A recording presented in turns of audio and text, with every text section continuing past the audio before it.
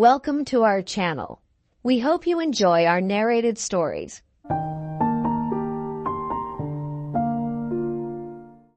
Armadale by Wilkie Collins. Prologue, Chapter 1, The Travellers. It was the opening of the season of 1832 at the baths of Wildbad. The evening shadows were beginning to gather over the quiet little German town, and the diligence was expected every minute. Before the door of the principal inn, waiting the arrival of the first visitors of the year, were assembled the three notable personages of Wildbad, accompanied by their wives, the mayor representing the inhabitants, the doctor representing the waters, the landlord representing his own establishment. Beyond this select circle, grouped snugly about the trim little square in front of the inn, appeared the townspeople in general, mixed here and there with the country people in their quaint German costume, placidly expectant of the diligence. The men in short black jackets, tight black breeches, and three-cornered beaver hats. The women with their long light hair hanging in one thickly plaited tail behind them, and the waists of their short woolen gowns inserted modestly in the region of their shoulder blades. Round the outer edge of the assemblage thus formed, flying detachments of plump white-headed children careered in perpetual motion, while mysteriously apart from the rest of the inhabitants, the musicians of the baths stood collected in one lost corner, waiting the appearance of the first visitors to play the first tune of the season in the form of a serenade. The light of a May evening was still bright on the tops of the great wooded hills, watching high over the town on the right hand and the left, and the cool breeze that comes before sunset came keenly fragrant here, with the balsamic odour of the first of the Black Forest. "Mr. Landlord," said the mayor's wife, giving the landlord his title, "have you any foreign guests coming on this first day of the season?" "Madame Mayoress," replied the landlord, returning the compliment, "I have two. They have written, the one by the hand of his servant, the other by his own hand apparently, to order their rooms, and they are from England, both, as I think by their names. If you ask me to pronounce those names, my tongue hesitates. If you ask me to spell them, here they are, letter by letter, first and second in their order as they come. First, a high-born stranger, by title Mr., who introduces himself in 8 letters, A, M, A, D, A, L, E, and comes ill in his own carriage. Second, a high-born stranger, by title Mr. also, who introduces himself in 4 letters, N, E, A, L, and comes ill in the diligence. His Excellency of the 8 letters writes to me, by his servant, in French. His Excellency of the 4 letters writes to me in German. The rooms of both are ready. I know no more." "Perhaps," suggested the mayor's wife, "Mr. Doctor has heard from one or both of these illustrious strangers?" "From one only, Madame Mayoress, but not, strictly speaking, from the person himself. I have received a medical report of His Excellency of the 8 letters, and his case seems a bad one. God help him." "The diligence!" cried a child from the outskirts of the crowd. The musicians seized their instruments, and silence fell on the whole community. From far away in the windings of the forest gorge, the ring of horses' bells came faintly clear through the evening stillness. Which carriage was approaching, the private carriage with Mr. Armadale, or the public carriage with Mr. Neal? "Play, my friends," cried the mayor to the musicians, "public or private, here are the first sick people of the season. Let them find us cheerful." The band played a lively dance tune, and the children in the square footed it merrily to the music. At the same moment their elders near the inn door drew aside and disclosed the first shadow of gloom that fell over the gaiety and beauty of the scene. Through the opening made on either hand, a little procession of stout country girls advanced, each drawing after her an empty chair on wheels, each in waiting and knitting while she waited for the paralyzed wretches who came helpless by hundreds then, who come helpless by thousands now, to the waters of Wildbad for relief. While the band played, while the children danced, while the buzz of many talkers deepened, while the strong young nurses of the coming cripples knitted impenetrably, a woman's insatiable curiosity about other women asserted itself in the mayor's wife. She drew the landlady aside and whispered a question to her on the spot. "A word more, ma'am," said the mayor's wife, "about the two strangers from England. Are their letters explicit? Have they got any ladies with them?" "The one by the diligence, no," replied the landlady, "but the one by the private carriage, yes. He comes with a child, he comes with a nurse, and," concluded the landlady, skillfully keeping the main point of interest till the last, "he comes with a wife." The mayoress brightened, the doctoress, assisting at the conference, brightened, the landlady nodded significantly. In the minds of all three the same thought started into life at the same moment: "We shall see the fashions." In a minute more, there was a sudden movement in the crowd, and a chorus of voices proclaimed that the travellers were at hand. By this time the coming vehicle was in sight, and all further doubt was at an end. It was the diligence that now approached by the long street leading into the square, the diligence in a dazzling new coat of yellow paint that delivered the first visitors of the season at the inn door. Of the 10 travellers released from the middle compartment and the back compartment of the carriage, all from various parts of Germany, 3 were lifted out helpless and were placed in the chairs on wheels to be drawn to their lodgings in the town. The front compartment contained 2 passengers only, Mr. Neal and his travelling servant. With an arm on either side to assist him, the stranger, whose malady appeared to be totally confined to a lameness in one of his feet, succeeded in descending the steps of the carriage easily enough, while he steadied himself on the pavement by the help of his stick, looking not overly patiently toward the musicians who were serenading him with the waltz in Der Freischutz. His personal appearance rather damped the enthusiasm of the friendly little circle assembled to welcome him.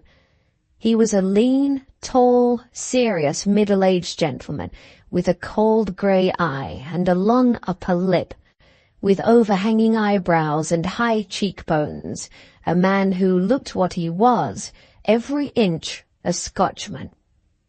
"Where is the proprietor of this hotel?" he asked, speaking in the German language with a fluent readiness of expression and an icy coldness of manner.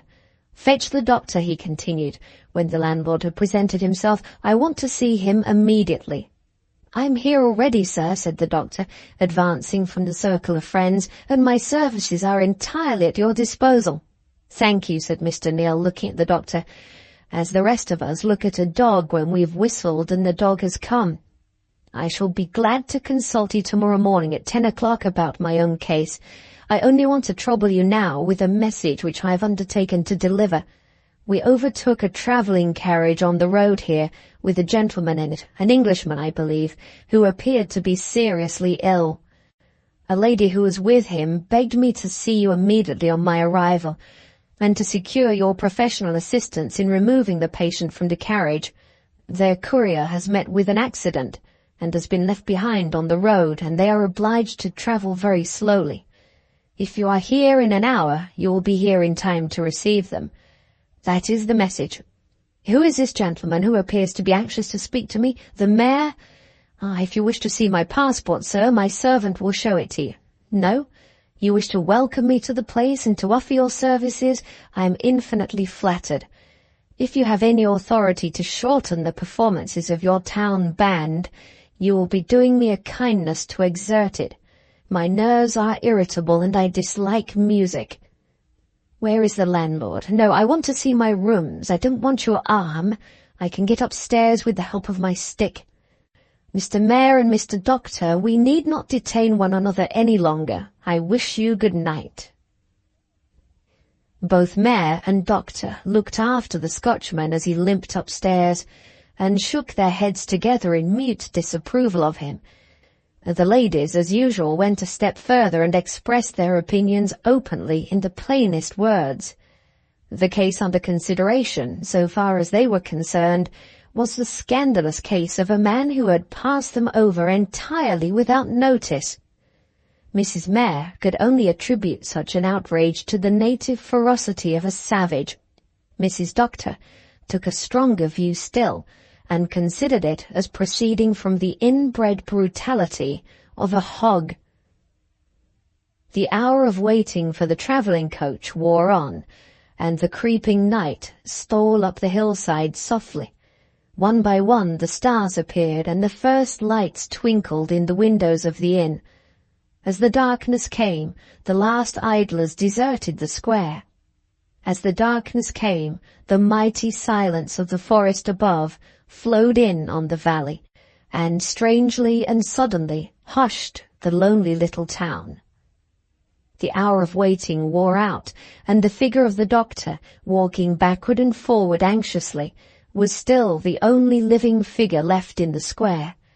5 minutes, 10 minutes, 20 minutes were counted out by the doctor's watch before the first sound came through the night silence to warn him of the approaching carriage.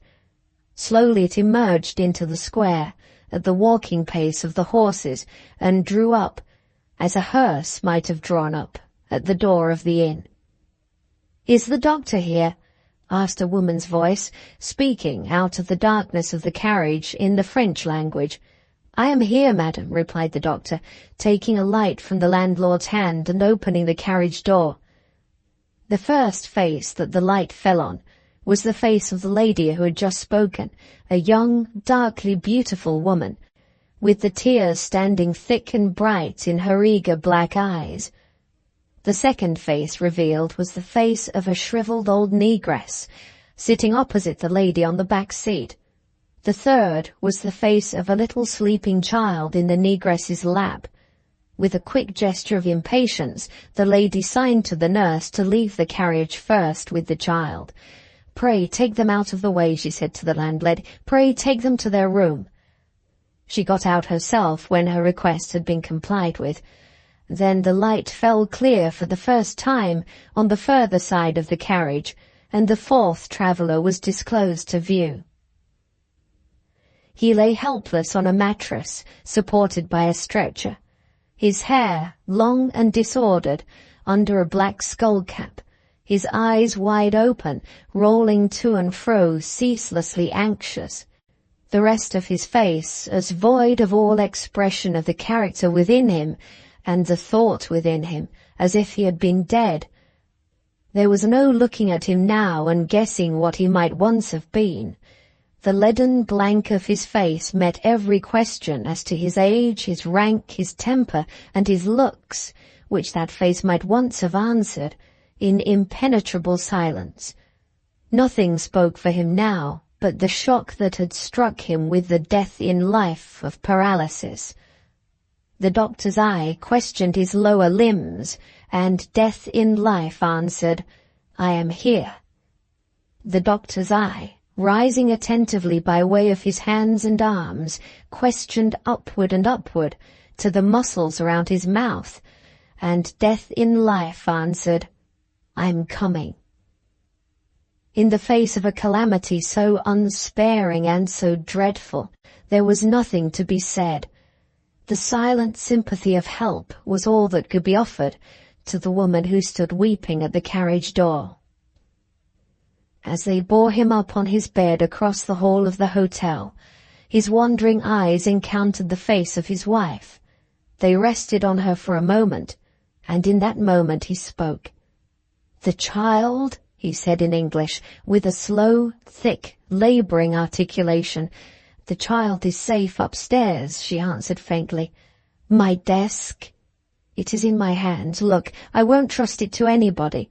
I am taking care of it for you myself." He closed his eyes for the first time after that answer, and said no more. Tenderly and skilfully he was carried up the stairs, with his wife on one side of him and the doctor, ominously silent, on the other.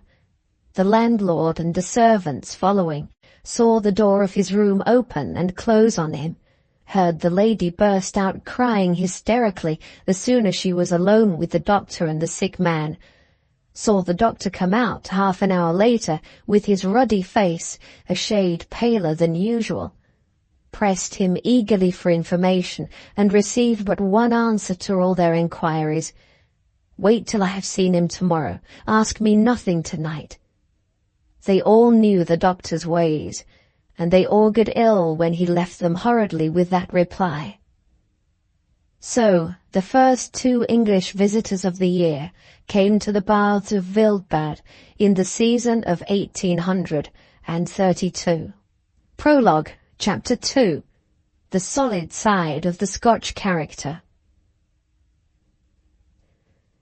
At 10 o'clock the next morning, Mr. Neal, waiting for the medical visit which he had himself appointed for that hour, looked at his watch, and discovered to his amazement that he was waiting in vain. It was close on 11 when the door opened at last and the doctor entered the room. "I appointed 10 o'clock for your visit," said Mr. Neal. "In my country, a medical man is a punctual man." "In my country," returned the doctor without the least ill humour, "a medical man is exactly like other men. He is at the mercy of accidents. Pray grant me your pardon, sir, for being so long after my time. I have been detained by a very distressing case, the case of Mr. Armadale, whose travelling carriage you passed on the road yesterday." Mr. Neal looked at his medical attendant with a sour surprise. There was a latent anxiety in the doctor's eye, a latent preoccupation in the doctor's manner, which he was at a loss to account for. For a moment the 2 faces confronted each other silently, in marked national contrast. The Scotchman's long and lean, hard and regular; the German's plump and florid, soft and shapeless. One face looked as if it had never been young, the other as if it would never grow old. "May I venture to remind you," said Mr. Neal, "that the case now under consideration is my case, and not Mr. Armadale's." "Certainly," replied the doctor, still vacillating between the case he had come to see and the case he had just left. "You appear to be suffering from lameness. Let me look at your foot." Mr. Neal's malady, however serious it might be in his own estimation, was of no extraordinary importance in a medical point of view. He was suffering from a rheumatic affection of the ankle joint. The necessary questions were asked and answered, and the necessary baths were prescribed. In 10 minutes the consultation was at an end, and the patient was waiting in significant silence for the medical adviser to take his leave. "I cannot conceal from myself," said the doctor, rising and hesitating a little, "that I am intruding on you, but I am compelled to beg your indulgence if I return to the subject of Mr. Armadale." "May I ask what compels you?" "The duty which I owe as a Christian," answered the doctor, "to a dying man." Mr. Neal started. Those who touch his sense of religious duty touch the quickest sense of his nature. "You have established your claim on my attention," he said gravely. "My time is yours." "I will not abuse your kindness," replied the doctor, resuming his chair. "I will be as short as I can. Mr. Armadale's case is briefly this. He has passed the greater part of his life in the West Indies, a wild life and a vicious life by his own confession. Shortly after his marriage, now some 3 years since, the first symptoms of an approaching paralytic affection began to show themselves, and his medical advisers ordered him away to try the climate of Europe. Since leaving the West Indies, he's lived principally in Italy, with no benefit to his health. From Italy, before the last seizure attacked him, he removed to Switzerland, and from Switzerland he has been sent to this place. So much I know from his doctor's report. The rest I can tell you from my own personal experience. Mr. Armadale has been sent to Wildbad too late. He is virtually a dead man. The paralysis is fast spreading upward, and disease of the lower part of the spine has already taken place. He can still move his hands a little, but he can hold nothing in his fingers. He can still articulate, but he may wake speechless tomorrow or the next day. If I give him a week more to live, I give him what I honestly believe to be the utmost length of his span. At his own request, I told him as carefully and as tenderly as I could what I have just told you. The result was very distressing. The violence of the patient's agitation was a violence which I despair of describing to you. I took the liberty of asking him whether his affairs were unsettled. Nothing of the sort. His will is in the hands of his executor in London, and he leaves his wife and child well provided for. My next question succeeded better. It hit the mark. Have you something on your mind to do before you die, which is not done yet? He gave a great gasp of relief which said, as no words could have said it, yes. Can I help you? Yes, I have something to write that I must write. Can you make me hold a pen? He might as well have asked me if I could perform a miracle. I could only say no. If I dictate the words, he went on, can you write what I tell you to write? Once more I could only say no. I understand a little English, but I can neither speak it nor write it. Mr. Armadale understands French when it is spoken as I speak it to him slowly, but he cannot express himself in that language, and of German he is totally ignorant. In this difficulty, I said, what anyone else in my situation would have said, why ask me? There is Mrs. Armadale at your service in the next room. And before I could get up from my chair to fetch her, he stopped me, not by words, but by a look of horror which fixed me, by main force of astonishment, in my place. Surely, I said, your wife is the fittest person to write for you as you desire. The last person under heaven, he answered. What, I said, you ask me, a foreigner and a stranger, to write words at your dictation which you keep a secret from your wife? Conceive my astonishment when he answered me without a moment's hesitation, yes. I sat lost. I sat silent. If you can't write English, he said, find somebody who can. I tried to remonstrate. He burst into a dreadful moaning cry, a dumb entreaty like the entreaty of a dog. Hush, hush, I said, I will find somebody. Today, he broke out, before my speech fails me like my hand. Today, in an hour's time. He shut his eyes. He quieted himself instantly.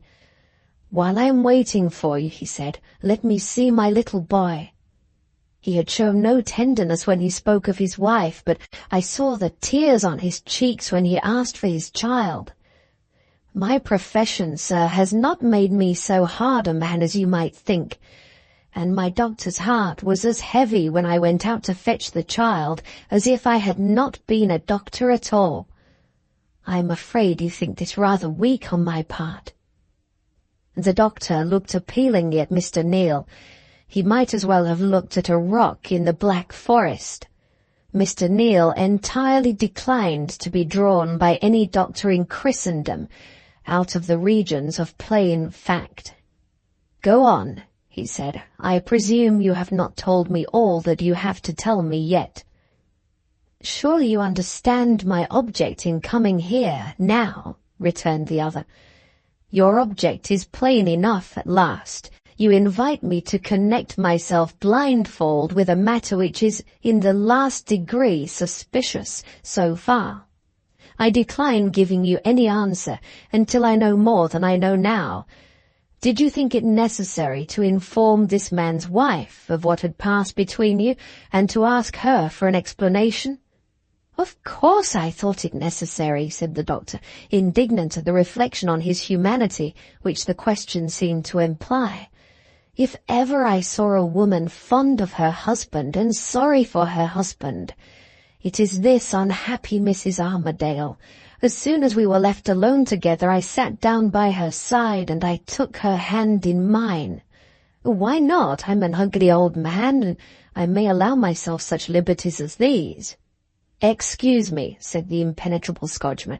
"I beg to suggest that you are losing the thread of the narrative." "Nothing more likely," returned the doctor, recovering his good humour. "It is in the habit of my nation to be perpetually losing the thread, and it is evidently in the habit of yours, sir, to be perpetually finding it. What an example here of the order of the universe and the everlasting fitness of things! Will you oblige me, once for all, by confining yourself to the facts?" persisted Mr. Neal, frowning impatiently. "May I inquire, for my own information, whether Mrs. Armadale could tell you what it is her husband wishes me to write, and why it is that he refuses to let her write for him?" "There is my thread found, and thank you for finding it," said the doctor. "You shall hear what Mrs. Armadale had to tell me in Mrs. Armadale's own words. 'The cause that now shuts me out of his confidence,' she said, 'is, I firmly believe, the same cause that has always shut me out of his heart. I am the wife he has wedded, but I am not the woman he loves. I knew when he married me that another man had won from him the woman he loved. I thought I could make him forget her. I hoped when I married him. I hoped again when I bore him a son. Need I tell you the end of my hopes? You have seen it for yourself.' Wait, sir, I entreat you. I have not lost the thread again. I am following it inch by inch." "Is this all you know?" I asked. "All I knew," she said, "till a short time since. It was when we were in Switzerland, and when his illness was nearly at its worst, that news came to him by accident of that other woman who has been the shadow and the poison of my life, news that she, like me, had borne her husband a son. On the instant of his making that discovery, a trifling discovery if ever there was one, a mortal fear seized on him. Not for me, not for himself, a fear for his own child. The same day, without a word to me, he sent for the doctor. I was mean, wicked, what you please. I listened at the door. I heard him say, 'I have something to tell my son, when my son grows old enough to understand me. Shall I live to tell it?' The doctor would say nothing certain. The same night, still without a word to me, he locked himself into his room. What would any woman, treated as I was, have done in my place? She would have done as I did. She would have listened again. I heard him say to himself, 'I shall not live to tell it. I must write it before I die.' I heard his pen scrape, scrape, scrape over the paper. I heard him groaning and sobbing as he wrote. I implored him for God's sake to let me in. The cruel pen went scrape, scrape, scrape. The cruel pen was all the answer he gave me. I waited at the door, hours, I don't know how long. On a sudden, the pen stopped, and I heard no more. I whispered through the keyhole softly. I said I was cold and weary with waiting. I said, 'Oh, my love, let me in.' Not even the cruel pen answered me now. Silence answered me. With all the strength of my miserable hands I beat at the door. The servants came up and broke it in. We were too late. The harm was done. Over that fatal letter, the stroke had struck him. Over that fatal letter, we found him paralyzed as you see him now. Those words which he wants you to write are the words he would have written himself if the stroke had spared him till the morning. From that time to this, there has been a blank place left in the letter, and it is that blank place which he has just asked you to fill up." In those words Mrs. Armadale spoke to me, in those words you have the sum and substance of all the information I can give. Say, if you please, sir, have I kept the thread at last? Have I shown you the necessity which brings me here from your countryman's deathbed? Thus far, said Mr. Neal, you merely show me that you are exciting yourself. This is too serious a matter to be treated as you are treating it now. You have involved me in the business, and I insist on seeing my way plainly. Don't raise your hands. Your hands are not part of the question. If I am to be concerned in the completion of this mysterious letter, it is only an act of justifiable prudence on my part to inquire what the letter is about. Mrs. Armadale appears to have favoured you with an infinite number of domestic particulars. In return, I presume, for your polite attention in taking her by the hand. May I ask what she could tell you about her husband's letter, so far as her husband has written it? Mrs. Armadale could tell me nothing, replied the doctor, with a sudden formality in his manner, which showed that his forbearance was at last failing him. Before she was composed enough to think of the letter, her husband had asked for it and had caused it to be locked up in his desk. She knows that he has since, time after time, tried to finish it, and that, time after time, the pen has dropped from his fingers. She knows, when all other hope of his restoration was at an end, that his medical advisers encouraged him to hope in the famous waters of this place. And last, she knows how that hope has ended, for she knows what I told her husband this morning. The frown which had been gathering latterly on Mr. Neal's face deepened and darkened. He looked at the doctor as if the doctor had personally offended him. "The more I think of the position you are asking me to take," he said, "the less I like it. Can you undertake to say positively that Mr. Armadale is in his right mind?" "Yes, as positively as words can say it." "Does his wife sanction your coming here to request my interference?" "His wife sends me to you, the only Englishman in Wildbad, to write for your dying countryman what he cannot write for himself, and what no one else in this place but you can write for him." That answer drove Mr. Neal back to the last inch of ground left him to stand on. Even on that inch the Scotchman resisted still. "Wait a little," he said. "You put it strongly, but let us be quite sure you put it correctly as well. Let us be quite sure there is nobody to take this responsibility but myself. There is a mayor in Wildbad, to begin with, a man who possesses an official character to justify his interference." "A man of 1,000, said the doctor, "with one fault. He knows no language but his own." "There is an English legation at Stuttgart," persisted Mr. Neal. "And there are miles on miles of the forest between this and Stuttgart," rejoined the doctor. "If we sent this moment, we could get no help from the legation before tomorrow. And it is as likely as not, in the state of this dying man's articulation, that tomorrow may find him speechless. I don't know whether his last wishes are wishes harmless to his child and to others, wishes hurtful to his child and to others. But I do know that they must be fulfilled at once or never, and that you are the only man that can help him." That open declaration brought the discussion to a close. It fixed Mr. Neal fast between the two alternatives of saying yes and committing an act of imprudence, or of saying no and committing an act of inhumanity. There was a silence of some minutes. The Scotchman steadily reflected, and the German steadily watched him. The responsibility of saying the next words rested on Mr. Neal, and in course of time Mr. Neal took it. He rose from his chair with a sullen sense of injury lowering on his heavy eyebrows, and working sourly in the lines at the corners of his mouth. "My position is forced on me," he said. "I have no choice but to accept it." The doctor's impulsive nature rose in revolt, against the merciless brevity and gracelessness of that reply. "I wish to God," he broke out fervently, "I knew English enough to take your place at Mr. Armadale's bedside."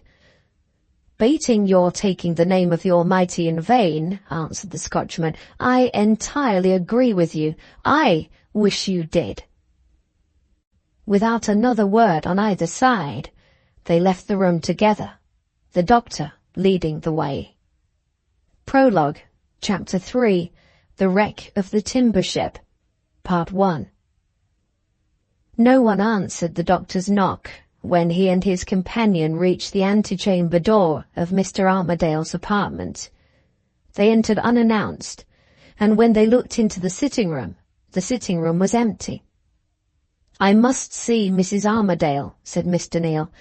"I decline acting in the matter unless Mrs. Armadale authorizes my interference with her own lips." "Mrs. Armadale is probably with her husband," replied the doctor. He approached a door at the inner end of the sitting-room while he spoke, hesitated, and, turning round again, looked at his sour companion anxiously. "I'm afraid I spoke a little harshly, sir, when we were leaving your room," he said. "I beg your pardon for it with all my heart. Before this poor afflicted lady comes in, will you excuse my asking your utmost gentleness and consideration for her?" "No, sir," retorted the other harshly, "I won't excuse you. What right have I given you to think me wanting in gentleness and consideration towards anybody?" The doctor saw it was useless. "I beg your pardon again," he said resignedly, and left the unapproachable stranger to himself. Mr. Neal walked to the window and stood there, with his eyes mechanically fixed on the prospect, composing his mind for the coming interview. It was midday. The sun shone bright and warm, and all the little world of Wildbad was alive and merry in the genial springtime. Now and again heavy wagons with black-faced carters in charge rolled by the window, bearing their precious lading of charcoal from the forest. Now and again, hurled over the headlong current of the stream that runs through the town, great lengths of timber loosely strung together in interminable series, with the booted raftsmen, pole in hand, poised watchful at either end, shot swift and serpent-like past the houses on their course to the distant Rhine. High and steep above the gabled wooden buildings on the river-bank, the great hillsides, crested black with firs, shone to the shining heavens in a glory of lustrous green. In and out, where the forest footpaths wound from the grass through the trees, from the trees over the grass, the bright spring dresses of women and children, on the search for wild flowers, travelled to and fro, in the lofty distance, like spots of moving light.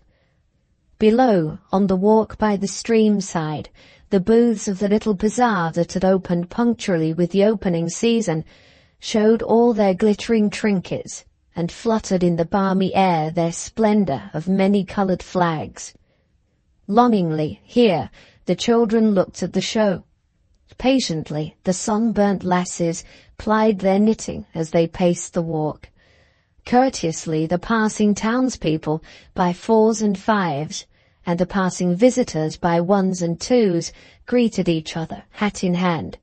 And slowly, slowly, the crippled and the helpless in their chairs on wheels came out in the cheerful noontide with the rest, and took their share of the blessed light that cheers, of the blessed sun that shines for all. On this scene the Scotchman looked, with eyes that never noted its beauty, with a mind far away from every lesson that it taught. One by one he meditated the words that he should say when the wife came in. One by one he pondered over the conditions he might impose before he took the pen in hand at the husband's bedside. "Mrs. Armadale is here," said the doctor's voice, interposing suddenly between his reflections and himself. He turned on the instant and saw before him, with the pure midday light shining full on her face, a woman of the mixed blood of the European and the African race, with the northern delicacy in the shape of her face and the southern richness in its color, a woman in the prime of her beauty, who moved with an inbred grace, who looked with an inbred fascination, whose large languid eyes rested on him gratefully, whose little dusky hand offered itself to him in mute expression of her thanks, with the welcome that is given to the coming of a friend. For the first time in his life, the Scotchman was taken by surprise. Every self-preservative word that he'd been meditating but an instant since dropped out of his memory. His thrice impenetrable armor of habitual suspicion, habitual self-discipline, and habitual reserve, which had never fallen from him in a woman's presence before, fell from him in this woman's presence, and brought him to his knees, a conquered man. He took the hand she offered him, and bowed over it, his first honest homage to the sex, in silence. She hesitated on her side. The quick feminine perception which in happier circumstances would have pounced on the secret of his embarrassment in an instant, failed her now. She attributed his strange reception of her to pride, to reluctance, to any cause but the unexpected revelation of her own beauty.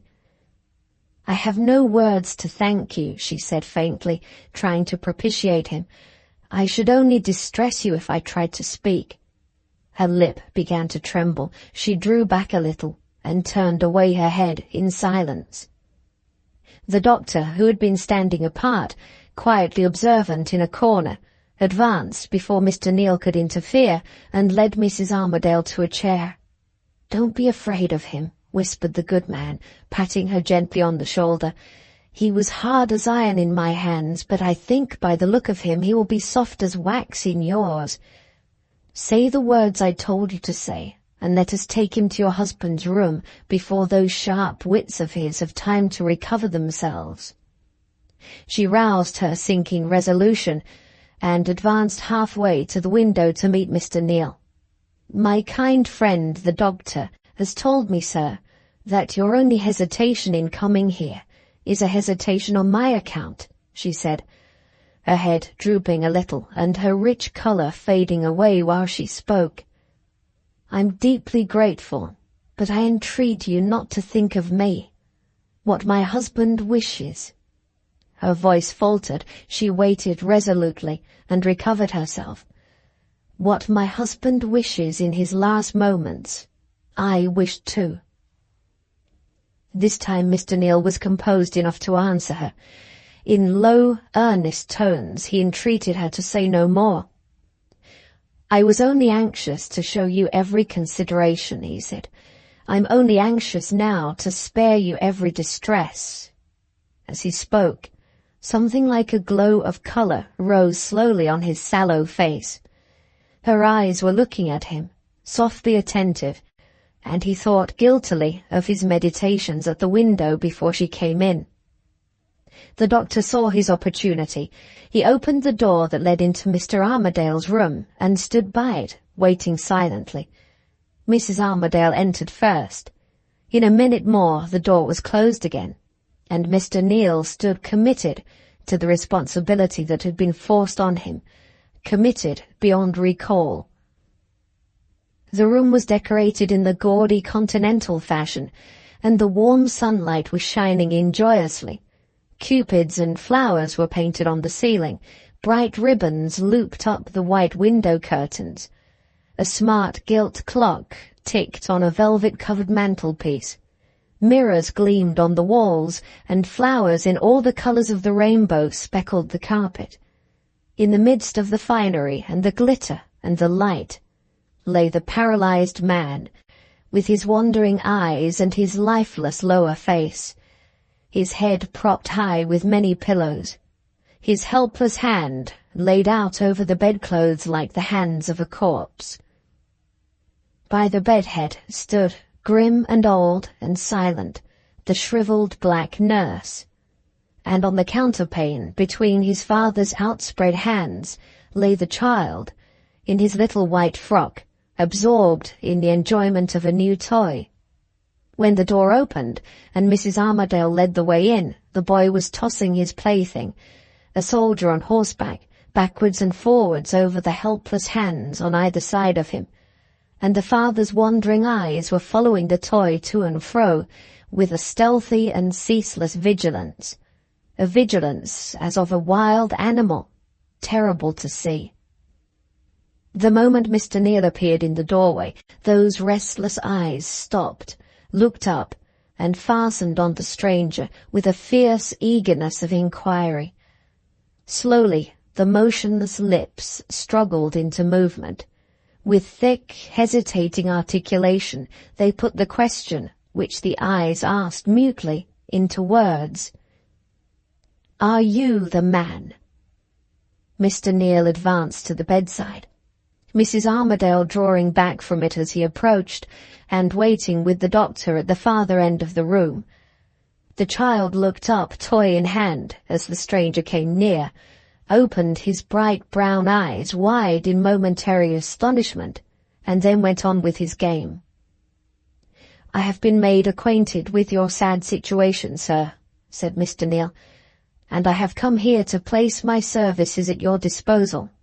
Services which no one but myself, as your medical attendant informs me, is in a position to render you in this strange place.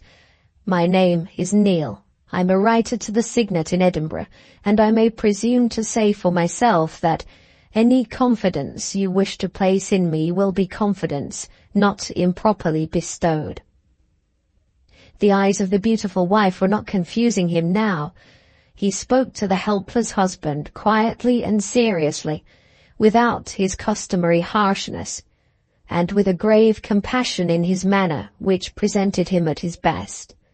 The sight of the deathbed had steadied him. "You wish me to write something for you?" he resumed, after waiting for a reply and waiting in vain. "Yes," said the dying man, with the all-mastering impatience which his tongue was powerless to express, glittering angrily in his eyes. "My hand is gone, and my speech is going. Write!" Before there was time to speak again, Mr. Neal heard the rustling of a woman's dress and the quick creaking of casters on the carpet behind him. Mrs. Armadale was moving the writing-table across the room to the foot of the bed. If he was to set up those safeguards of his own devising that were to bear him harmless through all results to come, now was the time or never. He kept his back turned on Mrs. Armadale and put his precautionary question at once in the plainest terms. "May I ask, sir, before I take the pen in hand, what it is you wish me to write?" The angry eyes of the paralyzed man glittered brighter and brighter. His lips opened and closed again. He made no reply. Mr. Neal tried another precautionary question in a new direction. "When I have written what you wish me to write," he asked, "what is to be done with it?" This time the answer came. "Seal it up in my presence, and post it to my eggs." His labouring articulation suddenly stopped, and he looked piteously in the questioner's face for the next word. "Do you mean your executor?" "Yes." "It is a letter, I suppose, that I'm to post?" There was no answer. "May I ask if it is a letter altering your will?" "Nothing of the sort." Mr. Neal considered a little. The mystery was thickening. The one way out of it so far was the way traced faintly through that strange story of the unfinished letter which the doctor had repeated to him in Mrs. Armadale's words. The nearer he approached his unknown responsibility, the more ominous it seemed of something serious to come. Should he risk another question before he pledged himself irrevocably? As the doubt crossed his mind, he felt Mrs. Armadale's silk dress touch him on the side farthest from her husband. Her delicate, dark hand was laid gently on his arm. Her full, deep African eyes looked at him in submissive entreaty. "My husband is very anxious," she whispered. "Will you quiet his anxiety, sir, by taking your place at the writing table?" It was from her lips that the request came, from the lips of the person who had the best right to hesitate, the wife who was excluded from the secret. Most men in Mr. Neal's position would have given up all their safeguards on the spot. The Scotchman gave them all up but one. "I will write what you wish me to write," he said, addressing Mr. Armadale. "I will seal it in your presence, and I will post it to your executor myself. But in engaging to do this, I must beg you to remember that I am acting entirely in the dark, and I must ask you to excuse me if I reserve my own entire freedom of action when your wishes in relation to the writing and the posting of the letter have been fulfilled. Do you give me your promise?" "If you want my promise, sir, I will give it, subject to the condition I have just named." "Take your condition and keep your promise." "My desk," he added, looking at his wife for the first time. She crossed the room eagerly to fetch the desk from a chair in a corner. Returning with it, she made a passing sign to the negress, who still stood, grim and silent, in the place that she had occupied from the first. The woman advanced, obedient to the sign, to take the child from the bed. At the instant when she touched him, the father's eyes, fixed previously on the desk, turned on her with the stealthy quickness of a cat. "No," he said. "No," echoed the fresh voice of the boy, still charmed with his plaything and still liking his place on the bed. The negress left the room, and the child, in high triumph, trotted his toy soldier up and down on the bedclothes that lay rumpled over his father's breast. His mother's lovely face contracted with a pang of jealousy as she looked at him. "Shall I open your desk?" she asked, pushing back the child's plaything sharply while she spoke. An answering look from her husband guided her hand to the place under his pillow, where the key was hidden. She opened the desk and disclosed inside some small sheets of manuscript pinned together. "These?" she inquired, producing them. "Yes," he said. "You can go now." The Scotchman, sitting at the writing table, the doctor stirring a stimulant mixture in a corner, looked at each other, with an anxiety in both their faces which they could neither of them control. The words that banished the wife from the room were spoken. The moment had come. "You can go now," said Mr. Armadale for the second time. She looked at the child, established comfortably on the bed, and an ashy paleness spread slowly over her face. She looked at the fatal letter, which was a sealed secret to her, and a torture of jealous suspicion of that other woman who had been the shadow and the poison of her life, wrung her to the heart. After moving a few steps from the bedside, she stopped and came back again. Armed with the double courage of her love and her despair, she pressed her lips on her dying husband's cheek and pleaded with him for the last time. Her burning tears dropped on his face as she whispered to him, "Oh, Allan, think how I have loved you. Think how hard I have tried to make you happy. Think how soon I shall lose you. Oh, my own love, don't send me away." The words pleaded for her. The kiss pleaded for her.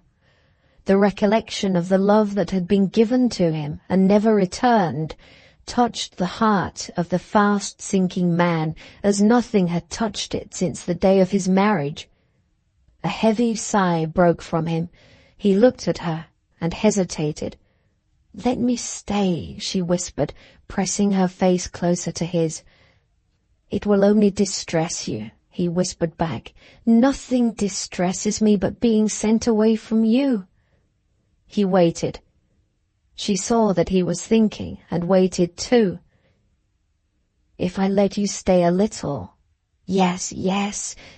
Will you go when I tell you?" I will. On your oath." The fetters that bound his tongue seemed to be loosened for a moment in the great outburst of anxiety which forced that question to his lips.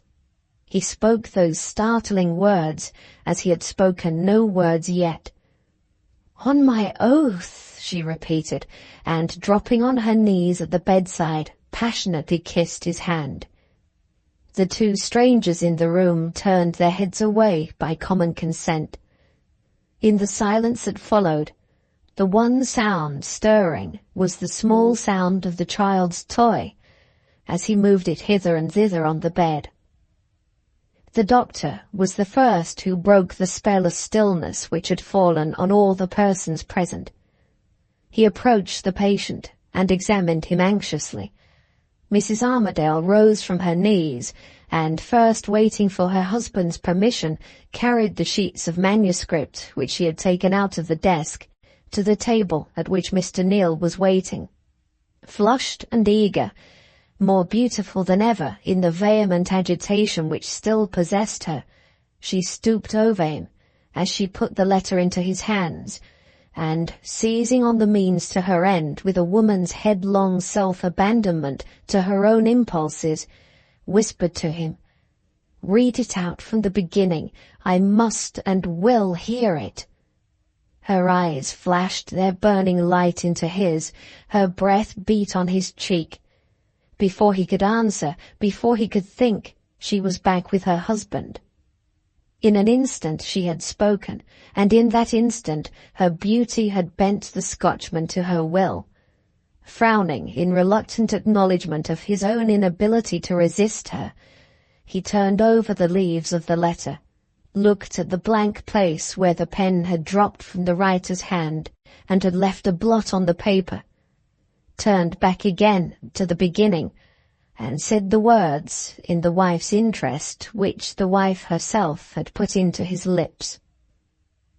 "Perhaps, sir, you may wish to make some corrections," he began, with all his attention apparently fixed on the letter, and with every outward appearance of letting his sour temper again get the better of him. "Shall I read over to you what you have already written?" Mrs. Armadale, sitting at the bedhead on one side, and the doctor with his fingers on the patient's pulse, sitting on the other, waited with widely different anxieties for the answer to Mr. Neal's question. Mr. Armadale's eyes turned searchingly from his child to his wife. "You will hear it?" he said. Her breath came and went quickly.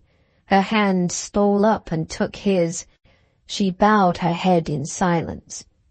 Her husband paused, taking secret counsel with his thoughts, and keeping his eyes fixed on his wife, at last he decided and gave the answer. "Read it," he said, "and stop when I tell you." Prologue, Chapter 3, The Wreck of the Timber Ship, Part 2. It was close on 1 o'clock, and the bell was ringing, which summoned the visitors to their early dinner at the inn.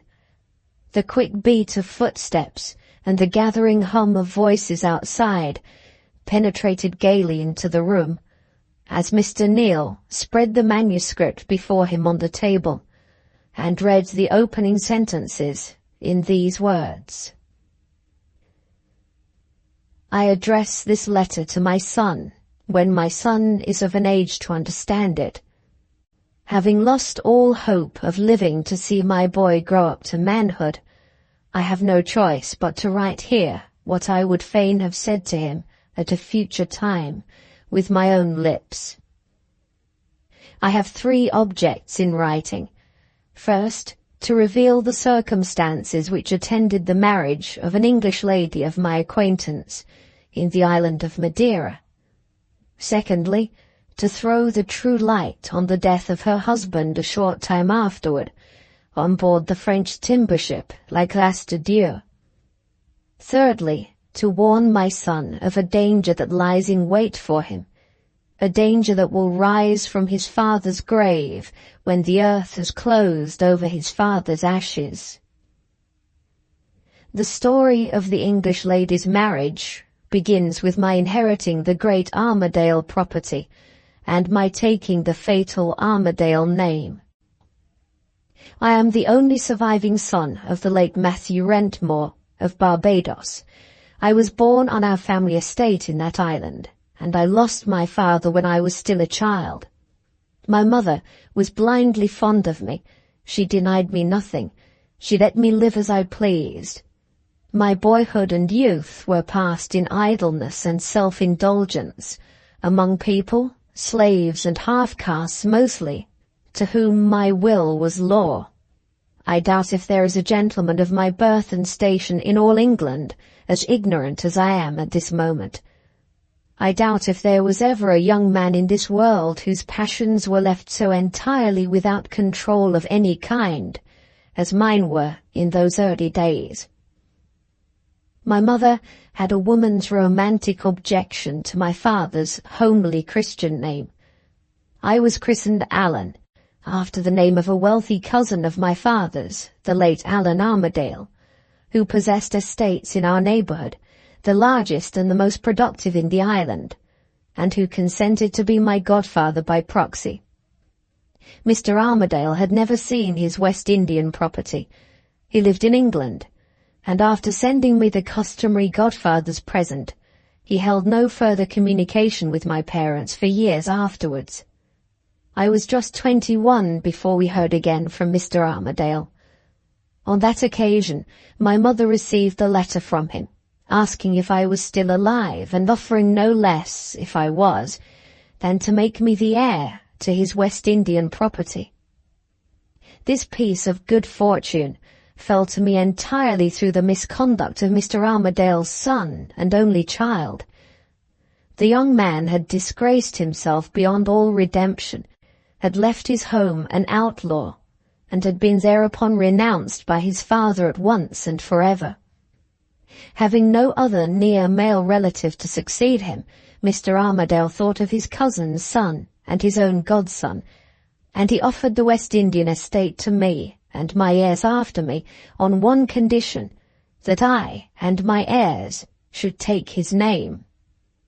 The proposal was gratefully accepted, and the proper legal measures were adopted for changing my name in the colony and in the mother country. By the next mail, information reached Mr. Armadale that his condition had been complied with.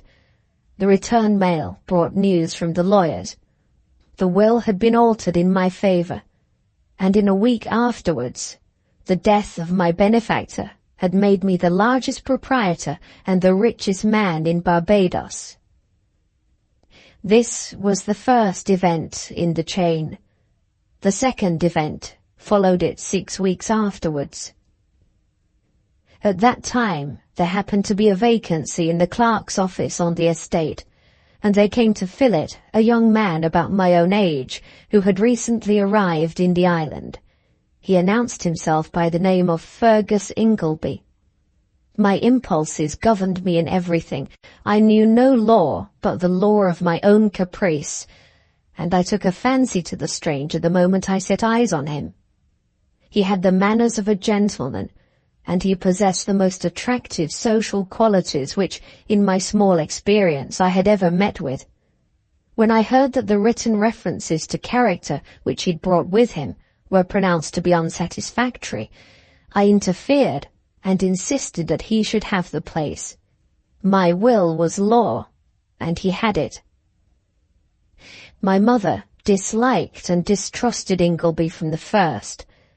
When she found the intimacy between us rapidly ripening, when she found me admitting this inferior to the closest companionship and confidence — I had lived with my inferiors all my life, and I liked it — she made effort after effort to part us, and failed in one and all. Driven to her last resources, she resolved to try the one chance left, the chance of persuading me to take a voyage which I had often thought of, a voyage to England.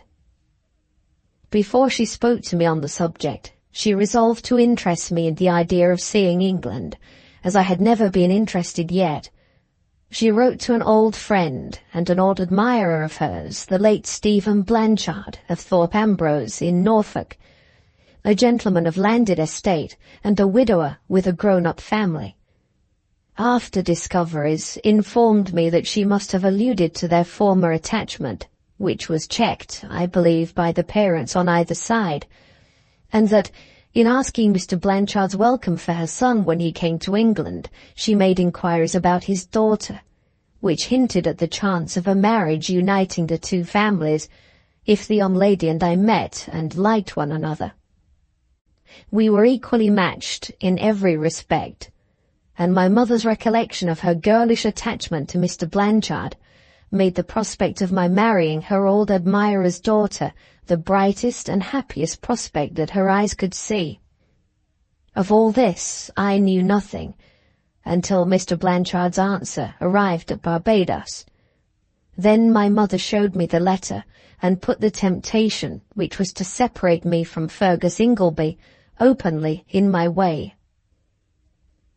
Mr. Blanchard's letter was dated from the island of Madeira. He was out of health, and he had been ordered there by the doctors to try the climate. His daughter was with him. After heartily reciprocating all my mother's hopes and wishes, he proposed, if I intended leaving Barbados shortly, that I should take Madeira on my way to England and pay him a visit at his temporary residence in the island. If this could not be, he mentioned the time at which he expected to be back in England, when I might be sure of finding a welcome at his own house of Thorpe Ambrose. In conclusion, he apologized for not writing at greater length, explaining that his eyesight was affected and that he had disobeyed the doctor's orders by yielding to the temptation of writing to his old friend with his own hand. Kindly as it was expressed, the letter itself might have had little influence on me, but there was something else besides the letter. There was enclosed in it a miniature portrait of Miss Blanchard. At the back of the portrait, her father had written half jestingly, half tenderly, "I can't ask my daughter to spare my eyes as usual, without telling her of your inquiries and putting a young lady's diffidence to the blush. So I send her in effigy, without her knowledge, to answer for herself. It is a good likeness of a good girl. If she likes your son, and if I like him, which I'm sure I shall, we may yet live, my good friend, to see our children what we might once have been ourselves, man and wife." My mother gave me the miniature with the letter. The portrait at once struck me. I can't say why, I can't say how, as nothing of the kind had ever struck me before. Harder intellects than mine might have attributed the extraordinary impression produced on me to the disordered condition of my mind at that time, to the weariness of my own base pleasures which had been gaining on me for months past, to the undefined longing which that weariness implied for newer interests and fresher hopes than any that had possessed me yet. I attempted no such sober self-examination as this. I believed in destiny then. I believe in destiny now. It was enough for me to know, as I did know, that the first sense I had ever felt of something better in my nature than my animal self was roused by that girl's face looking at me from her picture, as no woman's face had ever looked at me yet.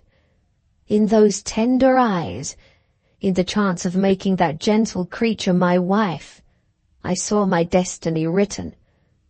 The portrait which had come into my hands so strangely and so unexpectedly was the silent messenger of happiness close at hand, sent to warn, to encourage, to rouse me before it was too late. I put the miniature under my pillow at night. I looked at it again the next morning. My conviction of the day before remained as strong as ever. My superstition, if you please to call it so, pointed out to me irresistibly the way in which I should go. There was a ship in port which was to sail for England in a fortnight, touching at Madeira. In that ship I took my passage. Thus far the reader had advanced with no interruption to disturb him. but at the last words, the tones of another voice, low and broken, mingled with his own. "Was she a fair woman?" asked the voice, "or dark, like me?" Mr. Neal paused and looked up. The doctor was still at the bedhead, with his fingers mechanically on the patient's pulse. The child, missing his midday sleep, was beginning to play languidly with his new toy.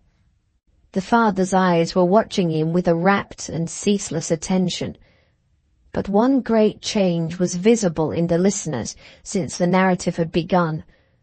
Mrs. Armadale had dropped her hold of her husband's hand and sat with her face steadily turned away from him. The hot African blood burned red in her dusky cheeks as she obstinately repeated the question. Was she a fair woman, or dark like me? "Fair," said her husband, without looking at her. Her hands, lying clasped together on her lap, wrung each other hard. She said no more. Mr. Neal's overhanging eyebrows lowered ominously, and he returned to the narrative. He had incurred his own severe displeasure. He had caught himself in the act of secretly pitying her. "I have said," the letter proceeded, "that Ingleby was admitted to my closest confidence. I was sorry to leave him, and I was distressed by his evident surprise and mortification when he heard that I was going away. In my own justification, I showed him the letter and the likeness, and told him the truth. His interest in the portrait seemed to be hardly inferior to my own. He asked me about Miss Blanchard's family, and Miss Blanchard's fortune with the sympathy of a true friend, and he strengthened my regard for him and my belief in him by putting himself out of the question and by generously encouraging me to persist in my new purpose. When we parted, I was in high health and spirits. Before we met again the next day, I was suddenly struck by an illness which threatened both my reason and my life. I have no proof against Ingleby. There was more than one woman on the island whom I had wronged beyond all forgiveness, and whose vengeance might well have reached me at that time. I can accuse nobody. I can only say that my life was saved by my old black nurse, and that the woman afterwards acknowledged having used the known Negro antidote to a known Negro poison in those parts. When my first days of convalescence came, the ship in which my passage had been taken had long since sailed. When I asked for Ingleby, he was gone. Proofs of his unpardonable misconduct in this situation were placed before me, which not even my partiality for him could resist. He had been turned out of the office in the first days of my illness, and nothing more was known of him but that he had left the island. All through my sufferings, the portrait had been under my pillow. All through my convalescence, it was my one consolation when I remembered the past, and my one encouragement when I thought of the future. No words can describe the hold that first fancy had now taken of me, with time and solitude and suffering to help it. My mother, with all her interest in the match, was startled by the unexpected success of her own project. She had written to tell Mr. Blanchard of my illness, but had received no reply. She now offered to write again if I would promise not to leave her before my recovery was complete. My impatience acknowledged no restraint. Another ship in port gave me another chance of leaving for Madeira. Another examination of Mr. Blanchard's letter of invitation assured me that I should find him still in the island, if I seized my opportunity on the spot. In defiance of my mother's entreaties, I insisted on taking my passage in the second ship, and this time, when the ship sailed, I was on board. The change did me good. The sea air made a man of me again. After an unusually rapid voyage, I found myself at the end of my pilgrimage. On a fine, still evening which I can never forget, I stood alone on the shore, with her likeness in my bosom, and saw the white walls of the house where I knew that she lived. I strolled round the outer limits of the grounds to compose myself before I went in. Venturing through a gate and a shrubbery, I looked into the garden and saw a lady there, loitering alone on the lawn. She turned her face towards me, and I beheld the original of my portrait, the fulfillment of my dream. It is useless, and worse than useless, to write of it now. Let me only say that every promise which the likeness had made to my fancy, the living woman kept to my eyes in the moment when they first looked on her. Let me say this, and no more. I was too violently agitated to trust myself in her presence. I drew back undiscovered, and making my way to the front door of the house, asked for her father first. Mr. Blanchard had retired to his room and could see nobody. Upon that I took courage and asked for Miss Blanchard. The servant smiled. "My young lady is not Miss Blanchard any longer, sir," he said. "She is married." Those words would have struck some men in my position to the earth. They fired my hot blood, and I seized the servant by the throat in a frenzy of rage. "It is a lie," I broke out, speaking to him as if he had been one of the slaves on my own estate. "It's the truth," said the man, struggling with me. "Her husband is in the house at this moment." "Who is he, you scoundrel?" The servant answered by repeating my own name to my own face. "Allan Armadale." You can now guess the truth. Fergus Ingleby was the outlawed son whose name and whose inheritance I had taken, and Fergus Ingleby was even with me for depriving him of his birthright. Some account of the manner in which the deception had been carried out is necessary to explain, I don't say to justify, the share I took in the events that followed my arrival at Madeira. By Ingleby's own confession, he had come to Barbados, knowing of his father's death and of my succession to the estates, with the settled purpose of plundering and injuring me. My rash confidence put such an opportunity into his hands as he could never have hoped for. He had waited to possess himself of the letter which my mother wrote to Mr. Blanchard at the outset of my illness, had then caused his own dismissal from his situation, and had sailed for Madeira in the very ship that was to have sailed with me. Arrived at the island, he had waited again till the vessel was away once more on her voyage, and had then presented himself at Mr. Blanchard's, not in the assumed name by which I shall continue to speak of him here, but in the name which was as certainly his as mine, Allan Armadale. The fraud at the outset presented few difficulties. He had only an ailing old man who had not seen my mother for half a lifetime, and an innocent, unsuspicious girl who had never seen her at all to deal with, and he had learnt enough in my service to answer the few questions that were put to him as readily as I might have answered them myself. His looks and manners, his winning ways with women, his quickness and cunning did the rest. While I was still on my sick-bed, he had won Miss Blanchard's affections. While I was dreaming over the likeness in the first days of my convalescence, he had secured Mr. Blanchard's consent to the celebration of the marriage before he and his daughter left the island. Thus far, Mr. Blanchard's infirmity of sight had helped the deception. He had been content to send messages to my mother, and to receive the messages which were duly invented in return. But when the suitor was accepted and the wedding day was appointed, he felt it due to his old friend to write to her, asking her formal consent and inviting her to the marriage. He could only complete part of the letter himself. The rest was finished under his dictation by Miss Blanchard. There was no chance of being beforehand with the post office this time, and Ingleby, sure of his place in the heart of his victim, waylaid her as she came out of her father's room with the letter, and privately told her the truth. She was still underage, and the position was a serious one.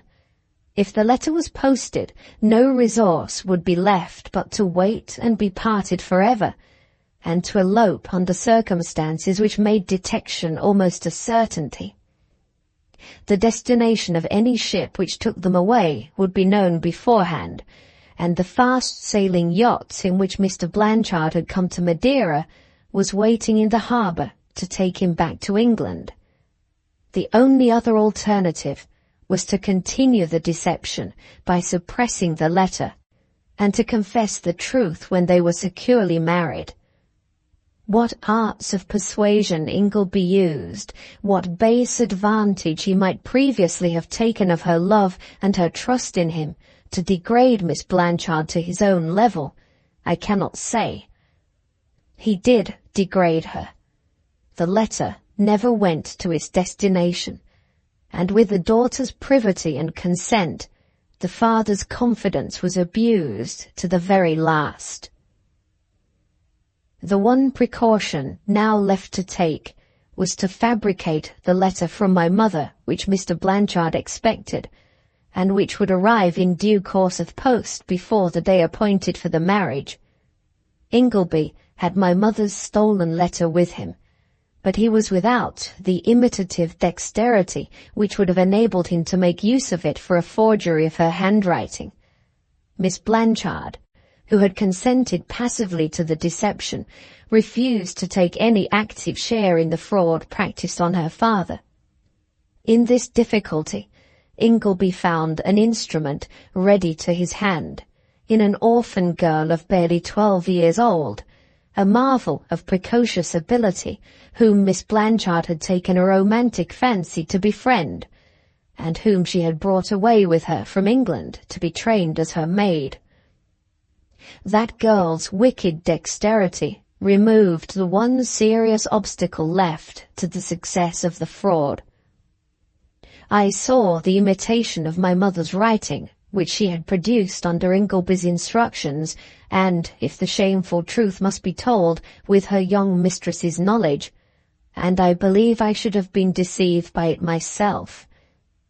I saw the girl afterwards, and my blood curdled at the sight of her. If she is alive now, woe to the people who trust her. No creature more innately deceitful and more innately pitiless ever walked this earth. The forged letter paved the way securely for the marriage, and when I reached the house, they were, as the servant had truly told me, man and wife. My arrival on the scene simply precipitated the confession which they had both agreed to make. Ingleby's own lips shamelessly acknowledged the truth. He had nothing to lose by speaking out. He was married, and his wife's fortune was beyond her father's control. I pass over all that followed, my interview with the daughter and my interview with the father, to come to results. For 2 days, the efforts of the wife and the efforts of the clergyman who had celebrated the marriage were successful in keeping Ingleby and myself apart. On the 3rd day, I set my trap more successfully, and I and the man who had mortally injured me met together alone, face to face. Remember how my confidence had been abused. Remember how the one good purpose of my life had been thwarted. Remember the violent passions rooted deep in my nature, and never yet controlled. And then imagine for yourself what passed between us. All I need tell here is the end. He was a taller and a stronger man than I, and he took the brute's advantage with a brute's ferocity. He struck me. Think of the injuries I had received at that man's hands, and then think of his setting his mark on my face by a blow. I went to an English officer who had been my fellow passenger on the voyage from Barbados. I told him the truth, and he agreed with me that a meeting was inevitable. Dueling had its received formalities and its established laws in those days, and he began to speak of them. I stopped him. "I will take a pistol in my right hand," I said, "and he shall take a pistol in his. I will take one end of a handkerchief in my left hand, and he shall take the other end in his, and across that handkerchief the duel shall be fought." The officer got up and looked at me as if I had personally insulted him. "You are asking me to be present at a murder and a suicide," he said. "I decline to serve you." He left the room. As soon as he was gone, I wrote down the words I had said to the officer, and sent them by a messenger to Ingleby. While I was waiting for an answer, I sat down before the glass and looked at his mark on my face. Many a man has had blood on his hands and blood on his conscience, I thought, for less than this. The messenger came back with Ingleby's answer. It appointed a meeting for 3 o'clock the next day at a lonely place in the interior of the island. I had resolved what to do if he refused. His letter released me from the horror of my own resolution. I felt grateful to him, yes, absolutely grateful to him, for writing it. The next day I went to the place. He was not there. I waited 2 hours and he never came. At last the truth dawned on me. Once a coward, always a coward, I thought. I went back to Mr. Blanchard's house. Before I got there, a sudden misgiving seized me, and I turned aside to the harbour. I was right. The harbour was the place to go to. A ship sailing for Lisbon that afternoon had offered him the opportunity of taking a passage for himself and his wife, and escaping me. His answer to my challenge had served its purpose of sending me out of the way into the interior of the island.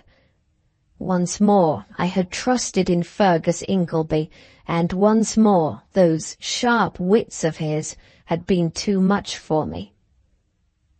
I asked my informant if Mr. Blanchard was aware as yet of his daughter's departure. He had discovered it, but not until the ship had sailed. This time I took a lesson in cunning from Ingleby. Instead of showing myself at Mr. Blanchard's house, I went first and looked at Mr. Blanchard's yacht. The vessel told me what the vessel's master might have concealed, the truth. I found her in the confusion of a sudden preparation for sea. All the crew were on board, with the exception of some few who had been allowed their leave on shore, and who were away in the interior of the island, nobody knew where. When I discovered that the sailing master was trying to supply their places with the best men he could pick up at a moment's notice, my resolution was instantly taken. I knew the duties on board a yacht well enough, having had a vessel of my own, and having sailed her myself. Hurrying into the town, I changed my dress for a sailor's coat and hat, and returning to the harbour, I offered myself as one of the volunteer crew. I don't know what the sailing master saw in my face. My answers to his questions satisfied him, and yet he looked at me and hesitated. But hands were scarce, and it ended in my being taken on board. An hour later, Mr. Blanchard joined us, and was assisted into the cabin, suffering pitiably in mind and body both. An hour after that, we were at sea, with a starless night overhead and a fresh breeze behind us. As I had surmised, we were in pursuit of the vessel in which Ingleby and his wife had left the island that afternoon. The ship was French, and was employed in the timber trade. Her name was La Grace de Dieu. Nothing more was known of her than that she was bound for Lisbon, that she had been driven out of her course, and that she had touched at Madeira, short of men and short of provisions. The last want had been supplied, but not the first. Sailors distrusted the seaworthiness of the ship, and disliked the look of the vagabond crew. When those two serious facts had been communicated to Mr. Blanchard, the hard words he had spoken to his child in the first shock of discovering that she had helped to deceive him smote him to the heart. He instantly determined to give his daughter a refuge on board his own vessel, and to quiet her by keeping her villain of a husband out of the way of all harm at my hands. The yacht sailed 3 feet and more to the ship's 1. There was no doubt of our overtaking La Grâce de Dieu. The only fear was that we might pass her in the darkness. After we had been some little time out, the wind suddenly dropped, and there fell on us an airless, sultry calm. When the order came to get the topmasts on deck and to shift the large sails, we all knew what to expect. In little better than an hour more, the storm was upon us, the thunder was pealing over our heads, and the yacht was running for it. She was a powerful schooner-rigged vessel of 300 tons, as strong as wood and iron could make her, and she was handled by a sailing master who thoroughly understood his work, and she behaved nobly. As the new morning came, the fury of the wind, blowing still from the southwest quarter, subsided a little, and the sea was less heavy. Just before daybreak, we heard faintly, through the howling of the gale, the report of a gun. The men, collected anxiously on deck, looked at each other and said, "There she is!" With the daybreak, we saw the vessel, and the timber ship it was. She lay wallowing in the trough of the sea, her foremast and her mainmast both gone, a waterlogged wreck. The yacht carried 3 boats, 1 amidships and 2 slung to davits on the quarters, and the sailing master, seeing signs of the storm renewing its fury before long, determined on lowering the quarter-boats while the lull lasted. Few as the people were on board the wreck, they were too many for 1 boat, and the risk of trying 2 boats at once was thought less, in the critical state of the weather, than the risk of making 2 separate trips from the yacht to the ship. There might be time to make 1 trip in safety, but no man could look at the heavens and say there would be time enough for 2. The boats were manned by volunteers from the crew, I being in the second of the 2. When the first boat had got alongside of the timber ship, a service of difficulty and danger which no words can describe, all the men on board made a rush to leave the wreck together. If the boats had not been pulled off again before the whole of them had crowded in, the lives of all must have been sacrificed. As our boat approached the vessel in its turn, we arranged that 4 of us should get on board, 2, I being one of them, to see to the safety of Mr. Blanchard's daughter, and 2 to beat back the cowardly remnant of the crew if they tried to crowd in first. The other 3, the coxswain and 2 oarsmen, were left in the boat to keep her from being crushed by the ship. What the others saw when they first boarded La Grâce de Dieu, I don't know.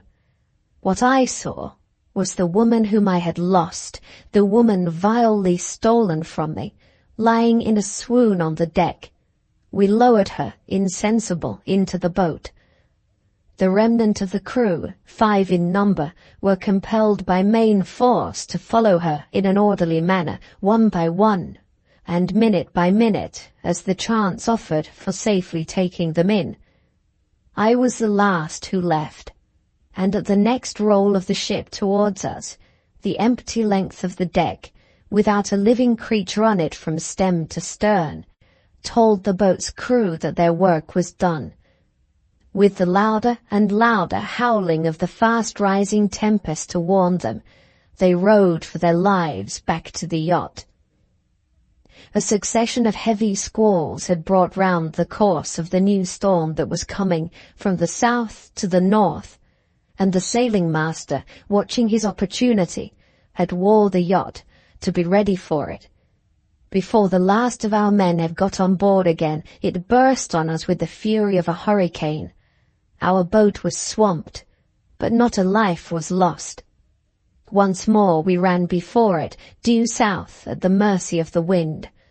I was on deck with the rest, watching the one rag of sail we could venture to set, and waiting to supply its place with another if it blew out of the bolt ropes, when the mate came close to me and shouted in my ear through the thunder of the storm, "She has come to her senses in the cabin and has asked for her husband.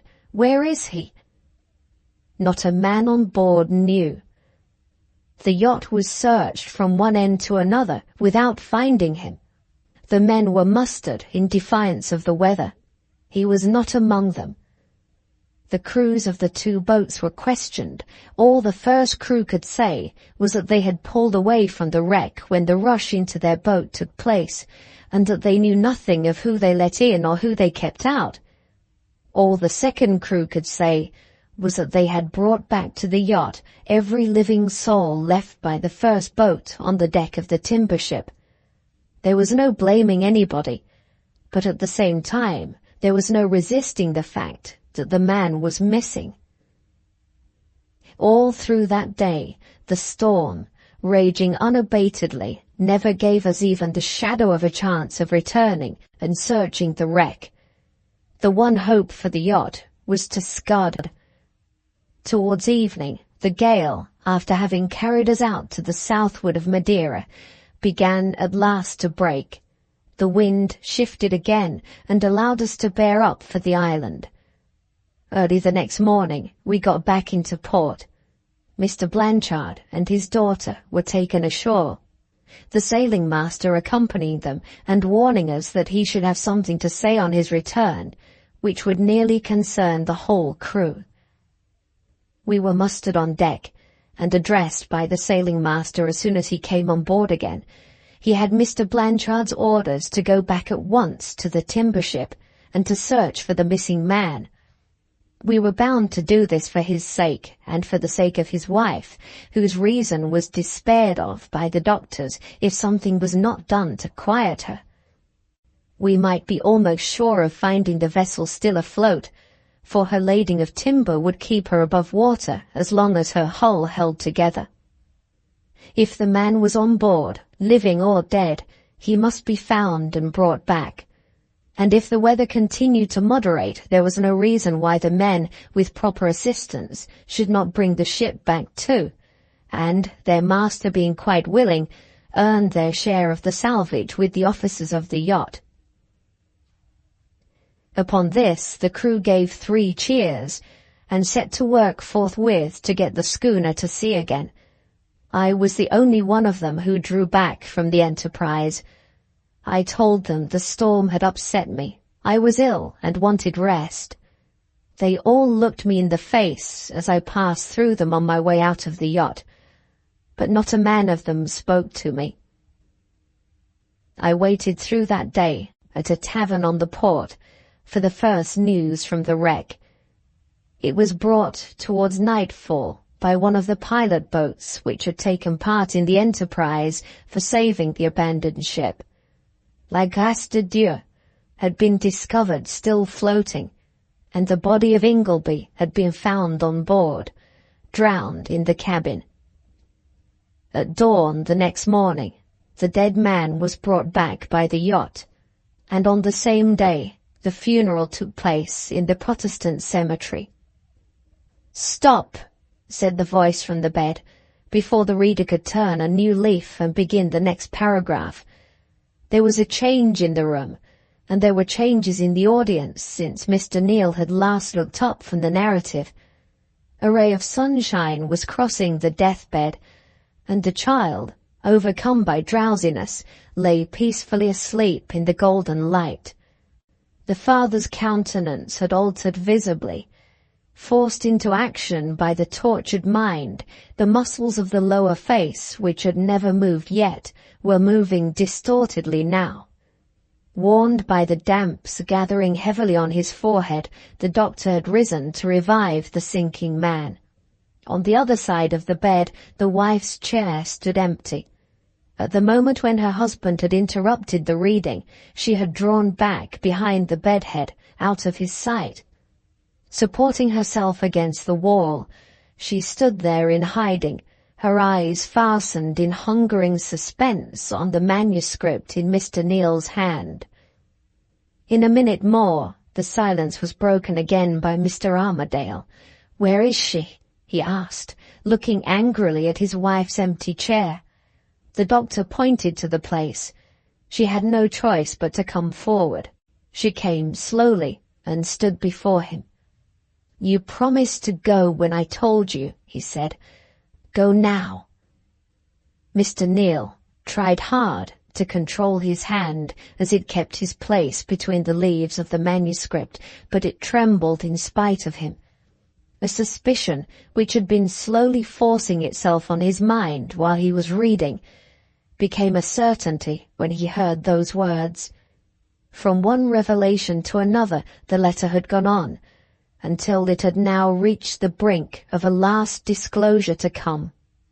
At that brink, the dying man had predetermined to silence the reader's voice before he had permitted his wife to hear the narrative read. There was the secret which the son was to know in after years, and which the mother was never to approach. From that resolution, his wife's tenderest pleadings had never moved him an inch, and now, from his own lips, his wife knew it. She made no answer. She stood there and looked at him, looked her last entreaty, perhaps her last farewell. His eyes gave her back no answering glance. They wandered from her mercilessly to the sleeping boy. She turned, speechless, from the bed. Without a look at the child, without a word to the two strangers breathlessly watching her, she kept the promise she had given, and in dead silence left the room. There was something in the manner of her departure which shook the self-possession of both the men who witnessed it. When the door closed on her, they recoiled instinctively from advancing farther in the dark. The doctor's reluctance was the first to express itself. He attempted to obtain the patient's permission to withdraw until the letter was completed. The patient refused. Mr. Neal spoke next at greater length and to more serious purpose. "The doctor is accustomed in his profession," he began, "and I am accustomed in mine, to have the secrets of others placed in our keeping. But it is my duty, before we go farther, to ask if you really understand the extraordinary position which we now occupy towards one another.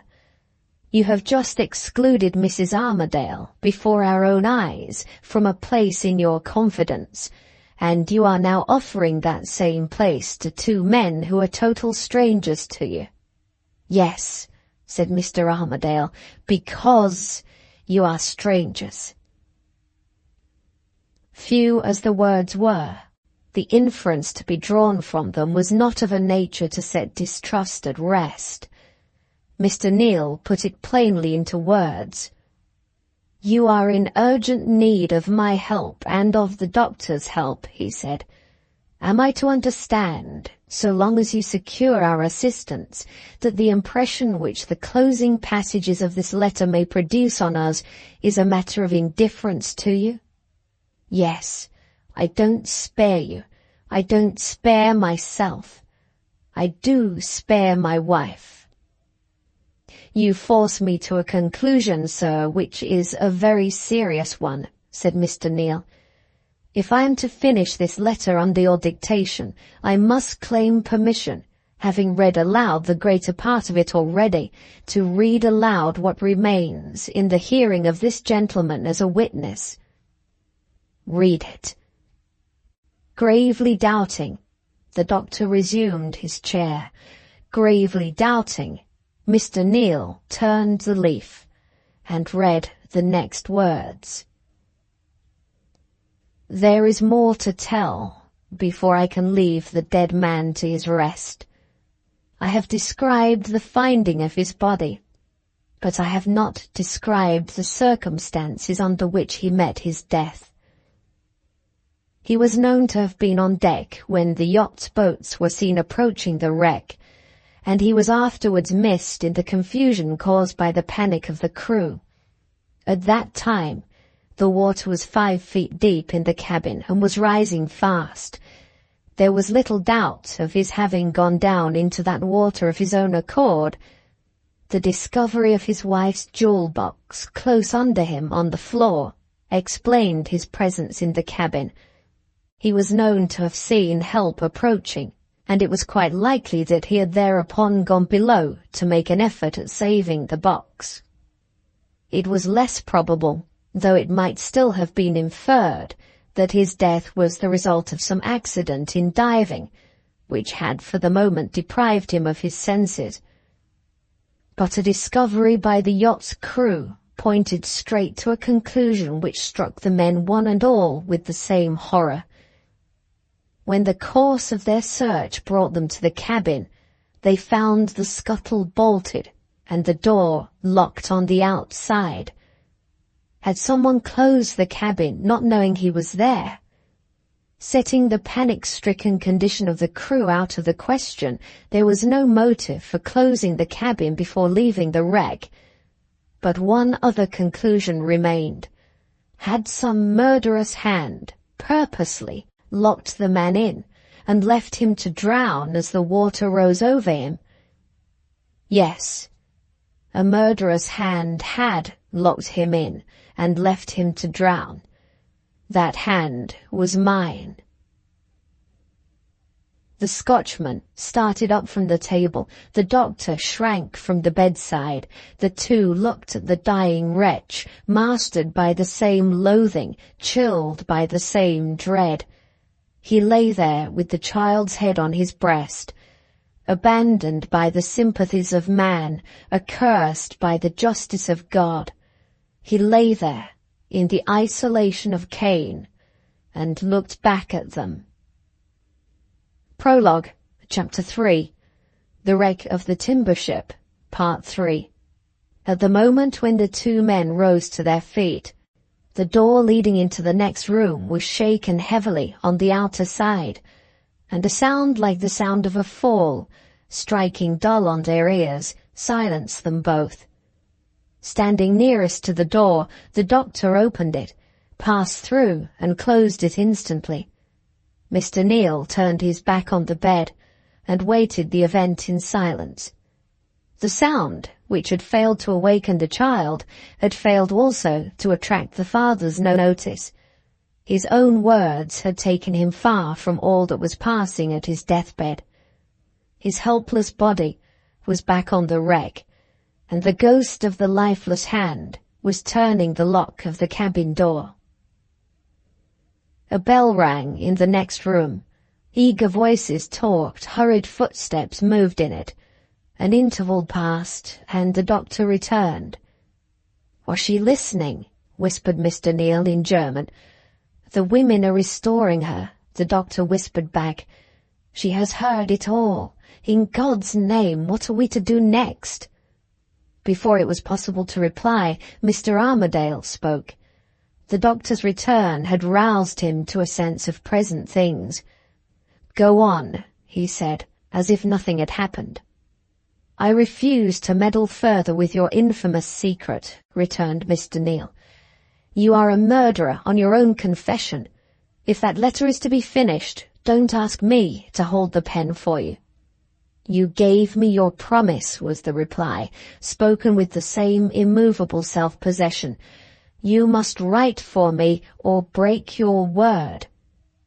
For the moment, Mr. Neal was silenced. There the man lay, sheltered from the execration of his fellow creatures, under the shadow of death, beyond the reach of all human condemnation, beyond the dread of all mortal laws, sensitive to nothing but his one last resolution to finish the letter addressed to his son. Mr. Neal drew the doctor aside. "A word with you," he said in German. "Do you persist in asserting that he may be speechless before we can send to Stuttgart?" "Look at his lips," said the doctor, "and judge for yourself." His lips answered for him. The reading of the narrative had left its mark on them already. A distortion at the corners of his mouth, which had been barely noticeable when Mr. Neal entered the room, was plainly visible now. His slow articulation laboured more and more painfully with every word he uttered. The position was emphatically a terrible one. After a moment more of hesitation, Mr. Neal made a last attempt to withdraw from it. "Now my eyes are open," he said sternly, "do you dare hold me to an engagement which you forced on me blindfold?" "No," answered Mr. Armadale. "I leave you to break your word." The look which accompanied that reply stung the Scotchman's pride to the quick. When he spoke next, he spoke seated in his former place at the table. "No man ever yet said of me that I broke my word," he retorted angrily, "and not even you shall say it of me now. Mind this, if you hold me to my promise, I hold you to my condition. I have reserved my freedom of action, and I warn you I will use it at my own sole discretion, as soon as I am released from the sight of you." "Remember he is dying," pleaded the doctor gently. "Take your place, sir," said Mr. Neal, pointing to the empty chair. "What remains to be read I will only read in your hearing. What remains to be written I will only write in your presence. You brought me here. I have a right to insist, and I do insist, on your remaining as a witness to the last." The doctor accepted his position without remonstrance. Mr. Neal returned to the manuscript and read what remained of it uninterruptedly to the end. "Without a word in my own defence, I have acknowledged my guilt. Without a word in my own defence, I will reveal how the crime was committed. No thought of him was in my mind when I saw his wife insensible on the deck of the timber ship. I did my part in lowering her safely into the boat. Then, and not till then, I felt the thought of him coming back. In the confusion that prevailed while the men of the yacht were forcing the men of the ship to wait their time, I had an opportunity of searching for him unobserved. I stepped back from the bulwark, not knowing whether he was away in the first boat or whether he was still on board. I stepped back and saw him mount the cabin stairs empty-handed, with the water dripping from him. After looking eagerly towards the boat, without noticing me, he saw there was time to spare before the crew were taken off. "Once more," he said to himself, and disappeared again to make a last effort at recovering the jewel box. The devil at my elbow whispered, "Don't shoot him like a man. Drown him like a dog." He was under water when I bolted the scuttle, but his head rose to the surface before I could close the cabin door. I looked at him, and he looked at me, and I locked the door in his face. The next minute, I was back among the last men left on deck. The minute after, it was too late to repent. The storm was threatening us with destruction, and the boat's crew were pulling for their lives from the ship. "My son, I have pursued you from my grave with a confession which my love might have spared you. Read on, and you will know why. I will say nothing of my sufferings. I will plead for no mercy to my memory. There is a strange sinking at my heart, a strange trembling in my hand while I write these lines, which warns me to hasten to the end. I left the island without daring to look for the last time at the woman whom I had lost so miserably, whom I had injured so vilely. When I left, the whole weight of the suspicion roused by the manner of Ingleby's death rested on the crew of the French vessel. No motive for the supposed murder could be brought home to any of them, but they were known to be, for the most part, outlawed ruffians capable of any crime, and they were suspected and examined accordingly. It was not till afterwards that I heard by accident of the suspicion shifting round at last to me. The widow alone recognized the vague description given of the strange man who had made one of the yacht's crew, and who had disappeared the day afterwards. The widow alone knew, from that time forth, why her husband had been murdered, and who had done the deed. When she made that discovery, a false report of my death had been previously circulated in the island.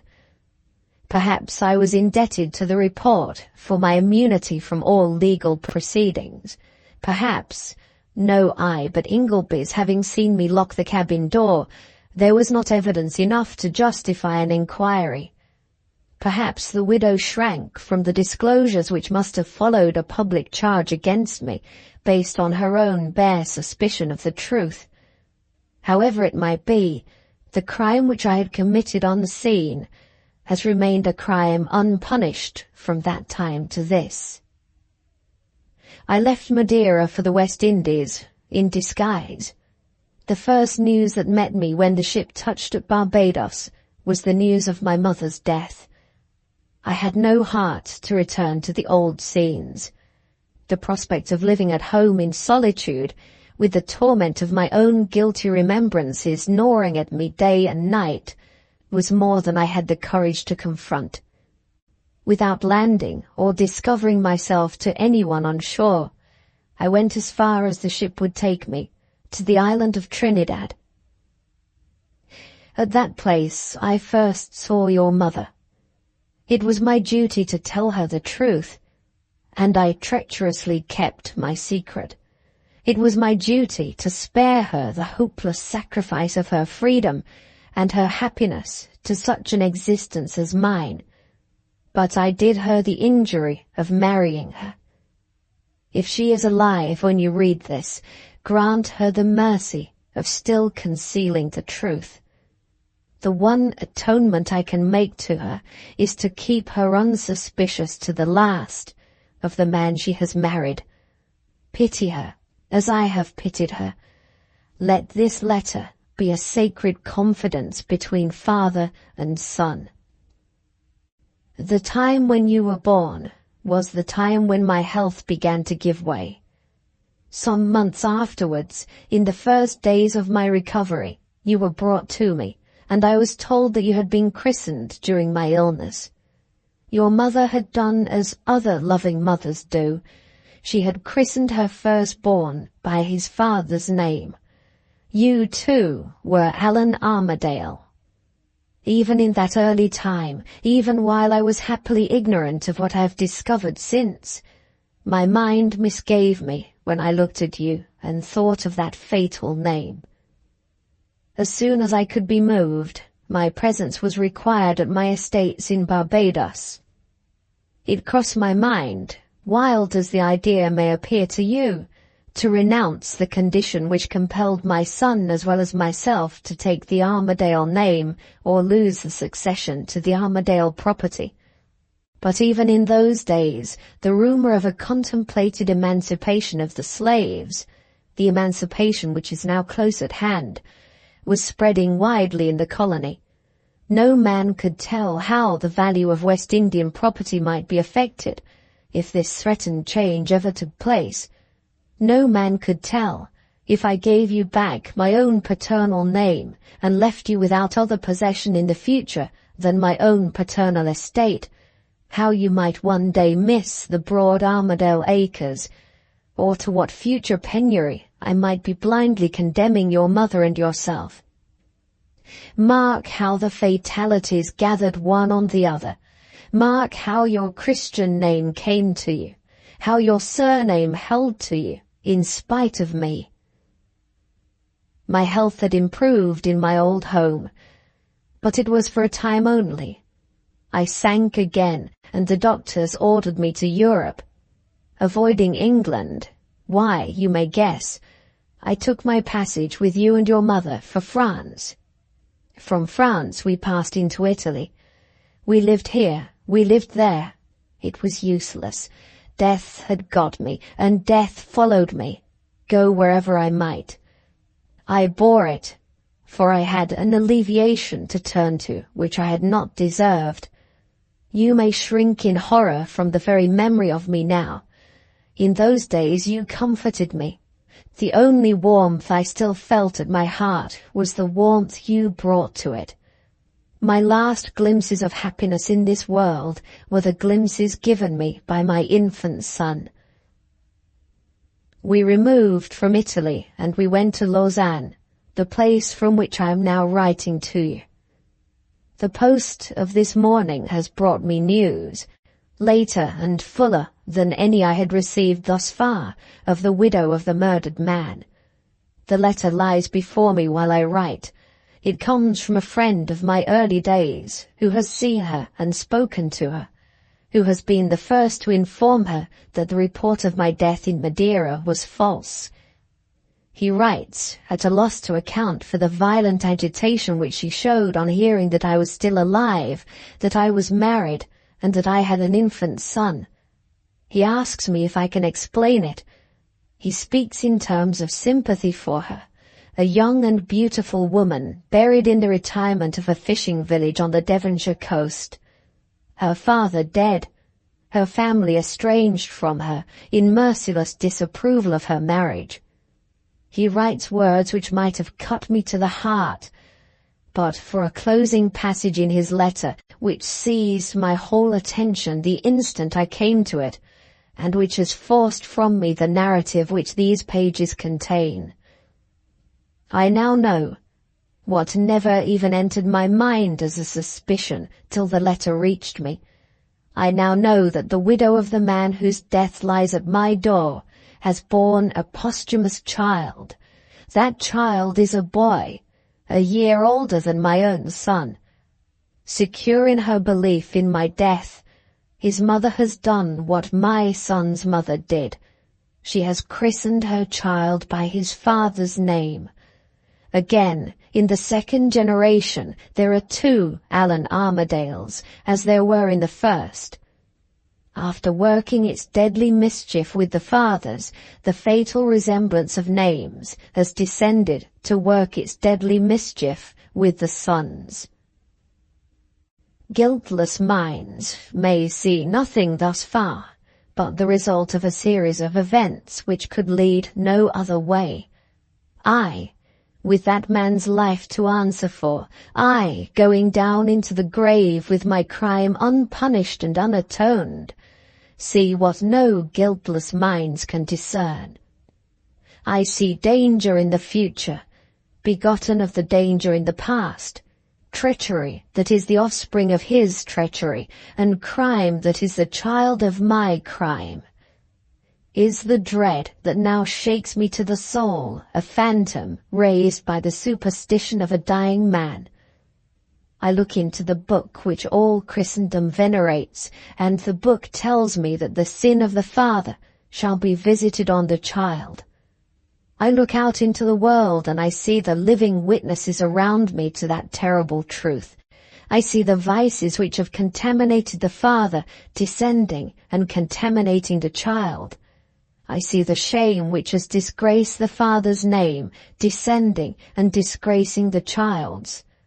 I look in on myself, and I see my crime ripening again for the future in the self-same circumstance which first sowed the seeds of it in the past, and descending in inherited contamination of evil from me to my son.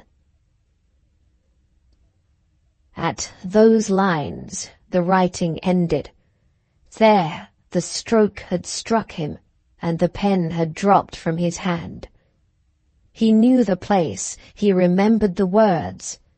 At the instant when the reader's voice stopped, he looked eagerly at the doctor.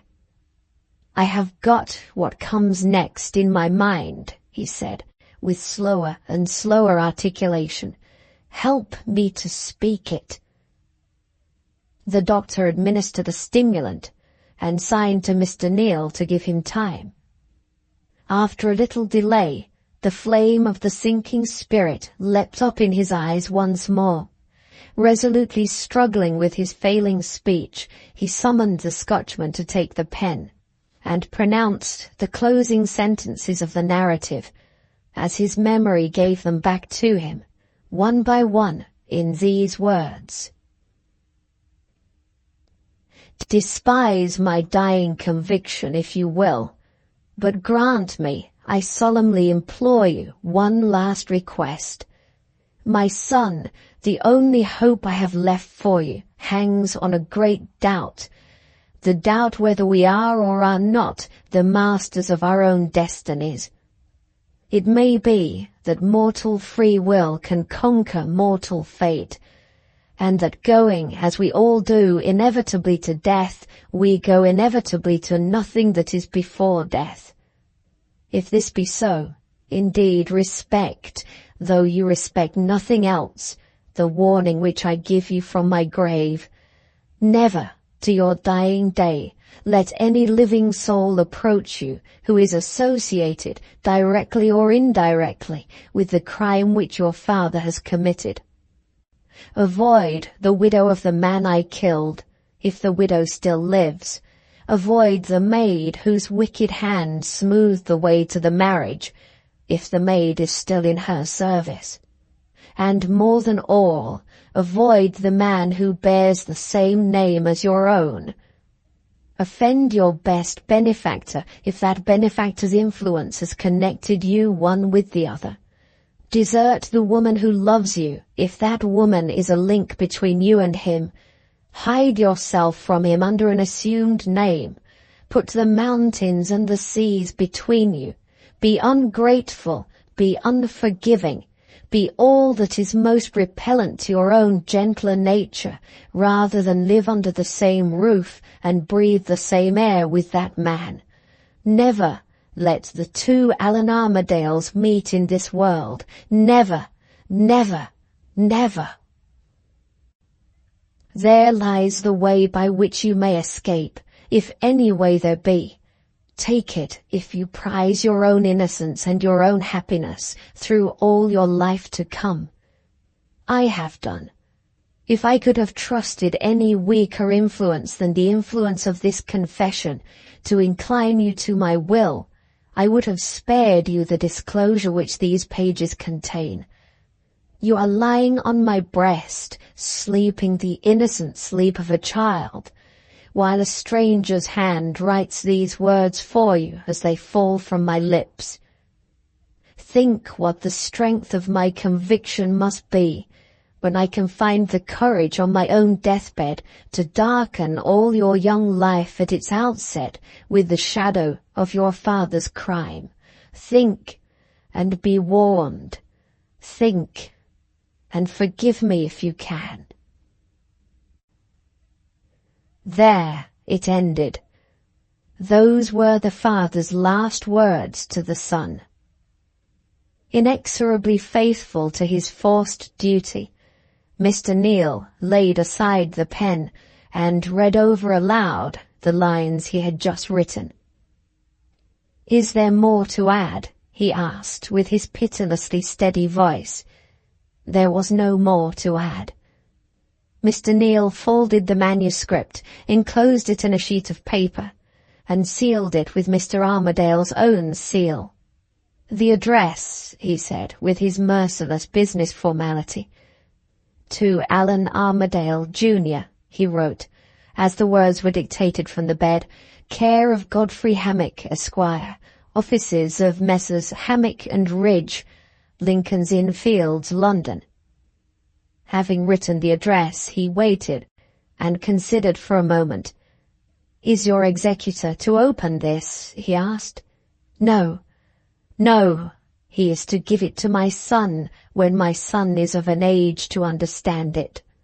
"In that case," pursued Mr. Neal, with all his wits in remorseless working order, "I will add a dated note to the address, repeating your own words as you have just spoken them, and explaining the circumstances under which my handwriting appears on the document."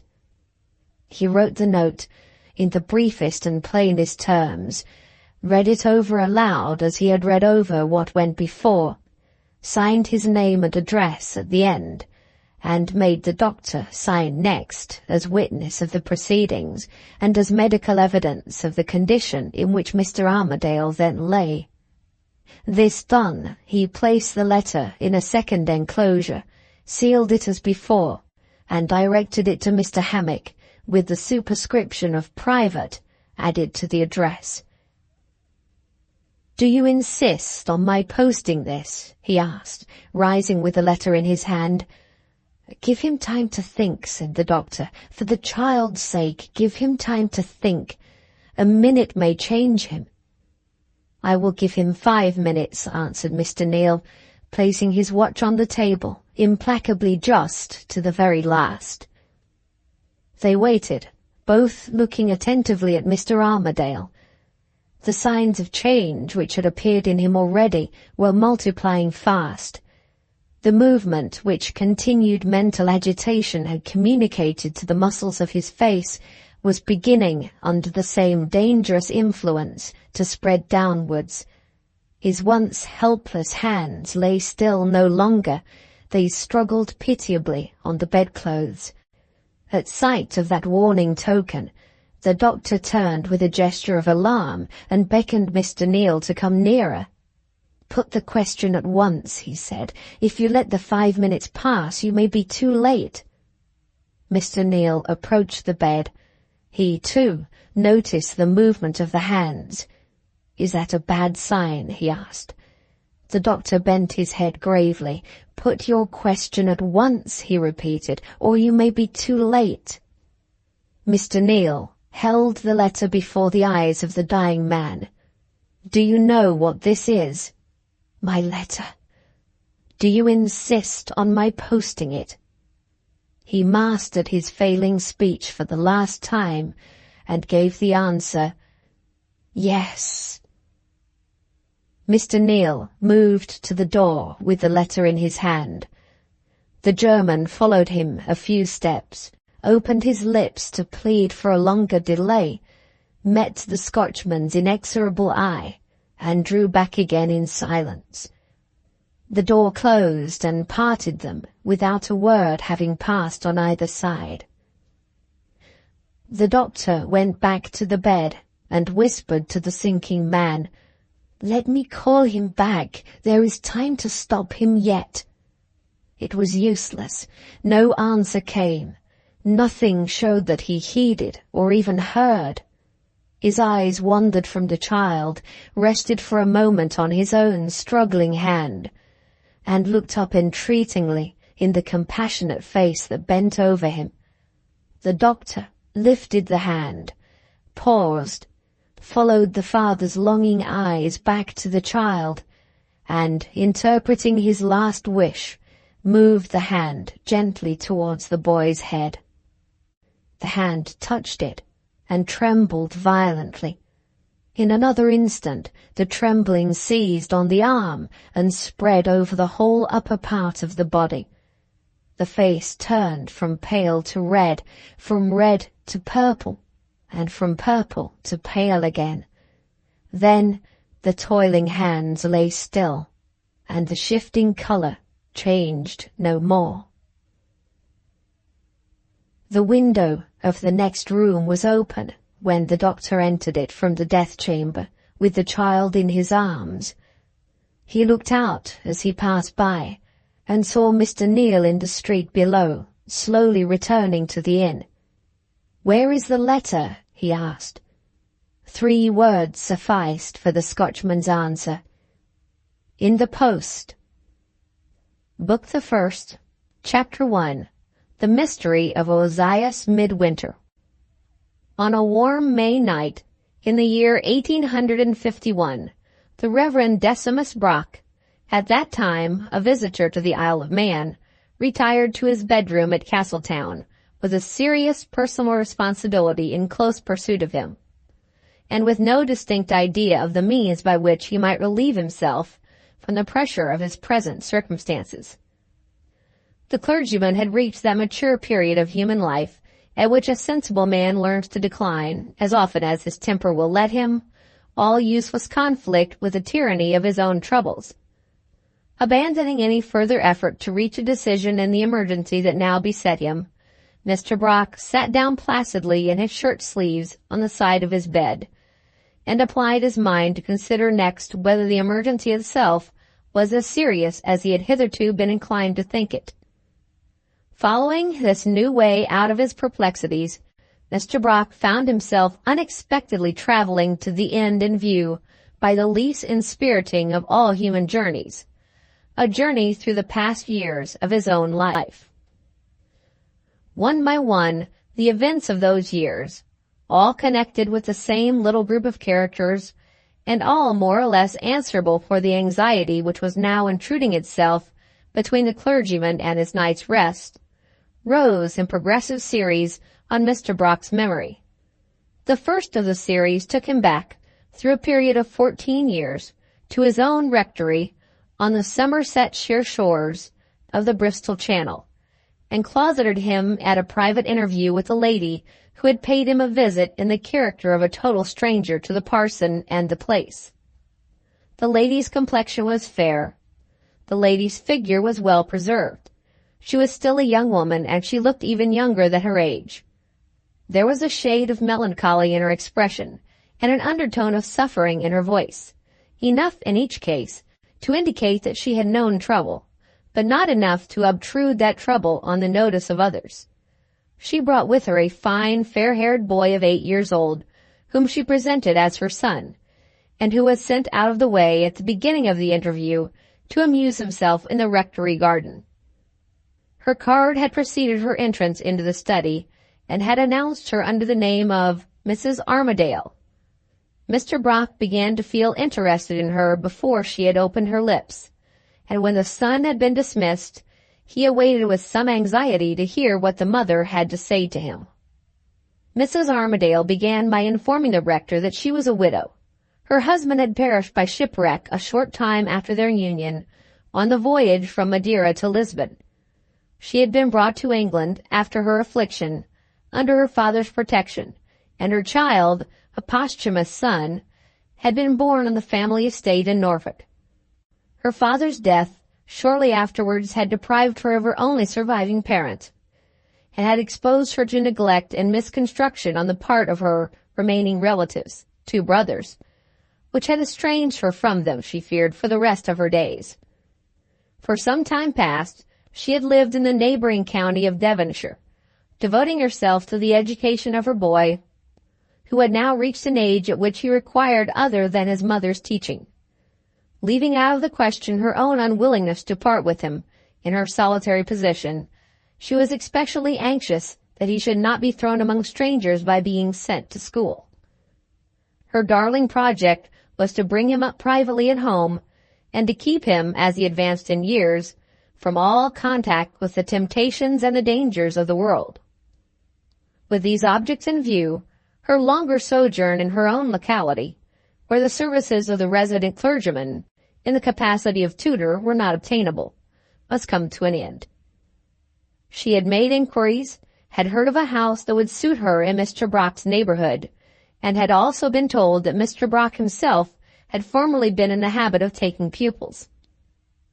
Possessed of this information, she had ventured to present herself, with references that vouched for her respectability, but without a formal introduction, and she had now to ask whether, in the event of her residing in the neighborhood, any terms that could be offered would induce Mr. Brock to open his doors once more to a pupil, and to allow that pupil to be her son. If Mrs. Armadale had been a woman of no personal attractions, or if Mr. Brock had been provided with an entrenchment to fight behind in the shape of a wife, it is probable that the widow's journey might have been taken in vain. As things really were, the rector examined the references which were offered to him, and asked time for consideration. When the time had expired, he did what Mrs. Armadale wished him to do. He offered his back to the burden, and let the mother load him with the responsibility of the son. This was the first event of the series, the date of it being the year 1837.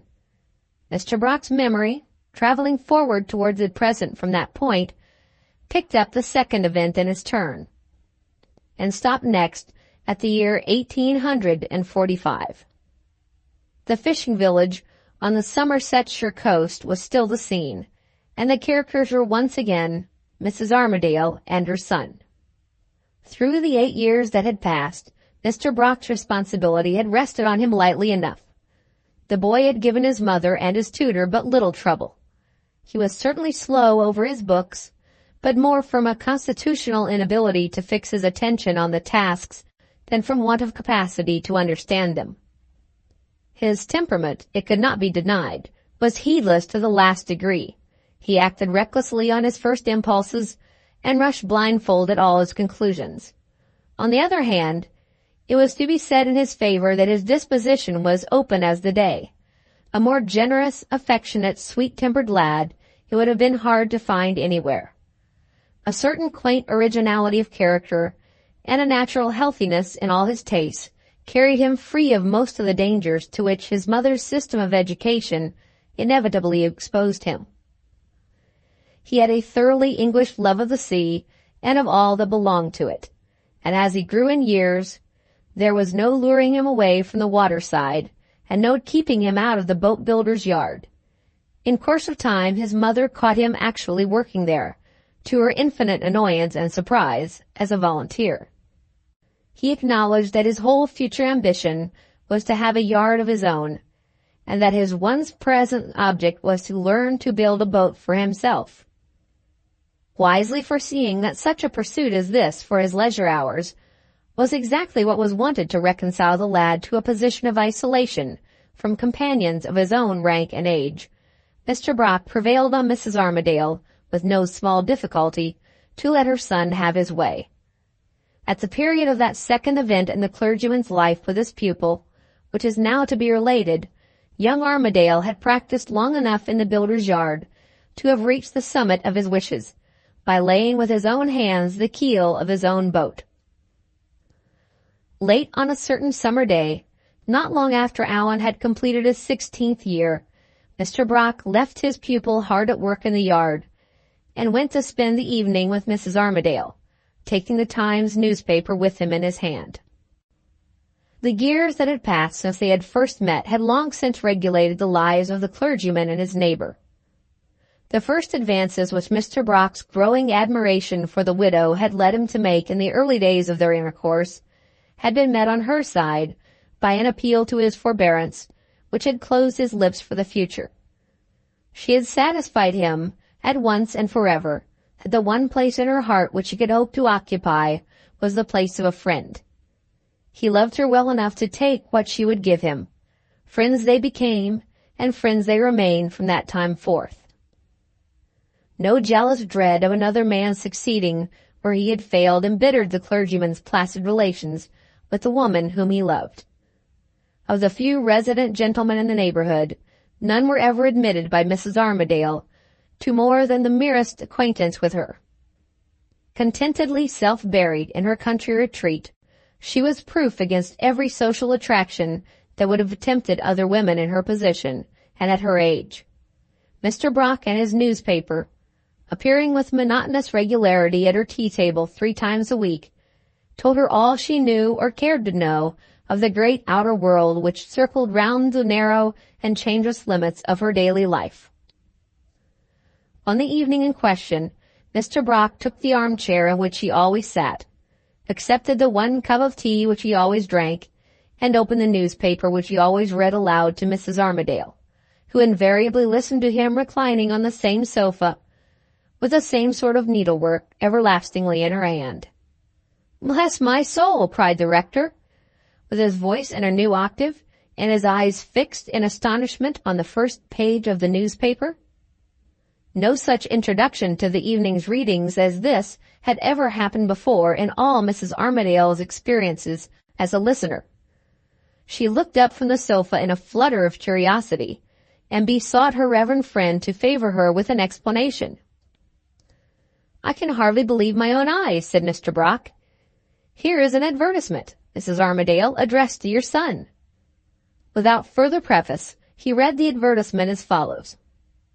"If this should meet the eye of Allan Armadale, he is desired to communicate, either personally or by letter, with Messrs. Hammock and Ridge, Lincoln's Inn Fields, London, on business of importance which seriously concerns him. Anyone capable of informing Messrs. E&R where the person herein advertised can be found would confer a favor by doing the same. To prevent mistakes, it is further notified that the missing Allan Armadale is a youth aged 15 years, and that this advertisement is inserted at the insistence of his family and friends." "Another family and other friends," said Mrs. Armadale. "The person whose name appears in that advertisement is not my son." The tone at which she spoke surprised Mr. Brock.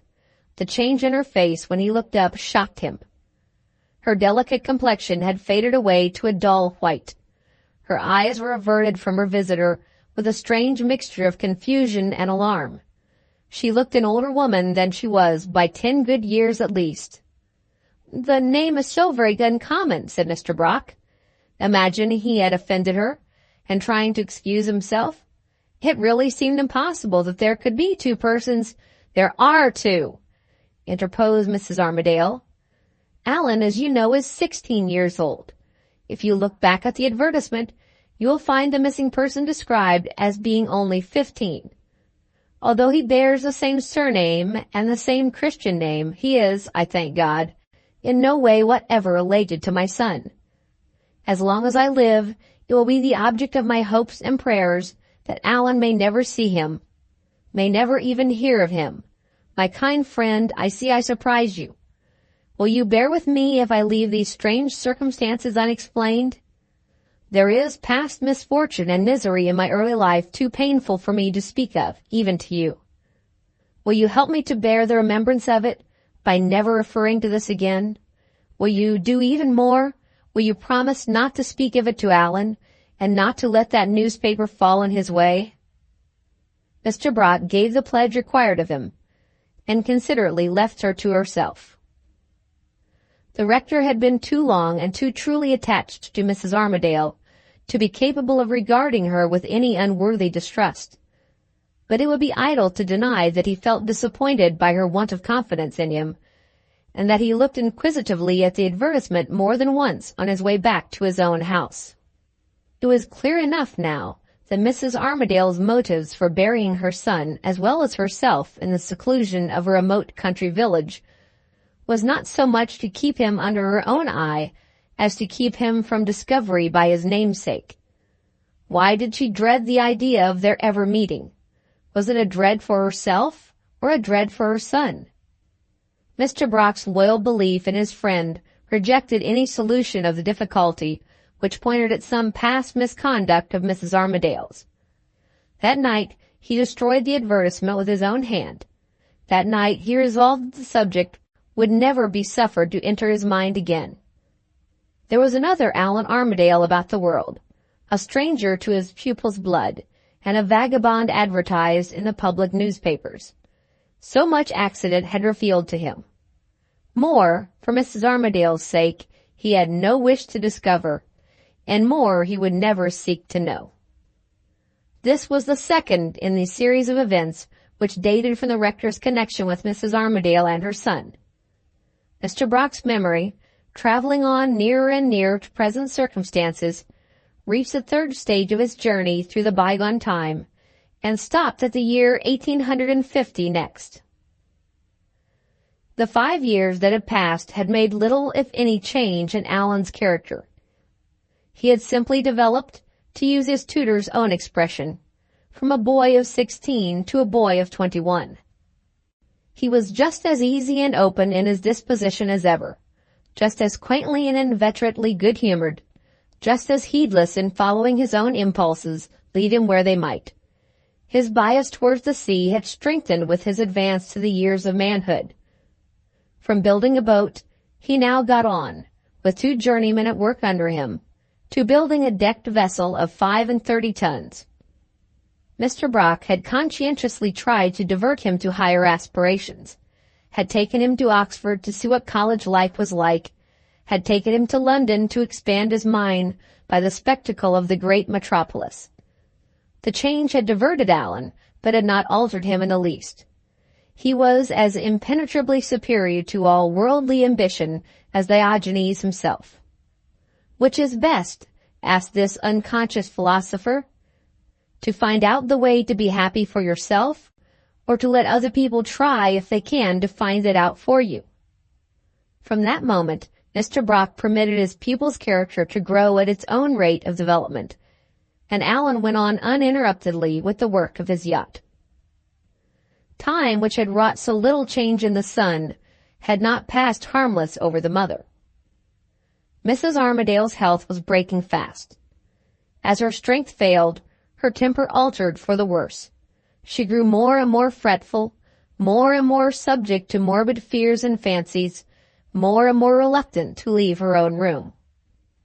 Since the appearance of the advertisement 5 years since, nothing had happened to force her memory back to the painful associations connected with her early life. No word more on the forbidden topic had passed between the rector and herself. No suspicion had ever been raised in Allan's mind of the existence of his namesake, and yet, without the shadow of a reason for any special anxiety, Mrs. Armadale had become, of late years, obstinately and fretfully uneasy on the subject of her son. More than once, Mr. Brock dreaded a serious disagreement between them, but Allan's natural sweetness of temper, fortified by his love for his mother, carried him triumphantly through all trials. Not a hard word or a harsh look ever escaped him in her presence. He was unchangeably loving and forbearing with her to the very last. Such were the positions of the son, the mother, and the friend when the next notable event happened in the lives of the three.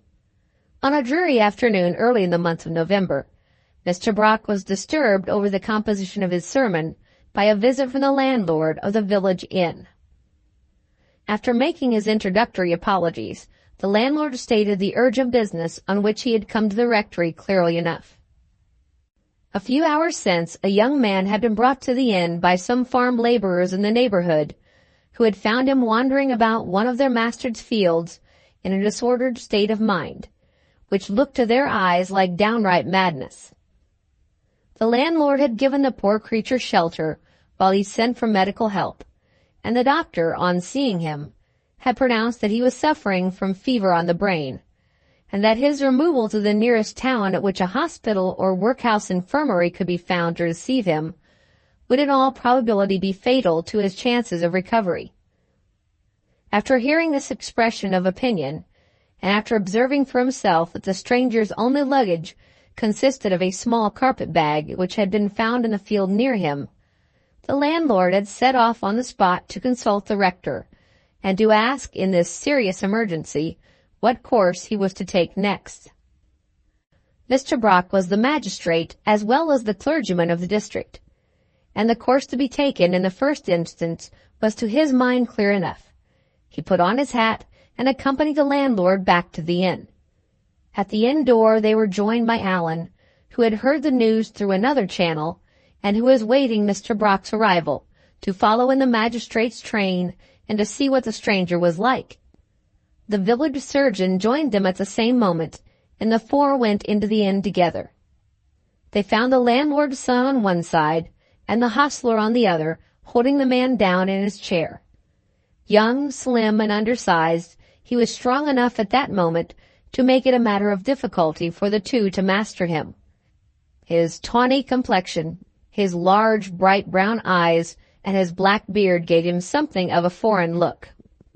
His dress was a little worn, but his linen was clean. His dusky hands were wiry and nervous, and were lividly discolored in more places than one by the scars of old wounds. The toes of one of his feet, off which he had kicked the shoe, grasped at the chair rail through his stocking, with a sensitive muscular action which is only seen in those who have been accustomed to go barefoot. In the frenzy that now possessed him, it was impossible to notice to any useful purpose more than this. After a whispered consultation with Mr. Brock, the surgeon personally superintended the patient's removal to a quiet bedroom at the back of the house. Shortly afterwards his clothes and his carpet-bag were sent downstairs and were searched on the chance of finding a clue by which to communicate with his friends in the magistrate's presence. The carpet-bag contained nothing but a change of clothing and 2 books, the Plays of Sophocles in the original Greek and the Faust of Goethe in the original German. Both volumes were much worn by reading, and on the fly-leaf of each were inscribed the initials O.M. So much the bag revealed, and no more. The clothes which the man wore when he was discovered in the field were tried next. A purse, containing a sovereign and a few shillings, a pipe, a tobacco pouch, a handkerchief, and a little drinking cup of horn were produced in succession. The next object, and the last, was found crumpled up carelessly in the breast pocket of the coat. It was a written testimonial to character, dated and signed, but without any address. So far as this document could tell it, the stranger's story was a sad one indeed. He had apparently been employed for a short time as usher at a school, and had been turned adrift in the world at the outset of his illness from the fear that the fever might be infectious, and that the prosperity of his establishment might suffer accordingly. Not the slightest imputation of any misbehavior in his employment rested on him. On the contrary, the schoolmaster had great pleasure in testifying to his capacity and his character, and then expressing a fervent hope that he might under Providence succeed in recovering his health in somebody else's house. The written testimonial which afforded this glimpse at the man's story served one purpose more. It connected him with the initials on the books, and identified him to the magistrate and the landlord under the strangely uncouth name of Ozias Midwinter. Mr. Brock laid aside the testimonial, suspecting that the schoolmaster had purposely abstained from writing his address on it, with the view of escaping all responsibility in the event of his usher's death. In any case, it was manifestly useless under existing circumstances to think of tracing the poor wretch's friends, if friends he had. To the inn he had been brought, and as a matter of common humanity, at the end he must remain for the present. The difficulty about expenses, if it came to the worst, might possibly be met by charitable contributions from the neighbors, or by a collection after a sermon at church. Assuring the landlord that he would consider this part of the question and would let him know the result, Mr. Brock quitted the inn without noticing for the moment that he had left Allan there behind him. Before he had got 50 yards from the house, his pupil overtook him. Allan had been most uncharacteristically silent and serious all through the search at the inn, but he had now recovered his usual high spirits. A stranger would have set him down as wanting in common feeling. "This is a sad business," said the rector. "I really don't know what to do for the best about that unfortunate man." "You may make your mind quite easy, sir," said young Armadale in his offhand way. "I settled it all with the landlord a minute ago." "You?" exclaimed Mr. Brock in the utmost astonishment.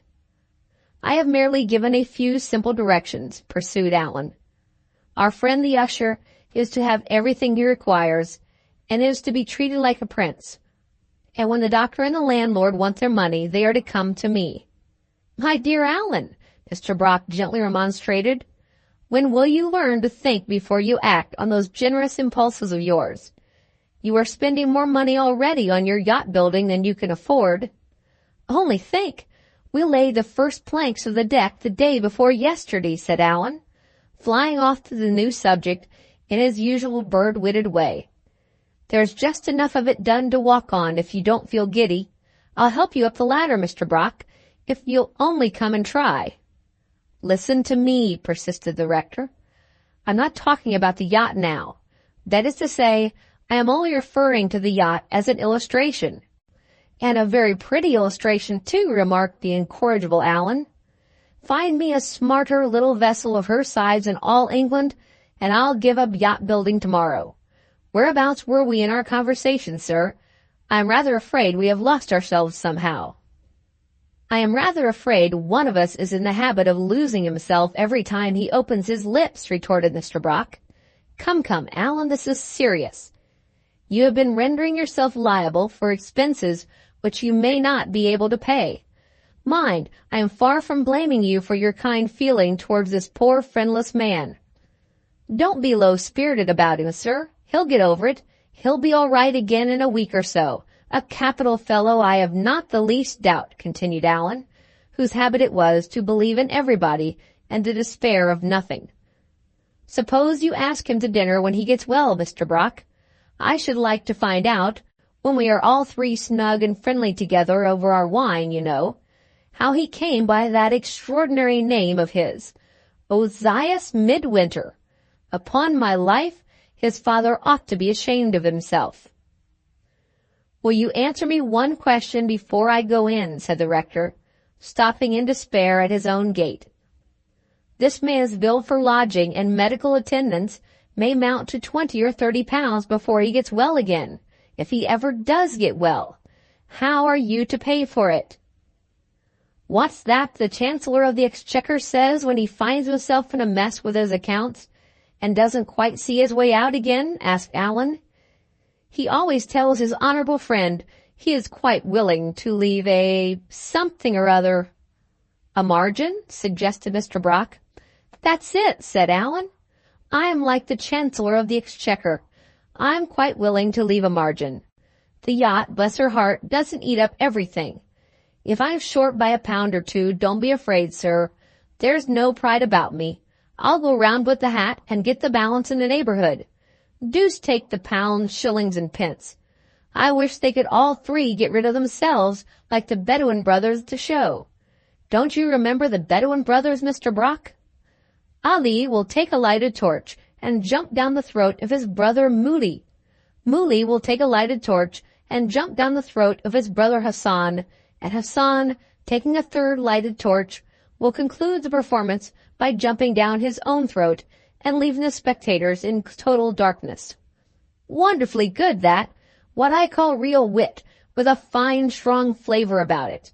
Wait a minute, where are we? We have lost ourselves again. Oh, I remember, money. What I can't beat into my thick head," concluded Allan, quite unconscious that he was preaching socialist doctrines to a clergyman, "is the meaning of the fuss that's been made about giving money away. Why can't the people who have got money to spare give it to the people who haven't got money to spare and make things pleasant and comfortable all the world over in that way? You're always telling me to cultivate ideas, Mr. Brock. There's an idea, and upon my life, I don't think it's a bad one." Mr. Brock gave his pupil a good-humored poke with the end of his stick. "Go back to your yacht," he said. "All the little discretion you have got in that flighty head of yours is left on board in your tool chest." "How that lad will end," pursued the rector, when he was left by himself, "is more than any human being can say. I almost wish I had never taken the responsibility of him on my shoulders." 3 weeks passed before the stranger with the uncouth name was pronounced to be at last on the way to recovery. During this period, Allan had made regular inquiries at the inn, and as soon as the sick man was allowed to see visitors, Allan was the first who appeared at his bedside. So far, Mr. Brock's pupil had shown no more than a natural interest in one of the few romantic circumstances which had varied the monotony of the village life. He had committed no imprudence, and he had exposed himself to no blame. But as the days passed, young Armadale's visits to the inn began to lengthen considerably, and the surgeon, a cautious elderly man, gave the rector a private hint to bestir himself. Mr. Brock acted on the hint immediately, and discovered that Allan had followed his usual impulses in his usual headlong way. He had taken a violent fancy to the castaway usher, and had invited Ozias Midwinter to reside permanently in the neighborhood in the new and interesting character of his bosom friend. Before Mr. Brock could make up his mind how to act in this emergency, he received a note from Allan's mother, begging him to use his privilege as an old friend and to pay her a visit in her room. Chapter 1, Part 2. He found Mrs. Armadale suffering under violent nervous agitation, caused entirely by a recent interview with her son. Allan had been sitting with her all the morning, and had talked of nothing but his new friend. The man with the horrible name, as poor Mrs. Armadale described him, had questioned Allan in a singularly inquisitive manner on the subject of himself and his family, but had kept his own personal history entirely in the dark. At some former period of his life, he had been accustomed to the sea and to sailing. Allan had unfortunately found this out, and a bond of union between them was formed on the spot. with a merciless distrust of the stranger, simply because he was a stranger, which appeared rather unreasonable to Mr. Brock. Mrs. Armadale besought the rector to go to the inn without a moment's loss of time, and never to rest until he had made the man give a proper account of himself. "Find out everything about his father and mother," she said, in her vehement female way. "Make sure before you leave him that he is not a vagabond roaming the country under an assumed name." "My dear lady," remonstrated the rector, obediently taking his hat, "whatever else we may doubt, I really think we may feel sure about the man's name. It is so remarkably ugly that it must be genuine. No sane human being would assume such a name as Ozias Midwinter."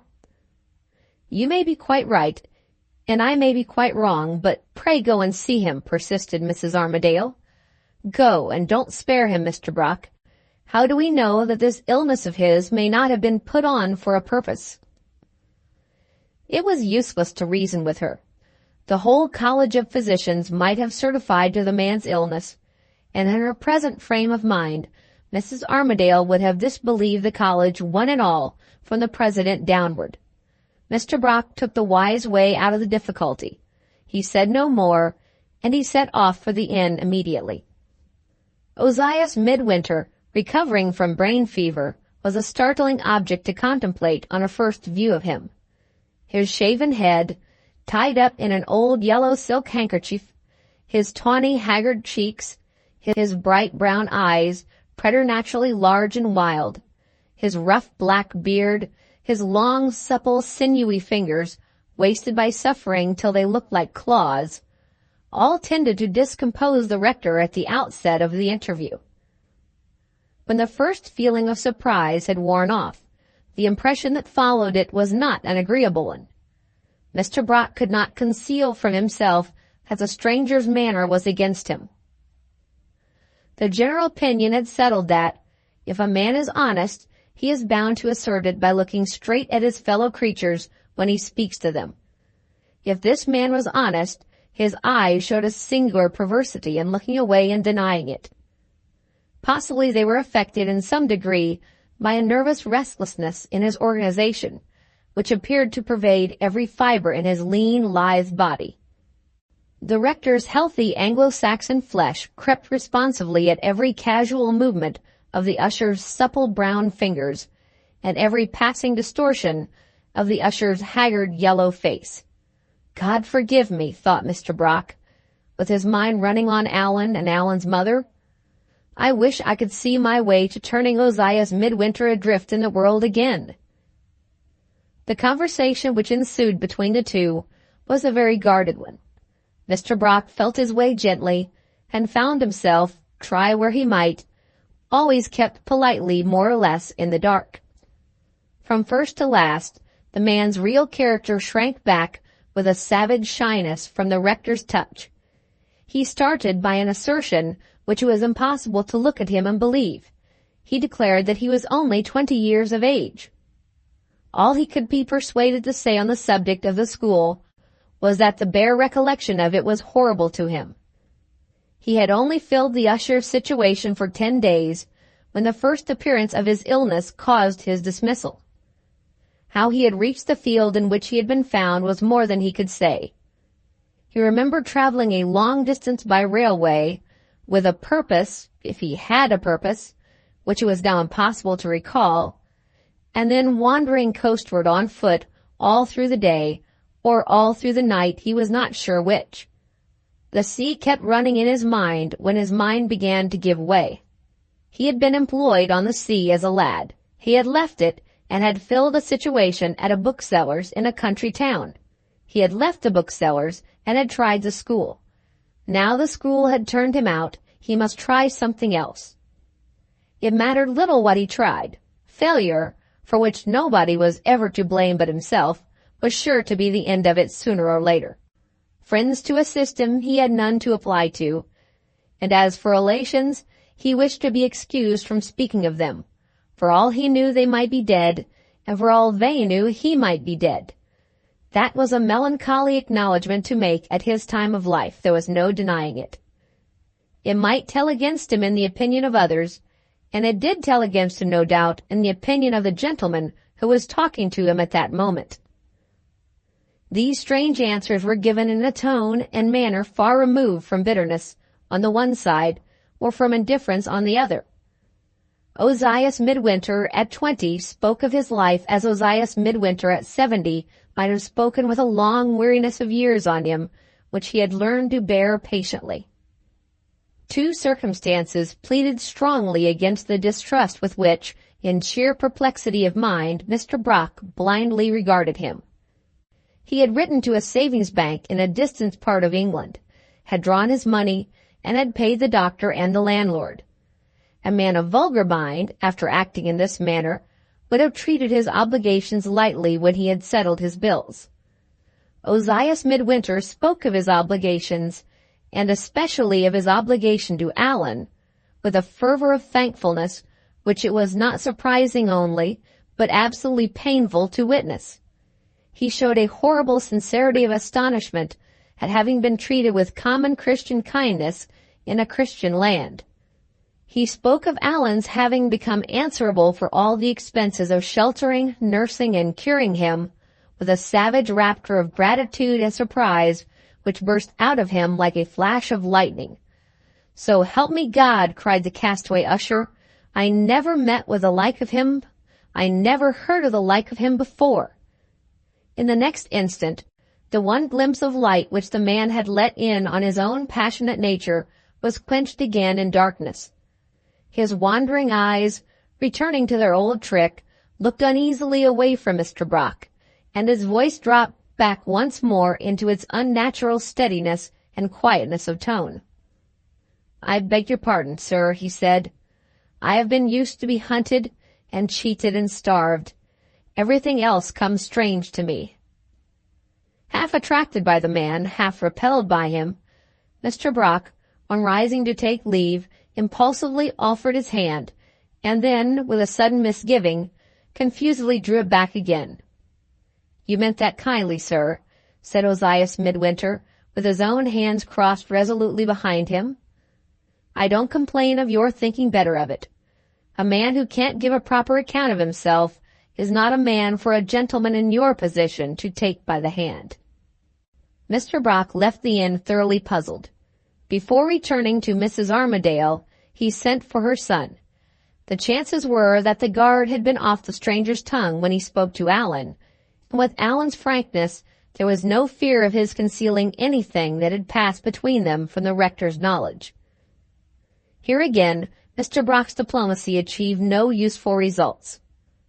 Once started on the subject of Ozias Midwinter, Allan rattled on about his new friend in his usual easy, light-hearted way. But he had really nothing of importance to tell, for nothing of importance had been revealed to him. They had talked about boat-building and sailing by the hour together, and Allan had got some valuable hints.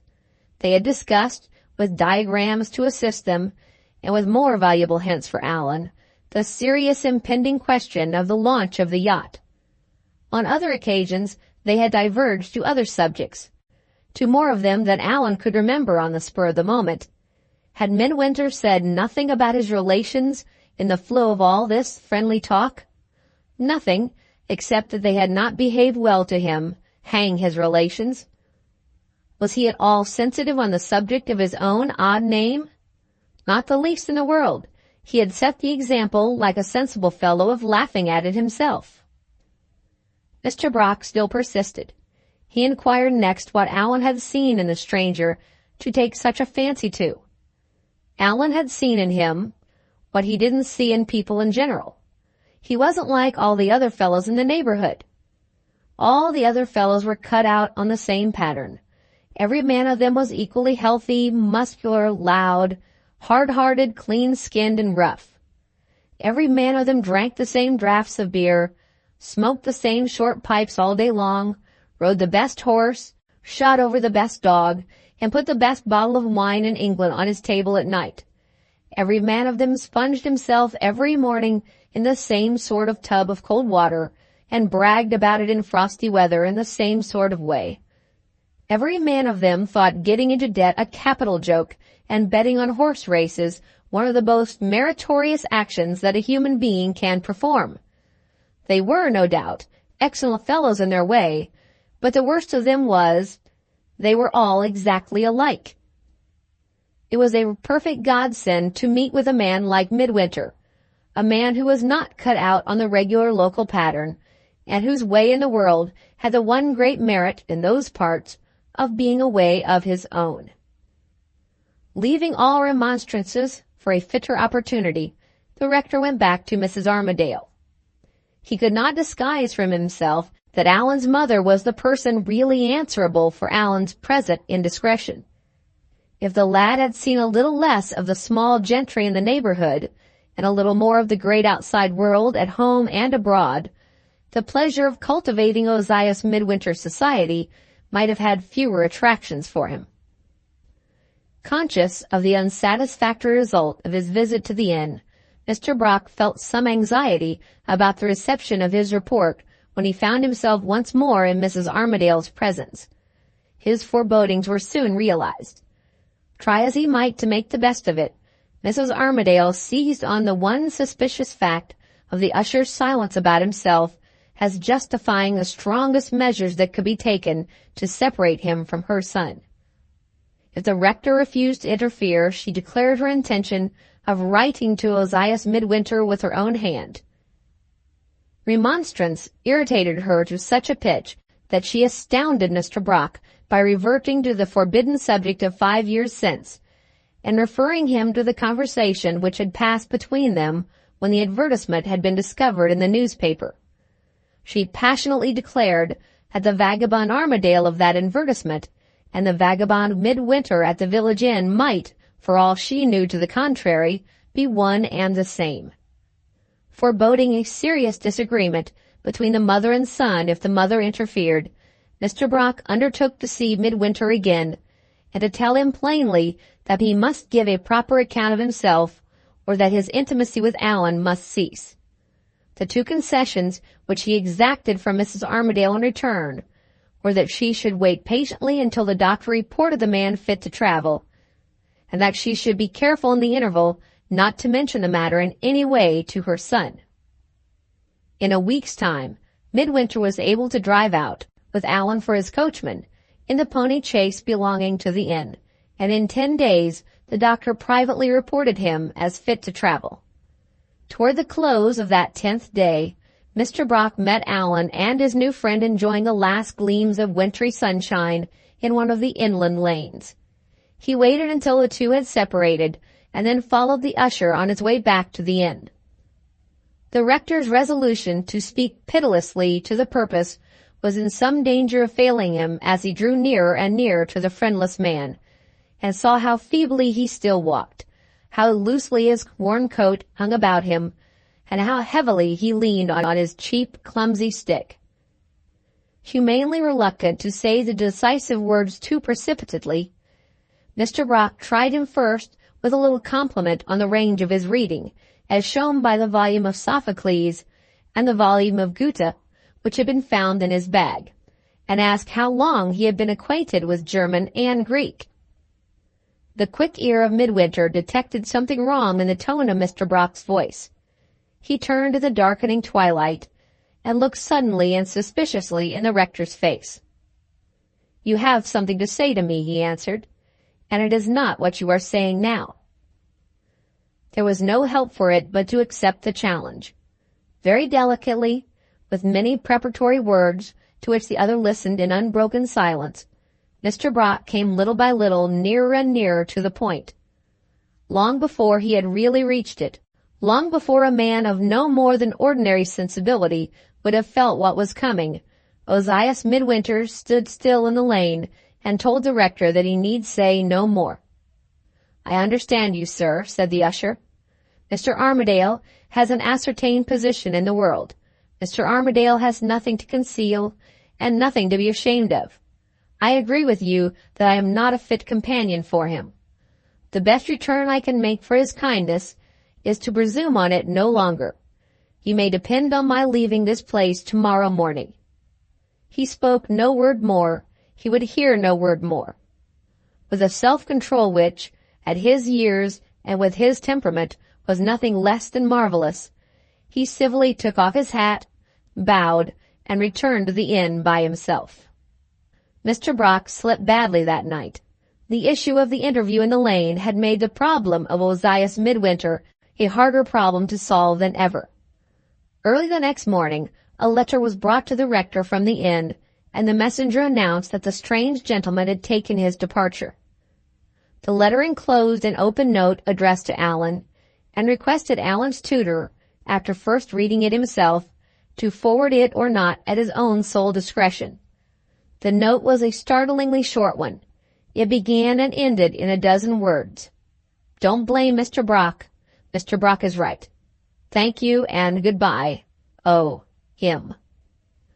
The rector forwarded the note to its proper destination as a matter of course, and sent a few lines to Mrs. Armadale at the same time to quiet her anxiety by the news of the usher's departure.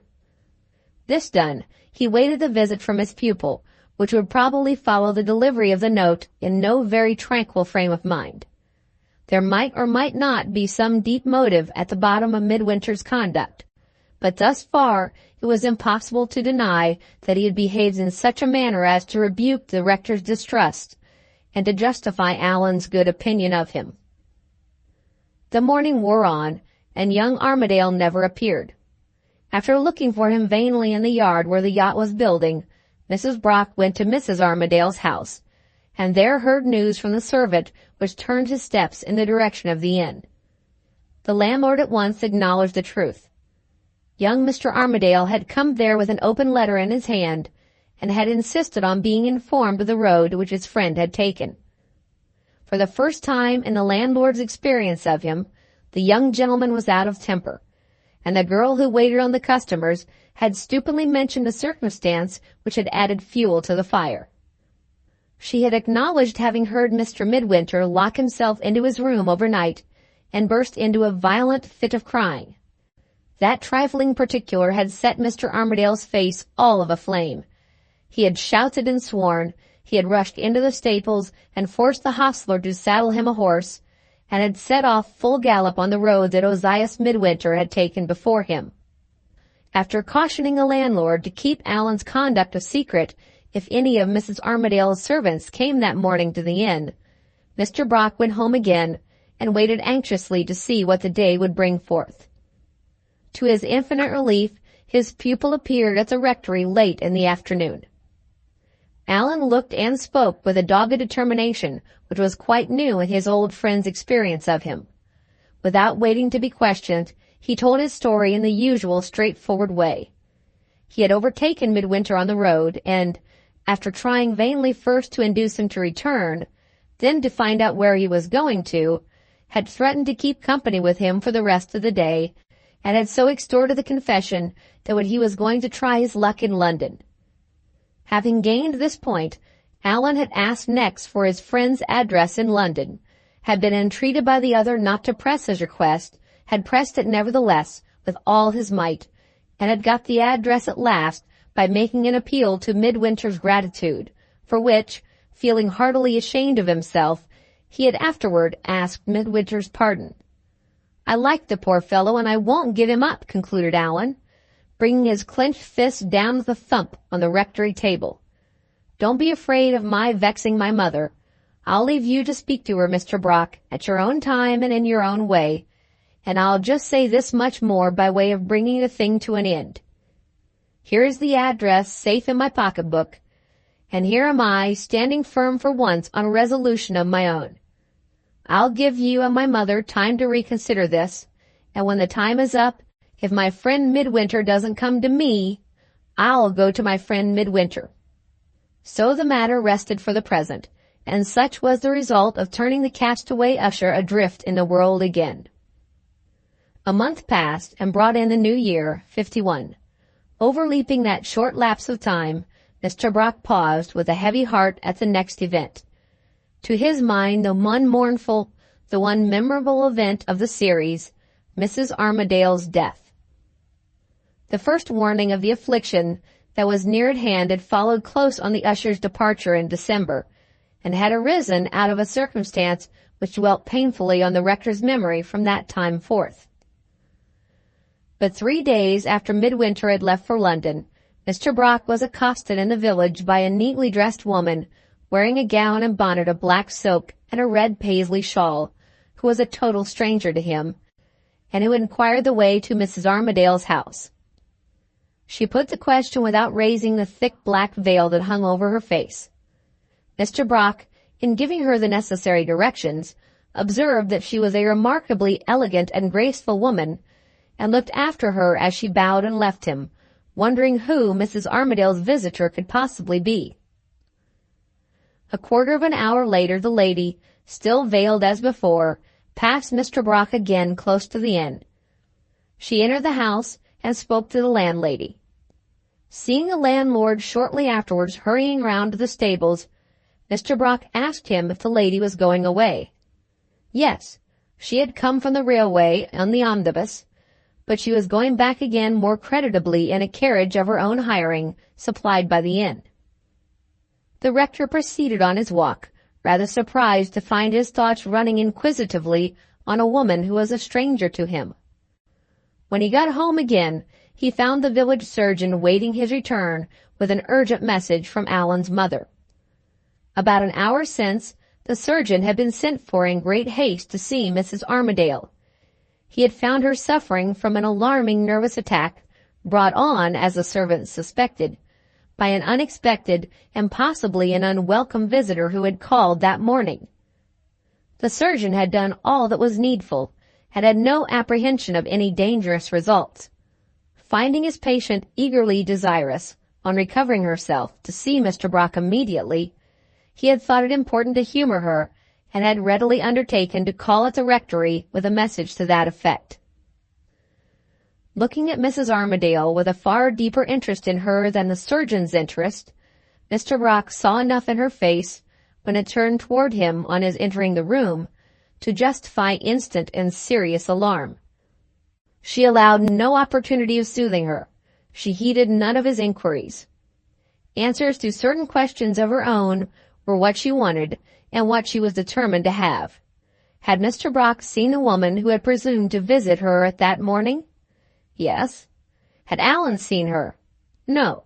Allan had been at work since breakfast, and was at work still in his yard by the waterside. This latter reply appeared to quiet Mrs. Armadale for the moment.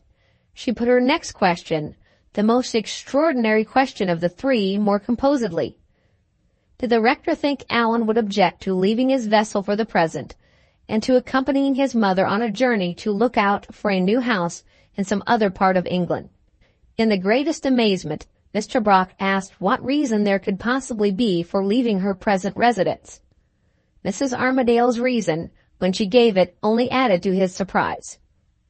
The woman's first visit might be followed by a second, and rather than see her again, rather than run the risk of Allan's seeing her and speaking to her, Mrs. Armadale would leave England if necessary, and end her days in a foreign land. Taking counsel of his experience as a magistrate, Mr. Brock inquired if the woman had come to ask for money. Yes.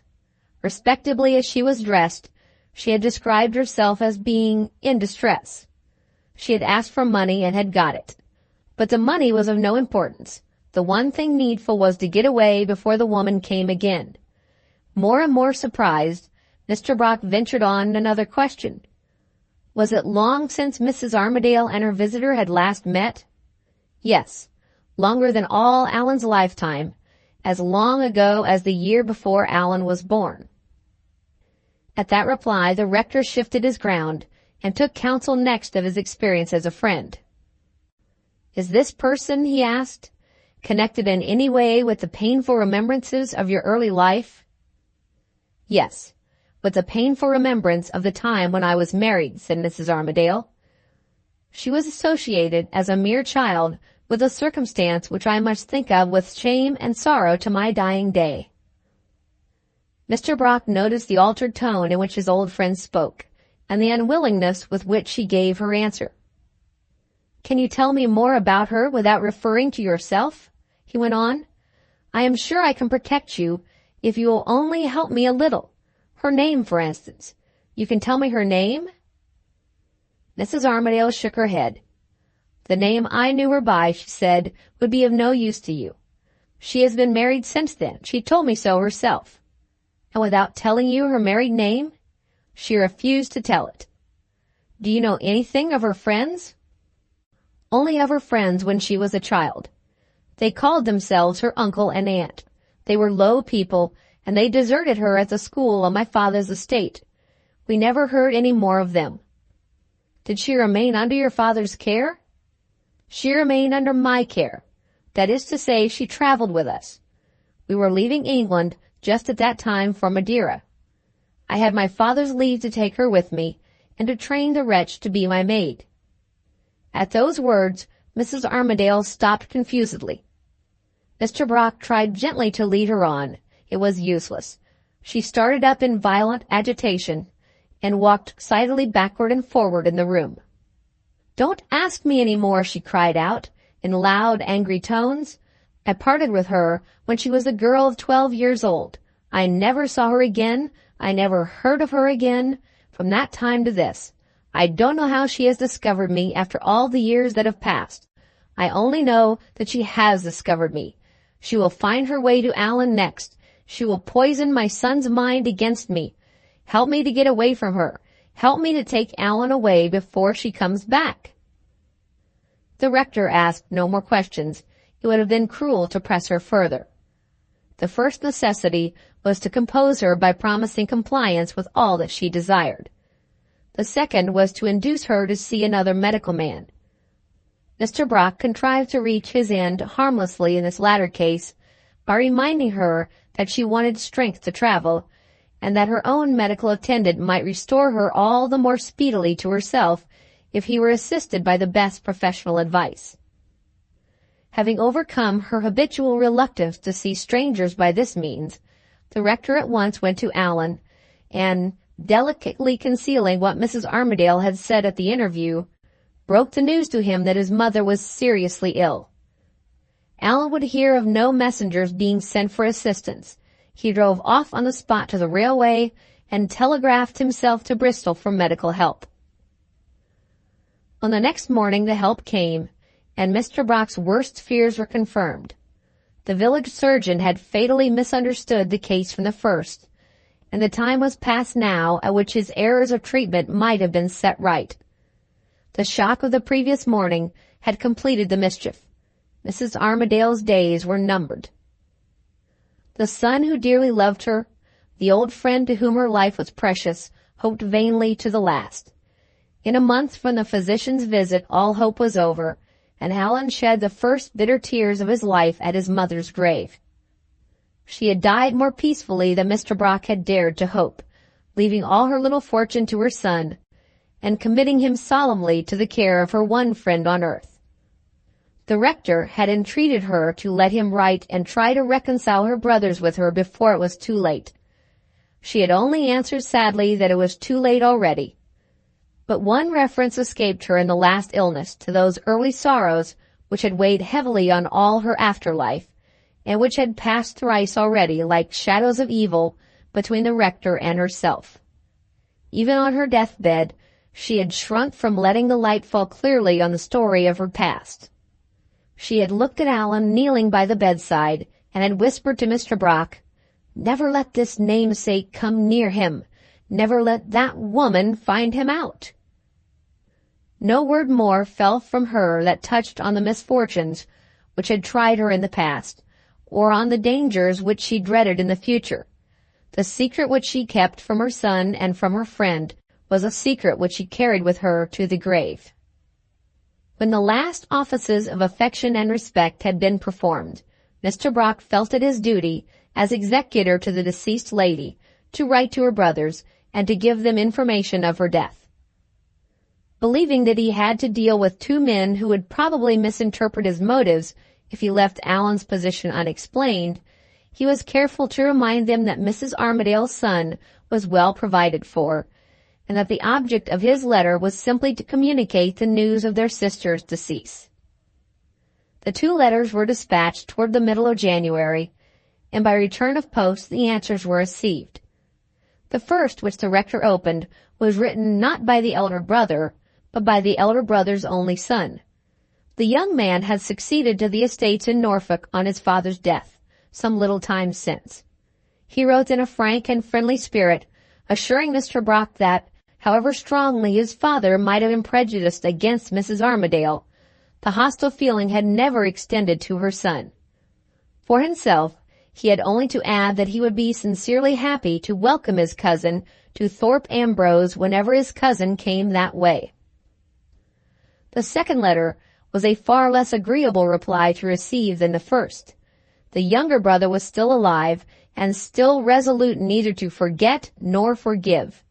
He informed Mr. Brock that his deceased sister's choice of a husband, and her conduct to her father at the time of the marriage, had made any relations of affection or esteem impossible on his side from that time forth.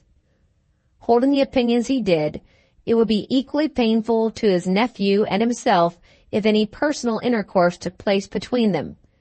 He had adverted, as generally as possible, to the nature of the differences which had kept him apart from his late sister, in order to satisfy Mr. Brock's mind that a personal acquaintance with young Mr. Armadale was, as a matter of delicacy, quite out of the question, and having done this, he would beg leave to close the correspondence. Mr. Brock wisely destroyed the second letter on the spot, and, after showing Allan his cousin's invitation, suggested that he should go to Thorpe Ambrose as soon as he felt fit to present himself to strangers. Allan listened to the advice patiently enough, but he declined to profit by it. "I will shake hands with my cousin willingly if I ever meet him," he said, "but I will visit no family and be a guest in no house in which my mother has been badly treated." Mr. Brock remonstrated gently and tried to put matters in their proper light. Even at that time, even while he was still ignorant of events which were then impending, Allan's strangely isolated position in the world was a subject of serious anxiety to his old friend and tutor. The proposed visit to Thorpe Ambrose opened the very prospect of his making friends and connections suited to him in rank and age, which Mr. Brock most desired to see. But Allan was not to be persuaded. He was obstinate and unreasonable, and the rector had no alternative but to drop the subject. One on another the weeks passed monotonously, and Allan showed but little of the elasticity of his age and character in bearing the affliction that had made him motherless. He finished and launched his yacht, but his own journeyman remarked that the work seemed to have lost its interest for him. It was not natural to the young man to brood over his solitude and his grief as he was brooding now. As the spring advanced, Mr. Brock began to feel uneasy about the future if Allan was not roused at once by change of scene. After much pondering, the rector decided on trying a trip to Paris and on extending the journey southward if his companion showed an interest in continental traveling. Allan's reception of the proposal made atonement for his obstinacy in refusing to cultivate his cousin's acquaintance. He was willing to go with Mr. Brock wherever Mr. Brock pleased. The rector took him at his word, and in the middle of March, the two strangely assorted companions left for London on their way to Paris. Arrived in London, Mr. Brock found himself unexpectedly face to face with a new anxiety. The unwelcome subject of Ozias Midwinter, which had been buried in peace since the beginning of December, rose to the surface again, and confronted the rector at the very outset of his travels, more unmanageably than ever. Mr. Brock's position in dealing with this difficult matter had been hard enough to maintain when he had first meddled with it. He now found himself with no vantage ground left to stand on. Events had so ordered it that the difference of opinion between Allan and his mother on the subject of the usher was entirely disassociated with the agitation which had hastened Mrs. Armadale's death. Allan's resolution to say no irritating words, and Mr. Brock's reluctance to touch on a disagreeable topic, had kept them both silent about Midwinter in Mrs. Armadale's presence during the 3 days which had intervened between that person's departure and the appearance of the strange woman in the village. In the period of suspense and suffering that had followed, no recurrence to the subject of the usher had been possible, and none had taken place. Free from all mental disquietude on this score, Allan had stoutly preserved his perverse interest in his new friend. He had written to tell Midwinter of his affliction, and he now proposed, unless the rector formally objected to it, paying a visit to his friend before he started for Paris the next morning. What was Mr. Brock to do? There was no denying that Midwinter's conduct had pleaded unanswerably against poor Mrs. Armadale's unfounded distrust of him. If the rector, with no convincing reason to allege against it, and with no right to interfere, but the right which Allan's courtesy gave him, declined to sanction the proposed visit, then farewell to all the old sociability and confidence between tutor and pupil on the contemplated tour. Environed by difficulties which might have been possibly worsted by a less just and a less kind-hearted man, Mr. Brock said a cautious word or two at parting and, with more confidence in Midwinter's discretion and self-denial than he quite liked to acknowledge even to himself, left Allan free to take his own way.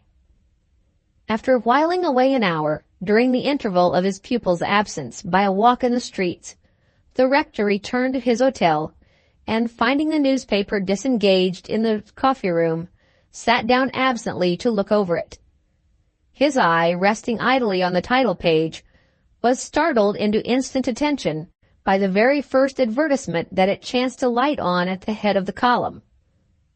There was Allan's mysterious namesake again, figuring in capital letters, and associated this time, in the character of a dead man, with the offer of a pecuniary reward.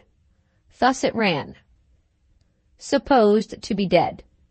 To parish clerks, sextons, and others, £20 reward will be paid to any person who can produce evidence of the death of Allan Armadale, only son of the late Allan Armadale of Barbados, and born in Trinidad in the year 1830. Further particulars on application to Messrs. Hammock and Ridge, Lincoln's Inn Fields, London. Even Mr. Brock's essentially unimaginative mind began to stagger superstitiously in the dark as he laid the newspaper down again. Little by little, a vague suspicion took possession of him at the whole series of events which had followed the first appearance of Allan's namesake in the newspapers 6 years since was held together by some mysterious connection, and was tending steadily to some unimaginable end. Without knowing why, he began to feel uneasy at Allan's absence. Without knowing why, he became impatient to get his pupil away from England before anything else happened between night and morning. In an hour more, the rector was relieved of all immediate anxiety by Allan's return to the hotel. The young man was vexed and out of spirits. He had discovered Midwinter's lodging, but he had failed to find Midwinter himself. The only account his landlady could give of him was that he had gone out at his customary time to get his dinner at the nearest eating-house, and that he had not returned in accordance with his usual regular habits, at his usual regular hour. Allan had therefore gone to inquire at the eating-house, and had found, on describing him, that Midwinter was well known there. It was his custom, on other days, to take a frugal dinner, and to sit half an hour afterwards reading the newspaper. On this occasion, after dining, he had taken up the paper as usual, had suddenly thrown it aside again, and had gone, nobody knew where, in a violent hurry. No further information being attainable, Allan had left a note at the lodgings, giving his address at the hotel and begging Midwinter to come and say good-bye before his departure for Paris. The evening passed, and Allan's invisible friend never appeared. The morning came, bringing no obstacles with it, and Mr. Brock and his pupil left London. So far, fortune had declared herself at last on the rector's side. Ozias Midwinter, after intrusively rising to the surface, had conveniently dropped out of sight again. And what was to happen next? Advancing once more, by 3 weeks only, from past to present, Mr. Brock's memory took up the next event on the 7th of April. To all appearance, the chain was now broken at last. The new event had no recognizable connection, either to his mind or to Allan's, with any of the persons who had appeared or any of the circumstances that had happened in the bygone time. The travelers had as yet got no further than Paris. Allan's spirits had risen with the change, and he had been made all the readier to enjoy the novelty of the scene around him by receiving a letter from Midwinter, containing news which Mr. Brock himself acknowledged promised fairly for the future. The ex-usher had been away on business when Allan had called at his lodgings, having been led by an accidental circumstance to open communications with his relatives on that day. The result had taken him entirely by surprise. It had unexpectedly secured to him a little income of his own for the rest of his life. His future plans, now that this piece of good fortune had fallen to his share, were still unsettled, but if Allan wished to hear what he ultimately decided on, his agent in London, whose direction he enclosed, would receive communications for him, and would furnish Mr. Armadale at all future times with his address. On receipt of this letter, Allan had seized the pen in his usual headlong way, and had insisted on Midwinter's immediately joining Mr. Brock and himself on their travels. The last days of March passed, and no answer to the proposal was received.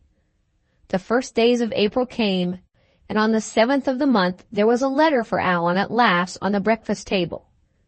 He snatched it up, looked at the address, and threw the letter down again impatiently. The handwriting was not Midwinter's. Allan finished his breakfast before he cared to read what his correspondent had to say to him. The meal over, young Armadale lazily opened the letter. He began it with an expression of supreme indifference. He finished it with a sudden leap out of his chair and a loud shout of astonishment. Wondering, as he well might, at this extraordinary outbreak, Mr. Brock took up the letter which Allan had tossed across the table to him. Before he had come to the end of it, his hands dropped helplessly on his knees, and the blank bewilderment of his pupil's expression was accurately reflected on his own face. If ever two men had good cause for being thrown completely off their balance, Allan and the rector were those two. The letter which had struck them both with the same shock of astonishment did, beyond all question, contain an announcement which, on a first discovery of it, was simply incredible. The news was from Norfolk, and was to this effect. In little more than 1 week's time, death had mown down no less than 3 lives in the family at Thorpe Ambrose, and Allan Armadale was at that moment heir to an estate of $8,000 a year. A second perusal of the letter enabled the rector and his companion to master the details which had escaped them on a first reading. The writer was the family lawyer at Thorpe Ambrose. After announcing to Allan the deaths of his cousin Arthur at the age of 25, of his uncle Henry at the age of 48, and of his cousin John at the age of 21, the lawyer proceeded to give a brief abstract of the terms of the elder Mr. Blanchard's will. The claims of male issue were, as is not unusual in such cases, preferred to the claims of female issue. Failing Arthur and his issue male, the estate was left to Henry and his issue male. Failing them, it went to the issue male of Henry's sister, and, in default of such issue, to the next heir male. As events had happened, the 2 young men, Arthur and John, had died unmarried, and Henry Blanchard had died, leaving no surviving child but a daughter. Under these circumstances, Allan was the next heir male pointed at by the will, and was now legally successor to the Thorpe Ambrose estate. Having made this extraordinary announcement, the lawyer requested to be favored with Mr. Armadale's instructions, and added in conclusion that he would be happy to furnish any further particulars that were desired. It was useless to waste time in wondering at an event which neither Allan nor his mother had ever thought of as even remotely possible. The only thing to be done was to go back to England at once. The next day found the travelers installed once more in their London hotel, and the day after the affair was placed in the proper professional hands. The inevitable corresponding and consulting ensued, and one by one, the all-important particulars flowed in until the measure of information was pronounced to be full. This was the strange story of the 3 deaths. At the time when Mr. Brock had written to Mrs. Armadale's relatives to announce the news of her decease, that is to say, in the middle of the month of January, the family at Thorpe Ambrose numbered 5 persons. Arthur Blanchard, in possession of the estate, living in the great house with his mother, and Henry Blanchard, the uncle, living in the neighborhood. A widower with 2 children, a son and a daughter. To cement the family connection still more closely, Arthur Blanchard was engaged to be married to his cousin. The wedding was to be celebrated with great local rejoicings in the coming summer, when the young lady had completed her 20th year. The month of February had brought changes with it in the family position. Observing signs of delicacy in the health of his son, Mr. Henry Blanchard left Norfolk, taking the young man with him under medical advice to try the climate of Italy. Early in the ensuing month of March, Arthur Blanchard also left Thorpe Ambrose for a few days only, on business which required his presence in London. The business took him into the city. Annoyed by the endless impediments in the streets, he returned westward by one of the river steamers, and, so returning, met his death. As the steamer left the wharf, he noticed a woman near him who had shown a singular hesitation in embarking, and who had been the last of the passengers to take her place in the vessel.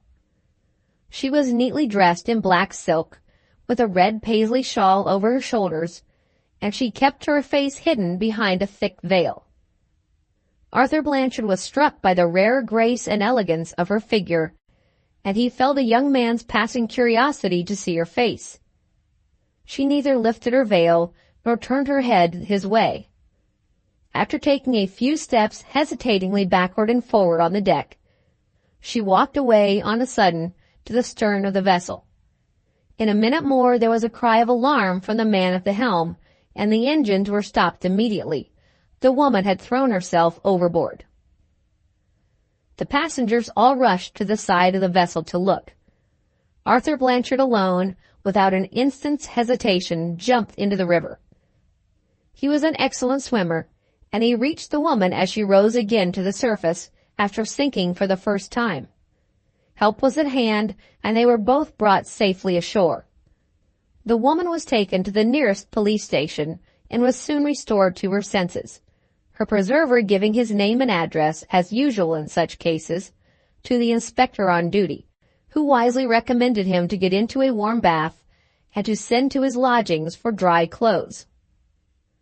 Arthur Blanchard, who had never known an hour's illness since he was a child, laughed at the caution and went back in a cab. The next day he was too ill to attend the examination before the magistrate.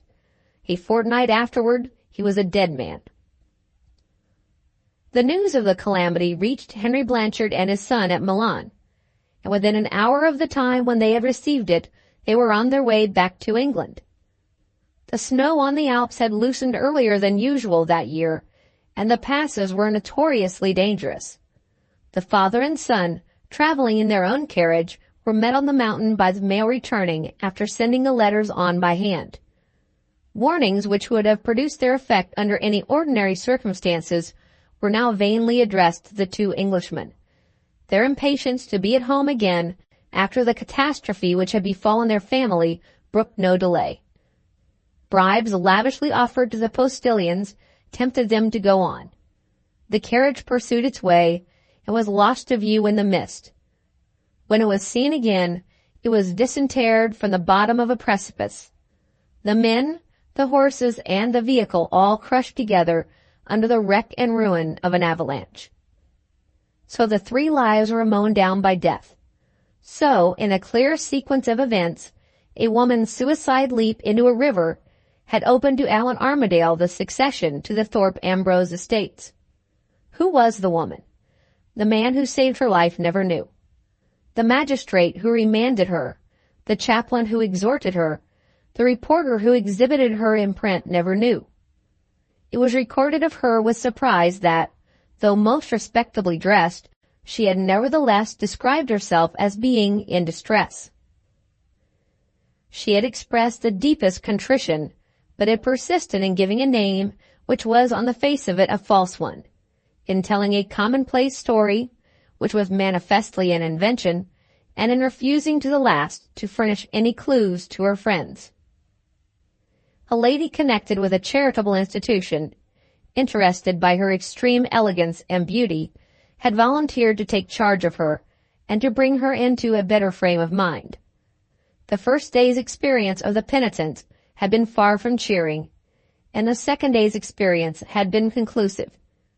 She had left the institution by stealth, and, though the visiting clergyman, taking a special interest in the case, had caused special efforts to be made, all search after her from that time forth had proved fruitless. While this useless investigation, undertaken at Allan's express desire, was in progress, the lawyers had settled the preliminary formalities connected with the succession to the property. All that remained was for the new master of Thorpe Ambrose to decide when he would personally establish himself on the estate of which he was now the legal possessor. Left necessarily to his own guidance in this matter, Allan settled it for himself in his usual hot-headed, generous way. He positively declined to take possession until Mrs. Blanchard and her niece, who had been permitted thus far as a matter of courtesy to remain in their old home, had recovered from the calamity that had befallen them, and were fit to decide for themselves what their future proceedings should be. A private correspondence followed this resolution, comprehending, on Allan's side, unlimited offers of everything he had to give, in a house which he had not yet seen, and, on the lady's side, a discreetly reluctant readiness to profit by the young gentleman's generosity in the matter of time. To the astonishment of his legal advisers, Allan entered their office one morning, accompanied by Mr. Brock, and announced, with perfect composure, that the ladies had been good enough to take his own arrangements off his hands, and that, in deference to their convenience, he meant to defer establishing himself at Thorpe Ambrose till that day 2 months. The lawyers stared at Allan, and Allan, returning the compliment, stared at the lawyers. "What on earth are you wondering at, gentlemen?" he inquired, with a boyish bewilderment in his good-humored blue eyes. "Why shouldn't I give the ladies their 2 months if the ladies want them? Let the poor things take their own time and welcome. My rights? And my position? Oh, pooh, pooh. I'm in no hurry to be squire of the parish. It's not in my way. What do I mean to do for the 2 months? What I should have done anyhow, whether the ladies had stayed or not. I mean to go cruising at sea. That's what I like. I've got a new yacht at home in Somersetshire, a yacht of my own building, and I'll tell you what, sir," continued Allan, seizing the head partner by the arm in the fervor of his friendly intentions, "you look sadly in want of a holiday in the fresh air, and you shall come along with me on the trial trip of my new vessel, and your partners too if they like, and the head clerk, who is the best fellow I ever met with in my life. Plenty of room. We'll all shake down together on the floor, and we'll give Mr. Brock a rug on the cabin table. Thorpe Ambrose be hanged. Do you mean to say, if you had built a vessel yourself, as I have, you would go to any estate in the 3 kingdoms, while your own little beauty was sitting like a duck on the water at home and waiting for you to try her? You legal gentlemen are great hands at argument. What do you think of that argument? I think it's unanswerable, and I'm off to Somersetshire tomorrow." With those words, the new possessor of 8,000 a year dashed into the head clerk's office and invited that functionary to a cruise on the high seas, with a smack on the shoulder which was heard distinctly by his masters in the next room. The firm looked in her interrogative wonder at Mr. Brock. A client who could see a position among the landed gentry of England waiting for him, without being in a hurry to occupy it at the earliest possible opportunity, was a client of whom they possessed no previous experience. "He must have been very oddly brought up," said the lawyers to the rector. "Very oddly," said the rector to his lawyers. A last leap over 1 month more brought Mr. Brock to the present time, to the bedroom at Castletown, in which he was sitting thinking, and to the anxiety which was obstinately intruding itself between him and his night's rest. That anxiety was no unfamiliar enemy to the rector's peace of mind. It had first found him out in Somersetshire 6 months since, and it had now followed him to the Isle of Man under the inveterately obtrusive form of Ozias Midwinter. The change in Allan's future prospects had worked no corresponding alteration in his perverse fancy for the castaway at the village inn. In the midst of the consultations with the lawyers, he had found time to visit Midwinter, and on the journey back with the rector, there was Allan's friend in the carriage, returning with them to Somersetshire by Allan's own invitation. The ex-usher's hair had grown again on his shaven skull, and his dress showed the renovating influence of an accession of pecuniary means. But in all other respects the man was unchanged. He met Mr. Brock's distrust with the old uncomplaining resignation to it. He maintained the same suspicious silence on the subject of his relatives and his early life. He spoke of Allan's kindness to him with the same undisciplined fervor of gratitude and surprise. "I have done what I could, sir," he said to Mr. Brock, while Allan was asleep in the railway carriage. "I have kept out of Mr. Armadale's way, and I have not even answered his last letter to me. More than that is more than I can do. I don't ask you to consider my own feeling toward the only human creature who has never suspected and never ill-treated me. I can resist my own feeling, but I can't resist the young gentleman himself. There's not another like him in the world. If we are to be parted again, it must be his doing or yours, not mine. The dog's master has whistled," said this strange man, with a momentary outburst of the hidden passion in him, and a sudden spring of angry tears in his wild brown eyes, "and it is hard, sir, to blame the dog when the dog comes." Once more Mr. Brock's humanity got the better of Mr. Brock's caution. He determined to wait and see what the coming days of social intercourse might bring forth. The days passed. The yacht was rigged and fitted for sea.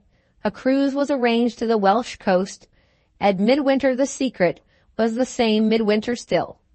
Confinement on board a little vessel of 35 tons offered no great attraction to a man of Mr. Brock's time of life, but he sailed on the trial trip of the yacht nevertheless, rather than trust Allan alone with his new friend. Would the close companionship of the three on their cruise tempt the man into talking of his own affairs? No. He was ready enough on other subjects, especially if Allan led the way to them, but not a word escaped him about himself. Mr. Brock tried him with questions about his recent inheritance, and was answered as he had been answered once already at Somersetshire Inn. It was a curious coincidence, Midwinter admitted, that Mr. Armadale's prospects and his own prospects should both have unexpectedly changed for the better about the same time, but there the resemblance ended. It was no large fortune that had fallen into his lap, though it was enough for his wants. It had not reconciled him with his relations, for the money had not come to him as a matter of kindness, but as a matter of right. As for the circumstance which had led to his communicating with his family, it was not worth mentioning, seeing that the temporary renewal of intercourse which had followed had produced no friendly results. Nothing had come of it but the money, and with the money, an anxiety which troubled him sometimes when he woke in the small hours of the morning.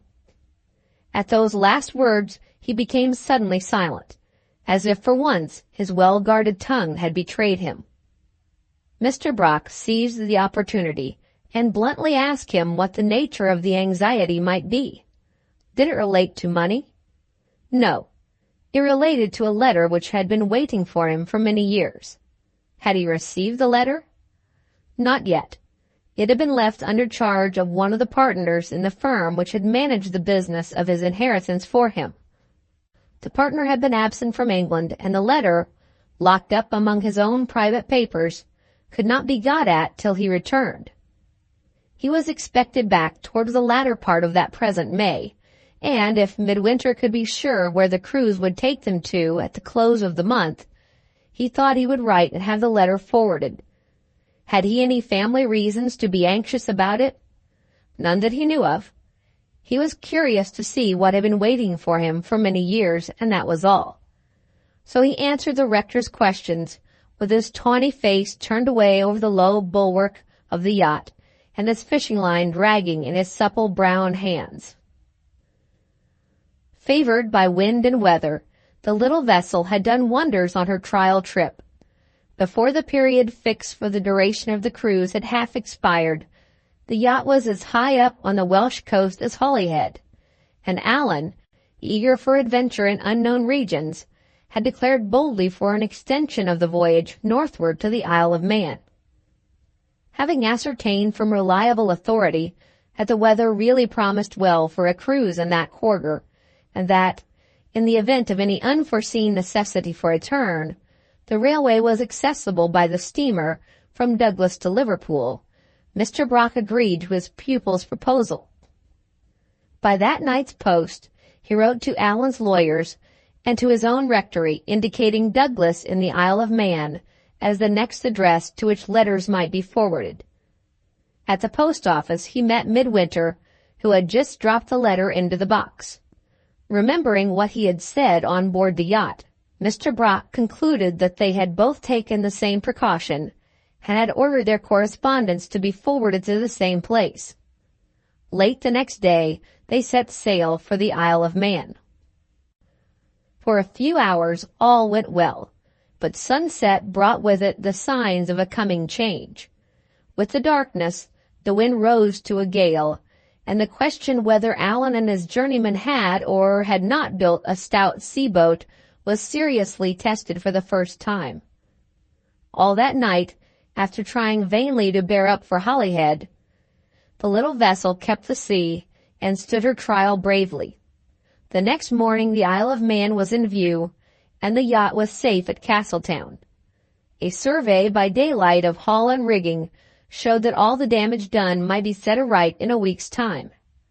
The cruising party had accordingly remained at Castleton, Allan being occupied in superintending the repairs, Mr. Brock in exploring the neighborhood, and Midwinter in making daily pilgrimages on foot to Douglas and back to inquire for letters. The first of the cruising party who received the letter was Allan. More worries from those everlasting lawyers was all he said when he had read the letter and had crumpled it up in his pocket. The rector's turn came next, before the week's sojourn at Castletown had expired. On the 5th day, he found a letter from Somersetshire waiting for him at the hotel. It had been brought there by Midwinter, and it contained news which entirely overthrew all Mr. Brock's holiday plans. The clergyman who had undertaken to do duty for him in his absence had been unexpectedly summoned home again, and Mr. Brock had no choice, the day of the week being Friday, but to cross the next morning from Douglas to Liverpool and get back by railway on Saturday night in time for Sunday's service. Having read his letter and resigned himself to his altered circumstances as patiently as he might, the rector passed next to a question that pressed for serious consideration in its turn. Burdened with the heavy responsibility towards Allan, and conscious of his own undiminished distrust of Allan's new friend, how was he to act in the emergency that now beset him towards the two young men who had been his companions on the cruise? Mr. Brock had first asked himself that awkward question on the Friday afternoon, and he was still trying vainly to answer it alone in his own room at 1 o'clock on the Saturday morning. It was then only the end of May, and the residence of the ladies at Tharp Ambrose, unless they chose to shorten it of their own accord, would not expire till the middle of June. Even if the repairs of the yacht had been completed, which was not the case, there was no possible pretense for hurrying Allan back to Somersetshire. But one other alternative remained, to leave him where he was. In other words, to leave him at the turning point of his life under the sole influence of a man whom he had first met with as a castaway at a village inn, and who was still, to all practical purposes, a total stranger to him. In despair of obtaining any better means of enlightenment to guide his decision, Mr. Brock reverted to the impression which Midwinter had produced on his own mind in the familiarity of the cruise. Young as he was, the ex-usher had evidently lived a varied life. He could speak of books like a man who had really enjoyed them. He could take his turn at the helm like a sailor who knew his duty. He could cook and climb the rigging and lay the cloth for dinner with an odd delight in the exhibition of his own dexterity. The display of these and other qualities like them, as his spirits rose with the cruise, had revealed the secret of his attraction for Allan plainly enough. But had all disclosures rested there? Had the man let no chance light in on his character in the rector's presence? Very little, and that little did not set him forth in a morally alluring aspect. His way in the world had lain evidently in doubtful places. Familiarity with the small villainies of vagabonds peeped out of him now and then, and more significant still, he habitually slept the light, suspicious sleep of a man who has been accustomed to close his eyes in doubt of the company under the same roof with him. Down to the very latest moment of the rector's experience of him, down to that present Friday night, his conduct had been persistently secret and unaccountable to the very last. After bringing Mr. Brock's letter to the hotel, he had mysteriously disappeared from the house without leaving any message for his companions, and without letting anybody see whether he had or had not received the letter himself. At nightfall he had come back stealthily in the darkness, had been caught on the stairs by Allan, eager to tell him of the change in the rector's plans, had listened to the news without a word of remark, and had ended by sulkily locking himself into his own room. What was there in his favor to set against such revelations of his character as these? Against his wandering eyes, his obstinate reserve with the rector, his ominous silence on the subject of family and friends? Little or nothing. The sum of all his merits began and ended with his gratitude to Allan. Mr. Brock left his seat on the side of the bed, trimmed his candle, and, still lost in his own thoughts, looked out absently at the night. The change of place brought no new ideas with it.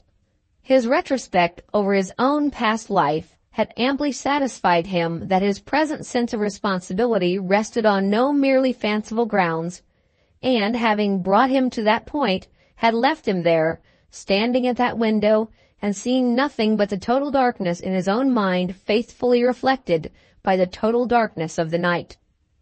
If I only had a friend to apply to, thought the rector. If I could only find someone to help me in this miserable place. At the moment when the aspiration crossed his mind, it was suddenly answered by a low knock at the door, and a voice said softly in the passage outside, "Let me come in." After an instant's pause to steady his nerves, Mr. Brock opened the door and found himself, at 1 o'clock in the morning, standing face to face on the threshold of his own bedroom with Ozias Midwinter.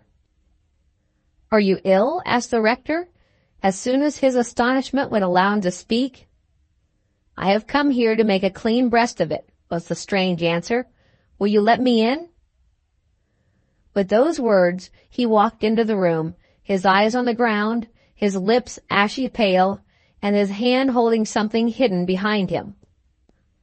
"I saw the light under your door," he went on, without looking up, and without moving his hand. "And I know the trouble on your mind which is keeping you from your rest. You are going away tomorrow morning, and you don't like leaving Mr. Armadale alone with a stranger like me." Startled as he was, Mr. Brock saw the serious necessity of being plain with a man who had come at that time and had said those words to him. "You have guessed right," he answered. "I stand in the place of a father to Allan Armadale, and I am naturally unwilling to leave him, at his age, with a man whom I don't know." Ozias Midwinter took a step forward to the table. His wandering eyes rested on the rector's New Testament, which was one of the objects lying on it. "You have read that book in the years of a long life to many congregations," he said. "Has it taught you mercy to your miserable fellow creatures?" Without waiting to be answered, he looked Mr. Brock in the face for the first time, and brought his hidden hand slowly into view. "Read that," he said, "and for Christ's sake, Pity me when you know who I am." He laid a letter of many pages on the table. It was the letter that Mr. Neal had posted Wildbad 19 years since. Chapter 2. The Man Revealed. The first cool breathings of the coming dawn fluttered through the open window as Mr. Brock read the closing lines of the confession. He put it away from him in silence without looking up. The first shock of discovery had struck his mind and had passed away again. At his age, and with his habits of thought, his grasp was not strong enough to hold the whole revelation that had fallen on him.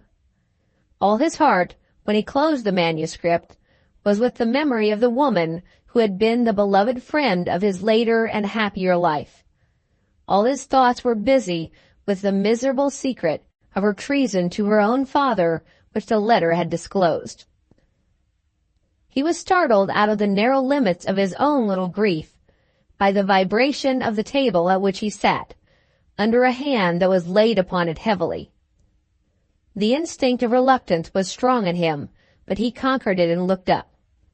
There, silently confronting him in the mixed light of the yellow candle flame and the faint gray dawn, stood the castaway of the village inn, the inheritor of the fatal Armadale name.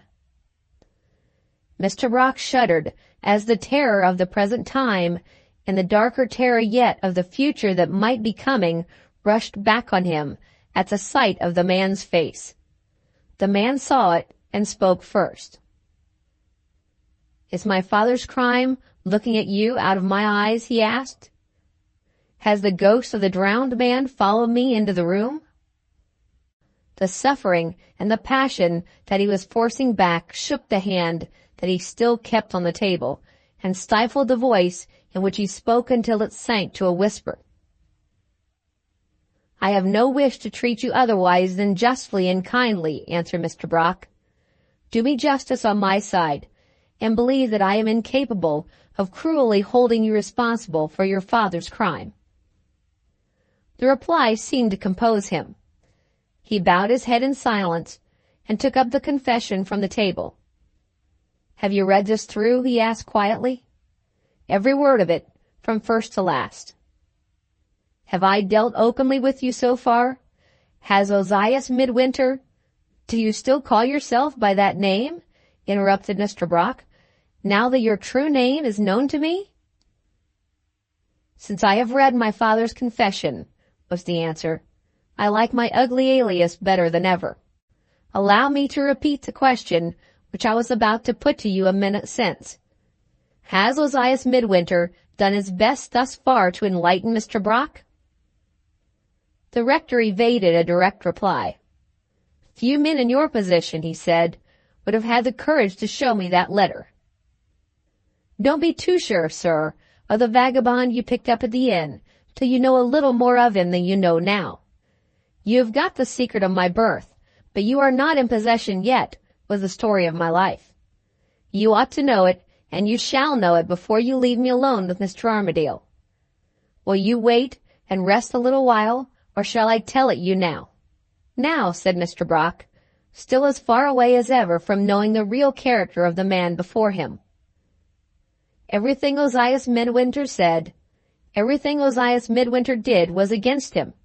He had spoken with a sardonic indifference, almost with an insolence of tone, which would have repelled the sympathies of any man who heard him. And now, instead of placing himself at the table and addressing his story directly to the rector, he withdrew silently and ungraciously to the window seat. There he sat, his face averted, his hands mechanically turning the leaves of his father's letter till he came to the last. With his eyes fixed on the closing lines of the manuscript, and with a strange mixture of recklessness and sadness in his voice, he began his promised narrative in these words. "The first thing you know of me," he said, "is what my father's confession has told you already. He mentions here that I was a child, asleep on his breast, when he spoke his last words in this world, and when a stranger's hand wrote them down for him at his deathbed. That stranger's name, as you may have noticed, is signed on the cover. Alexander Neal, writer to the signet Edinburgh. The first recollection I have is of Alexander Neal beating me with a horsewhip. I dare say I deserved it, in the character of my stepfather. Have you no recollection of your mother at the same time? Asked Mr. Brock. Yes. I remember her having shabby old clothes made up to fit me, and having fine new frocks bought for her 2 children by her second husband. I remember the servants laughing at me in my old things, and the horsewhip finding its way to my shoulders again for losing my temper and tearing my shabby clothes. My next recollection gets on to a year or 2 later. I remember myself locked up in a lumber room with a bit of bread and a mug of water, wondering what it was that made my mother and my stepfather seem to hate the very sight of me. I never settled that question till yesterday, and then I solved the mystery, when my father's letter was put into my hands. My mother knew what had really happened on board the French timber ship, and my stepfather knew what had really happened, and they were both well aware that the shameful secret which they would fain have kept from every living creature was a secret which would be one day revealed to me. There was no help for it. The confession was in my executor's hands, and there was I, an ill-conditioned brat, with my mother's Negro blood in my face and my murdering father's passions in my heart, inheritor of their secret in spite of them. I don't wonder at the horsewhip now, or at the shabby clothes, or the bread and water in the lumber room. Natural penalties, all of them, sir, which the child was beginning to pay already for the father's sin. Mr. Rock looked at the swarthy, secret face, still obstinately turned away from him. Is this the stark insensibility of a vagabond, he asked himself, or the despair in disguise of a miserable man? School is my next recollection, the other went on. A cheap place in a lost corner of Scotland. I was left there with a bad character to help me at starting. I spare you the story of the master's cane in the schoolroom, and the boys' kicks in the playground. I dare say there was ingrained ingratitude in my nature. At any rate, I ran away. The first person who met me asked my name. I was too young and too foolish to know the importance of concealing it, and as a matter of course, I was taken back to school the same evening. The result taught me a lesson which I have not forgotten since. In a day or 2 more, like the vagabond I was, I ran away for the second time. The school watchdog had had his instructions, I suppose. He stopped me before I got outside the gate. Here is his mark among the rest, on the back of my hand. His master's marks I can't show you. They are all on my back. Can you believe in my perversity? There was a devil in me that no dog could worry out. I ran away again as soon as I left my bed, and this time I got off. At nightfall I found myself, with a pocket full of the school oatmeal, lost on a moor. I lay down on the fine soft heather, under the lee of a great gray rock. Do you think I felt lonely? Not I. I was away from my master's cane, away from my schoolfellows' kicks, away from my mother, away from my stepfather. And I lay down that night under my good friend the rock, the happiest boy in all Scotland. Through the wretched childhood which that one significant circumstance disclosed, Mr. Brock began to see dimly how little was really strange, how little really unaccountable, in the character of the man who was now speaking to him. I slept soundly, Midwinter continued, under my friend the rock. When I woke in the morning, I found a sturdy old man with a fiddle sitting on one side of me, and 2 performing dogs on the other. Experience had made me too sharp to tell the truth when the man put his first questions. He didn't press them. He gave me a good breakfast out of his knapsack, and he let me romp with the dogs. I'll tell you what, he said, when he had got my confidence in this manner. You want 3 things, my man. You want a new father, a new family, and a new name. I'll be your father. I'll let you have the dogs for your brothers, and if you'll promise to be very careful of it, I'll give you my own good name into the bargain. Ozias Midwinter, Jr., you have had a good breakfast. If you want a good dinner, come along with me. He got up, the dogs trotted after him, and I trotted after the dogs. Who was my new father, you will ask? A half-breed gypsy, sir. A drunkard, a ruffian, and a thief, and the best friend I ever had. Isn't a man your friend who gives you your food, your shelter, and your education? Ozias Midwinter taught me to dance the Highland fling, to throw somersaults, to walk on stilts, and to sing songs to his fiddle. Sometimes we roamed the country and performed at fairs. Sometimes we tried the large towns and enlivened bad company over its cups. I was a nice, lively little boy of 11 years old, and bad company, the women especially, took a fancy to me and my nimble feet. I was vagabond enough to like the life. The dogs and I lived together, ate and drank and slept together. I can't think of those poor little four-footed brothers of mine, even now, without a choking in the throat. Many is the beating we three took together. Many is the hard day's dancing we did together. Many is the night we have slept together and whimpered together on the cold hillside. I'm not trying to distress you, sir. I'm only telling you the truth. The life with all its hardships was a life that fitted me, and the half-breed gypsy who gave me his name, ruffian as he was a ruffian I liked. A man who beat you? Exclaimed Mr. Brock in astonishment. Didn't I tell you just now, sir, that I lived with the dogs? And did you ever hear of a dog who liked his master the worse for beating him?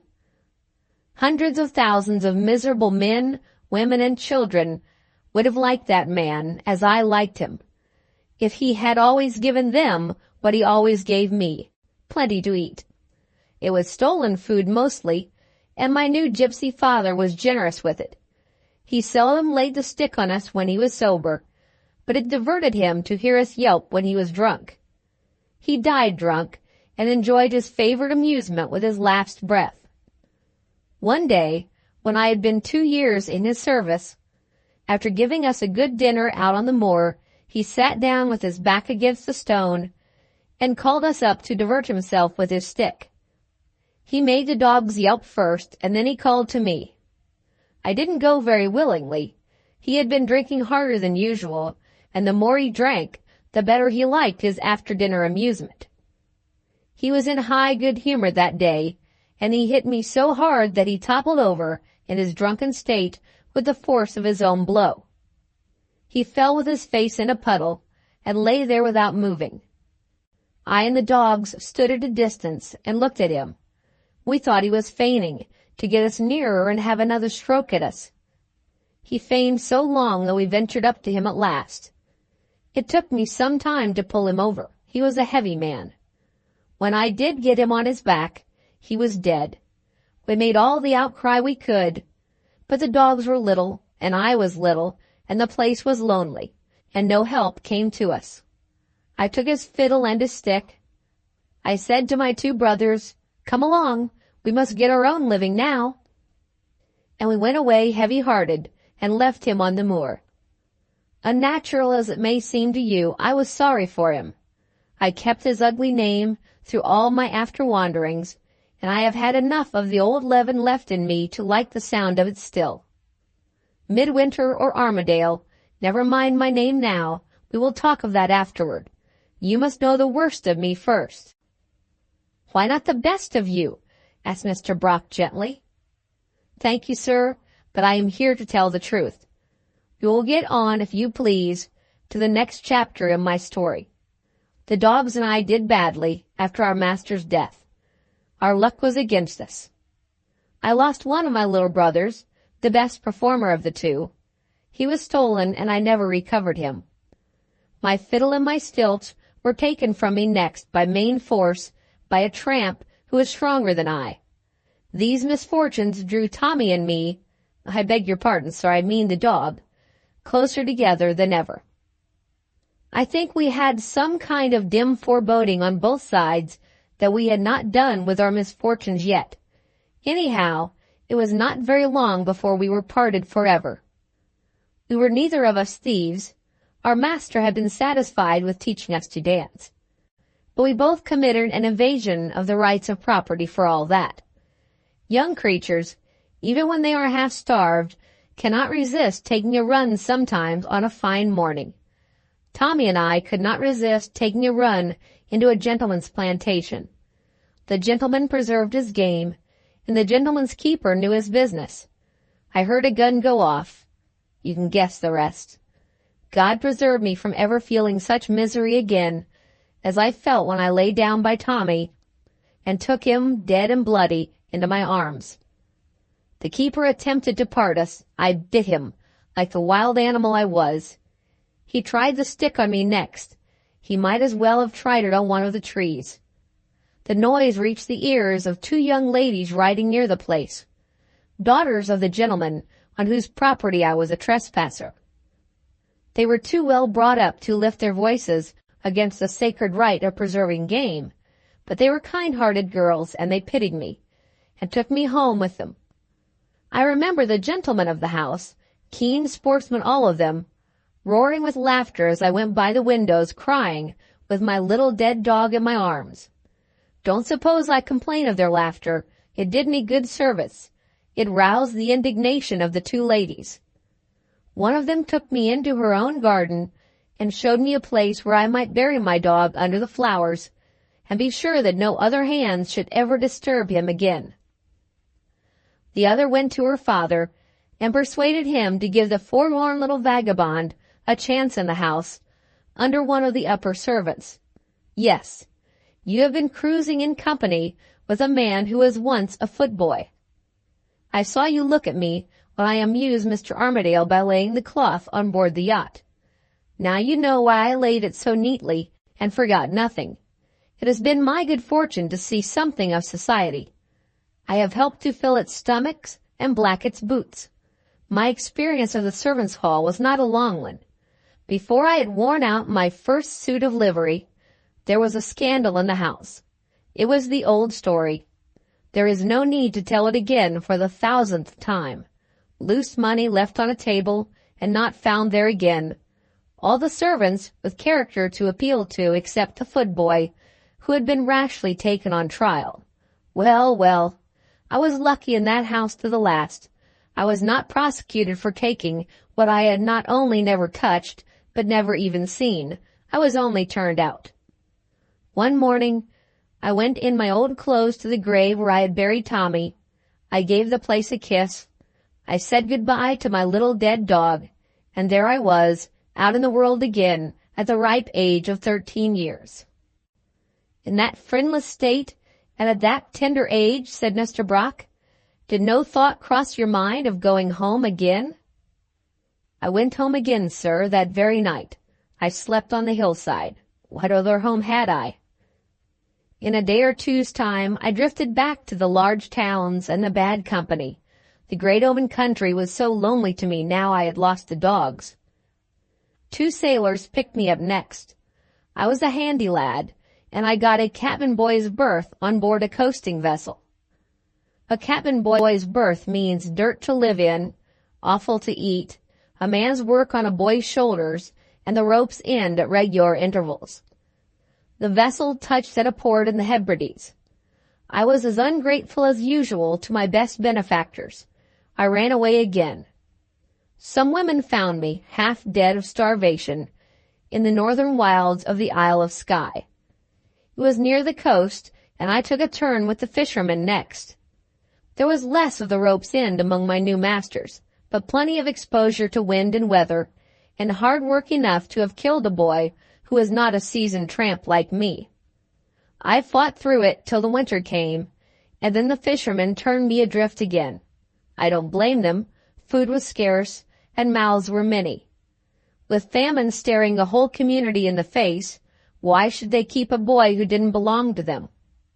A great city was my only chance in the winter time, so I went to Glasgow, and all but stepped into the lion's mouth as soon as I got there. I was minding an empty cart on the Broomielaw when I heard my stepfather's voice on the pavement side of the horse by which I was standing. He had met some person whom he knew, and to my terror and surprise, they were talking about me. Hidden behind the horse, I heard enough of their conversation to know that I had narrowly escaped discovery before I went on board the coasting vessel. I had met at that time with another vagabond boy of my own age. We had quarreled and parted. The day after, my stepfather's inquiries were made in that very district, and it became a question with him, a good personal description being unattainable in either case, which of the two boys he should follow. One of them, he was informed, was known as Brown, and the other as Midwinter. Brown was just the common name which a cunning runaway boy would be most likely to assume. Midwinter, just the remarkable name which he would be most likely to avoid. The pursuit had accordingly followed Brown and had allowed me to escape. I leave you to imagine whether I was not doubly and trebly determined to keep my gypsy master's name after that. But my resolution did not stop here. I made up my mind to leave the country altogether. After a day or two's lurking about the outward-bound vessels in port, I found out which sailed first and hid myself on board. Hunger tried hard to force me out before the pilot had left, but hunger was not new to me, and I kept my place. The pilot was out of the vessel when I made my appearance on deck, and there was nothing for it but to keep me or throw me overboard. The captain said, I have no doubt quite truly, that he would have preferred throwing me overboard. But the majesty of the law does sometimes stand a friend even of a vagabond like me. In that way I came back to a sea life. In that way I learned enough to make me handy and useful, as I saw you noticed, on board Mr. Armadale's yacht. I sailed more than one voyage, in more than one vessel, to more than one part of the world, and I might have followed the sea for life if I could only have kept my temper under every provocation that could be laid on it. I had learned a great deal, but not having learned that, I made the last part of my voyage home to the port of Bristol in irons, and I saw the inside of a prison for the first time in my life, on a charge of mutinous conduct to one of the officers. You have heard me with extraordinary patience, sir, and I am glad to tell you in return that we are not far now from the end of my story. You found some books, if I remember right, when you searched my luggage at the Somersetshire Inn? Mr. Brock answered in the affirmative. Those books marked the next change in my life, and the last before I took the usher's place at the school. My term of imprisonment was not a long one. Perhaps my youth pleaded for me. Perhaps the Bristol magistrates took into consideration the time I had passed in irons on board ship. Anyhow, I was just turned 17 when I found myself out on the world again. I had no friends to receive me. I had no place to go to. A sailor's life after what had happened was a life I recoiled from in disgust. I stood in the crowd on the bridge at Bristol, wondering what I should do with my freedom now I had got it back. Whether I had altered in the prison, or whether I was feeling the change in character that comes with coming manhood, I don't know. But the old reckless enjoyment of the old vagabond life seemed quite worn out of my nature. An awful sense of loneliness kept me wandering about Bristol in horror of the quiet country till after nightfall. I looked at the lights kindling in the parlor windows with a miserable envy of the happy people inside. A word of advice would have been worth something to me at that time. Well, I got it. A policeman advised me to move on. He was quite right. What else could I do? I looked up at the sky, and there was my old friend of many a night's watch at sea, the North Star. All points of the compass are alike to me, I thought to myself. I'll go your way. Not even the star could keep me company that night. It got behind a cloud and left me alone in the rain and darkness. I groped my way to a cart shed, fell asleep, and dreamed of old times, when I served my gypsy master and lived with the dogs. God, what would I have given when I woke to have felt Tommy's little cold muzzle in my hand? Why am I dwelling on these things? Why don't I get on to the end? You shouldn't encourage me, sir, by listening so patiently. After a week more of wandering, without hope to help me or prospects to look to, I found myself in the streets of Shrewsbury, staring in at the windows of a bookseller's shop. An old man came to the shop door, looked about him, and saw me. "Do you want a job?" he asked. "And are you not above doing it cheap?"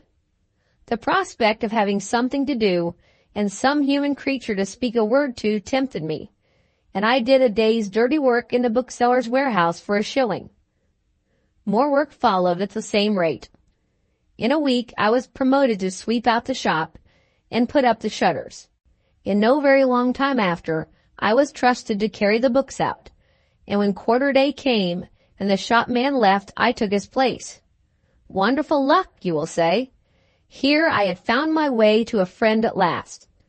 I had found my way to one of the most merciless misers in England, and I had risen in the little world of Shrewsbury by the purely commercial process of underselling all my competitors. The job in the warehouse had been declined at the price by every idle man in the town, and I did it. The regular porter received his weekly pittance under weekly protest. I took 2 shillings less and made no complaint. The shopman gave warning on the ground that he was underfed as well as underpaid.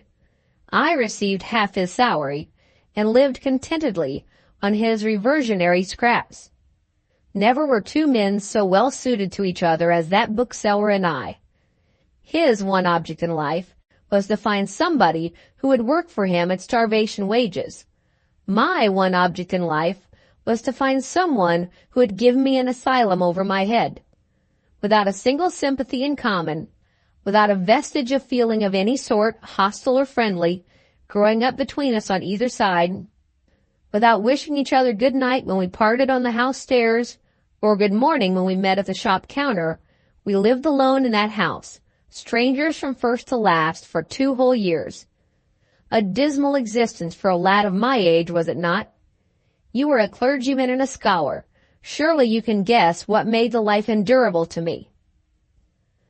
Mr. Brock remembered the well-worn volumes which had been found in the usher's bag. "The books made it endurable to you," he said. The eyes of the castaway kindled with a new light.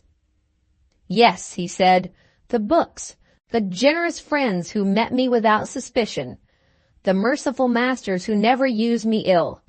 The only years of my life that I can look back on with something like pride are the years I passed in the miser's house. The only unalloyed pleasure I have ever tasted is the pleasure that I found for myself on the miser's shelves. Early and late, through the long winter nights and the quiet summer days, I drank at the fountain of knowledge and never wearied of the draught. There were few customers to serve, for the books are mostly of the solid and scholarly kind. No responsibilities rested on me, for the accounts were kept by my master, and only the small sums of money were suffered to pass through my hands. He soon found out enough of me to know that my honesty was to be trusted, and that my patience might be counted on, treat me as he might. The one insight into his character which I had obtained, on my side, widened the distance between us to its last limits. He was a confirmed opium eater in secret, a prodigal in laudanum, though a miser in all besides. He never confessed his frailty, and I never told him that I had found it out. He had his pleasure apart from me, and I had my pleasure apart from him. Week after week, month after month, there we sat, without a friendly word ever passing between us. I alone with my book at the counter, he alone with his ledger in the parlor, dimly visible to me through the dirty window pane of the glass door, sometimes poring over his figures, sometimes lost and motionless for hours in the ecstasy of his opium trance. Time passed, and made no impression on us. The seasons of 2 years came and went, and found us still unchanged. One morning, at the opening of the 3rd year, my master did not appear, as usual, to give me my allowance for breakfast.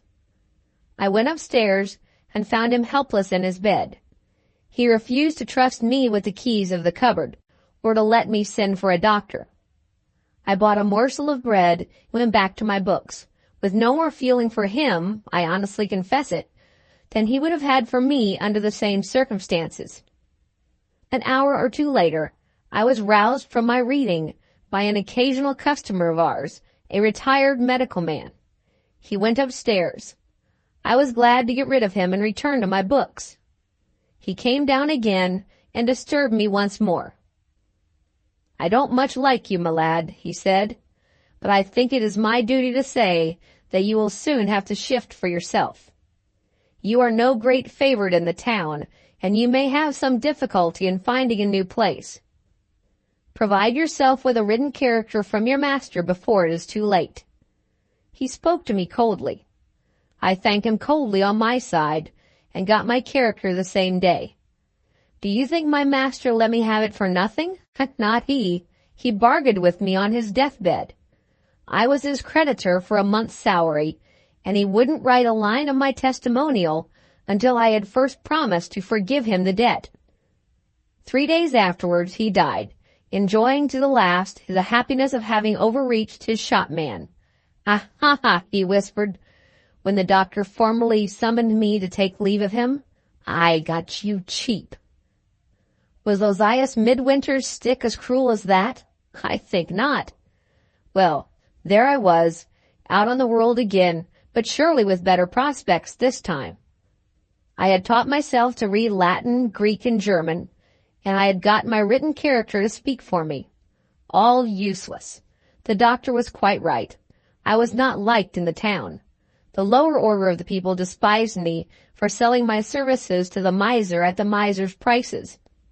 As for the better classes, I did with them, God knows how, what I have always done with everybody except Mr. Armadale. I produced a disagreeable impression at first sight. I couldn't mend it afterwards, and there was an end of me in respectable quarters. It is quite likely I might have spent all my savings, my puny little golden offspring of 2 years' miserable growth, but for a school advertisement which I saw in a local paper. The heartlessly mean terms that were offered encouraged me to apply, and I got the place. How I prospered in it, and what became of me, there is no need to tell you. The thread of my story is all wound off. My vagabond life stands stripped of its mystery, and you know the worst of me at last. A moment of silence followed those closing words. Midwinter rose from the window seat and came back to the table with a letter from Wildbad in his hand. "My father's confession has told you who I am, and my own confession has told you what my life has been," he said, addressing Mr. Brock, without taking the chair to which the rector pointed.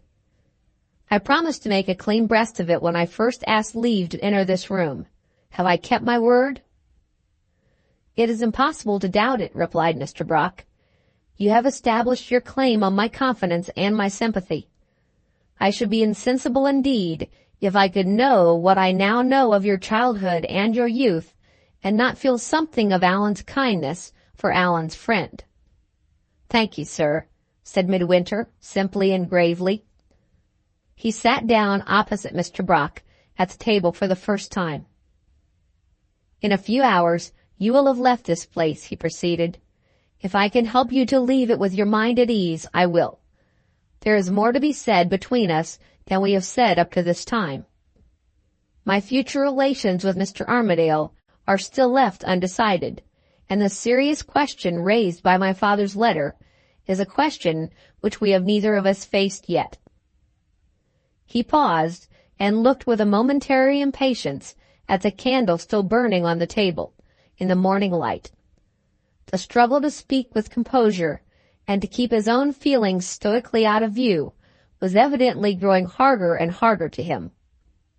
"It may possibly help your decision," he went on, "if I tell you how I determined to act towards Mr. Armadale in the matter of the similarity of our names, when I first read this letter, and when I had composed myself sufficiently to be able to think at all." He stopped and cast a second impatient look at the lighted candle. "Will you excuse the odd fancy of an odd man?" he asked, with a faint smile. "I want to put out the candle. I want to speak of the new subject in the new light." He extinguished the candle as he spoke, and let the first tenderness of the daylight flow uninterruptedly into the room.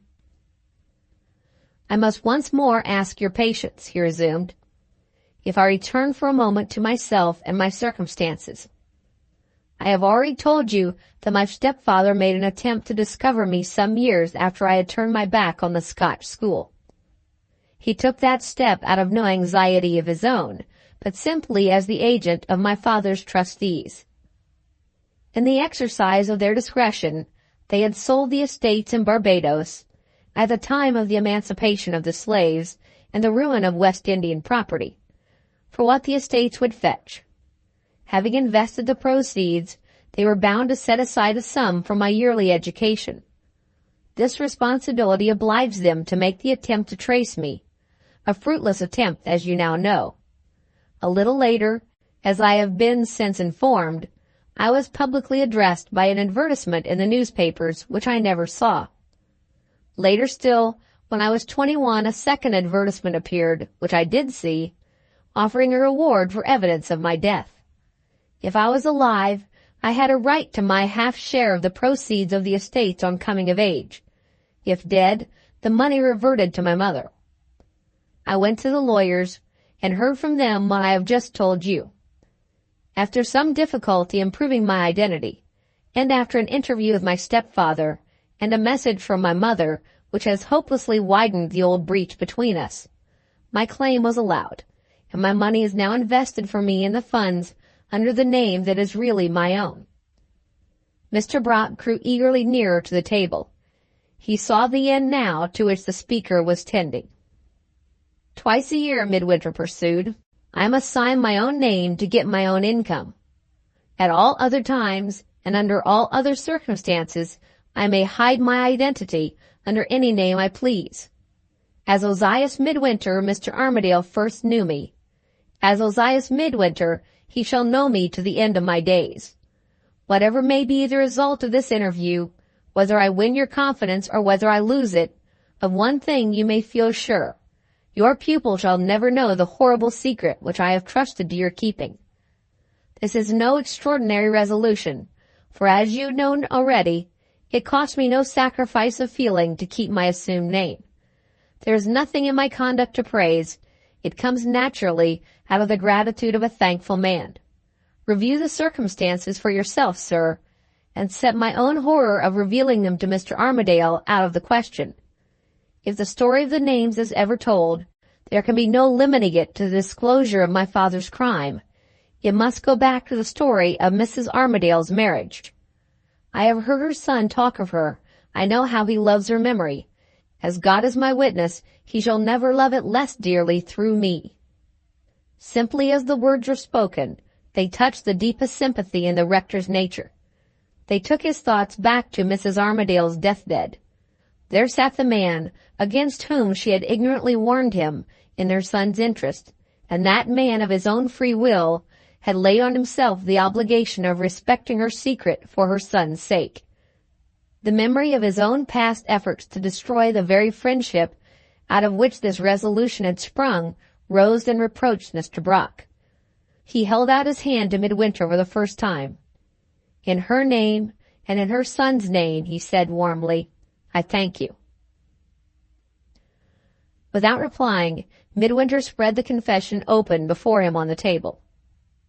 "I think I have said all that it was my duty to say," he began, "before we could approach the consideration of this letter. Whatever may have appeared strange in my conduct toward you and toward Mr. Armadale may now be trusted to explain itself. You can easily imagine the natural curiosity and surprise that I must have felt, ignorant as I then was of the truth, when the sound of Mr. Armadale's name first startled me as the echo of my own. You will readily understand that I only hesitated to tell him I was his namesake because I hesitated to damage my position, in your estimation, if not in his, by confessing that I had come among you under an assumed name. And after all that you have just heard of my vagabond life and my low associates, you will hardly wonder at the obstinate silence I maintained about myself at a time when I did not feel the sense of responsibility which my father's confession has laid on me. We can return to those small personal explanations, if you wish, at another time. They cannot be suffered to keep us from the greater interests, which we must settle before you leave this place. We may come now." His voice faltered, and he suddenly turned his face toward the window, so as to hide it from the rector's view. "We may come now," he repeated, his hand trembling visibly as it held the page, "to the murder on board the timber ship, and to the warning that has followed me from my father's grave." Softly, as if he feared they might reach Allan, sleeping in the neighboring room, he read the last terrible words which the Scotchman's pen had written at Wildbad, as they fell from his father's lips. "Avoid the widow of the man I killed, if the widow still lives. Avoid the maid whose wicked hand smoothed the way to the marriage, if the maid is still in her service. And more than all, avoid the man who bears the same name as your own. Offend your best benefactor, if that benefactor's influence has connected you one with the other. Desert the woman who loves you, if that woman is a link between you and him. Hide yourself from him under an assumed name. Put the mountains and the seas between you. Be ungrateful, be unforgiving. Be all that is most repellent to your own gentler nature, rather than live under the same roof and breathe the same air with that man. Never let the two Allan Armadales meet in this world. Never, never, never." After reading those sentences, he pushed the manuscript from him without looking up. The fatal reserve, which he had been in a fair way of conquering but a few minutes since, possessed itself of him once more. Again his eyes wandered, again his voice sank in tone. A stranger who had heard his story, and who saw him now, would have said, "His look is lurking, his manner is bad, he is every inch of him his father's son." "I have a question to ask you," said Mr. Brock, breaking the silence between them on his side. "Why have you just read that passage in your father's letter?" "To force me into telling you the truth," was the answer. "You must know how much there is of my father in me before you trust me to be Mr. Armadale's friend. I got my letter yesterday in the morning. Some inner warning troubled me, and I went down on the seashore by myself before I broke the seal. Do you believe the dead can come back to the world they once lived in? I believe my father came back in that bright morning light, through the glare of that broad sunshine and the roar of that joyful sea, and watched me while I read. When I got to the words that you have just heard, and when I knew that the very end which he had died dreading was the end that had really come, I felt the horror that had crept over him in his last moments creeping over me. I struggled against myself as he would have had me struggle. I tried to be all that was most repellent to my own gentler nature. I tried to think pitilessly of putting the mountains and the seas between me and the man who bore my name. Hours passed before I could prevail on myself to go back and run the risk of meeting Allan Armadale in this house. When I did get back, and when he met me at night on the stairs, I thought I was looking him in the face as my father looked his father in the face when the cabin door closed between them. Draw your own conclusions, sir. Say, if you like, that the inheritance of my father's heathen belief in fate is one of the inheritances he has left to me. I won't dispute it. I won't deny that all through yesterday his superstition was my superstition. The night came before I could find my way to calmer and brighter thoughts, but I did find my way. You may set it down in my favor that I lifted myself at last above the influence of this horrible letter. Do you know what helped me? Did you reason with yourself? I can't reason about what I feel. Did you quiet your mind by prayer? I was not fit to pray. And yet something guided you to the better feeling and the truer view? Something did. What was it? My love for Allan Armadale. He cast a doubting, almost a timid look at Mr. Brock as he gave that answer, and suddenly leaving the table, went back to the window seat. Have I no right to speak of him in that way? He asked, keeping his face hidden from the rector. Have I not known him long enough? Have I not done enough for him yet? Remember what my experience of other men had been when I first saw his hand held out to me, when I first heard his voice speaking to me in my sick room. What had I known of strangers' hands all through my childhood? I had only known them as hands raised to threaten and to strike me. His hand put my pillow straight and patted me on the shoulder and gave me my food and drink. What had I known of other men's voices when I was growing up to be a man myself? I had only known them as voices that jeered, voices that cursed, voices that whispered in corners with a vile distrust. His voice said to me, "Cheer up, Midwinter. We'll soon bring you round again. You'll be strong enough in a week to go out for a drive with me in our Somersetshire lanes." Think of the gypsy's stick. Think of the devils laughing at me when I went by their windows with my little dead dog in my arms. Think of the master who cheated me of my month's salary on his deathbed, and ask your own heart if the miserable wretch whom Allan Armadale has treated as his equal and his friend has said too much in saying that he loves him. I do love him. It will come out of me. I can't keep it back. I love the very ground he treads on. I would give my life, yes, the life that is precious to me now, because his kindness has made it a happy one. I tell you, I would give my life. The next words died away on his lips. The hysterical passion rose and conquered him. He stretched out one of his hands with a wild gesture of entreaty to Mr. Brock. His head sank on the windowsill, and he burst into tears. Even then, the hard discipline of the man's life asserted itself. He expected no sympathy. He counted on no merciful human respect for human weakness. The cruel necessity of self-suppression was present to his mind, while the tears were pouring over his cheeks. "Give me a minute," he said faintly. "I'll fight it down in a minute. I won't distress you in this way again." True his resolution, in a minute he had fought it down. In a minute more, he was able to speak calmly. "We will get back, sir, to those better thoughts which have brought me from my room to yours," he resumed. "I can only repeat that I should never have torn myself from the hold which this letter fastened on me if I had not loved Allan Armadale with all that I have in me of a brother's love. I've said to myself, if the thought of leaving him breaks my heart, the thought of leaving him is wrong. That was some hours since, and I am in the same mind still. I can't believe, I won't believe, that a friendship which has grown out of nothing but kindness on one side and nothing but gratitude on the other is destined to lead to an evil end. Judge, you who are a clergyman, between the dead father, whose word is in these pages, and the living son, whose word is now on his lips. What is it appointed me to do, now that I am breathing the same air, and living under the same roof with the son of the man whom my father killed?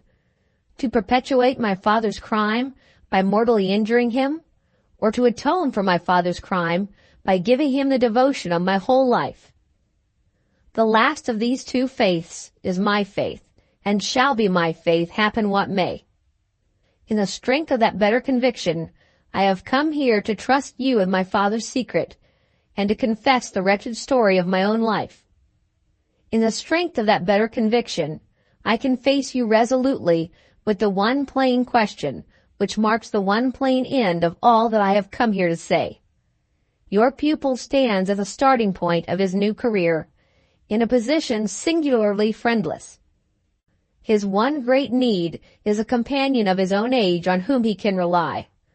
The time has come, sir, to decide whether I am to be that companion or not. After all you have heard of Ozias Midwinter, tell me plainly, will you trust him to be Allan Armadale's friend?" Mr. Brock met that fearlessly frank question by a fearless frankness on his side. "I believe you love Allan," he said, "and I believe you have spoken the truth. A man who has produced that impression on me is a man whom I am bound to trust. I trust you." Midwinter started to his feet, his dark face flushing deep, his eyes fixed brightly and steadily at last on the rector's face. "A light!" he exclaimed, tearing the pages of his father's letter one by one from the fastening that held them. "Let us destroy the last link that holds us to the horrible past. Let us see this confession a heap of ashes before we part." "Wait," said Mr. Brock. Before you burn it, there is a reason for looking at it once more." The parted leaves of the manuscript dropped from Midwinter's hands. Mr. Brock took them up and sorted them carefully until he found the last page. "I view your father's superstition as you view it," said the rector. "But there is a warning given you here, which you will do well, for Allan's sake and for your own sake, not to neglect. The last link with the past will not be destroyed when you have burned these pages. One of the actors in this story of treachery and murder is not dead yet. Read those words." He pushed the page across the table with his finger on one sentence. Midwinter's agitation misled him. He mistook the indication and read, "Avoid the widow of the man I killed, if the widow still lives." "Not that sentence," said the rector. "The next." Midwinter read it. "Avoid the maid whose wicked hands smooth the way to the marriage, if the maid is still in her service." "The maid and the mistress parted," said Mr. Brock, "at the time of the mistress's marriage. The maid and the mistress met again at Mrs. Armadale's residence in Somersetshire last year. I myself met the woman in the village, and I myself know that her visit hastened Mrs. Armadale's death. Wait a little and compose yourself. I see I have startled you." He waited as he was bid, his color fading away to a gray paleness, and the light in his clear brown eyes dying out slowly. What the rector had said had produced no transient impression on him. There was more than doubt. There was alarm in his face, as he sat lost in his own thought. Was the struggle of the past night renewing itself already?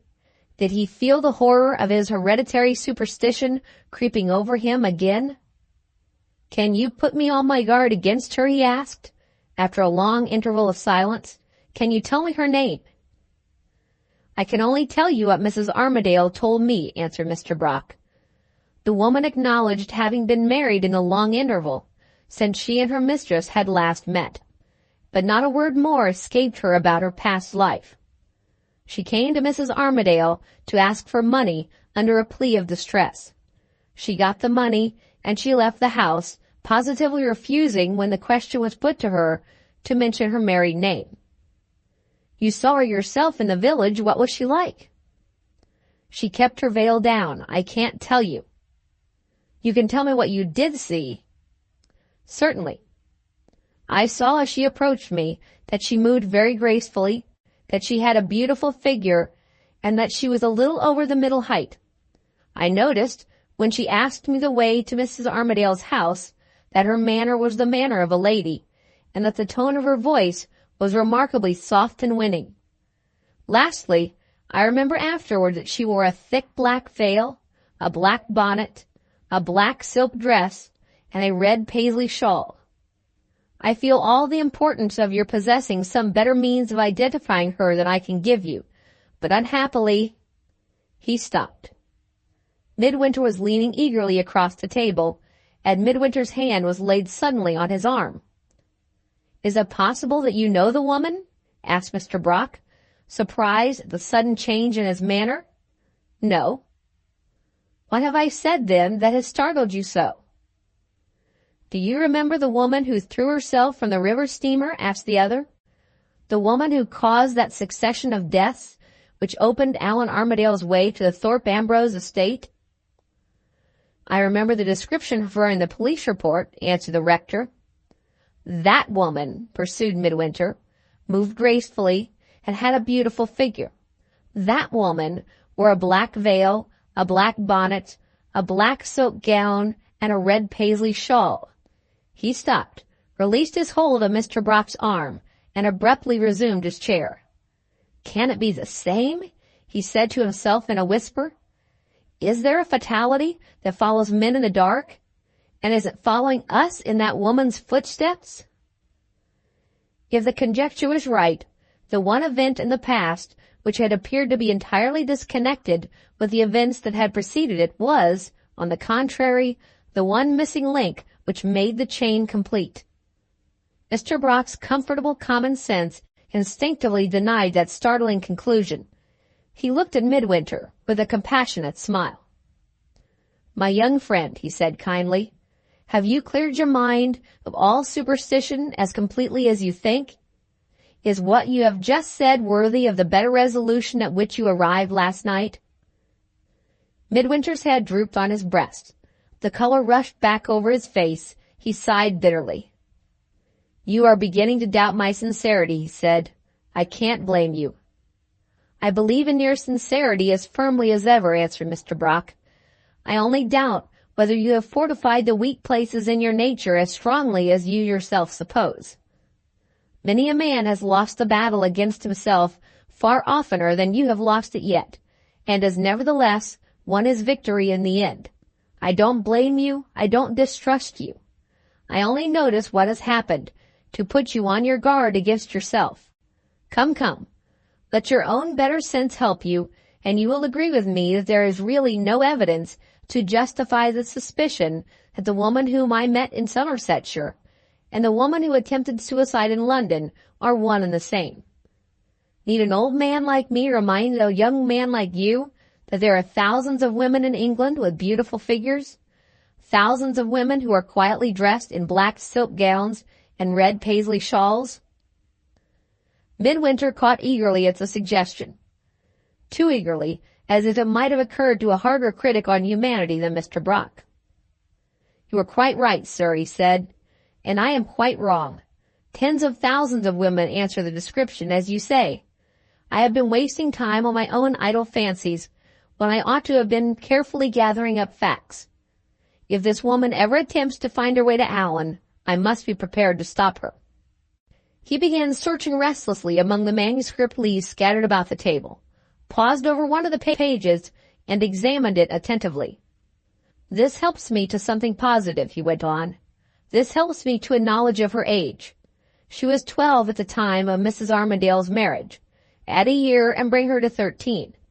Add Allan's age, 22, and we make her a woman of 35 at the present time. I know her age, and I know that she has her own reasons for being silent about her married life. This is something gained at the outset, and it may lead in time to something more." He looked up brightly again at Mr. Brock. "Am I in the right way now, sir? Am I doing my best to profit by the caution which you have kindly given me?" "You are vindicating your own better sense," answered the rector, encouraging him to trample down his own imagination with an Englishman's ready distrust of the noblest of the human faculties. "You are paving the way for your own happier life." "Am I?" said the other thoughtfully.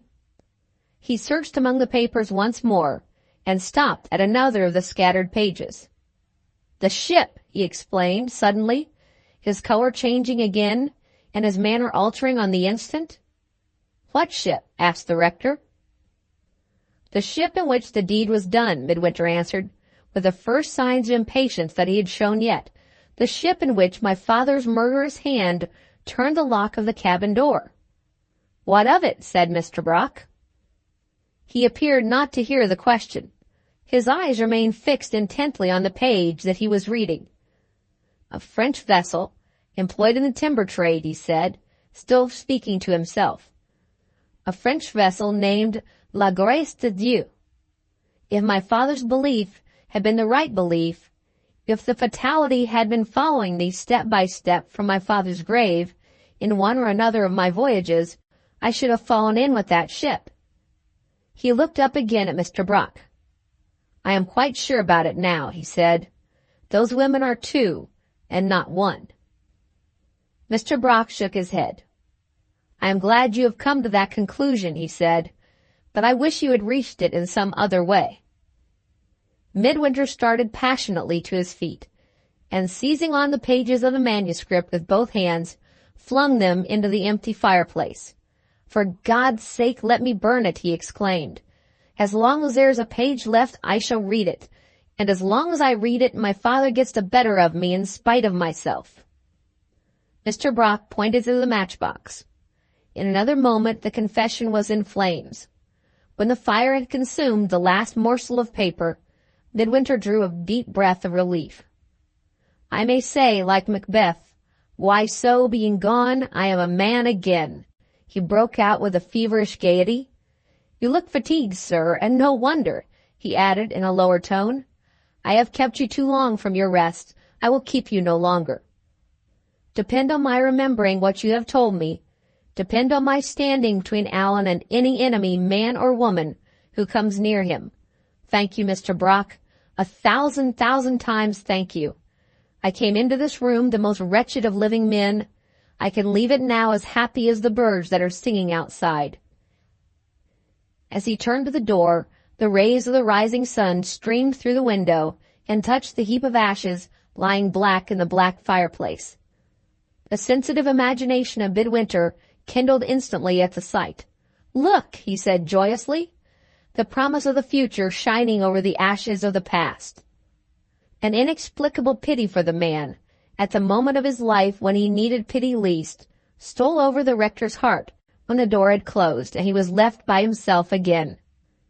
"Poor fellow," he said, with an uneasy surprise at his own compassionate impulse. "Poor fellow." Chapter 3. Day and Night. The morning hours had passed. The noon had come and gone, and Mr. Brock had started on the first stage of his journey home. After parting from the rector in Douglas Harbor, the two young men had returned to Castletown and had there separated at the hotel door, Allan walking down to the waterside to look after his yacht, and Midwinter entering the house to get the rest that he needed after a sleepless night. He darkened his room. He closed his eyes, but no sleep came to him. On this first day of the rector's absence, his sensitive nature extravagantly exaggerated the responsibility which he now held in trust for Mr. Brock. A nervous dread of leaving Allan by himself, even for a few hours only, kept him waking and doubting, until it became a relief rather than a hardship to rise from the bed again and, following in Allan's footsteps, to take his way to the waterside which led to the yacht. The repairs of the little vessel were nearly completed. It was a breezy, cheerful day. The land was bright. The water was blue. The quick waves leaped crisply in the sunshine. The men were singing at their work. Descending to the cabin, Midwinter discovered his friend busily occupied in attempting to set the place to rights. Habitually the least systematic of mortals, Allan now and then awoke to an overwhelming sense of the advantages of order, and on such occasions a perfect frenzy of tidiness possessed him. He was down on his knees, hotly and wildly at work, when Midwinter looked in on him, and was fast reducing the neat little world of the cabin to its original elements of chaos, with a misdirected energy wonderful to see. "Here's a mess," said Allan, rising composedly on the horizon of his own accumulated litter. "Do you know, my dear fellow, I begin to wish I had let well alone." Midwinter smiled and came to his friend's assistance with the natural neat-handedness of a sailor. The first object that he encountered was Allan's dressing case turned upside down, with half the contents scattered on the floor, and with a duster and a hearth-broom lying among them. Replacing the various objects which formed the furniture of the dressing case one by one, Midwinter lighted unexpectedly on a miniature portrait of the old-fashioned oval form, primly framed in a setting of small diamonds. "You don't seem to set much value on this," he said. "What is it?" Allan bent over him and looked at the miniature. "It belonged to my mother," he answered, "and I set the greatest value on it. It is a portrait of my father." Midwinter put the miniature abruptly into Allan's hands and withdrew to the opposite side of the cabin. "You know best where the things ought to be put in your own dressing case," he said, keeping his back turned on Allan. "I'll make the place tidy on this side of the cabin, and you shall make the place tidy on the other." He began setting in order the litter scattered about him on the cabin table and on the floor. But it seemed as if fate had decided that his friend's personal possessions should fall into his hands that morning, employ them where he might. One among the first objects which he took up was Allan's tobacco jar, with the stopper missing, and with a letter, which appeared by the bulk of it to contain enclosures, crumpled into the mouth of the jar in the stopper's place. "Do you know that you had put this in here?" he asked. "Is the letter of any importance?" Allan recognized it immediately. It was the first of the little series of letters which had followed the cruising party to the Isle of Man. The letters which young Armadale had briefly referred to as bringing him more worries from those everlasting lawyers, and had then dismissed from further notice as recklessly as usual. "This is what becomes of being particularly careful," said Allan. "Here is an instance of my extreme thoughtfulness. You may not think it, but I put the letter there on purpose. Every time I went to the jar, you know, I was sure to see the letter, and every time I saw the letter, I was sure to say to myself, 'This must be answered.' There's nothing to laugh at. It was a perfectly sensible arrangement, if I could only have remembered where I put the jar. Suppose I tie a knot in my pocket handkerchief this time. You have a wonderful memory, my dear fellow. Perhaps you'll remind me in the course of the day, in case I forget the knot next." Midwinter saw his first chance, since Mr. Brock's departure, of usefully filling Mr. Brock's place. "Here is your writing case," he said. "Why not answer the letter at once? If you put it away again, you may forget it again." "Very true," returned Allan. "But the worst of it is, I can't quite make up my mind what answer to write. I want a word of advice. Come and sit down here, and I'll tell you all about it." With his loud, boyish laugh, echoed by Midwinter, who caught the infection of his gaiety, he swept a heap of miscellaneous encumbrances off the cabin sofa, and made room for his friend and himself to take their places. In the high flow of youthful spirits, the two sat down to their trifling consolation over a letter lost in a tobacco jar. It was a memorable moment to both of them, lightly as they thought of it at the time. Before they had risen again from their places, they had taken the first irrevocable step together on the dark and tortuous road of their future lives. Reduced to plain facts, the question on which Allan now required his friend's advice may be stated as follows. While the various arrangements connected with the succession to Thorpe Ambrose were in progress of settlement, and while the new possessor of the estate was still in London, a question had necessarily arisen relating to the person who should be appointed to manage the property.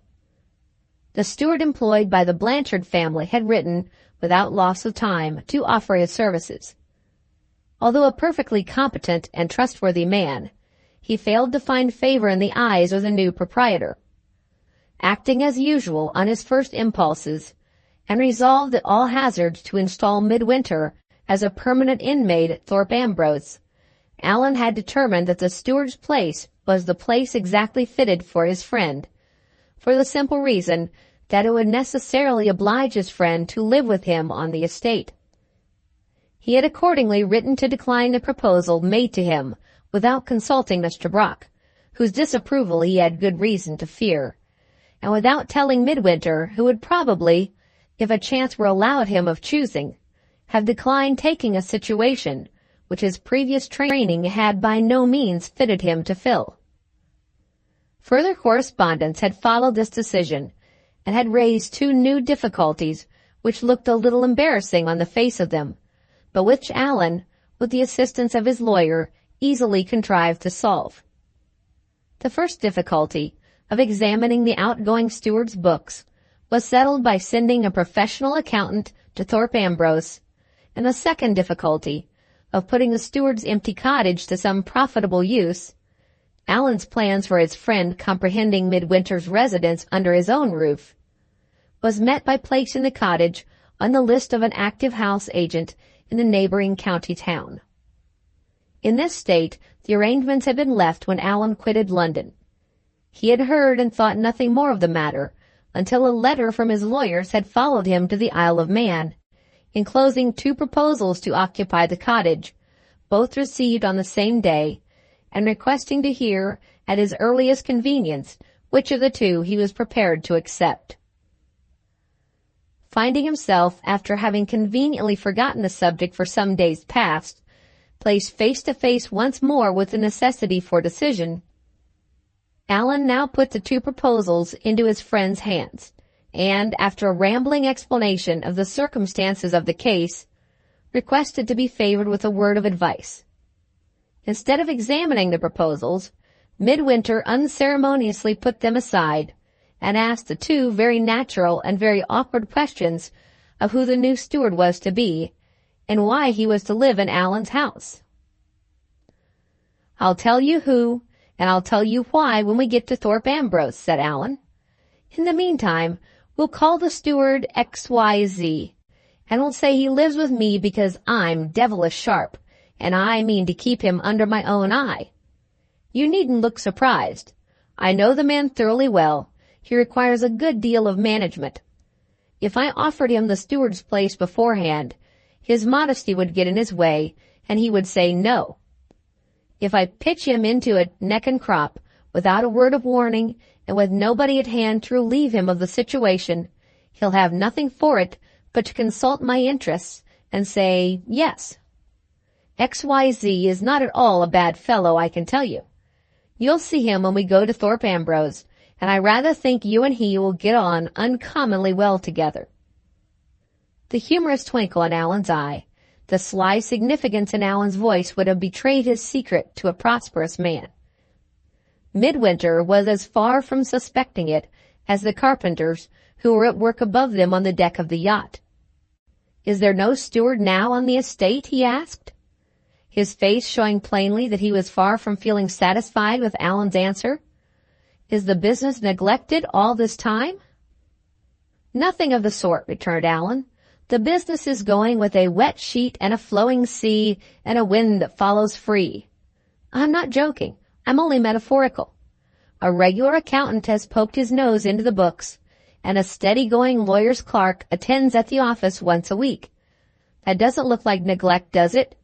Leave the new steward alone for the present, and just tell me which of those two tenants you would take if you were in my place." Midwinter opened the proposals and read them attentively. The first proposal was from no less a person than the solicitor at Thorpe Ambrose, who had first informed Allan at Paris of the large fortune that had fallen into his hands. This gentleman wrote personally to say that he had long admired the cottage, which was charmingly situated within the limits of the Thorpe Ambrose grounds. He was a bachelor of studious habits, desirous of retiring to a country seclusion after the wear and tear of his business hours, and he ventured to say that Mr. Armadale, in accepting him as a tenant, might count on securing an unobtrusive neighbor, and on putting the cottage into responsible and careful hands. The second proposal came through the house agent, and proceeded from a total stranger. The tenant who offered for the cottage in this case was a retired officer in the army, one Major Milroy. His family merely consisted of an invalid wife and an only child, a young lady. His references were unexceptional, and he too was especially anxious to secure the cottage, as the perfect quiet of the situation was exactly what was required by Mrs. Milroy in her feeble state of health. "Well, which profession shall I favor?" asked Allan. "The army or the law?" "There seems to me to be no doubt about it," said Midwinter. "The lawyer has been already in correspondence with you, and the lawyer's claim is, therefore, the claim to be preferred." "I knew you would say that. In all the thousands of times I have asked other people for advice, I never yet got the advice I wanted. Here's the business of letting the cottage as an instance. I'm all on the other side myself. I want to have the Major." "Why?" Young Armadale laid his forefinger on that part of the agent's letter which enumerated Major Milroy's family, and which contained the 3 words, "a young lady." "A bachelor of studious habits walking about my grounds," said Allan, "is not an interesting object. A young lady is. I have not the least doubt Miss Milroy is a charming girl. Ozias Midwinter of the serious countenance, think of her pretty muslin dress flitting about amongst your trees and committing trespasses on your property. Think of her adorable feet trotting into your fruit garden, and her delicious fresh lips kissing your ripe peaches. Think of her dimpled hands among your early violets, and her little cream-colored nose buried in your blush roses. What does the studious bachelor offer me in exchange for the loss of all this? He offers me a rheumatic brown object in gaiters and a wig. No, no, justice is good, my dear friend, but believe me, Miss Milroy is better. Can you be serious about any mortal thing, Allan? I'll try to be if you like. I know I ought to take the lawyer, but what can I do if the Major's daughter keeps running in my head? Midwinter turned resolutely to the just and sensible view of the matter, and pressed it on his friend's attention with all the persuasion of which he was master. After listening with exemplary patience until he had done, Allan swept a supplementary accumulation of litter off the cabin table, and produced from his waistcoat pocket a half-crown coin. "I've got an entirely new idea," he said. "Let's leave it to chance." The absurdity of the proposal, as coming from a landlord, was irresistible. Midwinter's gravity deserted him. "I'll spin," continued Allan, "and you shall call. We must give precedence to the army, of course, so we'll say heads the major, tails the lawyer. One spin to decide. Now then, look out!" He spun the half-crown on the cabin table. "Tails," cried Midwinter, humoring what he believed to be one of Allan's boyish jokes. The coin fell on the table with the head uppermost. "You don't mean to say you are really in earnest," said Midwinter, as the other opened his writing case and dipped his pen in the ink. "Oh, but I am, though," replied Allan. "Chance is on my side and Miss Milroy's, and you're outvoted 2-1. It's no use arguing. The Major has fallen uppermost, and the Major shall have the cottage. I won't leave it to the lawyers. They'll only be worrying me with more letters. I'll write myself." He wrote his answers to the two proposals literally in 2 minutes. One to the house agent: "Dear sir, I accept Major Milroy's offer. Let him come in when he pleases. Yours truly, Allan Armadale." And one to the lawyer: "Dear sir, I regret that circumstances prevent me from accepting your proposal. Yours truly, etc." "People make a fuss about letter writing," Allan remarked when he had done. "I find it easy enough." He wrote the addresses on his 2 notes and stamped them for the post, whistling gaily. While he had been writing, he had not noticed how his friend was occupied. When he had done, it struck him that a sudden silence had fallen on the cabin, and looking up, he observed that Midwinter's whole attention was strangely concentrated on the half-crown as it lay head uppermost on the table. Allan suspended his whistling in astonishment. "What on earth are you doing?" he asked. "I was only wondering," replied Midwinter. "What about?" persisted Allan. "I was wondering," said the other, handing him back the half-crown, "whether there is such a thing as chance." Half an hour later, the 2 notes were posted, and Allan, whose close superintendence of the repairs of the yacht had hitherto allowed him but little leisure time on shore, had proposed to while away the idle hours by taking a walk in Castletown. Even Midwinter's nervous anxiety to deserve Mr. Brock's confidence in him could detect nothing objectionable in this harmless proposal, and the young men set forth together to see what they could make of the metropolis of the Isle of Man. It is doubtful if there is a place on the habitable globe which, regarded as a sightseeing investment, offering itself to the spare attention of strangers, yields so small a percentage of interest in return as Castletown. Beginning with the waterside, there was an inner harbor to see, with a drawbridge to let vessels through, an outer harbor ending in a dwarf lighthouse, a view of a flat coast to the right, and a view of a flat coast to the left. In the central solitudes of the city, there was a squat gray building called the Castle. Also a memorial pillar dedicated to one Governor Smelt, with a flat top for a statue, and no statue standing on it. Also a barrack holding the half company of soldiers allotted to the island, and exhibiting one spirit-broken sentry at its lonely door. The prevalent color of the town was faint gray. The few shops open were parted at frequent intervals by other shops closed and deserted in despair. The weary lounging of boatmen on shore was trebly weary here. The youth of the district smoked together in speechless depression under the lee of a dead wall. The ragged children said mechanically, "Give us a penny," and before the charitable hand could search the merciful pocket, lapsed away again in misanthropic doubt of the human nature they addressed. The silence of the grave overflowed the churchyard and filled this miserable town. But one edifice, prosperous to look at, rose consolatory in the desolation of those dreadful streets, frequented by the students of the neighboring College of King William. This building was naturally dedicated to the uses of a pastry cook's shop.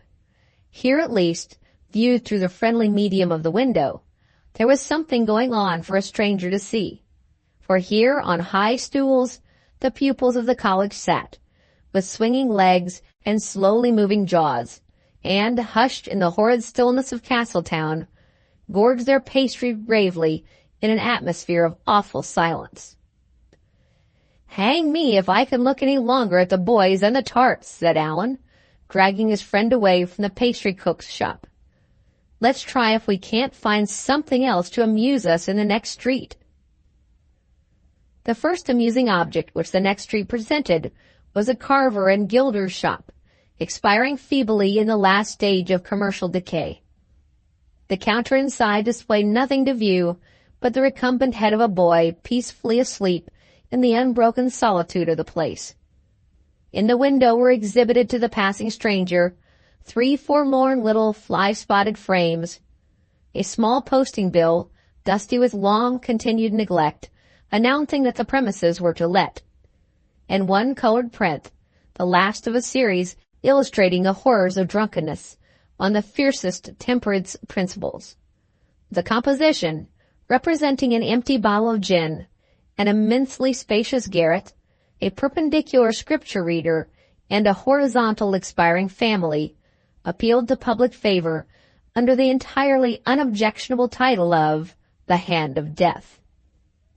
Allan's resolution to extract amusement from Castletown by main force had resisted a great deal, but it failed him at this stage of the investigations. He suggested trying an excursion to some other place. Midwinter readily agreeing, they went back to the hotel to make inquiries. Thanks to the mixed influence of Allan's ready gift of familiarity and total want of method in putting his questions, a perfect deluge of information flowed in on the two strangers, relating to every subject but the subject which had actually brought them to the hotel. They made various interesting discoveries in connection with the laws and constitution of the Isle of Man, and the manners and customs of the natives. To Allan's delight, the Manxman spoke of England as of a well-known adjacent island situated at a certain distance from the central empire of the Isle of Man. It was further revealed to the two Englishmen that this happy little nation rejoiced in laws of its own, publicly proclaimed once a year by the governor and the two head judges, grouped together on top of an ancient mound, in fancy costumes appropriate to the occasion. Possessing this enviable institution, the island added to it the inestimable blessing of a local parliament, called the House of Keys, an assembly far in advance of the other parliament belonging to the neighboring island in this respect, that the members dispensed with the people and solemnly elected each other. With these and many more local particulars, extracted from all sorts and conditions of men in and about the hotel, Allan whiled away the weary time in his own essentially desultory manner, until the gossip died out of itself, and Midwinter, who had been speaking apart with the landlord, quietly recalled him to the matter in hand. The finest coast scenery in the island was said to be the westward and the southward, and there was a fishing town in those regions called Port St. Mary, with a hotel at which travelers could sleep. If Allan's impressions of Castletown still inclined him to try an excursion to some other place, he had only to say so, and a carriage would be produced immediately. Allan jumped at the proposal, and in 10 minutes more he and Midwinter were on their way to the western wilds of the island. With trifling incidents, the day of Mr. Brock's departure had worn on thus far. With trifling incidents, in which not even Midwinter's nervous watchfulness could see anything to distrust, it was still to proceed until the night came, a night which one at least of the two companions was destined to remember to the end of his life. Before the companions had advanced 2 miles on their road, an accident happened. The horse fell, and the driver reported that the animal had seriously injured himself. There was no alternative but to send for another carriage to Castletown, or to get on to Port St. Mary on foot. Deciding to walk, Midwinter and Allan had not gone far before they were overtaken by a gentleman driving alone in an open chaise. He civilly introduced himself as a medical man, living close to Port St. Mary, and offered seats in his carriage. Always ready to make new acquaintances, Allan at once accepted the proposal. He and the doctor, whose name was ascertained to be Hawbury, became friendly and familiar before they had been 5 minutes in the chaise together.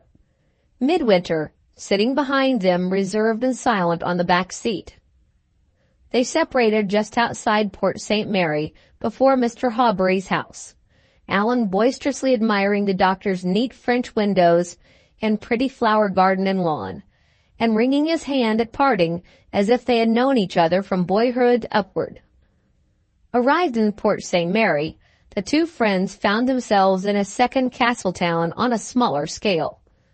But the country round, wild, open, and hilly, deserved its reputation. A walk brought them well enough on with the day, still the harmless, idle day that it had been from the first, to seize the evening near at hand. After waiting a little to admire the sun, setting grandly over hill and heath and crag, and talking while they waited of Mr. Brock and his long journey home, they returned to the hotel to order their early supper. Nearer and nearer the night, and the adventure which the night was to bring with it, came to the two friends, and still the only incidents that happened were incidents to be laughed at if they were noticed at all. The supper was badly cooked. The waiting-maid was impenetrably stupid. The old-fashioned bell rope in the coffee-room had come down in Allan's hands, and, striking in its descent a painted china shepherdess on the chimney-piece, had laid the figure in fragments on the floor. Events as trifling as these were still the only events that had happened, when the twilight faded and the lighted candles were brought into the room. Finding Midwinter, after the double fatigue of a sleepless night and a restless day, but little inclined for conversation, Allan left him resting on the sofa, and lounged into the passage of the hotel, on the chance of discovering somebody to talk to. Here another of the trivial incidents of the day brought Allan and Mr. Hawbury together again, and helped, whether happily or not yet remained to be seen, to strengthen the acquaintance between them on either side. The bar of the hotel was situated at one end of the passage, and the landlady was in attendance there, mixing a glass of liquor for the doctor, who had just looked in for a little gossip. On Allan's asking permission to make a third in the drinking and the gossiping, Mr. Hawbury civilly handed him the glass which the landlady had just filled. It contained cold brandy and water. A marked change in Allan's face, as he suddenly drew back and asked for a whiskey instead, caught the doctor's medical eye. "A case of nervous antipathy," said Mr. Hawbury, quietly taking the glass away again. The remark obliged Allan to acknowledge that he had an insurmountable loathing, which he was foolish enough to be a little ashamed of mentioning, to the smell and taste of brandy. No matter with what diluting fluid the spirit was mixed, the presence of it, instantly detected by his organs of taste and smell, turned him sick and faint if the drink touched his lips.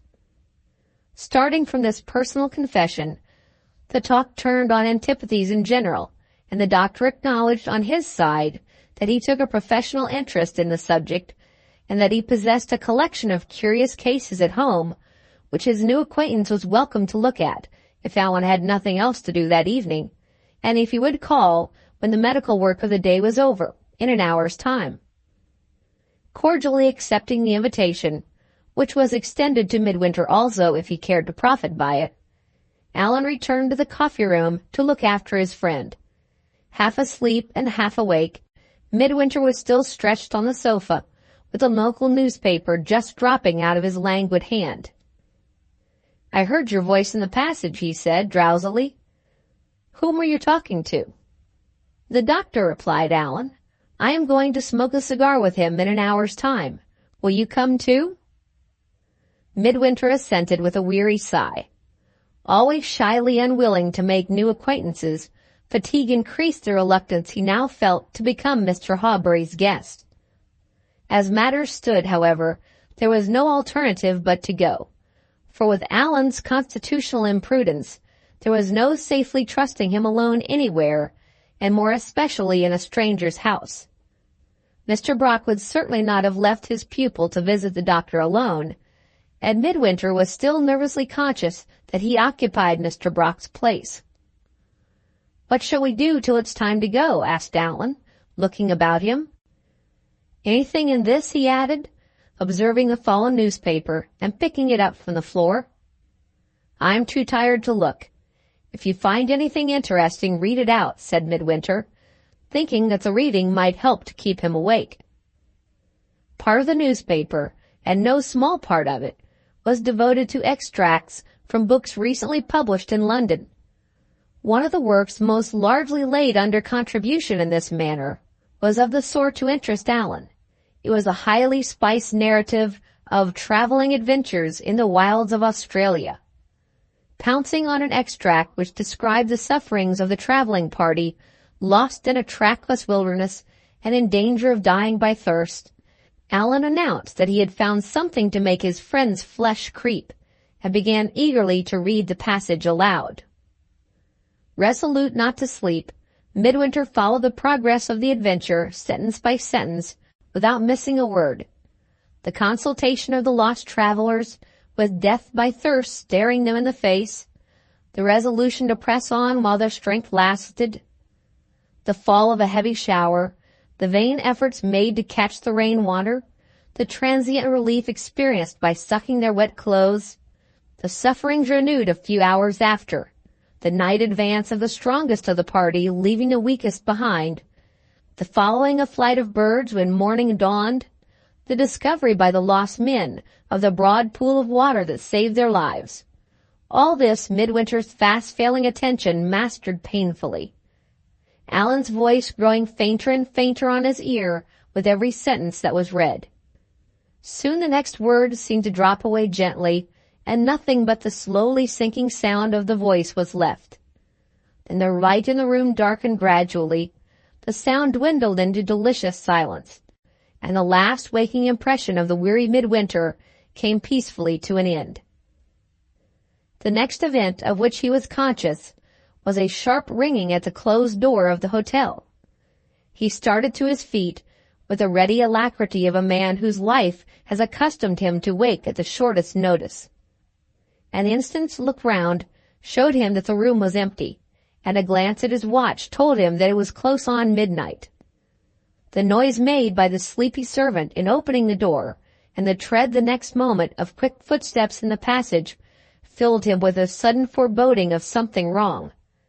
As he hurriedly stepped forward to go out and make inquiry, the door of the coffee-room opened, and the doctor stood before him. "I'm sorry to disturb you," said Mr. Hawberry. "Don't be alarmed. There's nothing wrong." "Where is my friend?" asked Midwinter. "At the pier-head," answered the doctor. "I am, to a certain extent, responsible for what he is doing now, and I think some careful person like yourself ought to be with him." The hint was enough for Midwinter. He and the doctor set out for the pier immediately, Mr. Hawberry mentioning on the way the circumstances under which he had come to the hotel. Punctual to the appointed hour, Allan had made his appearance at the doctor's house, explaining that he had left his weary friend so fast asleep on the sofa that he had not had the heart to wake him. The evening had passed pleasantly, and the conversation had turned on many subjects, until in an evil hour Mr. Hawberry had dropped the hint which showed that he was fond of sailing, and that he possessed a pleasure boat of his own in the harbor. Excited on the instant by his favorite topic, Allan had left his host no hospitable alternative but to take him to the pier-head and show him the boat. The beauty of the night and the softness of the breeze had done the rest of the mischief. They had filled Allan with irresistible longings for a sail by moonlight. Prevented from accompanying his guest by professional hindrances which obliged him to remain on shore, the doctor, not knowing what else to do, had ventured on disturbing Midwinter rather than take the responsibility of allowing Mr. Armadale, no matter how well he might be accustomed to the sea, to set off on a sailing trip at midnight entirely by himself. The time taken to make this explanation brought Midwinter and the doctor to the pierhead. There, sure enough, was young Armadale in the boat, hoisting the sail and singing the sailor's "Yo, heave ho" at the top of his voice. "Come along, old boy," cried Allan. "You're just in time for a frolic by moonlight."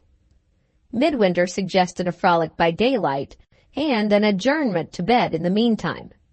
"Bed," cried Allan, on whose harum-scarum high spirits Mr. Hawbury's hospitality had certainly not produced a sedative effect. "Hear him, doctor. One would think he was 90. Bed, you drowsy old dormouse? Look at that, and think of bed if you can." He pointed to the sea. The moon was shining in the cloudless heaven. The night breeze blew soft and steady from the land. The peaceful waters rippled joyfully in the silence and the glory of the night. Midwinter turned to the doctor with a wise resignation to circumstances. He had seen enough to satisfy him that all words of remonstrance would be words simply thrown away. "How is the tide?" he asked. Mr. Hawbury told him. "Are there oars in the boat?" "Yes." "I am well used to the sea," said Midwinter, descending the pier steps. "You may trust me to take care of my friend and to take care of the boat." "Good night, doctor," shouted Allan. "Your whiskey and water is delicious, your little boat's a little beauty, and you are the best fellow I ever met in my life." The doctor laughed and waved his hand, and the boat glided out from the harbor with Midwinter at the helm. As the breeze then blew, they were soon abreast of the westward headland, bounding the Bay of Poolvash, and the question was started whether they should run out to sea or keep along the shore. The wisest proceeding, in the event of the wind failing them, was to keep by the land. Midwinter altered the course of the boat, and they sailed on smoothly in a southwesterly direction, abreast of the coast. Little by little, the cliffs rose in height, and the rocks, massed wild and jagged, showed rifted black chasms yawning deep in their seaward sides. Off the bold promontory called Spanish Head, Midwinter looked ominously at his watch, but Allan pleaded hard for half an hour more, and for a glance at the famous channel of the Sound, which they were now fast nearing, and of which he had heard some startling stories from the workmen employed on his yacht. The new change which Midwinter's compliance with this request rendered it necessary to make in the course of the boat brought her close to the wind, and revealed on one side the grand view of the southernmost shores of the Isle of Man, and, on the other, the black precipices of the islet called the Calf, separated from the mainland by the dark and dangerous channel of the Sound. Once more, Midwinter looked at his watch. "We have gone far enough," he said. "Stand by the sheet." "Stop!" cried Allan, from the bowels of the boat. "Good God! Here's a wrecked ship right ahead of us." Midwinter let the boat fall off a little and looked where the other pointed. There, stranded midway between the rocky boundaries on either side of the Sound, there, never again to rise on the living waters from her grave on the sunken rock, lost and lonely in the quiet night, high and dark and ghostly in the yellow moonshine, lay the wrecked ship. "I know the vessel," said Allan in a great excitement. "I heard my workmen talking of her yesterday. She drifted in here on a pitch-dark night when they couldn't see the lights. A poor old worn-out merchantman, Midwinter, that the shipbrokers have bought to break up. Let's run in and have a look at her." Midwinter hesitated. All the old sympathies of his sea life strongly inclined him to follow Allan's suggestion, but the wind was falling light, and he distrusted the broken water and the swirling currents of the channel ahead. "This is an ugly place to take a boat into when you know nothing about it," he said. "Nonsense," returned Allan. It's as light as day, and we float in 2 feet of water." Before Midwinter could answer, the current caught the boat and swept him onward through the channel straight toward the wreck. "Lower the sail," said Midwinter quietly, "and shift the oars. We are running down on her fast enough now, whether we like it or not."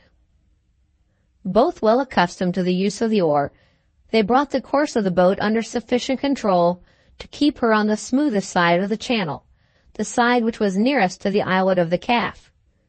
As they came swiftly up with the wreck, Midwinter resigned his oar to Allan, and, watching his opportunity, caught a hold with the boat hook on the forechains of the vessel. The next moment they had the boat safely in hand under the lee of the wreck. The ship's ladder used by the workmen hung over the forechains. Mounting it, with the boat's rope in his teeth, Midwinter secured one end and lowered the other to Allan in the boat. "Make that fast," he said, "and wait till I see if it's safe on board." With those words he disappeared behind the bulwark. "Wait?" repeated Allan, in the blankest astonishment at his friend's excessive caution. "What on earth does he mean? I'll be hanged if I wait. Where one of us goes, the other goes too." He hitched the loose end of the rope round the forward thwart of the boat, and swinging himself up the ladder, stood the next moment on the deck. "Anything very dreadful on board?" he inquired sarcastically, as he and his friend met. Midwinter smiled. "Nothing whatever," he replied, "but I couldn't be sure that we were to have the whole ship to ourselves till I got over the bulwark and looked about me." Allan took a turn on the deck and surveyed the wreck critically from stem to stern. "Not much of a vessel," he said. "The Frenchmen generally build better ships than this." Midwinter crossed the deck and eyed Allan in a momentary silence. "Frenchmen?" he repeated after an interval. "Is this vessel French?" "Yes." "How do you know?" "The men I have got at work on the yacht told me. They know all about her." Midwinter came a little nearer. His swarthy face began to look, to Allan's eyes, unaccountably pale in the moonlight. "Did they mention what trade she was engaged in?" "Yes, the timber trade." As Allan gave that answer, Midwinter's lean brown hand clutched him fast by the shoulder, and Midwinter's teeth chattered in his head like the teeth of a man struck by a sudden chill. "Did they tell you her name?" he asked, in a voice dropped suddenly to a whisper. "They did, I think, but it has slipped my memory. Gently, old fellow. These long claws of yours are rather tight on my shoulder." "Was the name—" He stopped, removed his hand, and dashed away the great drops that were gathered on his forehead. "Was the name La Grace de Dieu?" "How the deuce did you come to know it? That's the name, sure enough. La Grace de Dieu." At one bound, Midwinter leaped upon the bulwark of the wreck. "The boat!" he cried, with a scream of horror that rang far and wide through the stillness of the night, and brought Allan instantly to his side. The lower end of the carelessly hitched rope was loose on the water, and ahead in the track of the moonlight, a small black object was floating out of view. The boat was adrift. Chapter 4. The Shadow of the Past. One stepping back under the dark shelter of the bulwark, and one standing out boldly in the yellow light of the moon, the two friends turned face to face on the deck of the timber ship, and looked at each other in silence. The next moment, Allan's inveterate recklessness seized on the grotesque side of the situation by main force. He seated himself astride on the bulwark, and burst out boisterously into his loudest and heartiest laugh. "All my fault," he said, "but there's no help for it now. Here we are, hard and fast in a trap of our own setting, and there goes the last of the doctor's boat. Come out of the dark, Midwinter. I can't half see you there, and I want to know what's to be done next." Midwinter neither answered nor moved. Allan left the bulwark, and mounting the forecastle, looked down attentively at the waters of the Sound. "One thing is pretty certain," he said. "With the current on that side, and the sunken rocks on this, we can't find our way out of the scrape by swimming at any rate. So much for the prospect at this end of the wreck. Let's see how things look at the other. Rouse up, messmate, he called out cheerfully as he passed Midwinter. Come and see what the old tub of a timber ship has got to show us astern. He sauntered on, with his hands in his pockets, humming the chorus of a comic song. His voice had produced no apparent effect on his friend, but at the light touch of his hand in passing, Midwinter started and moved out slowly from the shadow of the bulwark. Come along, cried Allan, suspending his singing for a moment and glancing back. Still without a word of answer, the other followed. Thrice he stopped before he reached the stern end of the wreck. The first time, to throw aside his hat and push back his hair from his forehead and temples. The second time, reeling giddy to hold for a moment by a ringbolt close at hand. The last time, though Allan was plainly visible a few yards ahead, to look stealthily behind him with the furtive scrutiny of a man who believes that other footsteps are following him in the dark. Not yet, he whispered to himself, with eyes that searched the empty air. I shall see him astern, with his hand on the lock of the cabin door. The stern end of the wreck was clear of the shipbreaker's lumber, accumulated in other parts of the vessel. Here the one object that rose visible on the smooth surface of the deck was the low wooden structure which held the cabin door and roofed in the cabin stairs. The wheelhouse had been removed, the binnacle had been removed, but the cabin entrance and all that belonged to it had been left untouched. The scuttle was on, and the door was closed. On gaining the after part of the vessel, Allan walked straight to the stern and looked out to sea over the taffrail. No such thing as a boat was in view anywhere on the quiet, moon-brightened waters. Knowing Midwinter's sight to be better than his own, he called out, "Come up here and see if there's a fisherman within hail of us." Hearing no reply, he looked back. Midwinter had followed him as far as the cabin and had stopped there. He called again in a louder voice and beckoned impatiently. Midwinter had heard the call, for he looked up, but still he never stirred from his place. There he stood, as if he had reached the utmost limits of the ship and could go no further. Allan went back and joined him. It was not easy to discover what he was looking at, for he kept his face turned away from the moonlight, but it seemed as if his eyes were fixed, with a strange expression of inquiry on the cabin door. "What is there to look at there?" Allan asked. "Let's see if it's locked." As he took a step forward to open the door, Midwinter's hand seized him suddenly by the coat collar and forced him back. The moment after, the hand relaxed without losing its grasp, and trembled violently, like the hand of a man completely unnerved. "Am I to consider myself in custody?" asked Allan, half astonished and half amused. "Why in the name of wonder do you keep staring at the cabin door? Any suspicious noises below? It's no use disturbing the rats, if that's what you mean. We haven't got a dog with us. Men? Living men they can't be, for they would have heard us and come on deck. Dead men? Quite impossible. No ship's crew could be drowned in a landlocked place like this, unless the vessel broke up under them. And here's the vessel as steady as a church to speak for herself. Man alive, how your hand trembles! What is there to scare you in that rotten old cabin? What are you shaking and shivering about? Any company of the supernatural sort on board? Mercy preserve us, as the old women say. Do you see a ghost?" "I see two," answered the other, driven headlong into speech and action by a maddening temptation to reveal the truth. "Two," he repeated, his breath bursting from him in deep, heavy gasps, as he tried vainly to force back the horrible words. "The ghost of a man like you drowning in the cabin, and the ghost of a man like me turning a lock of the door on him." Once more young Armadale's hearty laughter rang out loud and long through the stillness of the night. "Turning a lock of the door, is he?" said Allan, as soon as his merriment left him breath enough to speak. "That's a devilish unhandsome action, Master Midwinter, on the part of your ghost. The least I can do after that is to let mine out of the cabin and give him the run of the ship." With no more than a momentary exertion of his superior strength, he freed himself easily from Midwinter's hold. "Below there," he called out gaily, as he laid his strong hand on the crazy lock and tore open the cabin door. "Ghost of Allan Armadale, come on deck." In his terrible ignorance of the truth, he put his head into the doorway and looked down, laughing, at the place where his murdered father had died. "Pah!" he exclaimed, and stepping back suddenly with a shudder of disgust.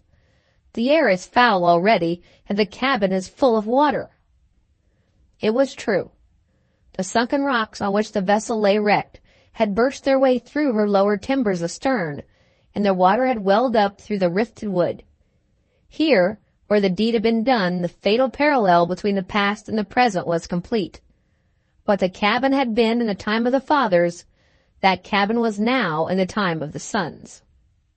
Allan pushed the door to again with his foot, a little surprised at the sudden silence which appeared to have fallen on his friend from the moment when he had laid his hand on the cabin lock. When he turned to look, the reason of the silence was instantly revealed. Midwinter had dropped on the deck. He lay senseless before the cabin door, his face turned up white and still to the moonlight, like the face of a dead man. In a moment, Allan was at his side. He looked uselessly round the lonely limits of the wreck as he lifted Midwinter's head on his knee, for a chance of help, where all chance was ruthlessly cut off. "What am I to do?" he said to himself, in the first impulse of alarm.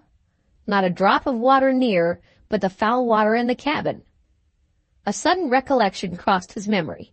The florid color rushed back over his face, and he drew from his pocket a wicker-covered flask.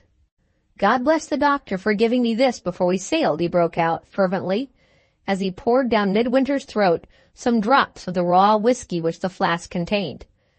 The stimulant acted instantly on the sensitive system of the swooning man. He sighed faintly and slowly opened his eyes.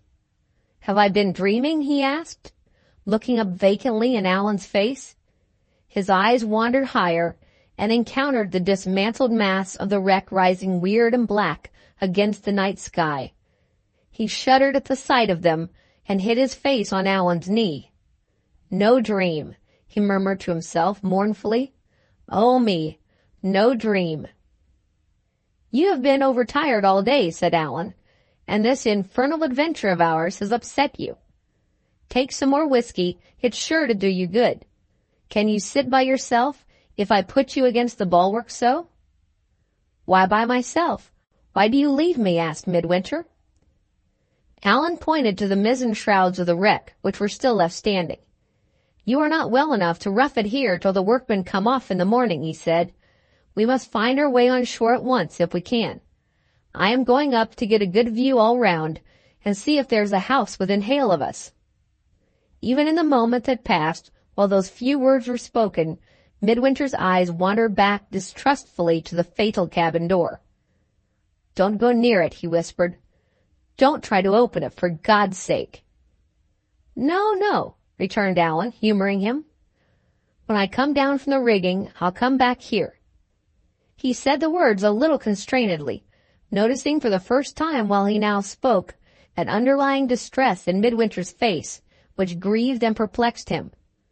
"You're not angry with me," he said, in his simple, sweet-tempered way. "All this is my fault, I know, and I was a brute and a fool to laugh at you when I ought to have seen you were ill. I am so sorry, Midwinter. Don't be angry with me." Midwinter slowly raised his head. His eyes rested with a mournful interest, long and tender, on Allan's anxious face. "Angry," he repeated, in his lowest, gentlest tones. "Angry with you? Oh, my poor boy, were you to blame for being kind to me when I was ill in the old West Country Inn? And was I to blame for feeling your kindness thankfully? Was it our fault that we never doubted each other and never knew that we were traveling together blindfold on the way that was to lead us here? The cruel time is coming, Allan, when we shall rue the day we ever met. Shake hands, brother, on the edge of the precipice. Shake hands while we are brothers still." Allan turned away quickly, convinced that his mind had not yet recovered from the shock of the fainting fit. "Don't forget the whiskey," he said cheerfully, as he sprang into the rigging and mounted to the mizzen-top. It was past 2. The moon was waning, and the darkness that comes before dawn was beginning to gather round the wreck. Behind Allan, as he now stood looking out from the elevation of the mizzen-top, spread the broad and lonely sea.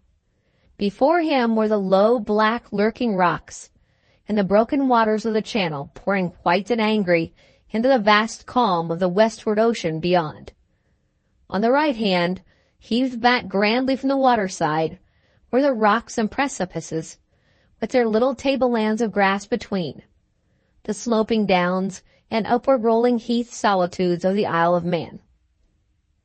On the left hand rose the craggy sides of the islet of the Calf, here rent wildly into deep black chasms, there lying low under long sweeping acclivities of grass and heath.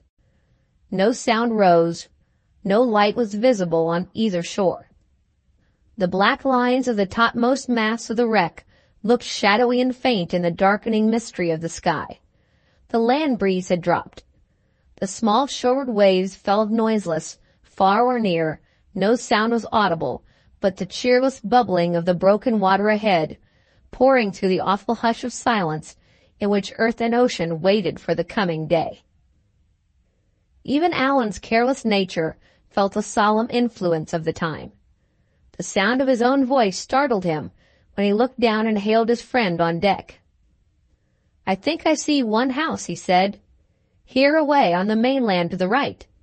He looked again to make sure at a dim little patch of white, with faint white lines behind it, nestling low in a grassy hollow on the main island.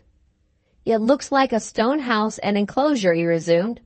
"I'll hail it on the chance."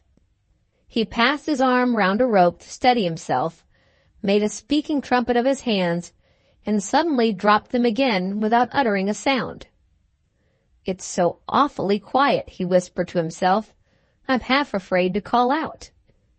He looked down again on deck. "I shan't startle you, Midwinter, shall I?" he said, with an uneasy laugh. He looked once more at the faint white object in the grassy hollow.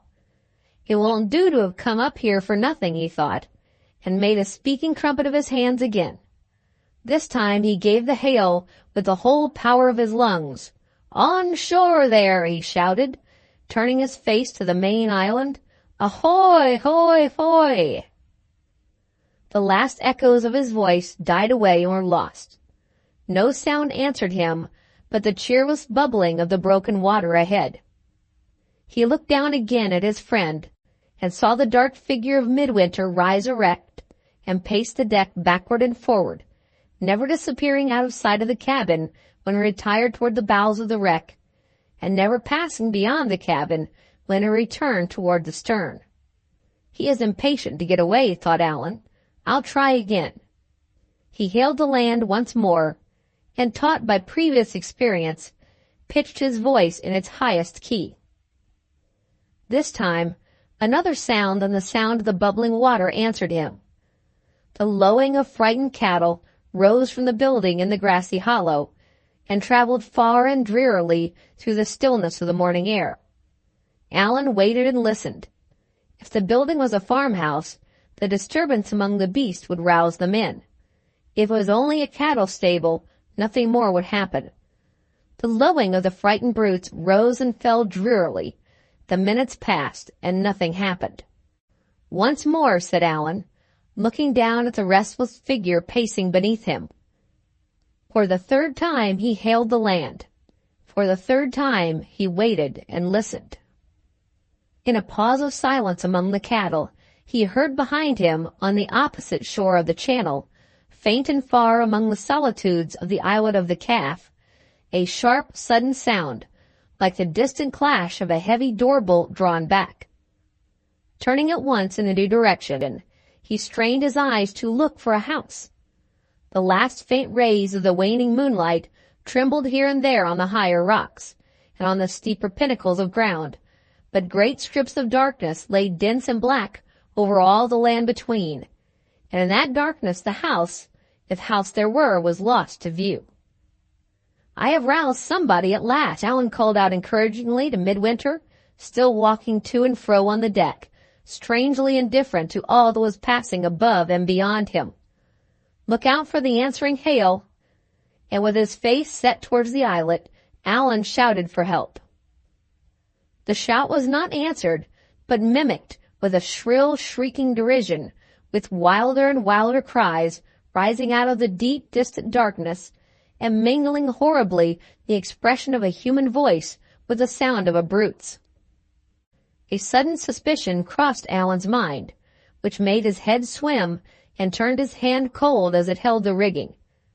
In breathless silence, he looked toward the quarter from which the first mimicry of his cry for help had come.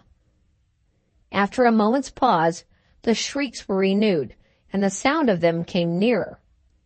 Suddenly a figure, which seemed the figure of a man, leaped up black on a pinnacle of rock, and capered and shrieked in the waning gleam of the moonlight. The screams of a terrified woman mingled with the cries of the capering creature on the rock. A red spark flashed out in the darkness from a light kindled in an invisible window. The hoarse shouting of a man's voice in anger was heard through the noise. A second black figure leaped up on the rock, struggled with the first figure, and disappeared with it in the darkness. The cries grew fainter and fainter. The screams of the woman were stilled. The hoarse voice of the man was heard again for a moment, hailing the wreck in words made unintelligible by the distance, but in tones plainly expressive of rage and fear combined. Another moment, and the clang of the door bolt was heard again. The red spark of light was quenched in darkness, and all the islet lay quiet in the shadows once more. The lowing of the cattle on the mainland ceased, rose again, stopped. Then, cold and cheerless as ever, the eternal bubbling of the broken water welled up through the great gap of silence. The one sound left, as the mysterious stillness of the hour felt like a mantle from the heavens and closed over the wreck. Allan descended from his place in the mizzen-top and joined his friend again on deck. "We must wait till the shipbreakers come off to their work," he said, meeting Midwinter halfway in the course of his restless walk. "After what has happened, I don't mind confessing that I've had enough of hailing the land. Only think of there being a madman in that house ashore, and of my waking him. Horrible, wasn't it?" Midwinter stood still for a moment, and looked at Allan, with the perplexed air of a man who hears circumstances familiarly mentioned to which he is himself a total stranger. He appeared, if such a thing had been possible, to have passed over entirely without notice all that had just happened on the islet of the Calf. "Nothing is horrible out of this ship," he said. "Everything is horrible in it." Answering in those strange words, he turned away again and went on with his walk. Allan picked up the flask of whiskey lying on the deck near him and revived his spirits with a dram. "Here's one thing on board that isn't horrible," he retorted briskly, as he screwed on the stopper of the flask. "And here's another," he added, as he took a cigar from his case and lit it. 3 o'clock, he went on, looking at his watch, and settling himself comfortably on deck with his back against the bulwark.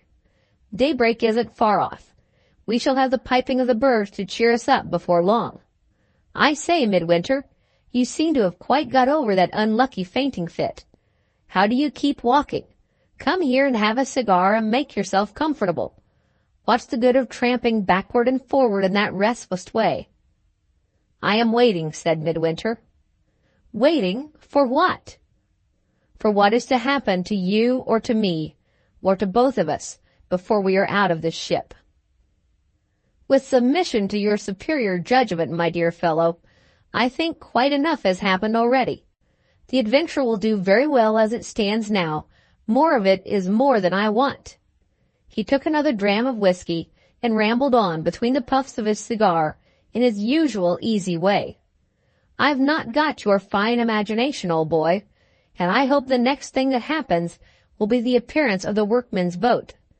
I suspect that queer fancy of yours has been running away with you while you were down here all by yourself. Come now, what were you thinking of while I was up in the mizzen-top frightening the cows?" Midwinter suddenly stopped. "Suppose I tell you," he said. "Suppose you do." The torturing temptation to reveal the truth, roused once already by his companion's merciless gaiety of spirit, possessed itself of Midwinter for the second time.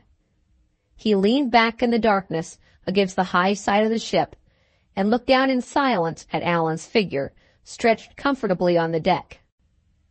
"Rouse him," the fiend whispered subtly, "from that ignorant self-possession and that pitiless repose. Show him the place where the deed was done. Let him know it with your knowledge and fear it with your dread.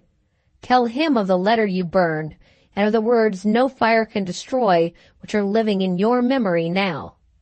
Let him see your mind as it was yesterday, when it roused your sinking faith in your own convictions to look back on your life at sea and to cherish the comforting remembrances that, in all your voyages, you had never fallen in with this ship. Let him see your mind as it is now, when the ship has got you at the turning point of your new life, at the outset of your friendship with the one man of all men whom your father warned you to avoid. Think of those death-dead words, and whisper them in his ear, and he may think of them too. Hide yourself from him under an assumed name. Put the mountains and the seas between you. Be ungrateful, be unforgiving, be all that is most repellent to your own gentler nature, rather than live under the same roof and breathe the same air with that man." So the tempter counseled. So, like a noisome exhalation from the father's grave, the father's influence rose and poisoned the mind of the son. The sudden silence surprised Allan.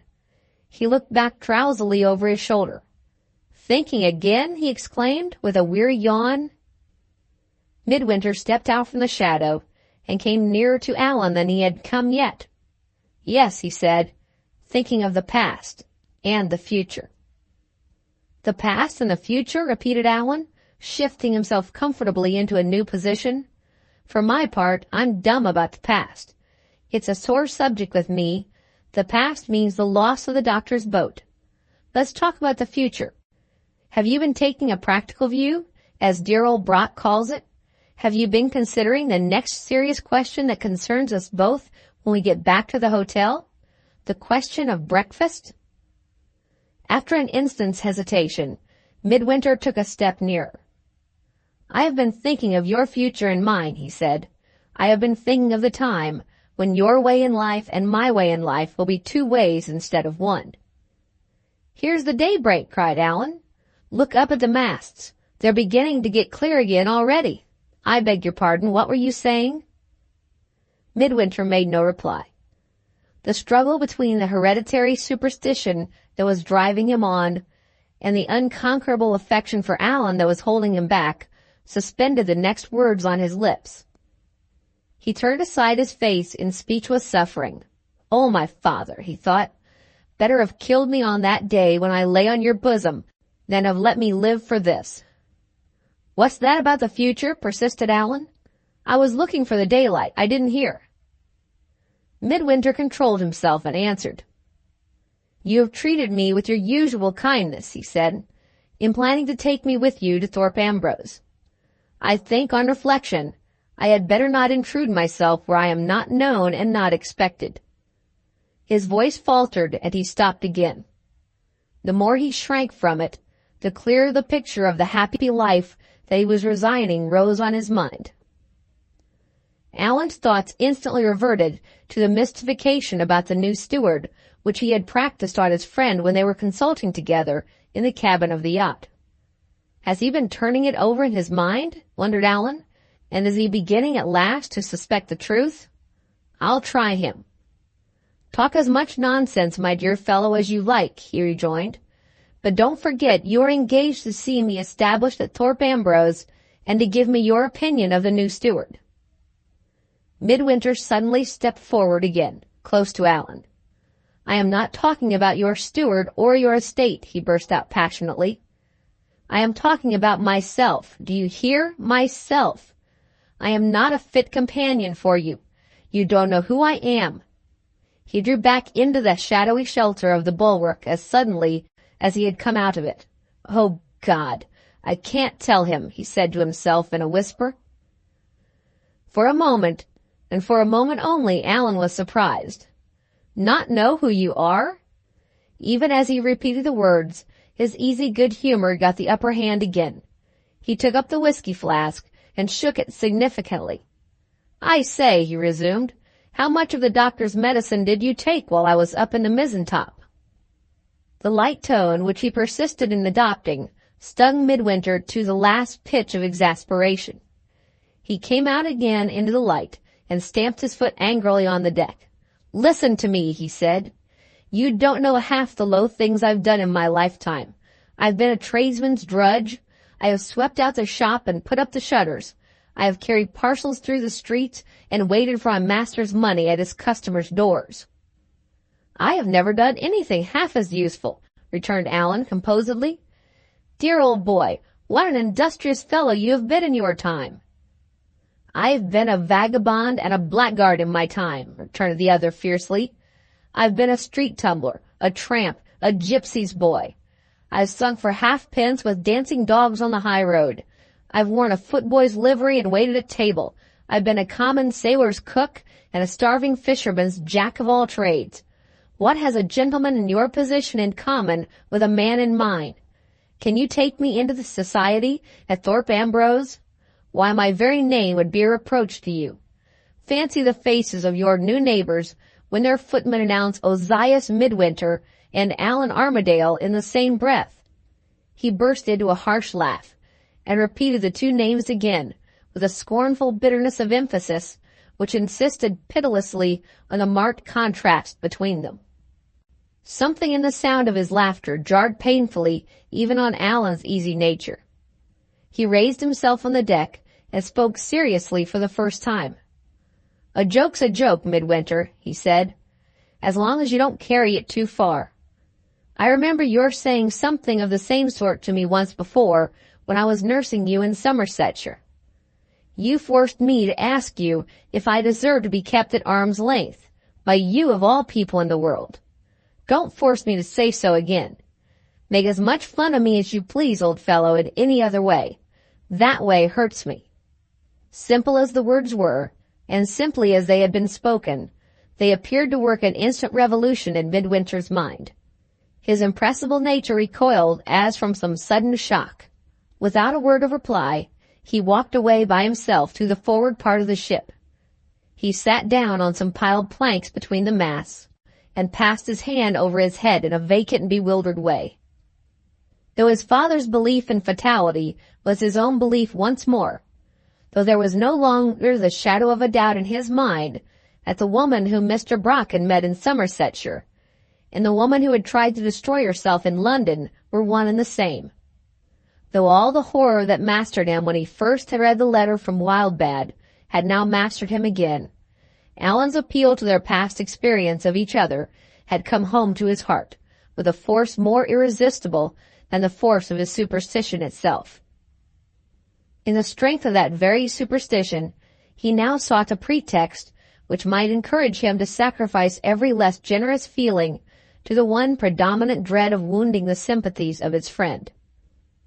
Why distress him, he whispered to himself. We are not the end here. There is the woman behind us in the dark. Why resist him when the mischief's done and the caution comes too late? What is to be will be. What have I to do with the future, and what has he? He went back to Allan, sat down by his side, and took his hand. Forgive me, he said gently. I have hurt you for the last time. Before it was possible to reply, he snatched up the whiskey flask from the deck. Come, he exclaimed, with a sudden effort to match his friend's cheerfulness. You have been trying the doctor's medicine. Why shouldn't I? Allan was delighted. This is something like a change for the better, he said. Midwinter is himself again. Hark! There are the birds. Hail, smiling morn, smiling morn. He sang the words of the glee in his old cheerful voice and clapped Midwinter on the shoulder in his old hearty way. How did you manage to clear your mind of those confounded megrims? Do you know you were quite alarming about something happening to one or other of us before we were out of this ship? Sheer nonsense, returned Midwinter contemptuously. I don't think my head has ever been quite right since that fever. I've got a bee in my bonnet, as they say in the North. Let's talk of something else. About those people you have let the cottage to. I wonder whether the agent's account of Major Milroy's family is to be depended on. There might be another lady in the household besides his wife and his daughter. "Oh-ho!" cried Allan. "You're beginning to think of nymphs among the trees and flirtations in the fruit garden, are you? Another lady, eh? Suppose the Major's family circle won't supply another. We shall have to spin that half-crown again and toss up for which is to have the first chance with Miss Milroy." For once, Midwinter spoke as lightly and carelessly as Allan himself. "No, no," he said. "The Major's landlord has the first claim to the notice of the Major's daughter. I'll retire into the background and wait for the next lady who makes her appearance at Thorpe Ambrose." "Very good. I'll have an address to the woman of Norfolk posted in the park to that effect," said Allan. "Are you particular to a shade about size or complexion? What's your favorite age?" Midwinter trifled with his own superstition, as a man trifles with the loaded gun that may kill him, or with a savage animal that may maim him for life. He mentioned the age, as he reckoned it himself, of the woman in the black gown and the red paisley shawl. 35, he said. As the words passed his lips, his factitious spirits deserted him. He left his seat, impenetrably deaf to all Allan's efforts to rally him on his extraordinary answer, and resumed his restless pacing of the deck in dead silence. Once more the haunting thought which had gone to and fro with him in the hour of darkness went to and fro with him now in the hour of daylight. Once more the conviction possessed itself of his mind that something was to happen or to Allan or to himself before they left the wreck. Minute by minute the light strengthened in the eastern sky, and the shadowy places on the deck of the timber ship revealed their barren emptiness under the eye of day. As the breeze rose again, the sea began to murmur wakefully in the morning light. Even the cold bubbling of the broken water changed its cheerless note, and softened on the ear as the mellowing flood of daylight poured warm over it from the rising sun. Midwinter paused near the forward part of the ship, and recalled his wandering attention to the passing time. The cheering influences of the hour were round him, look where he might. The happy morning smile of the summer sky, so brightly merciful to the old and weary earth, lavished its all-embracing beauty even on the wreck. The dew that lay glittering on the inland fields lay glittering on the deck, and the worn and rusted rigging was gemmed as brightly as the fresh green leaves on shore. Insensibly, as he looked round, Midwinter's thoughts reverted to the comrade who had shared with him the adventure of the night. He returned to the after part of the ship, spoke to Allan as he advanced. Receiving no answer, he approached the recumbent figure and looked closer at it. Left to his own resources, Allan had let the fatigues of the night take their own way with him. His head had sunk back, his hat had fallen off, he lay stretched at full length on the deck of the timber ship, deeply and peacefully asleep. Midwinter resumed his walk, his mind lost in doubt, his own past thoughts seeming suddenly to have grown strange to him. How darkly his forebodings had distrusted the coming time, and how harmlessly that time had come. The sun was mounting in the heavens, the hour of release was drawing nearer and nearer, and of the two Armadales imprisoned in the fatal ship, one was sleeping away the weary time, the other was quietly watching the growth of the new day. The sun climbed higher, the hour wore on. With the latent distrust of the wreck which still clung to him, Midwinter looked inquiringly on either shore for signs of awakening human life. The land was still lonely. The smoke wreaths that were soon to rise from cottage chimneys had not risen yet. After a moment's thought, he went back again to the after part of the vessel, to see if there might be a fisherman's boat within hail astern of them. Absorbed for the moment by a new idea, he passed Allan hastily, after barely noticing that he still lay asleep. One step more would have brought him to the taffrail, when that step was suspended by a sound beneath him, a sound like a faint groan. He turned and looked at the sleeper on the deck. He knelt softly and looked closer. "It has come," he whispered to himself, "not to me, but to him." It had come, in the bright freshness of the morning. It had come in the mystery and terror of a dream. The face which Midwinter had last seen in perfect repose was now the distorted face of a suffering man. The perspiration stood thick on Allan's forehead and matted his curling hair. His partially opened eyes showed nothing but the white of the eyeball gleaming blindly. His outstretched hands scratched and struggled on the deck.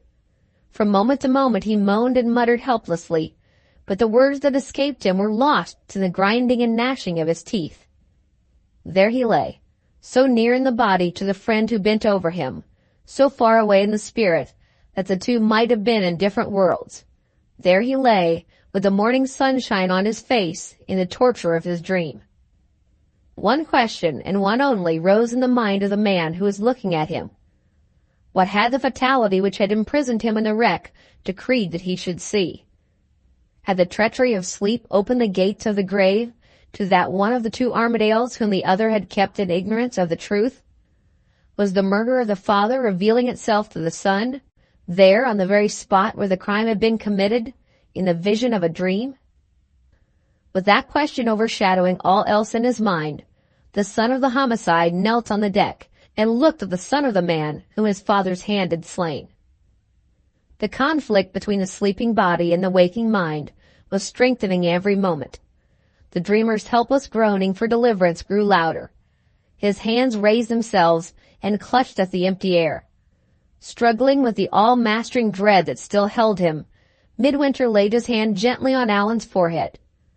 Light as the touch was, there were mysterious sympathies in the dreaming man that answered it. His groaning ceased, and his hands dropped slowly. There was an instant of suspense, and Midwinter looked closer. His breath just fluttered over the sleeper's face. Before the next breath had risen to his lips, Allan sprang up on his knees, sprang up as if the call of a trumpet had rung in his ear, awake in an instant. "You have been dreaming," said Midwinter, as the other looked at him wildly in the first bewilderment of waking. Allan's eyes began to wander about the wreck, at first vacantly, then with a look of angry surprise. "Are we still here?" he said, as Midwinter helped him to his feet. "Whatever else I do on board this infernal ship," he added after a moment, "I won't go to sleep again." As he said those words, his friend's eyes searched his face in silent inquiry. They took a turn together on the deck. "Tell me your dream," said Midwinter, with a strange tone of suspicion in his voice, and a strange appearance of abruptness in his manner. "I can't tell it yet," returned Allan. "Wait a little till I'm my own man again." They took another turn on the deck. Midwinter stopped and spoke once more. "Look at me for a moment, Allan," he said. There was something of the trouble left by the dream, and something of natural surprise as a strange request just addressed to him in Allan's face, as he turned it full on the speaker. But no shadow of ill will, no lurking lines of distrust anywhere. Midwinter turned aside quickly, and hid, as he best might, an irrepressible outburst of relief. "Do I look a little upset?" asked Allan, taking his arm and leading him on again. "Don't make yourself nervous about me if I do. My head feels wild and giddy, but I shall soon get over it."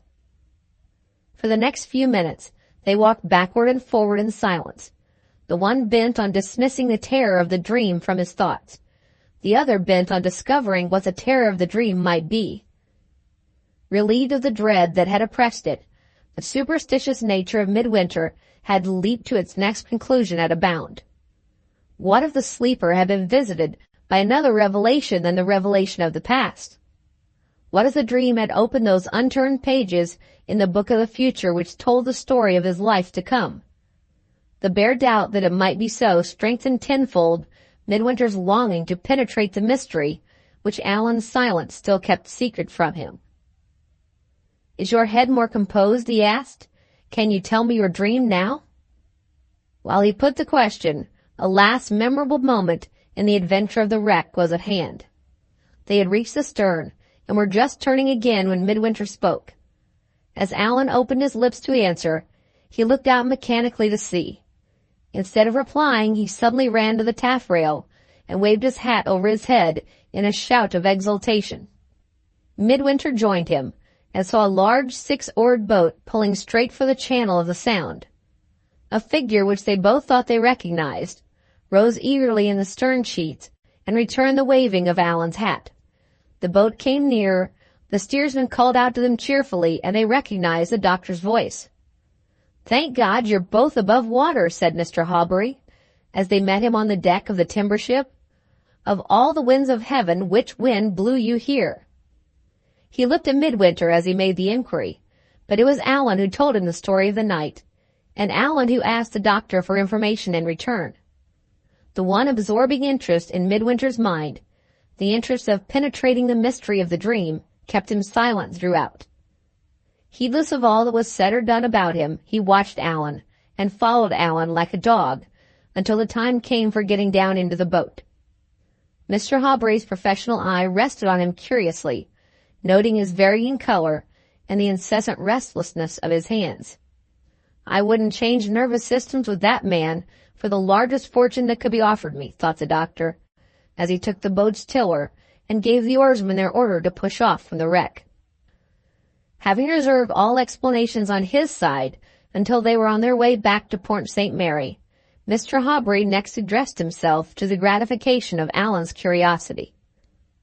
The circumstances which had brought him to the rescue of his two guests of the previous evening were simple enough. The lost boat had been met with at sea by some fishermen of Port Erin, on the western side of the island, who had once recognized it as the doctor's property, and at once sent a messenger to make inquiry at the doctor's house. The man's statement of what had happened had naturally alarmed Mr. Hawbury for the safety of Allan and his friend. He had immediately secured assistance, and guided by the boatman's advice, had made first for the most dangerous place on the coast, the only place in that calm weather in which an accident could have happened to a boat sailed by experienced men, the channel of the Sound. After thus accounting for his welcome appearance on the scene, the doctor hospitably insisted that his guests of the evening should be his guests of the morning as well. It would still be too early when they got back for the people at the hotel to receive them, and they would find bed and breakfast at Mr. Hawbury's house. At the first pause in the conversation between Allan and the doctor, Midwinter, who had neither joined in the talk nor listened to the talk, touched his friend on the arm. "Are you better?" he asked in a whisper. "Shall you be soon composed enough to tell me what I want to know?" Allan's eyebrows contracted impatiently. The subject of the dream, and Midwinter's obstinacy in returning to it, seemed to be alike distasteful to him. He hardly answered with his usual good humor.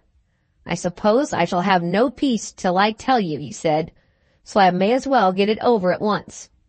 "No," returned Midwinter, with a look at the doctor and the oarsman. "Not where other people can hear it. Not till you and I are alone."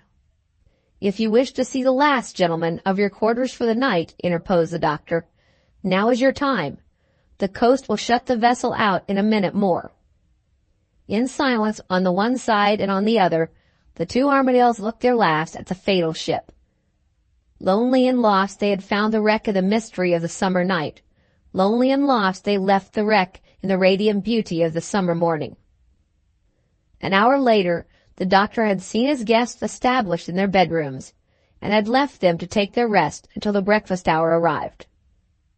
Almost as soon as his back was turned, the doors of both rooms opened softly, and Allan and Midwinter met in the passage. "Can you sleep after what has happened?" asked Allan. Midwinter shook his head. "You were coming to my room, were you not?" he said. "What for?"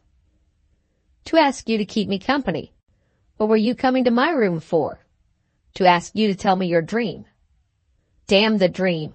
I want to forget all about it." "And I want to know all about it." Both paused. Both refrained instinctively from saying more. For the first time since the beginning of their friendship, they were on the verge of a disagreement, and that on the subject of the dream. Allan's good temper just stopped him on the brink. "You are the most obstinate fellow alive," he said. "But if you will know all about it, you must know all about it, I suppose. Come into my room and I'll tell you." He led the way, and Midwinter followed. The door closed and shut them in together. Chapter 5. the shadow of the future. When Mr. Hawberry joined his guests in the breakfast room, the strange contrast of character between them, which he had noticed already, was impressed on his mind more strongly than ever. One of them sat at the well-spread table, hungry and happy, ranging from dish to dish, and declaring that he had never made such a breakfast in his life. The other sat apart at the window, his cup thanklessly deserted before it was empty, his meat left ungraciously half-eaten on his plate. The doctor's morning greeting to the two accurately expressed the differing expressions which they had produced on his mind. He clapped Allan on the shoulder and saluted him with a joke.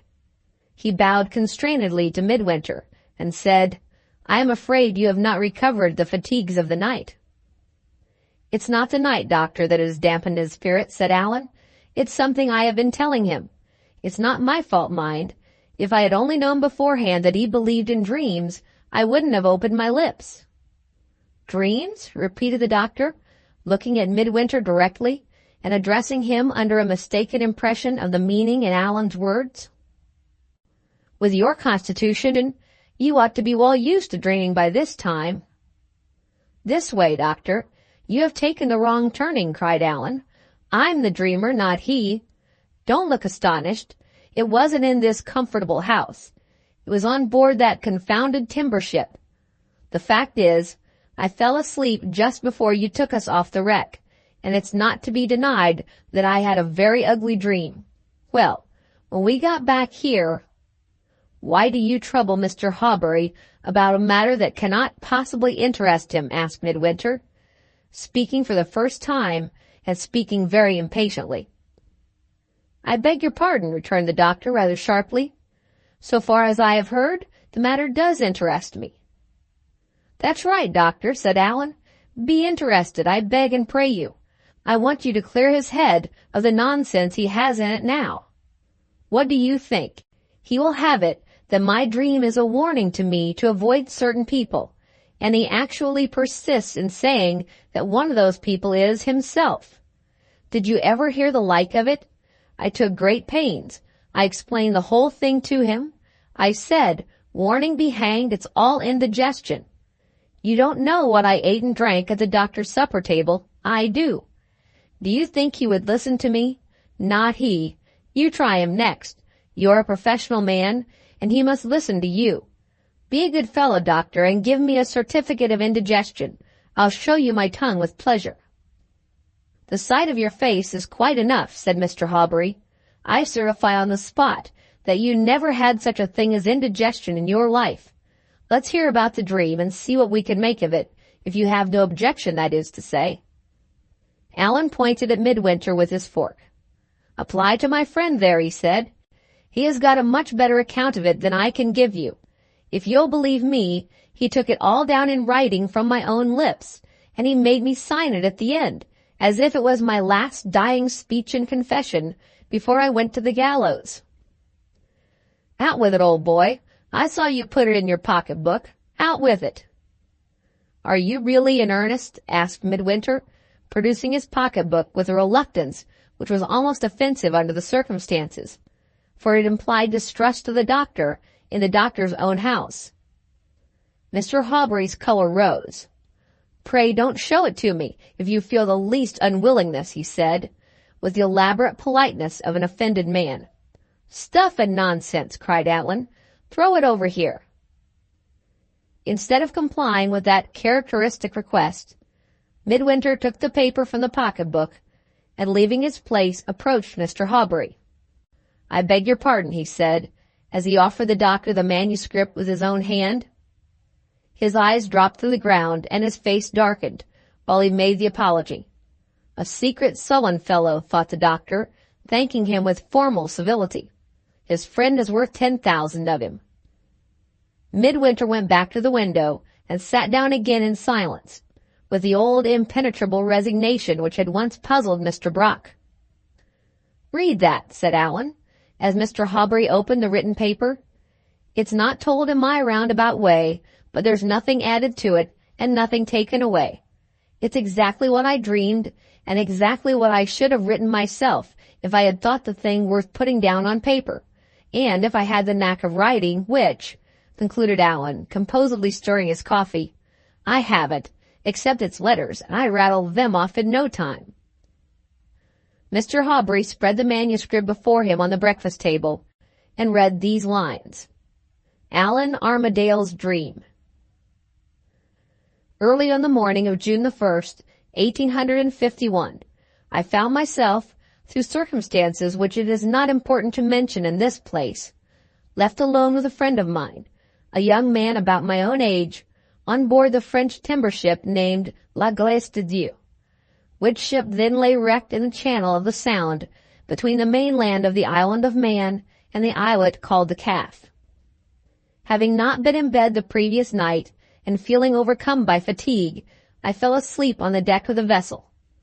I was in my usual good health at the time, and the morning was far enough advanced for the sun to have risen. Under these circumstances, and at that period of the day, I passed from sleeping to dreaming. As clearly as I can recollect it, after the lapse of a few hours, this was the succession of events presented to me by the dream. 1. The first event of which I was conscious was the appearance of my father. He took me silently by the hand, and we found ourselves in the cabin of a ship. 2. Water rose slowly over us in the cabin, and I and my father sank through the water together. 3. An interval of oblivion followed, and then the same sense came to me of being left alone in the darkness. 4. I waited. 5. The darkness opened and showed me the vision, as in a picture, of a broad, lonely pool surrounded by open ground. Above the farther margin of the pool, I saw the cloudless western sky, red with the light of sunset. 6. On the near margin of the pool, there stood the shadow of a woman. 7. It was the shadow only. No indication was visible to me by which I could identify it, or compare it with any living creature. The long robe showed me that it was the shadow of a woman, and showed me nothing more. 8. The darkness closed again, remained with me for an interval, and opened for the second time. 9. I found myself in a room, standing before a long window. The only object of furniture or of ornament that I saw, or that I can now remember having seen, was a little statue placed near me. The window opened on a lawn and flower garden, and the rain was pattering heavily against the glass. 10. I was not alone in the room. Standing opposite to me at the window was the shadow of a man. 11. I saw no more of it.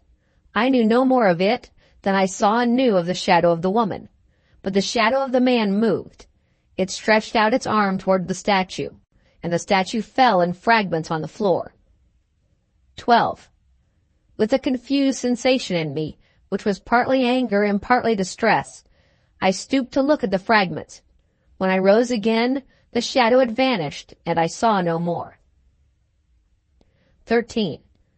The darkness opened for the third time, and showed me the shadow of the woman and the shadow of the man together. 14.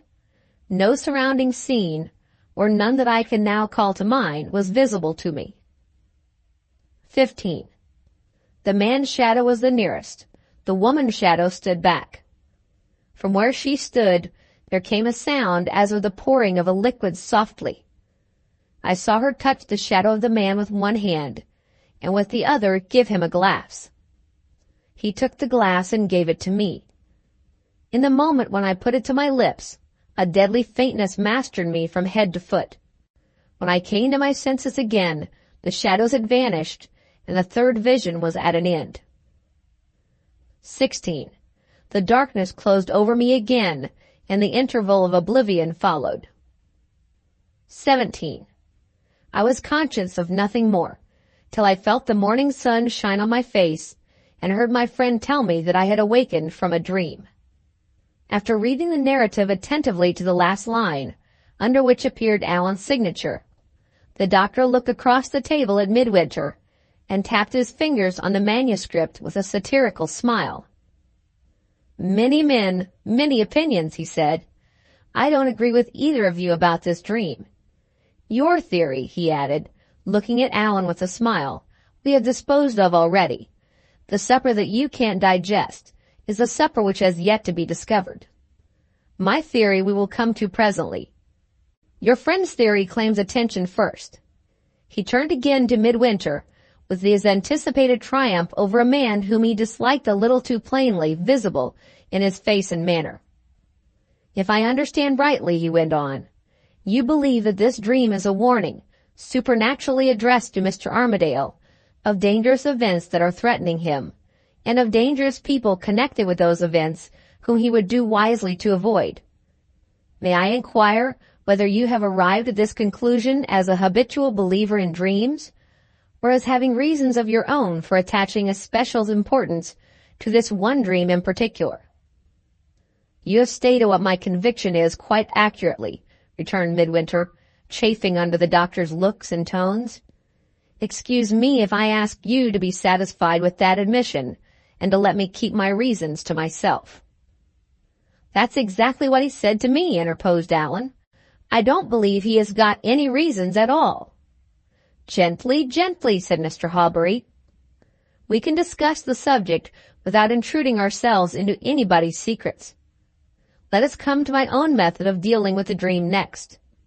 Mr. Midwinter will probably not be surprised to hear that I look at this matter from an essentially practical point of view." "I shall not be at all surprised," retorted Midwinter. "The view of a medical man, when he has a problem in humanity to solve, seldom ranges beyond the point of his dissecting knife." The doctor was a little nettled on his side.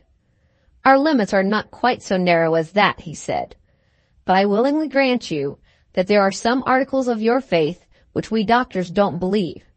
For example, we don't believe that a reasonable man is justified in attaching a supernatural interpretation to any phenomenon which comes within the range of his senses, until he has certainly ascertained that there is no such thing as a natural explanation of it to be found in the first instance."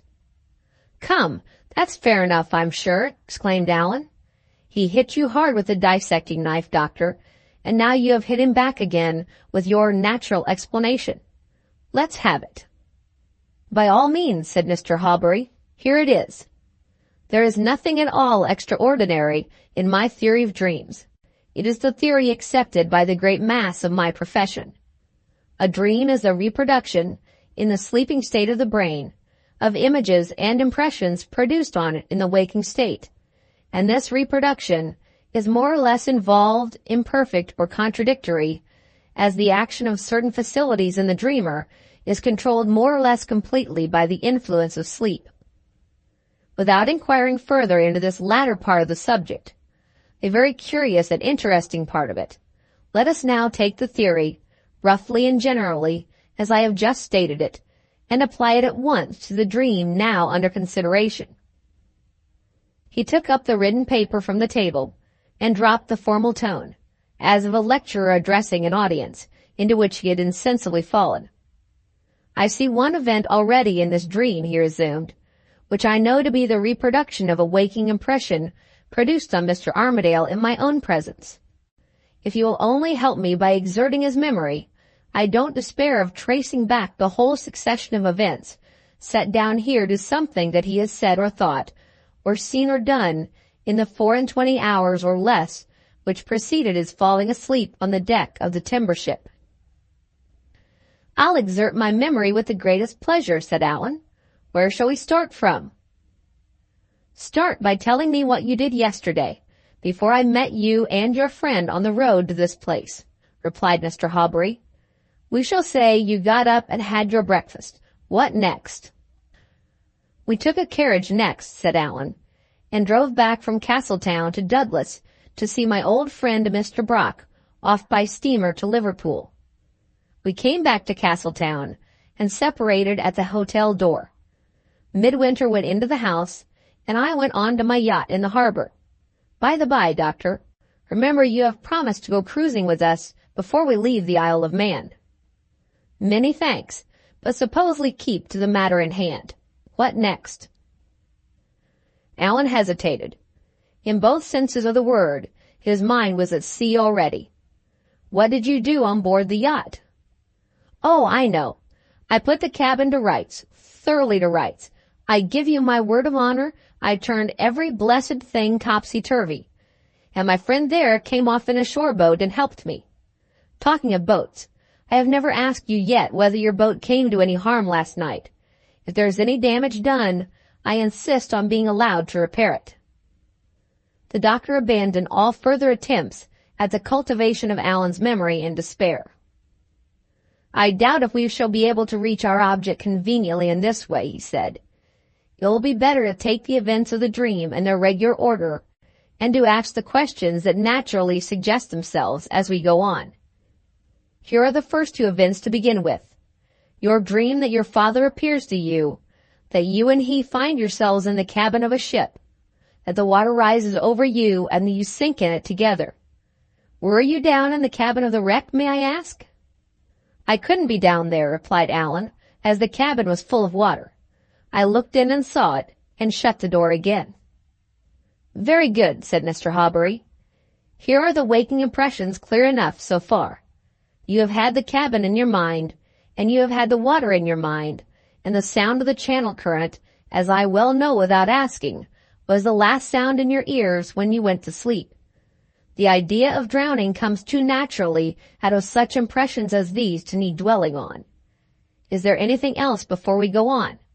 "Yes, there is one more circumstance left to account for." "The most important circumstance of all," remarked Midwinter, joining in the conversation without stirring from his place at the window. "You mean the appearance of Mr. Armadale's father? I was just coming to that," answered Mr. Hawbury.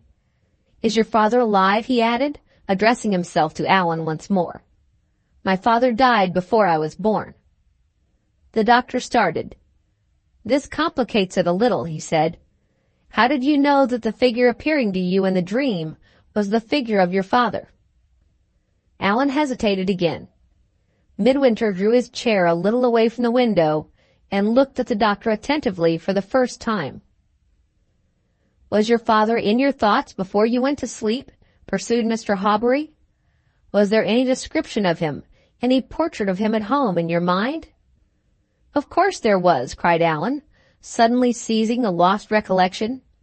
"Midwinter, you remember the miniature you found on the floor of the cabin when we were putting the yacht to rights? You said I didn't seem to value it, and I told you I did because it was a portrait of my father." "And was the face in the dream like the face in the miniature?" asked Mr. Hawbury. "Exactly like. I say, doctor, this is beginning to get interesting." "What do you say now?" asked Mr. Hawbury, turning toward the window again. Midwinter hurriedly left his chair and placed himself at the table with Allan. Just as he had once already taken refuge from the tyranny of his own superstition in the comfortable common sense of Mr. Brock, so with the same headlong eagerness, with the same straightforward sincerity of purpose, he now took refuge in the doctor's theory of dreams. "I say what my friend says," he answered, flushing with a sudden enthusiasm. "This is beginning to get interesting. Go on, pray go on." The doctor looked at his strange guest more indulgently than he had looked yet. "You are the only mystic I have met with," he said, "who is willing to give fair evidence fair play.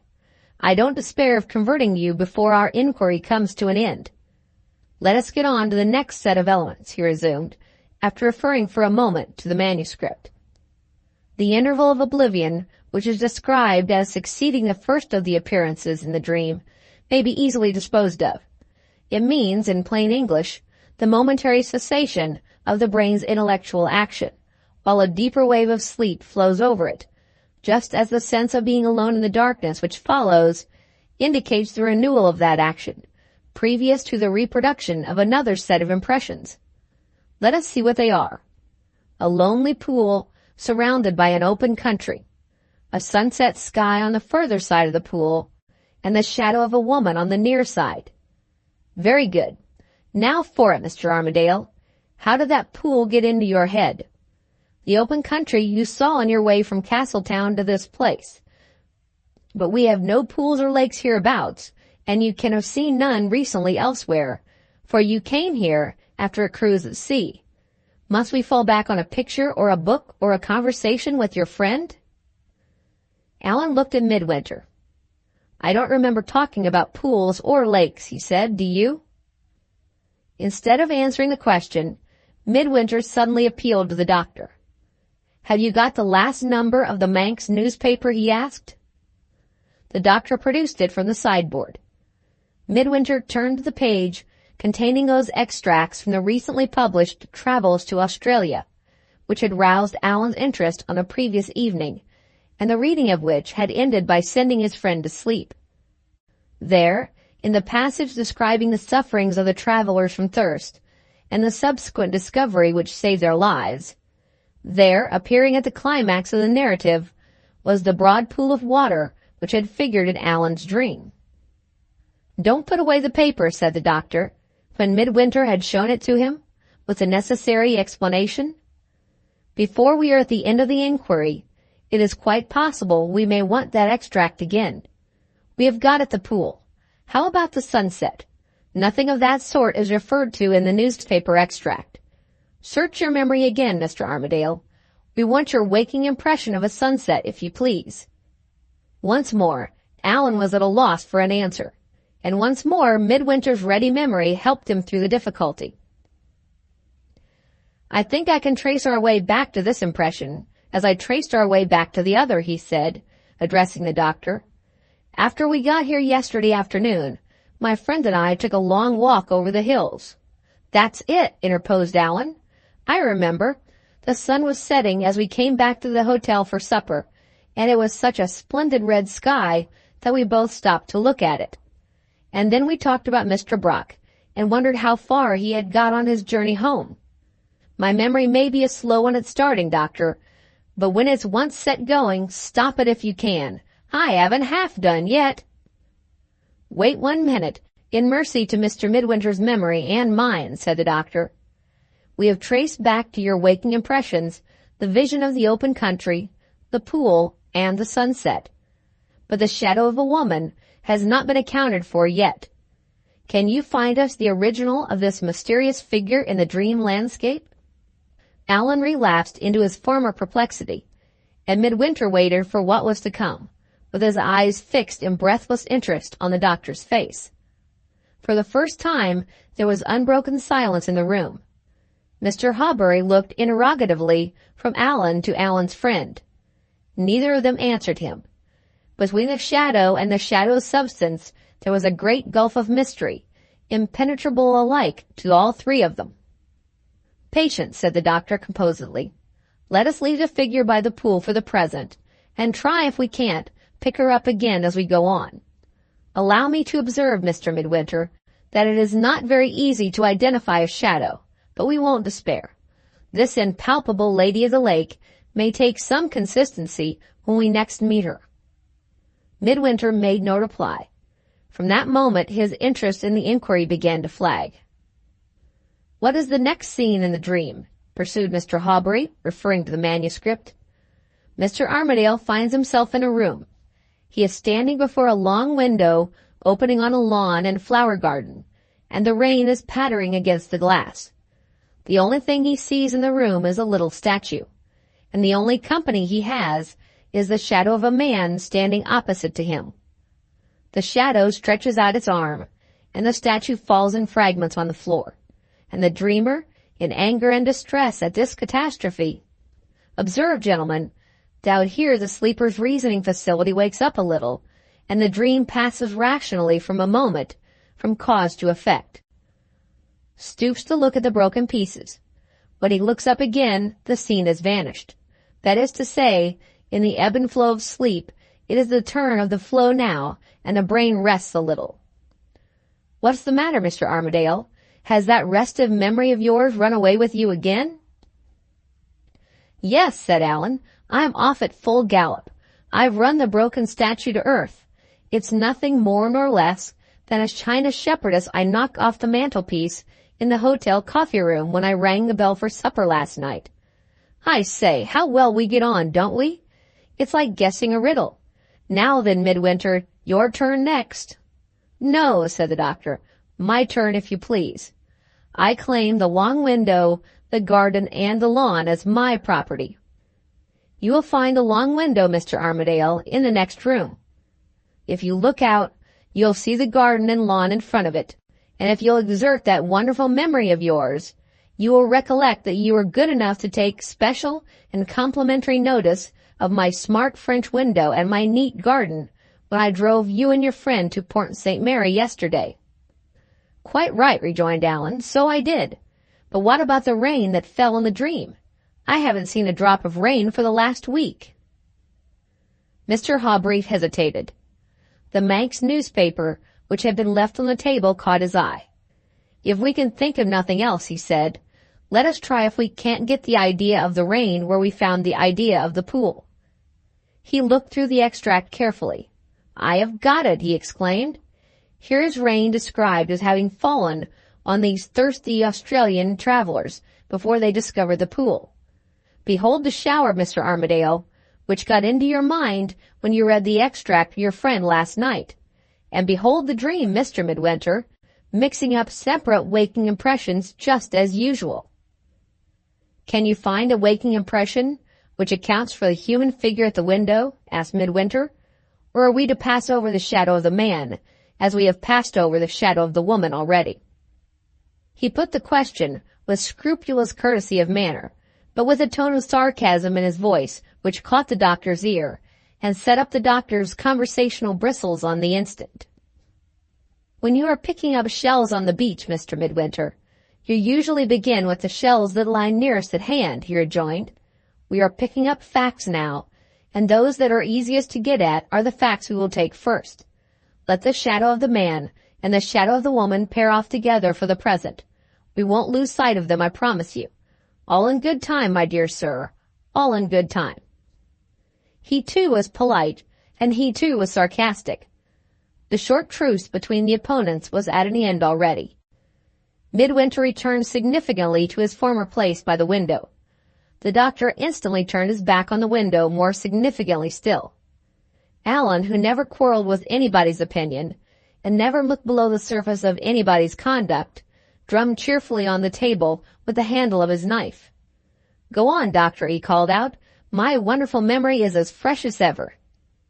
Is it? Said Mr. Hawbury, referring again to the narrative of the dream. Do you remember what happened when you and I were gossiping with the landlady at the bar of the hotel last night? Of course I do. You were kind enough to hand me a glass of brandy and water, which the landlady had just mixed for your own drinking, and I was obliged to refuse it because, as I told you, the taste of brandy always turns me sick and faint. Mix it how you please. Exactly so, returned the doctor. And here is the incident reproduced in the dream. You see the man's shadow and the woman's shadow together this time. You hear the pouring out of a liquid, brandy from the hotel bottle, and water from the hotel jug. The glass is handed by the woman's shadow, the landlady, to the man's shadow, myself.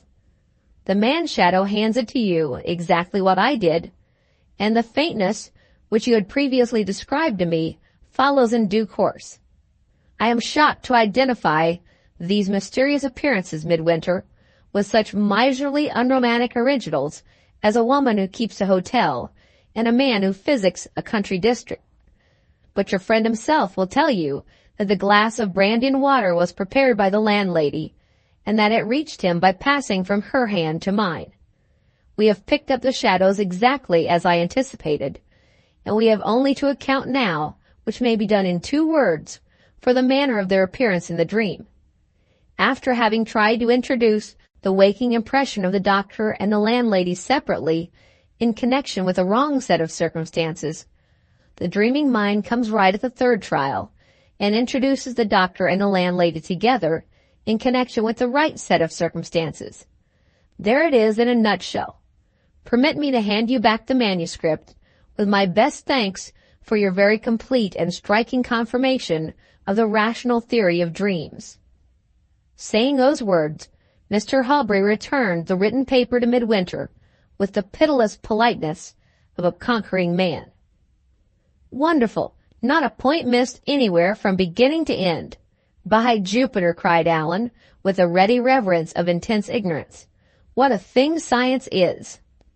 Not a point missed, as you say, remarked the doctor complacently. And yet I doubt if we have succeeded in convincing your friend. You have not convinced me, said Midwinter, but I don't presume on that account to say that you are wrong. He spoke quietly, almost sadly. The terrible conviction of the supernatural origin of the dream from which he had tried to escape had possessed itself of him again. All his interest in the argument was at an end. All his sensitiveness to its irritating influences was gone. In the case of any other man, Mr. Hawbury would have been mollified by such concession as his adversary has now made to him.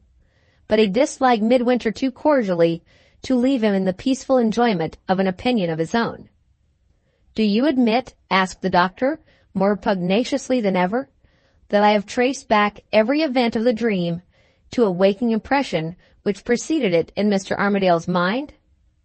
I have no wish to deny that you have done so, said Midwinter resignedly. Have I identified the shadows with their living originals? You have identified them to your own satisfaction, and to my friend's satisfaction, not to mine. Not to yours? Can you identify them? No. I can only wait till the living originals stand revealed in the future. Spoken like an oracle, Mr. Midwinter. Have you any idea at present of who those living originals may be? I have. I believe that coming events will identify the shadow of the woman with a person whom my friend has not met with yet, and the shadow of the man with myself. Allan attempted to speak.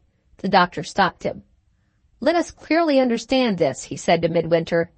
Leaving your own case out of the question for the moment, may I ask how a shadow, which has no distinguishing mark about it, is to be identified with a living woman who your friend does not know? Midwinter's color rose a little. He began to feel the lash of the doctor's logic. The landscape picture of the dream has its distinguishing marks, he replied, and in that landscape the living woman will appear when the living woman is first seen. The same thing will happen, I suppose, pursued the doctor, with the man-shadow which you persist in identifying with yourself.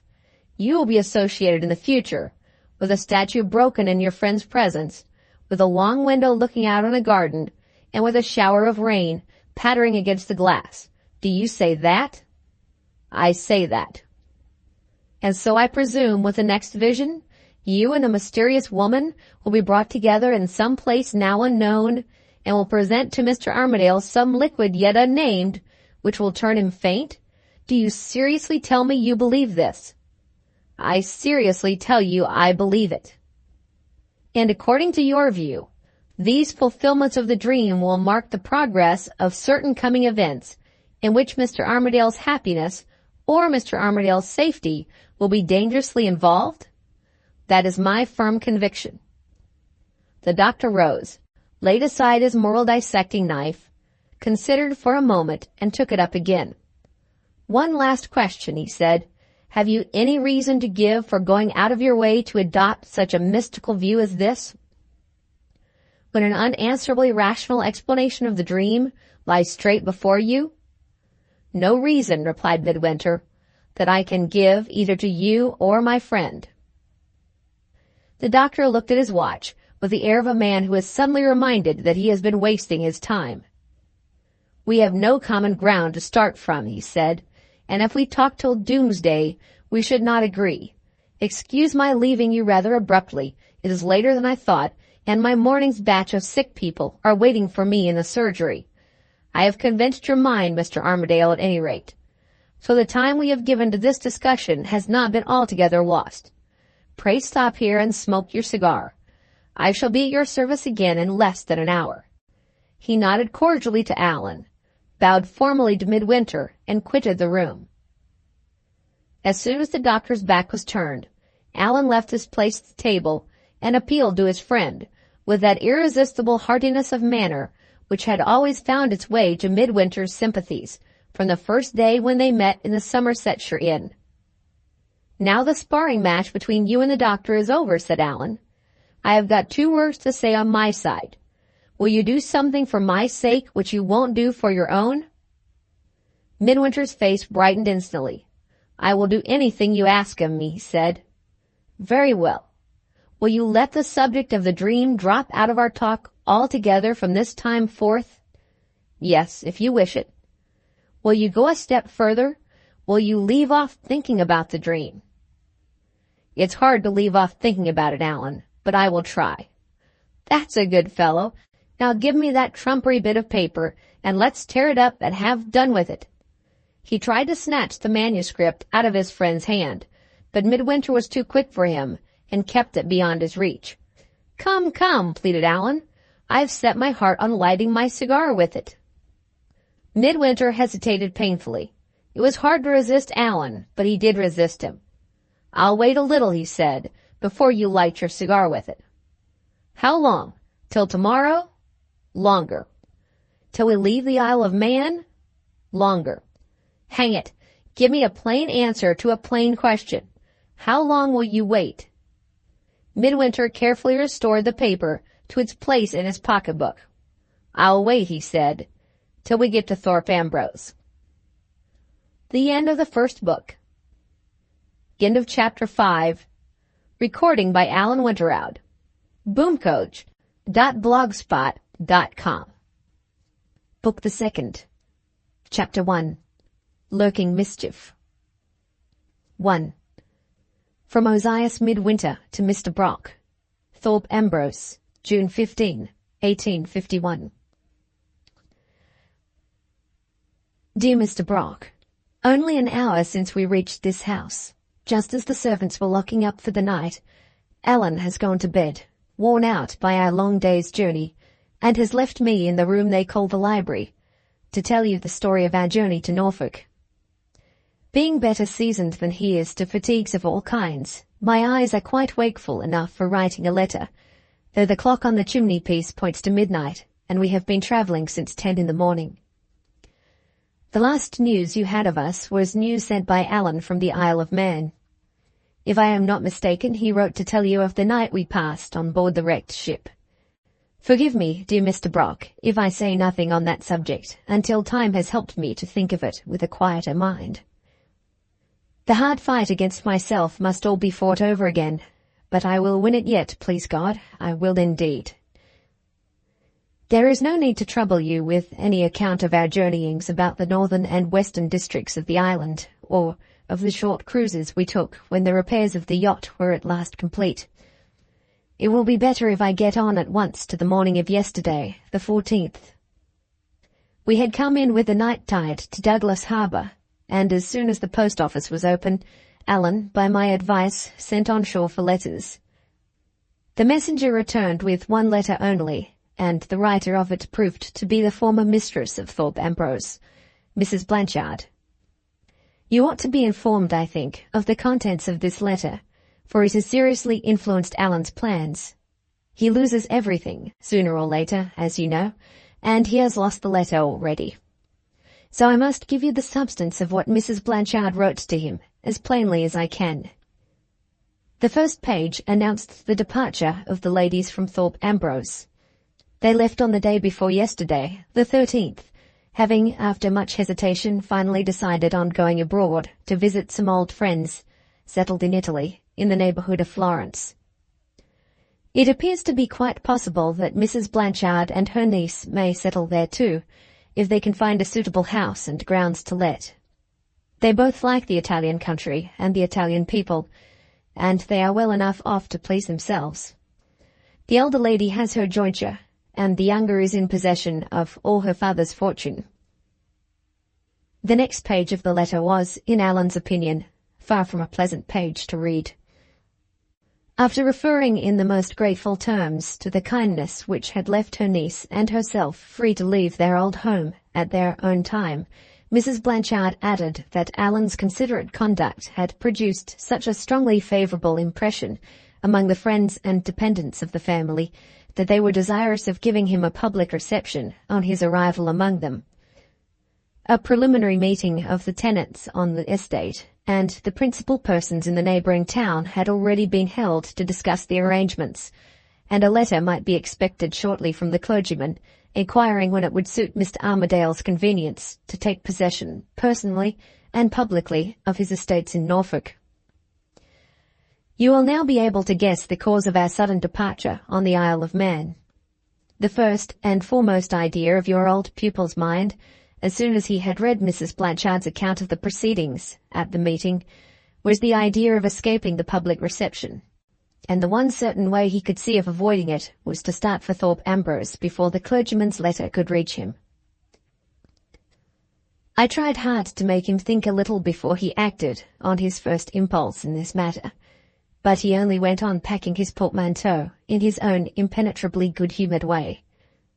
In 10 minutes his luggage was ready, and in 5 minutes more he had given the crew their directions for taking the yacht back to Somersetshire. The steamer to Liverpool was alongside of us in the harbour, and I had really no choice but to go on board with him, or to let him go by himself. I spare you the account of our stormy voyage, of our detention at Liverpool, and of the trains we missed on our journey across the country.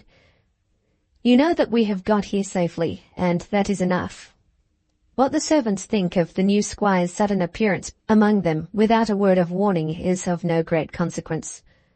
What the committee for arranging the public reception may think of it when the news flies abroad tomorrow is, I am afraid, a more serious matter. Having already mentioned the servants, I may proceed to tell you that the latter part of Mrs. Blanchard's letter was entirely devoted to instructing Allan on the subjects of the domestic establishment, which she has left behind her. It seems that all the servants, indoors and out, with 3 exceptions, are waiting here on the chance that Allan will continue them in their places. 2 of these exceptions are readily accounted for. Mrs. Blanchard's maid and Miss Blanchard's maid go abroad with their mistresses.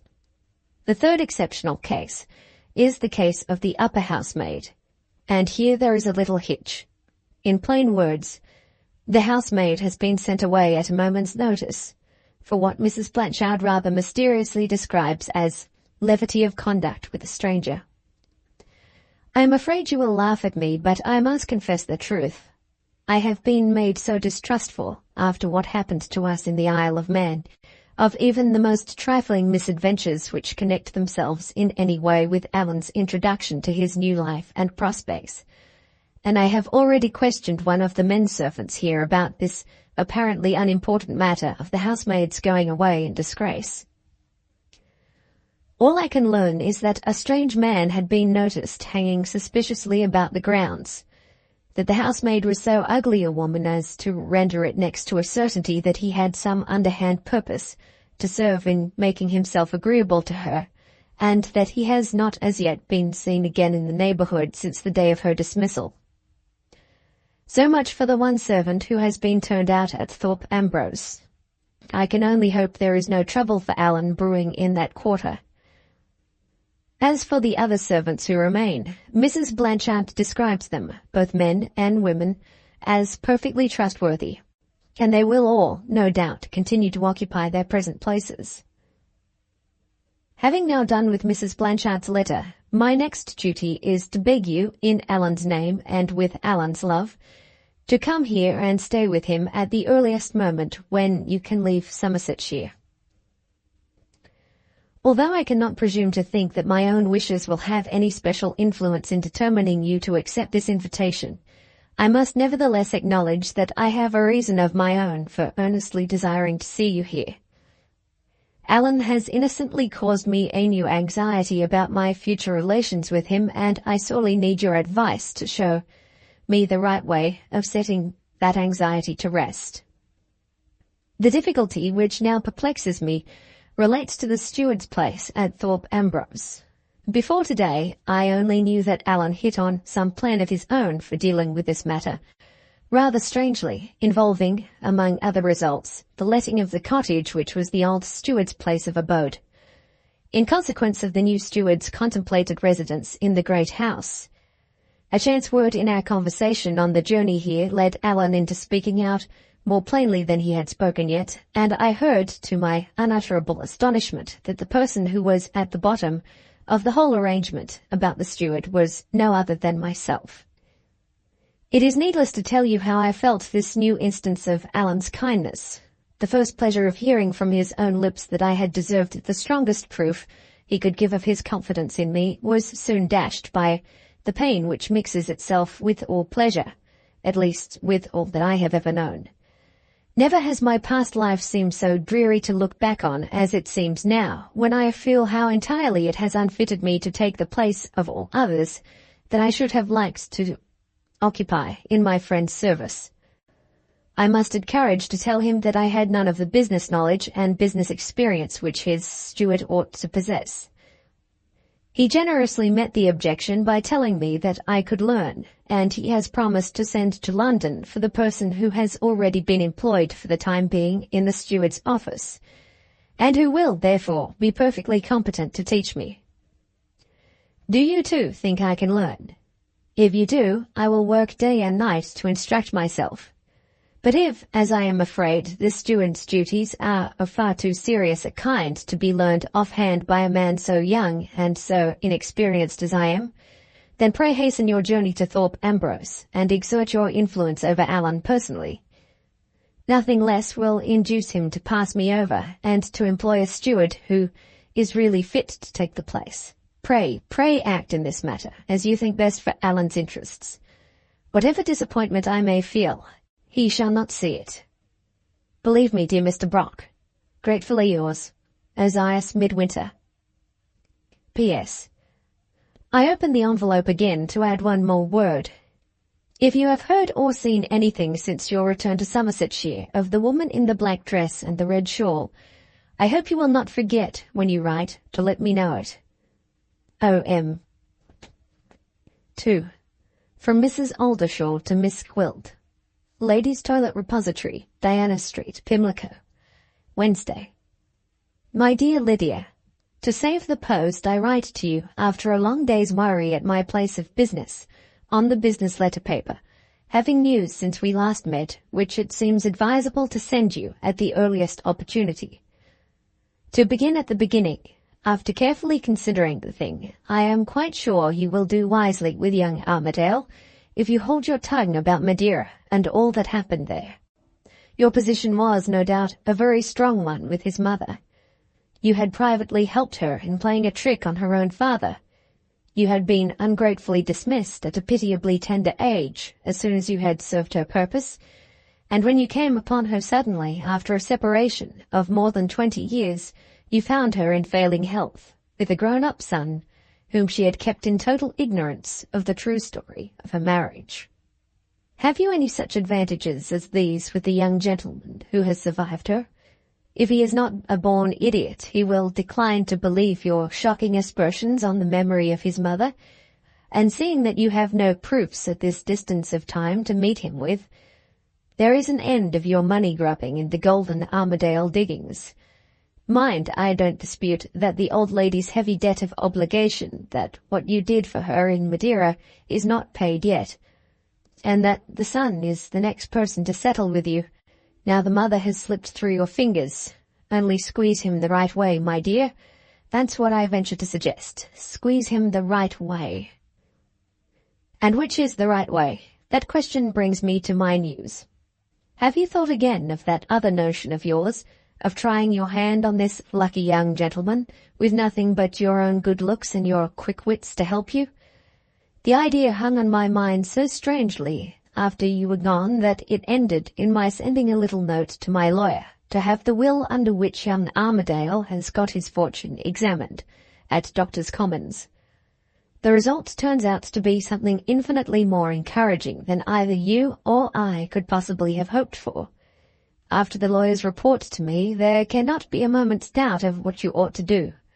In 2 words, Lydia, take the bull by the horns and marry him. I am quite serious. He is much better worth this venture than you suppose. Only persuade him to make you Mrs. Armadale, and you may set all after discoveries at flat defiance. As long as he lives, you can make your own terms with him, and if he dies, the will entitles you, in spite of anything he can say or do, with children or without them, to an income chargeable on his estate of $1,200 a year for life. There is no doubt about this. The lawyer himself has looked at the will. Of course, Mr. Blanchard had his son and his son's widow in his eye when he made the provision, but as it is not limited to any one heir by name and not revoked anywhere, it now holds as good with young Armadale as it would have held under other circumstances with Mr. Blanchard's son. What a chance for you, after all the miseries and the dangers you have gone through, to be mistress of Thorpe Ambrose if he lives, to have an income for life if he dies. Hook him, my poor dear. Hook him at any sacrifice. I dare say you will make the same objection when you read this which you made when we were talking about it the other day. I mean, the objection of your age. Now, my good creature, just listen to me. The question is not whether you were 35 last birthday. We will own the dreadful truth and say you were, but whether you do look or don't look your real age. My opinion on this matter ought to be, and is, one of the best opinions in London. I have had 20 years' experience among our charming sex in making up battered old faces and worn-out old figures to look like new, and I say positively you don't look a day over 30, if as much. If you will follow my advice about dressing and use one or two of my applications privately, I guarantee to put you back 3 years more. I will forfeit all the money I shall have to advance for you in this matter, if, when I have ground you young again in my wonderful mill, you look more than 27 in any man's eyes living, except, of course, when you wake anxious in the small hours of the morning, and then, my dear, you will be old and ugly in the retirement of your own room, and it won't matter. But you may say, supposing all this, here I am even with your art to help me looking a good 6 years older than he is. And that is against me at starting. Is it? Just think again.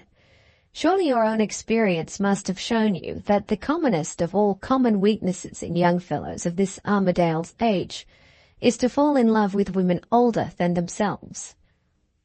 Who are the men who really appreciate us in the bloom of our youth? I'm sure I have cause to speak well of the bloom of youth. I made 50 guineas today by putting it on the spotted shoulders of a woman old enough to be your mother.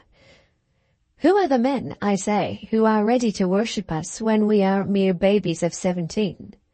The gay young gentlemen in the bloom of their own youth? No. The cunning old wretches who are on the wrong side of 40.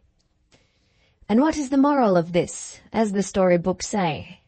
The moral is that the chances, with such a head as you have got on your shoulders, are all in your favour. If you feel your present forlorn position, as I believe you do, if you know what a charming woman in the men's eyes you can still be when you please, and if all your resolution has really come back after that shocking outbreak of desperation on board the steamer, natural enough, I own, under the dreadful provocation laid on you, you will want no further persuasion from me to try this experiment. Only to think of how things turn out. If the other young booby had not jumped into the river after you, this young booby would never have had the estate. It really looks as if fate had determined that you were to be Mrs. Armadale of Thorpe Ambrose, and who can control his fate, as the poet says. Send me one line to say yes or no, and believe me, your attached old friend, Maria Oldershaw. 3. From Miss Gwilt to Mrs. Oldershaw. Richmond, Thursday. You old wretch, I won't say yes or no till I have had a long look at my glass first. If you had any real regard for anybody but your wicked old self, you would know that the bare idea of marrying again, after what I have gone through, is an idea that makes my flesh creep. But there can be no harm in your sending me a little more information while I am making up my mind. You have got £20 of mine still left out of those things you sold for me.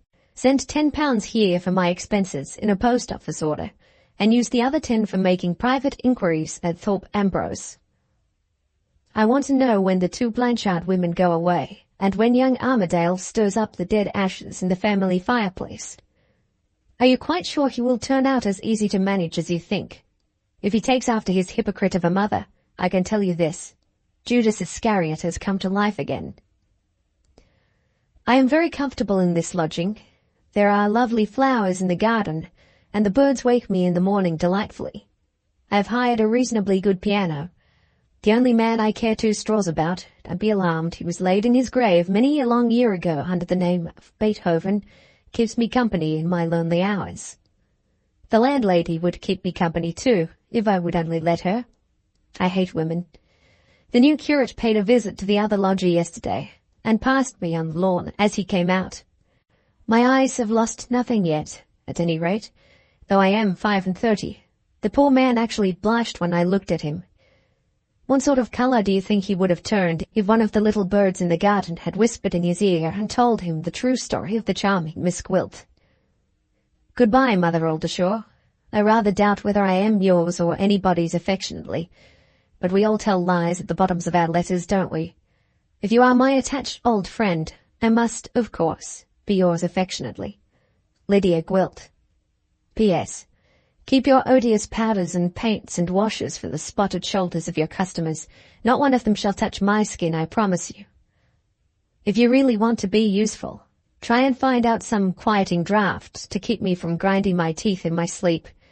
I shall break them one of these nights, and then what will become of my beauty, I wonder. 4. From Mrs. Oldershaw to Miss Gwilt. Ladies' Toilet Repository, Tuesday. My dear Lydia, it is 1,000 pities your letter was not addressed to Mr. Armadale. Your graceful audacity would have charmed him. It doesn't affect me. I am so well used to audacity in my way of life, you know.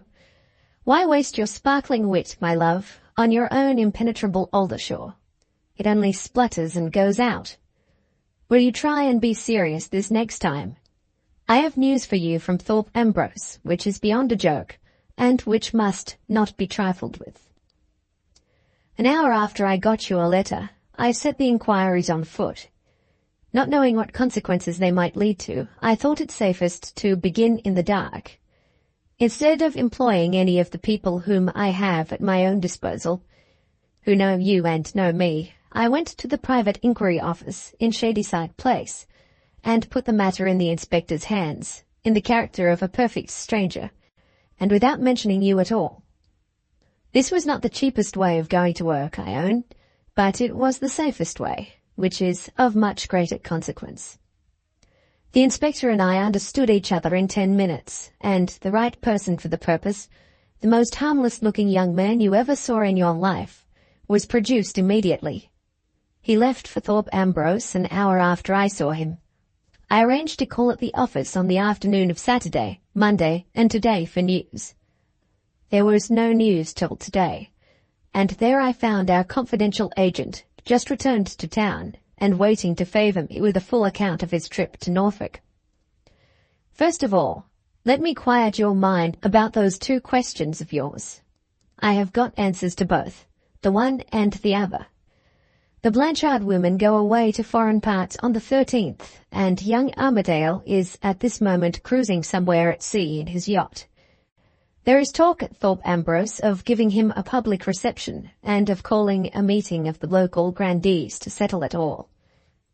The speechifying and fuss on these occasions generally wastes plenty of time, and a public reception is not thought likely to meet the new squire much before the end of the month. If our messenger had done no more for us than this, I think he would have earned his money. But the harmless young man is a regular Jesuit at a private inquiry, with this great advantage over all the popish priests I have ever seen, that he has not got his slyness written in his face. Having to get his information through the female servants in the usual way, he addressed himself with admirable discretion to the ugliest woman in the house. When they are nice-looking and can pick and choose, as he neatly expressed it to me, they waste a great deal of valuable time in deciding on a sweetheart. When they are ugly and haven't the ghost of a chance of choosing, they snap at a sweetheart if he comes their way, like a starved dog at a bone. Acting on these excellent principles, our confidential agent succeeded, after certain unavoidable delays, in addressing himself to the upper housemaid at Thorpe Ambrose, and took full possession of her confidence at the first interview. Bearing his instructions carefully in mind, he encouraged a woman to chatter, and was favoured, of course, with all the gossip of the servants' hall. The greater part of it, as repeated to me, was of no earthly importance, but I listened patiently and was rewarded by a valuable discovery at last. Here it is. It seems there is an ornamental cottage in the grounds at Thorpe Ambrose. For some reason unknown, young Armadale has chosen to let it, and a tenant has come in already. Here's a poor half-pay major in the army named Milroy, a meek sort of man by all accounts, with a turn for occupying himself in mechanical pursuits, and with a domestic encumbrance in the shape of a bedridden wife, who has not been seen by anybody. Well, and what of all this, you will ask, with that sparkling impatience which becomes you so well. My dear Lydia, don't sparkle. The man's family affairs seriously concern us both, for, as ill luck will have it, the man has a daughter. You may imagine how I questioned our agent, and how our agent ransacked his memory when I stumbled in due course on such a discovery as this. If heaven is responsible for women's chattering tongues, heaven be praised. From Miss Blanchard to Miss Blanchard's maid, from Miss Blanchard's maid to Miss Blanchard's aunt's maid, from Miss Blanchard's aunt's maid to the ugly housemaid, from the ugly housemaid to the harmless-looking young man, so the stream of gossip trickled into the right reservoir at last, and thirsty Mother Oldershaw has drunk it all up. In plain English, my dear, this is how it stands. The Major's daughter is a minx just turned 16. Lively and nice-looking, hateful little wretch, dowdy in her dress, thank heaven, and deficient in her manners, thank heaven again. She has been brought up at home. The governess who last had charge of her left before her father moved to Thorpe Ambrose. Her education stands woefully in want of a finishing touch, and the Major doesn't quite know what to do next. None of his friends can recommend him a new governess, and he doesn't like the notion of sending the girl to school. So matters rest at present on the Major's own showing, for so the Major expressed himself at a morning call which the father and daughter paid to the ladies at the great house. You have now got my promised news, and you will have little difficulty, I think, in agreeing with me that the Armadale business must be settled at once, one way or the other. If, with your hopeless prospects, and with what I may call your family claim on this young fellow, you decide on giving him up, I shall have the pleasure of sending you the balance of your account with me, 27 shillings, and shall then be free to devote myself entirely to my own proper business. If, on the contrary, you decide to try your luck at Thorpe Ambrose, then, there being no kind of doubt that the Major's minx will set her cap at the young squire, I should be glad to hear how you mean to meet the double difficulty of inflaming Mr. Armadale and extinguishing Miss Milroy. Affectionately yours, Maria Oldershaw. 5. From Miss Gwilt to Mrs. Oldershaw. First answer. Richmond, Wednesday morning. Mrs. Oldershaw, send me my 27 shillings and devote yourself to your own proper business. Yours, L.G. 6. From Miss Gwilt to Mrs. Oldershaw. Second answer. Richmond, Wednesday night. Dear old love, keep the 27 shillings and burn my other letter. I have changed my mind. I wrote the first time after a horrible night. I write this time after a ride on horseback, a tumbler of claret, and the breast of a chicken. Is that explanation enough? Please say yes, for I want to go back to my piano. No, I can't go back yet. I must answer your question first. But are you really so very simple as to suppose that I don't see straight through you and your letter? You know that the Major's difficulty is our opportunity as well as I do, but you want me to take the responsibility of making the first proposal, don't you? Suppose I take it in your own roundabout way. Suppose I say, pray don't ask me how I propose inflaming Mr. Armadale and extinguishing Miss Milroy. The question is so shockingly abrupt, I really can't answer it. Ask me instead if it is the modest ambition of my life to become Miss Milroy's governess. Yes, if you please, Mrs. Oldershaw, and if you will assist me by becoming my reference. There it is for you. If some serious disaster happens, which is quite possible, what a comfort it will be to remember that it was all my fault. Now, I have done this for you. Will you do something for me? I want to dream away the little time I am likely to have left here in my own way. Be a merciful mother, Aldershaw, and spare me the worry of looking at the ins and outs and adding up the chances for and against in this new venture of mine. Think for me, in short, until I am obliged to think for myself. I had better not write any more, or I shall say something savage that you won't like. I'm in one of my tempers tonight. I want a husband to vex, or a child to beat, or something of that sort. Do you ever like to see the summer insects kill themselves in the candle? I do, sometimes. Good night, Mrs. Jezebel. The longer you can leave me here, the better.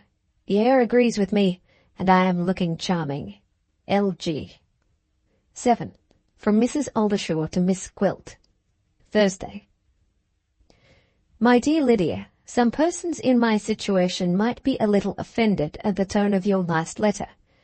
But I am so fondly attached to you, and when I love a person, it is so very hard, my dear, for that person to offend me. Don't ride quite so far, and only drink half a tumblerful of claret next time. I say no more. Shall we leave off our fencing match and come to serious matters now? How curiously hard it always seems to be for women to understand each other, especially when they have got their pens in their hands. But suppose we try. Well then, to begin with, I gather from your letter that you have wisely decided to try the Thorpe Ambrose experiment, and to secure, if you can, an excellent position, and starting by becoming a member of Major Milroy's household. If the circumstances turn against you and some other woman gets the governess's place, about which I shall have something more to say presently, you will then have no choice but to make Mr. Armadale's acquaintance in some other character. In any case, you will want my assistance, and the first question, therefore, to set at rest between us is the question of what I am willing to do and what I can do to help you. A woman, my dear Lydia, with your appearance, your manners, your abilities, and your education, can make almost any excursions into society that she pleases, if she only has money in her pocket and a respectable reference to appeal to in cases of emergency. As to the money, in the first place, I will engage to find it, on condition of your remembering my assistance with adequate pecuniary gratitude if you win the Armadale prize. Your promise so to remember me, embodying the terms in plain figures, shall be drawn out on paper by my own lawyer, so that we can sign and settle at once when I see you in London. Next, as to the reference. Here again my services are at your disposal, on another condition. It is this, that you present yourself at Thorpe Ambrose under the name to which you have returned ever since that dreadful business of your marriage. I mean your own maiden name of Gwilt. I have only one motive in insisting on this. I wish to run no needless risks. My experience is as confidential adviser of my customers in various romantic cases of private embarrassment has shown me that an assumed name is, 9 times out of 10, a very unnecessary and a very dangerous form of deception. Nothing could justify your assuming a name but the fear of young Armadale's detecting you, a fear from which we are fortunately relieved by his mother's own conduct in keeping your early connection with her a profound secret from her son and from everybody. The next and last perplexity to settle relates, my dear, to the chances for and against your finding your way in the capacity of governess into Major Milroy's house. Once inside the door, with your knowledge of music and languages, if you can keep your temper, you may be sure of keeping the place. The only doubt, as things are now, is whether you can get it. In the Major's present difficulty about his daughter's education, the chances are, I think, in favour of his advertising for a governess. Say he does advertise. What address will he give for applicants to write to?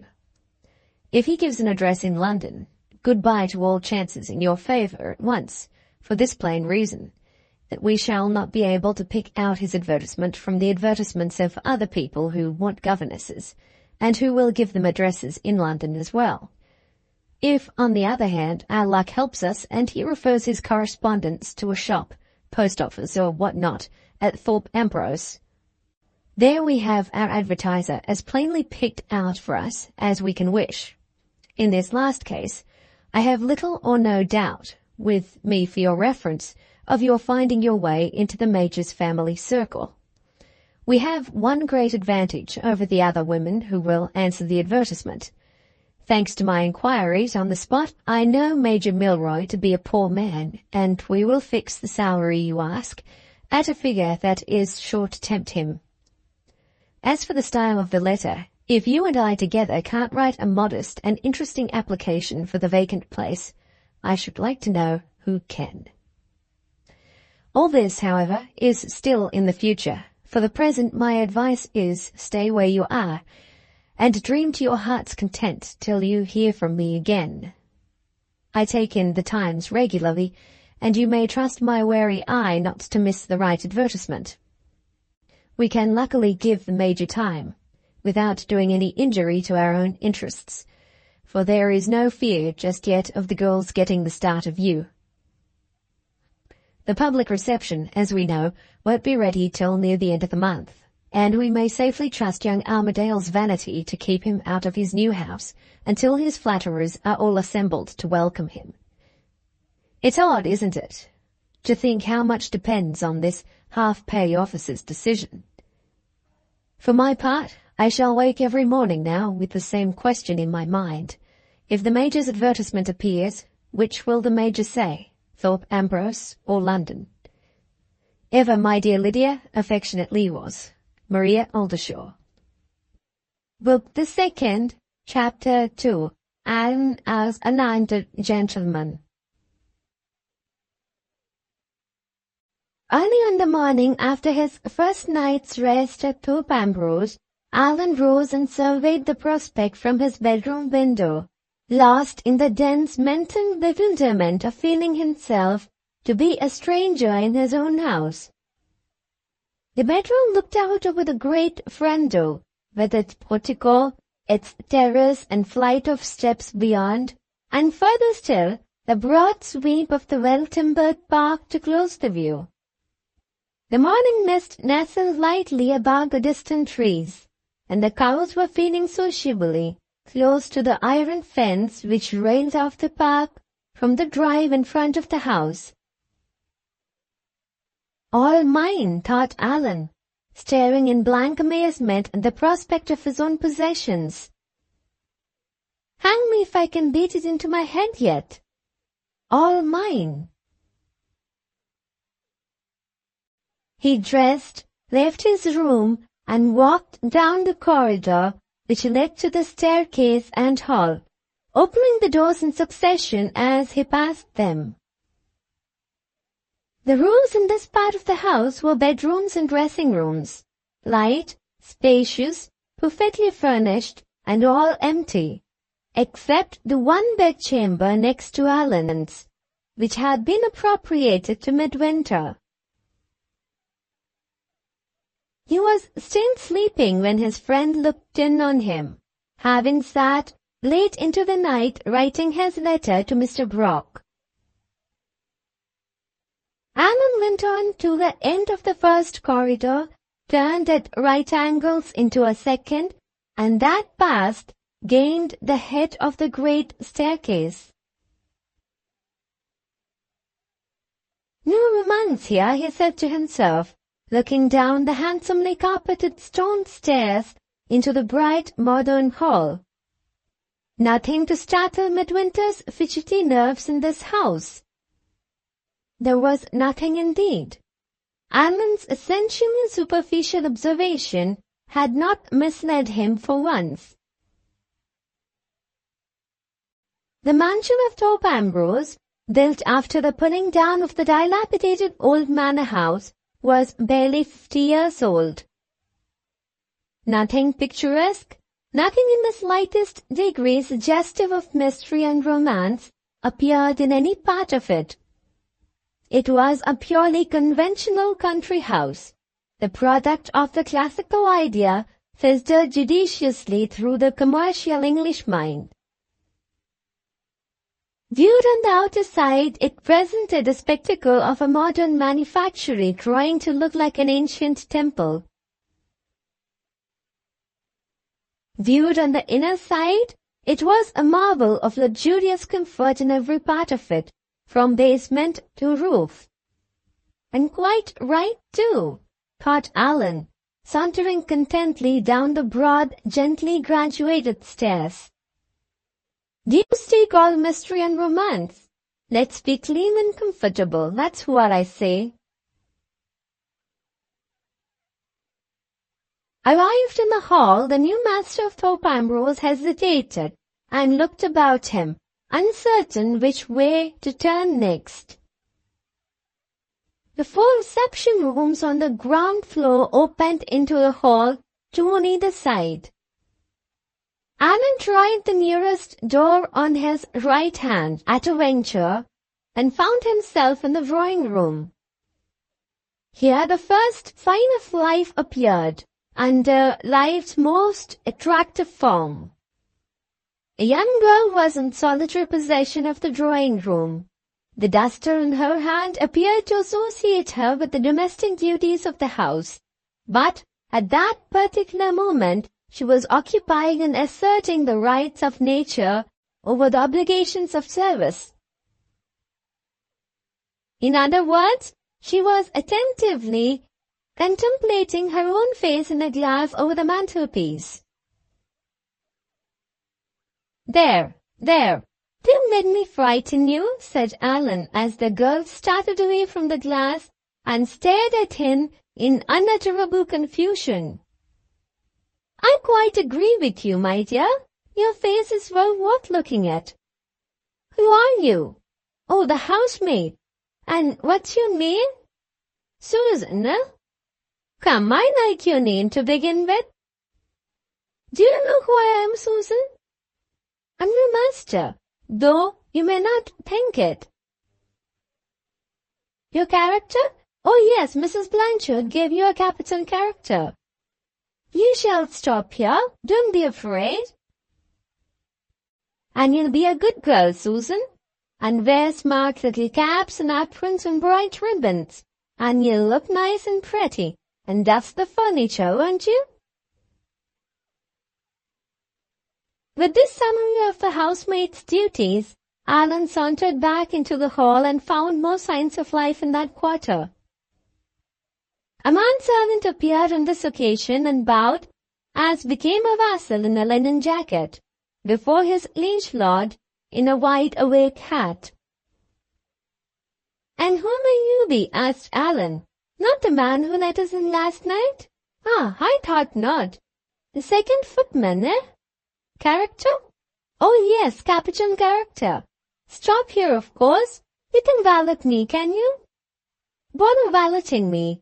I like to put on my own clothes and brush them too, when they are on. And if I only knew how to black my own boots, by George, I should like to do it.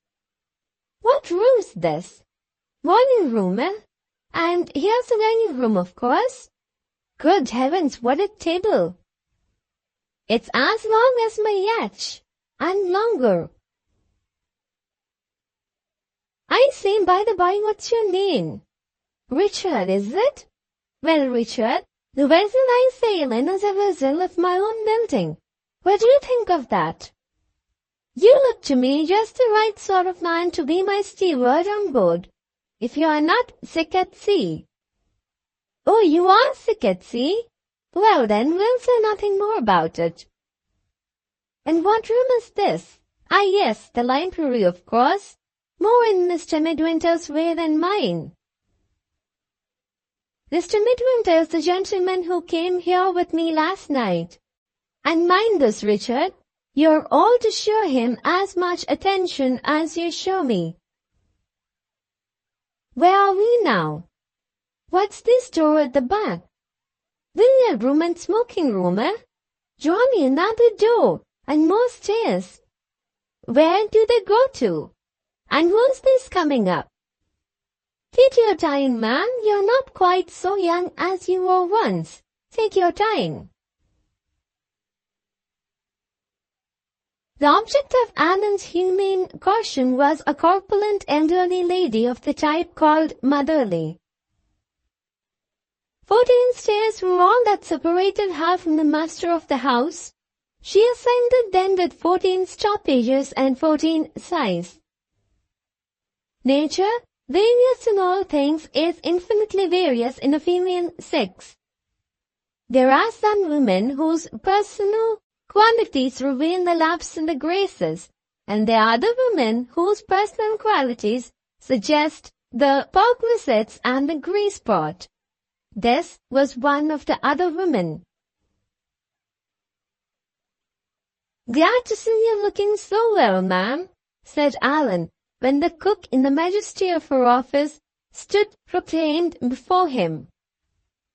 "Your name is Agrippa, is it? I consider you, Mrs. Agrippa, the most valuable person in the house. For this reason that nobody in the house eats a heartier dinner every day than I do." "Directions? Oh no, I have no directions to give. I leave all that to you. Lots of strong soup and joints done with the gravy in them. That's my notion of good feeding, in 2 words." "Steady, here's somebody else." "Oh, to be sure, the butler. Another valuable person." "We'll go right through all the wine in the cellar, Mr. Butler, and if I can't give you a sound opinion after that, we'll persevere boldly and go right through it again." "Talking of wine, halloo, here are more of them coming upstairs. There, don't trouble yourselves. You have all got capital characters, and you shall all stop here along with me. What was I saying just now? Something about wine, so it was. I tell you what, Mr. Butler, it isn't every day that a new master comes to Thorpe Ambrose, and it's my wish that we should all start together on the best possible terms. Let the servants have a grand jollification downstairs to celebrate my arrival, and give them what they like to drink my health in." "It's a poor heart, Mrs. Agrippa, that never rejoices, isn't it? No, I won't look at the cellar now. I want to go out and get a breath of fresh air before breakfast. Where's Richard? I say, have I got a garden here? Which side of the house is it? That side, eh? You needn't show me round. I'll go alone, Richard, and lose myself if I can in my own property."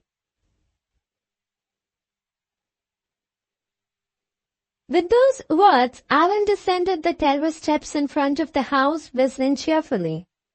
He had met the serious responsibility of settling his domestic establishment to his own entire satisfaction. "People talk of the difficulty of managing their servants," thought Allan. "What on earth do they mean? I don't see any difficulty at all." He opened an ornamental gate leading out of the drive at the side of the house, and following the footman's directions entered the shrubbery that sheltered the Thorpe Ambrose gardens.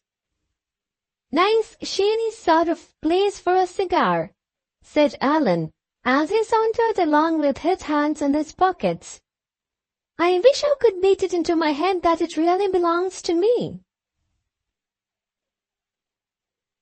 The shrubbery opened on the broad expanse of a flower garden, flooded bright in its summer glory by the light of the morning sun. On one side an archway broken through a wall led into the fruit garden. On the other, a terrace of turf led to ground on a lower level, laid down as an Italian garden. Wandering past the fountains and statues, Allan reached another shrubbery, winding its way apparently to some remote part of the grounds. Thus far, not a human creature had been visible or audible anywhere, but as he approached the end of the second shrubbery, it struck him that he heard something on the other side of the foliage. He stopped and listened. There were 2 voices speaking distinctly. An old voice that sounded very obstinate, and a young voice that sounded very angry. "It's no use, miss," said the old voice. "I mustn't allow it, and I won't allow it. What would Mr. Armadale say?" "If Mr. Armadale is the gentleman I take him for, you old brute," replied the young voice, "he would say, 'Come into my garden, Miss Milroy, as often as you like, and take as many nosegays as you please.'" Allan's bright blue eyes twinkled mischievously. Inspired by a sudden idea, he stole softly to the end of the shrubbery, darted round the corner of it, and vaulting over a low-wing fence, found himself in a trim little paddock, crossed by a gravel walk. At a short distance down the wall stood a young lady with her back toward him, trying to force her way past an impenetrable old man with a rake in his hand, who stood obstinately in front of her, shaking his head. "Come into my garden, Miss Milroy, as often as you like, and take as many nosegays as you please," cried Allan, remorselessly repeating her own words. The young lady turned round with a scream. Her muslin dress, which she was holding up in front, dropped from her hand, and a prodigious lapful of flowers rolled out on the gravel walk. Before another word could be said, the impenetrable old man stepped forward with the utmost composure and entered in the question of his own personal interests, as if nothing whatever had happened, and nobody was present but his new master and himself. "I bid you humbly welcome to Thorpe Ambrose, sir," said this ancient of the gardens. "My name is Abraham Sage. I have been employed in the grounds for more than 40 years, and I hope you'll be pleased to continue me in my place." So, with the vision inexorably limited to the horizon of his own prospects, spoke the gardener, and spoke in vain. Allan was down on his knees on the gravel walk collecting the fallen flowers, and forming his first impressions of Miss Milroy from the feet upward. She was pretty, she was not pretty. She charmed, she disappointed, she charmed again. Tried by recognized line and rule, she was too short and too well developed for her age. And yet, few men's eyes could have wished her figure other than it was. Her hands were so prettily plump and dimpled that it was hard to see how red they were, with the blessed exuberance of youth and health. Her feet apologized gracefully for her old and ill-fitting shoes, and her shoulders made ample amends for the misdemeanor in muslin which covered them in the shape of a dress. Her dark grey eyes were lovely in their clear softness of color, in their spirit, tenderness, and sweet good humor of expression. And her hair, where a shabby old garden hat allowed it to be seen, was of just that lighter shade of brown which gave value by contrast to the darker beauty of her eyes. But these attractions passed, the little attendant blemishes and imperfections of this self-contradictory girl began again. Her nose was too short, her mouth was too large, her face was too round and too rosy. The dreadful justice of photography would have had no mercy on her, and the sculptors of classical Greece would have bowed her regretfully out of their studios. Admitting all this and more, the girdle round Miss Milroy's waist was the girdle of Venus nevertheless, and the pass-key that opens the general heart was the key she carried, if ever a girl possessed it yet. Before Allan had picked up his second handful of flowers, Allan was in love with her. "Don't, pray don't, Mr. Armadale," she said. receiving the flowers under protest, as Allan vigorously showered them back into the lap of her dress. "I'm so ashamed. I didn't mean to invite myself in that bold way into your garden. My tongue ran away with me. It did indeed. What can I say to excuse myself? Oh, Mr. Armadale, what must you think of me?" Allan suddenly saw his way to a compliment, and tossed it up to her forthwith with the third handful of flowers. "I can tell you what I think, Miss Milroy," he said, in his blunt, boyish way. "I think the luckiest walk I ever took in my life was the walk this morning that brought me here." He looked eager and handsome. He was not addressing a woman worn out with admiration, but a girl just beginning a woman's life, and it did him no harm at any rate to speak in the character of Master of Thorpe Ambrose. The penitential expression on Miss Milroy's face gently melted away. She looked down, demure and smiling, at the flowers in her lap. "I deserve a good scolding," she said. "I don't deserve compliments, Mr. Armadale, least of all from you." "Oh, yes, you do," cried the headlong Allan, getting briskly on his legs. "Besides, it isn't a compliment, it's true. You're the prettiest."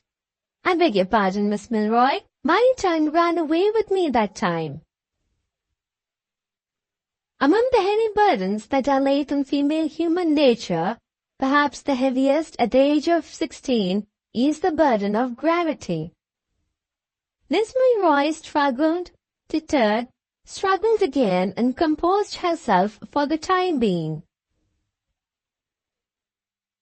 The gardener, who still stood where he had stood from the first, immovably waiting for his next opportunity, saw it now, and gently pushed his personal interest into the first gap of silence that had opened within his reach since Allan's appearance on the scene. "I humbly bid you welcome to Thorpe Ambrose, sir," said Abraham Sage, beginning obstinately with his little introductory speech for the second time. "My name—" Before he could deliver himself of his name, Miss Milroy looked accidentally in the horticulturist's pertinacious face and instantly lost her hold on her gravity beyond recall. Allan, never backward in following a boisterous example of any sort, joined in her laughter with right goodwill. The wise man of the gardens showed no surprise and took no offense. He waited for another gap of silence and walked in again gently with his personal interests, the moment the two young people stopped to take breath. "I have been employed in the grounds," proceeded Abraham Sage irrepressibly, "for more than 40 years. "You shall be employed in the grounds for 40 more, if you'll only hold your tongue and take yourself off," cried Allan as soon as he could speak. "Thank you kindly, sir," said the gardener, with utmost politeness, but with no present signs either of holding his tongue or of taking himself off. "Well," said Allan. Abraham Sage carefully cleared his throat and shifted his rake from one hand to the other.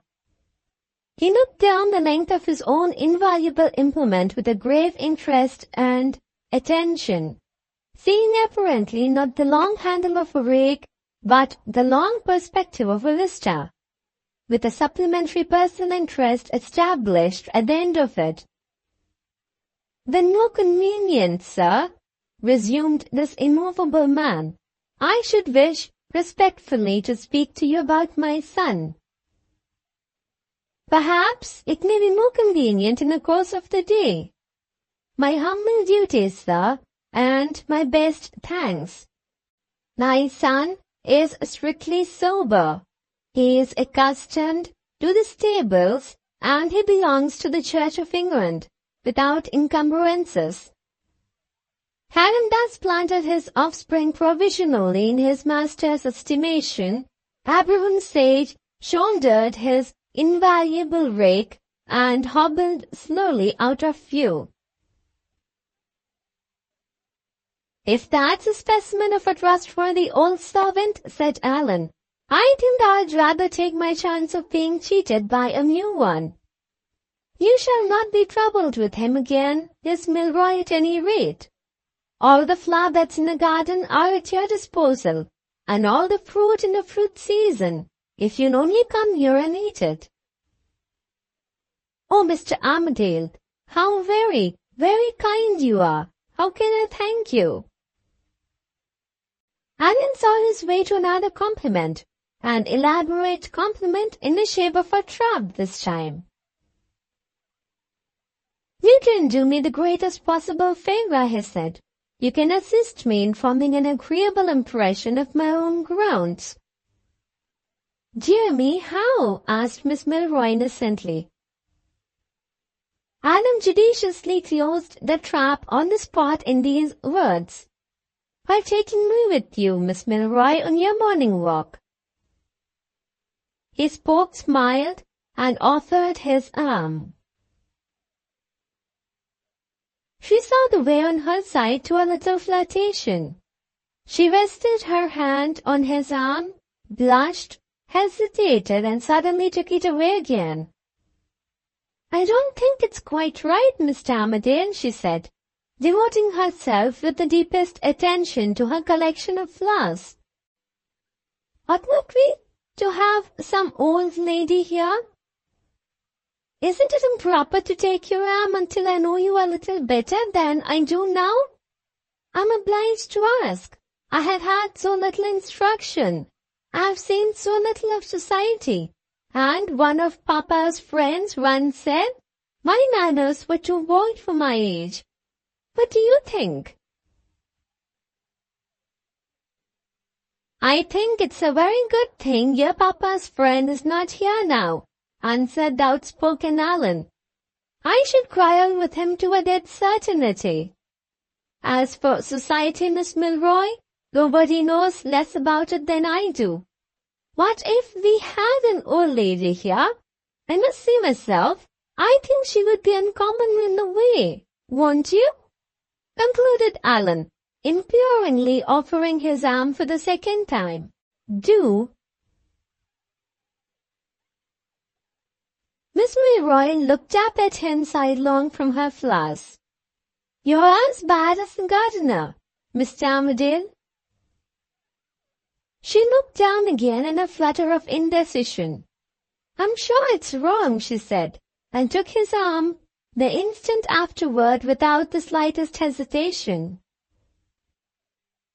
They moved away together over the daisy turf of the paddock, young and bright and happy, with the sunlight of the summer morning shining cloudless over their flowery path. "And where are we going to now?" asked Allan. "Into another garden?" She laughed gaily. "How very odd of you, Mr. Armadale, not to know when it all belongs to you. Are you really seeing Thorpe Ambrose this morning for the first time? How indescribably strange it must feel." No, don't say any more complimentary things to me just yet. You may turn my head if you do. We haven't got the old lady with us, and I really must take care of myself. Let me be useful. Let me tell you all about your own grounds. We are going out at that little gate across one of the drives in the park, then over the rustic bridge, and then round the corner of the plantation. Where do you think? To where I live, Mr. Armadale, to the lovely little cottage that you have let to Papa. Oh, if you only knew how lucky we thought ourselves to get it." She paused, looked up at her companion, and stopped another compliment on the incorrigible Allan's lips. I'll drop your arm, she said courteously. If you do. We were lucky to get the cottage, Mr. Armadale. Papa said he felt under an obligation to you for letting it the day we got in. And I said I felt under an obligation. No longer than last week. You, Miss Milroy? Exclaimed Allan. Yes, it must surprise you to hear it, but if you hadn't let the cottage to Papa, I believe I should have suffered the indignity and misery of being sent to school. Allan's memory reverted to the half-crown that he had spun on the cabin table of the Ash at Castletown. If she only knew that I had tossed up for it, he thought guiltily. I dare say you don't understand why I should feel such a horror of going to school, pursued Miss Milroy, misinterpreting the momentary silence on her companion's side. If I had gone to school in early life, I mean at the age when other girls go, I shouldn't have minded it now. But I had no such chance at the time. It was the time of Mamma's illness and of Papa's unfortunate speculation. And, as Papa had nobody to comfort him but me, of course I stayed at home. You needn't laugh. I was of some use, I can tell you. I helped Papa over his trouble by sitting on his knee after dinner and asking him to tell me stories of all the remarkable people he had known when he was about in the great world, at home and abroad. Without me to amuse him in the evening, and his clock to occupy him in the daytime. His clock? Repeated Allan. Oh yes, I ought to have told you. Papa is an extraordinary mechanical genius. We will say so too. Then you see his clock. It's nothing like so large, of course, but it's on the model of the famous clock at Strasbourg. Only think, he began it when I was 8 years old, and though I was 16 last birthday, it isn't finished yet. Some of our friends were quite surprised he should take to such a thing when his troubles began. But Papa himself set that right in no time. He reminded them that Louis XVI took to lock-making when his troubles began, and then everybody was perfectly satisfied. She stopped and changed color confusedly. Oh, Mr. Armadale, she said in genuine embarrassment this time. Here is my lucky tongue running away with me again. I'm talking to you already as if I had known you for years. This is what Papa's friend meant when he said my manners were too bold. It's quite true. I have a dreadful way of getting familiar with people if... She checked herself suddenly on the brink of ending the sentence by saying, if I like them. No, do go on, pleaded Allan. It's a fond of mine to be familiar too. Besides, we must be familiar. We are such near neighbors. I'm rather an uncultivated sort of fellow, and I don't know quite how to say it, but I want your cottage to be jolly and friendly with my house, and my house to be jolly and friendly with your cottage. There's my meaning, all in the wrong words. Do go on, Miss Milroy. Pray go on. She smiled and hesitated. I don't exactly remember where I was, she replied. I only remember I had something I wanted to tell you. This comes, Mr. Armadale, of my taking your arm. I should get on so much better if you would only consent to walk separately. You won't?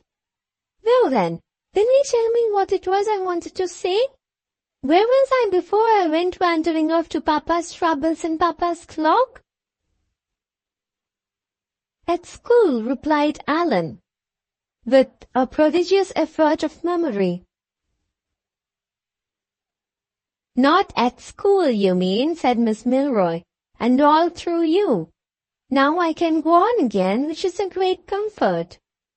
I'm quite serious, Mr. Armadale, in saying that I should have been sent to school if you had said no when Papa proposed for the cottage. This is how it happened. When we began moving in, Mrs. Blanchard sent us a most kind message from the great house to say that her servants were at our disposal if we wanted any assistance.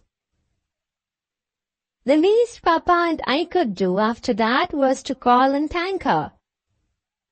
We saw Mrs. Blanchard and Miss Blanchard. Mistress was charming, and Miss looked perfectly lovely in her mourning. I'm sure you admire her. She is tall and pale and graceful. Quite your idea of beauty, I should think. Nothing like it, began Allan. My idea of beauty at the present moment. Miss Milroy felt it coming and instantly took her hand off his arm. I mean, I have never seen either Mrs. Blanchard or her niece, added Allan precipitately, correcting himself. Miss Milroy tempered justice with mercy and put her hand back again. How extraordinary that you should never have seen them, she went on. Why, you're a perfect stranger to everything and everybody at Thorpe Ambrose. Well, after Miss Blanchard and I had sat and talked a little while, I heard my name on Mrs. Blanchard's lips and instantly held my breath. She was asking Papa if I had finished my education. Out came Papa's great grievance directly. My old governess, you must know, left us to be married just before we came here, and none of our friends could produce a new one whose terms were reasonable.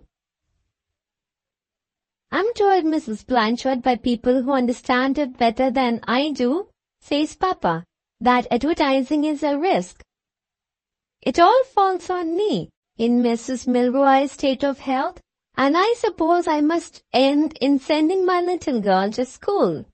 Do you happen to know of a school within the means of a poor man? Mrs. Blanchard shook her head, and I could have kissed her on the spot for doing it.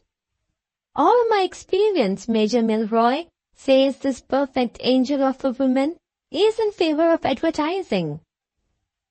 My niece's governess was originally obtained by an advertisement, and you may imagine her value to us when I tell you she lived in our family for more than 10 years. I could have gone down on both my knees and worshipped Mrs. Blanchard then and there, and I only wonder I didn't. Papa was struck at the time, I could see that, and he referred to it again on the way home. Though I have been long out of the world, my dear, says Papa, I know a highly bred woman and a sensible woman when I see her. Mrs. Blanchard's experience puts advertising in a new light. I must think about it. He has thought about it, and though he hasn't openly confessed it to me, I know that he decided to advertise no later than last night. So, if Papa thanks you for letting the cottage, Mr. Armadale, I thank you too. But for you, they should never have known darling Mrs. Blanchard, and but for darling Mrs. Blanchard, I should have been sent to school. Before Allan could reply, they turned the corner of the plantation and came in sight of the cottage. Description of it is needless. The civilized universe knows it already. It was the typical cottage of the drawing master's early lessons in neat shading and the broad pencil touch, with the trim thatch, luxuriant creepers, the modest lattice windows, the rustic porch, and the wicker birdcage, all complete. Isn't it lovely? Said Miss Milroy. Do come in. May I? Asked Allan. Won't the Major think it too early? Early or late, I'm sure Papa will be only too glad to see you. She limped away briskly up the garden path and opened the parlor door. As Allan followed her into the little room, he saw at the further end of it a gentleman sitting alone at an old-fashioned writing table, with his back turned to his visitor. "Papa, a surprise for you," said Miss Milroy, rousing him from his occupation. "Mr. Armadale has come to Thorpe Ambrose, and I have brought him here to see you." The Major started, rose, bewildered for the moment, recovered himself immediately, and advanced to welcome his young landlord with hospitable outstretched hand. A man with a larger experience of the world and a finer observation of humanity than Allan possessed would have seen the story of Major Milroy's life written in Major Milroy's face. The home troubles that had struck him were plainly betrayed in his stooping figure and his wan, deeply wrinkled cheeks, when he first showed himself on rising from his chair.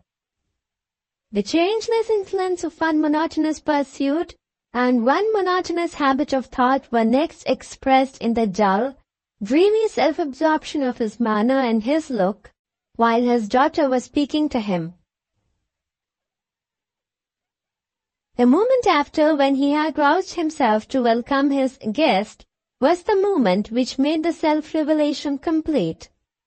Then there flickered in the Major's weary eyes a faint reflection of the spirit of his happier youth. Then there passed over the Major's dull and dreamy manner a change which told unmistakably of social graces and accomplishments, learned at some past time in no ignoble social school. A man who had long since taken his patient refuge from trouble in his own mechanical pursuit. A man only roused at intervals to know himself again for what he once had been. So revealed to all eyes that could read him aright, Major Milroy now stood before Allan on the first morning of an acquaintance which was destined to be an event in Allan's life. "I'm heartily glad to see you, Mr. Armadale," he said, speaking in the changeless, quiet, subdued tone peculiar to most men whose occupations are of the solitary and monotonous kind. "You have done me one favor already by taking me as your tenant, and you now do me another by paying this friendly visit. If you have not breakfasted already, let me waive all ceremony on my side and ask you to take your place at our little table."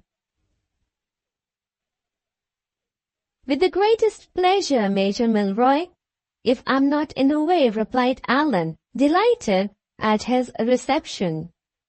"I was sorry to hear from Miss Milroy that Mrs. Milroy is an invalid. Perhaps my being here unexpectedly, perhaps the sight of a strange face." "I understand your hesitation, Mr. Armadale," said the Major, "but it's quite unnecessary.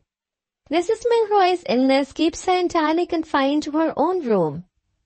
Have we got everything we want on the table, my love?" he went on, changing the subject so abruptly that a closer observer than Allan might have suspected it was distasteful to him. "Will you come and make tea?" Miss Milroy's attention appeared to be already pre-engaged. She made no reply. While her father and Allan had been exchanging civilities, she had been putting the writing table in order and examining the various objects scattered on it with the unrestrained curiosity of a spoiled child. The moment after the Major had spoken to her, she discovered a morsel of paper hidden between the leaves of the blotting book, snatched it up, looked at it, and turned round instantly with an exclamation of surprise. "Do my eyes deceive me, Papa?" she asked. "Or were you really and truly writing the advertisement when I came in?" "I had just finished it," replied her father. "But my dear, Mr. Armadale is here. We are waiting for breakfast." Mr. Armadale knows all about it, rejoined Miss Milroy. I told him in the garden. Oh, yes, said Allan. Pray don't make a stranger of me, Major. If it's about the governess, I've got something, in an indirect sort of way, to do with it too. Lady Milroy smiled. Before he could answer, his daughter, who had been reading the advertisement, appealed to him eagerly for the second time. Oh, Papa, she said, there's one thing here I don't like at all. Why do you put Grandmamma's initials at the end? Why do you tell them to write to Grandmamma's house in London? My dear, your mother can do nothing in this matter, as you know. And as for me, even if I went to London, questioning strange ladies about their characters and accomplishments is the last thing in the world that I am fit to do. Your grandmamma is on the spot, and your grandmamma is the proper person to receive the letters and to make all the necessary inquiries. But I want to see the letters myself, persisted the spoiled child. Some of them are sure to be amusing. I don't apologize for this very unceremonious reception of you, Mr. Armadale, said the Major, turning to Allan, with a quaint and quiet humor. It may be useful as a warning if you ever chance to marry and have a daughter, not to begin, as I have done, by letting her have her own way. Allan laughed, and Miss Milroy persisted. Besides, she went on, I should like to help in choosing which letters we answer, and which we don't. I think I ought to have some voice in the selection of my own governess. Why not tell them, Papa, to send their letters down here to the post office, or the stationer's, or anywhere you like. When you and I have read them, we can send out the letters we prefer to Grandmamma, and she can ask all the questions and pick out the best governess, just as you have arranged already, without leaving me entirely in the dark, which I consider, don't you, Mr. Armadale, to be quite inhuman. Let me alter the address, Papa. Do. There's a darling. We shall get no breakfast, Mr. Armadale, if I don't say yes, said the Major good-humouredly. Do as you like, my dear, he added, turning to his daughter. As long as it ends in your grandmamma's managing the matter for us, the rest is of very little consequence. Miss Milroy took up her father's pen, drew it through the last line of the advertisement, and wrote the altered address with her own hand as follows. Apply by letter to M. Post Office, Pope Ambrose, Norfolk. There, she said, bustling to her place at the breakfast table. The advertisement may go to London now, and if a governess does come of it, oh Papa, who in the name of wonder will she be? Tea or coffee, Mr. Armadale? I'm really ashamed of having kept you waiting, but it is such a comfort, she added saucily, to get all one's business off one's mind before breakfast. Father, daughter, and guest sat down together sociably at the little round table, the best of good neighbors and good friends already. 3 days later, one of the London newsboys got his business off his mind before breakfast. His district was Diana Street, Pimlico, and the last of the morning's newspapers which he disposed of was the newspaper he left at Mrs. Oldershaw's door. Book the Second, Chapter 3. The Claims of Society.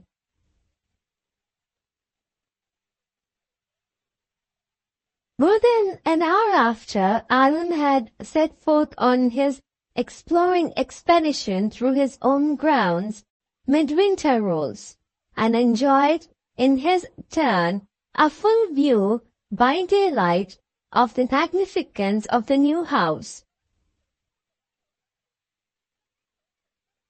Refreshed by his long night's rest, he descended the great stair as cheerfully as Allan himself.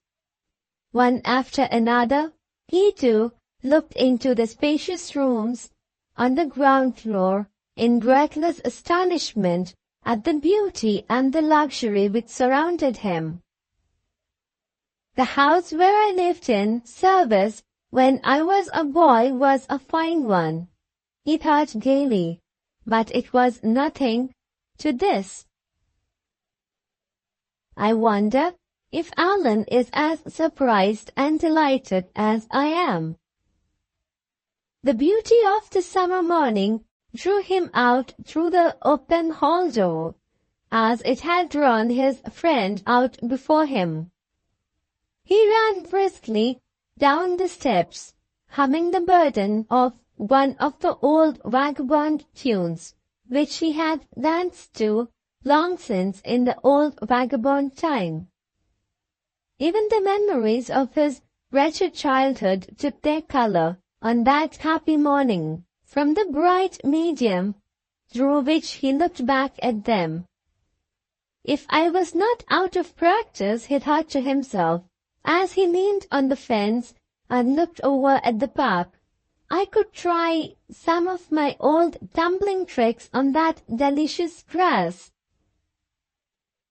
He turned and noticed two of the servants talking together near the shrubbery, and asked for the news of the master of the house. The men pointed with a smile in the direction of the gardens. Mr. Armadale had gone that way more than an hour since, and had met, as had been reported, with Miss Milroy in the grounds. Midwinter followed the path through the shrubbery, but on reaching the flower garden, stopped, considered a little, and retraced his steps. If Allan has met with the young lady, he said to himself, Allan doesn't want me. He laughed as he drew that inevitable inference, and turned considerately to explore the beauties of Thorpe Ambrose on the other side of the house. Passing the angle of the front wall of the building, he descended some steps, advanced along a paved walk, turned another angle, and found himself in a strip of garden ground at the back of the house. Behind him was a row of small rooms situated on the level of the servants' offices. In front of him, on the further side of the little garden, rose a wall, screened by a laurel hedge, and having a door at one end of it, leading past the stables to a gate that opened on the high road. Perceiving that he had only discovered thus far the shorter way to the house, used by the servants and tradespeople, Midwinter turned back again and looked in at the window of one of the rooms on the basement story as he passed it. Were those the servants' offices? No, the offices were apparently in some other part of the ground floor. The window he had looked in at was the window of a lumber room. The next two rooms in the row were both empty. The fourth window, when he approached it, presented a little variety. It served also as a door, and it stood open to the garden at that moment. Attracted by the bookshelves which he noticed on one of the walls, Midwinter stepped into the room. The books, few in number, did not detain him long. A glance at their backs was enough without taking them down. The Waverley novels, tales by Miss Edgeworth, and by Miss Edgeworth's many followers, the poems of Mrs. Hemans, with a few odd volumes of the illustrated gift books of the period, composed the bulk of the little library. Midwinter turned to leave the room, when an object on one side of the window, which he had not previously noticed, caught his attention and stopped him.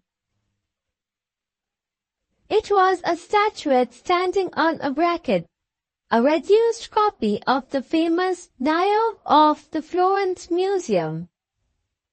He glanced from the statuette to the window, with a sudden doubt which set his heart throbbing fast. It was a French window. He looked out with a suspicion which he had not felt yet. The view before him was the view of a lawn and garden. For a moment, his mind struggled blindly to escape the confusion which had seized it, and struggled in vain. Here, close around him, and close before him, here, forcing him mercilessly back from the happy present to the horrible past, was the room that Allan had seen in the second vision of the dream. He waited, thinking and looking round him while he thought. There was wonderfully little disturbance in his face and manner. He looked steadily from one to the other of the few objects in the room, as if the discovery of it had saddened rather than surprised him. Matting of some foreign sort covered the floor. 2 cane chairs and a plain table comprised the whole of the furniture. The walls were plainly papered, and bare broken to the eye in one place by a door leading into the interior of the house, in another by a small stove, in a third by the bookshelves which Midwinter had already noticed. He returned to the books, and this time he took some of them down the shelves. The first that he opened contained lines in a woman's handwriting, traced in ink that had faded with time. He read the inscription, Jane Armadale, from her beloved father, Thorpe Ambrose, October 1828. In the second, third, and fourth volumes that he opened, the same inscription reappeared. His previous knowledge of dates and persons helped him draw the true inference from what he saw. The books must have belonged to Allan's mother, and she must have inscribed them with her name. In the interval of time between her return to Thorpe Ambrose from Madeira and the birth of her son. Midwinter passed on to a volume on another shelf, one of a series containing the writings of Mrs. Hemans. In this case, the blank leaf at the edge of the book was filled on both sides with a copy of verses, the writing being still in Mrs. Armadale's hand. The verses were headed, Farewell to Thorpe Ambrose, and were dated March 1829, 2 months only after Allan had been born. Entirely without merit in itself, the only interest of the little poem was in the domestic story that it told. The very room in which Midwinter then stood was described, with the view on the garden, the window made to open on it, the bookshelves, the Dio, and other more perishable ornaments which time had destroyed. Here, at variance with her brothers, shrinking from her friends, the widow of the murdered man had, on her own acknowledgment, secluded herself, without other comfort than the love and forgiveness of her father, until her child was born. The father's mercy and the father's recent death filled many verses, happily too vague in their commonplace expression of penitence and despair, to give any hint of the marriage story and Madeira to any reader who looked at them ignorant of the truth.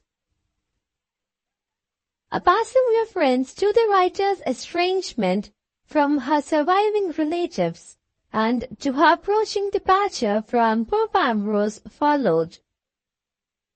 Last came the assertion of the mother's resolution to separate herself from all her old associations, to leave behind her every possession, even to the most trifling thing she had, that could remind her of the miserable past, and to date her new life in the future from the birthday of the child who had been spared to console her, who was now the only earthly object that could still speak to her of love and hope. So the old story of passionate feeling that finds comfort in phrases rather than not find comfort at all was told once again. So the poem in the faded ink faded away to its end. Midwinter put the book back with a heavy sigh and opened no other volume on the shelves. Here in the country house, are there on board the wreck, he said bitterly, the traces of my father's crime follow me, go where I may.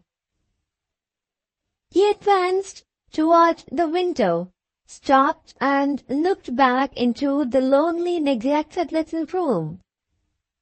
Is this chance, he asked himself, the place where his mother suffered is the place he sees in the dream, and the first morning in the new house is the morning that reveals it, not to him, but to me.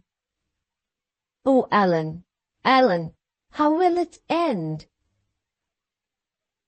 The thought had barely passed through his mind before he heard Allan's voice from the paved walk at the side of the house, calling to him by his name. He hastily stepped out into the garden. At the same moment, Allan came running round the corner, full of voluble apologies for having forgotten, in the society of his new neighbors, what was due to the laws of hospitality and the claims of his friend. I really haven't missed you, said Midwinter, and I'm very, very glad to hear that the new neighbors have produced such a pleasant impression on you already. He tried as he spoke to lead the way back by the outside of the house. But Allan's flighty attention had been caught by the open window and the lonely little room. He stepped in immediately. Midwinter followed and watched him in breathless anxiety as he looked around. Not the slightest recollection of the dream troubled Allan's easy mind. Not the slightest reference to it fell from the silent lips of his friend. Exactly the sort of place I should have expected you to hit on, exclaimed Allan gaily. Small and snug and unpretending. I know you, Master Midwinter. You'll be slipping off here when the county families come visiting, and I rather think on those dreadful occasions you won't find me far behind you. What's the matter? You look ill and out of spirits. Hungry? Of course you are. Unpardonable of me to have kept you waiting. This door leads somewhere, I suppose. Let's try a shortcut into the house. Don't be afraid of my not keeping you company on breakfast. I didn't eat much at the cottage. I feasted my eyes on Miss Milroy, as the poets say. Oh, the darling, the darling. She turns you topsy-turvy the moment you look at her. As for her father, wait till you see his wonderful clock. It is twice the size of the famous clock at Strasbourg, and the most tremendous striker ever heard yet in the memory of man. Simple praises of his new friends in this strain at the top of his voice, Allan hurried Midwinter along the stone passages of the basement floor, which led, as he had rightly guessed, to a staircase communicating with the hall. They passed the servants' offices on the way. At the sight of the cook and the roaring fire disclosed through the open kitchen door, Allan's mind went off at a tangent, and Allan's dignity scattered itself to the four winds of heaven as usual. "Aha, Mrs. Gripper, there you are with your pots and pans, and your burning fury furnace. One had need be Shadrach or Meshach, and the other fellow to stand over that. Breakfast as soon as ever you like. Eggs, sausages, bacon, kidneys, marmalade, watercresses, coffee, and so forth. My friend and I belong to the select few whom it is a perfect privilege to cook for." "Voluptuaries, Mrs. Gripper, voluptuaries, both of us. You'll see," continued Allan, as they went on towards the stairs. "I shall make that worthy creature young again. I'm better than a doctor for Mrs. Gripper. When she laughs, she shakes her fat sides, and when she shakes her fat sides, she exerts her muscular system. And when she exerts her muscular system, here's Susan again. Don't squeeze yourself flat against the banisters, my dear. If you don't mind hustling me on the stairs, I rather like hustling you. She looks like a full-blown rose when she blushes, doesn't she? Stop, Susan, I've orders to give. Be very particular with Mr. Midwinter's room. Shake up his bed like mad, and dust his furniture till those nice round arms of yours ache again." "Nonsense, my dear fellow, I'm not too familiar with them. I'm only keeping them up to their work. Now then, Richard, where do we breakfast? Oh, here." "Between ourselves, Midwinter, these splendid rooms of mine are a size too large for me. I don't feel as if I should ever be on intimate terms with my own furniture. My views in life are of the snug and slovenly sort. A kitchen chair, you know, and a low ceiling. Man wants but little here below, and wants that little long." That's not exactly the right quotation, but it expresses my meaning, and will let alone correcting it till the next opportunity. "I beg your pardon," interposed Midwinter. "Here is something waiting for you which you have not noticed yet." As he spoke, he pointed a little impatiently to a letter lying on the breakfast table.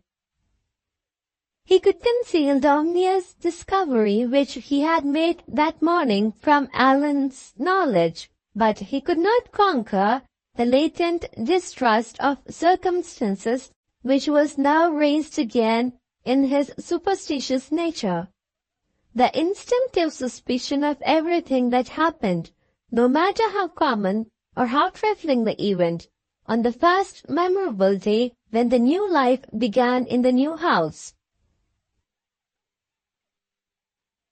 Allan ran his eye over the letter and tossed it across the table to his friend.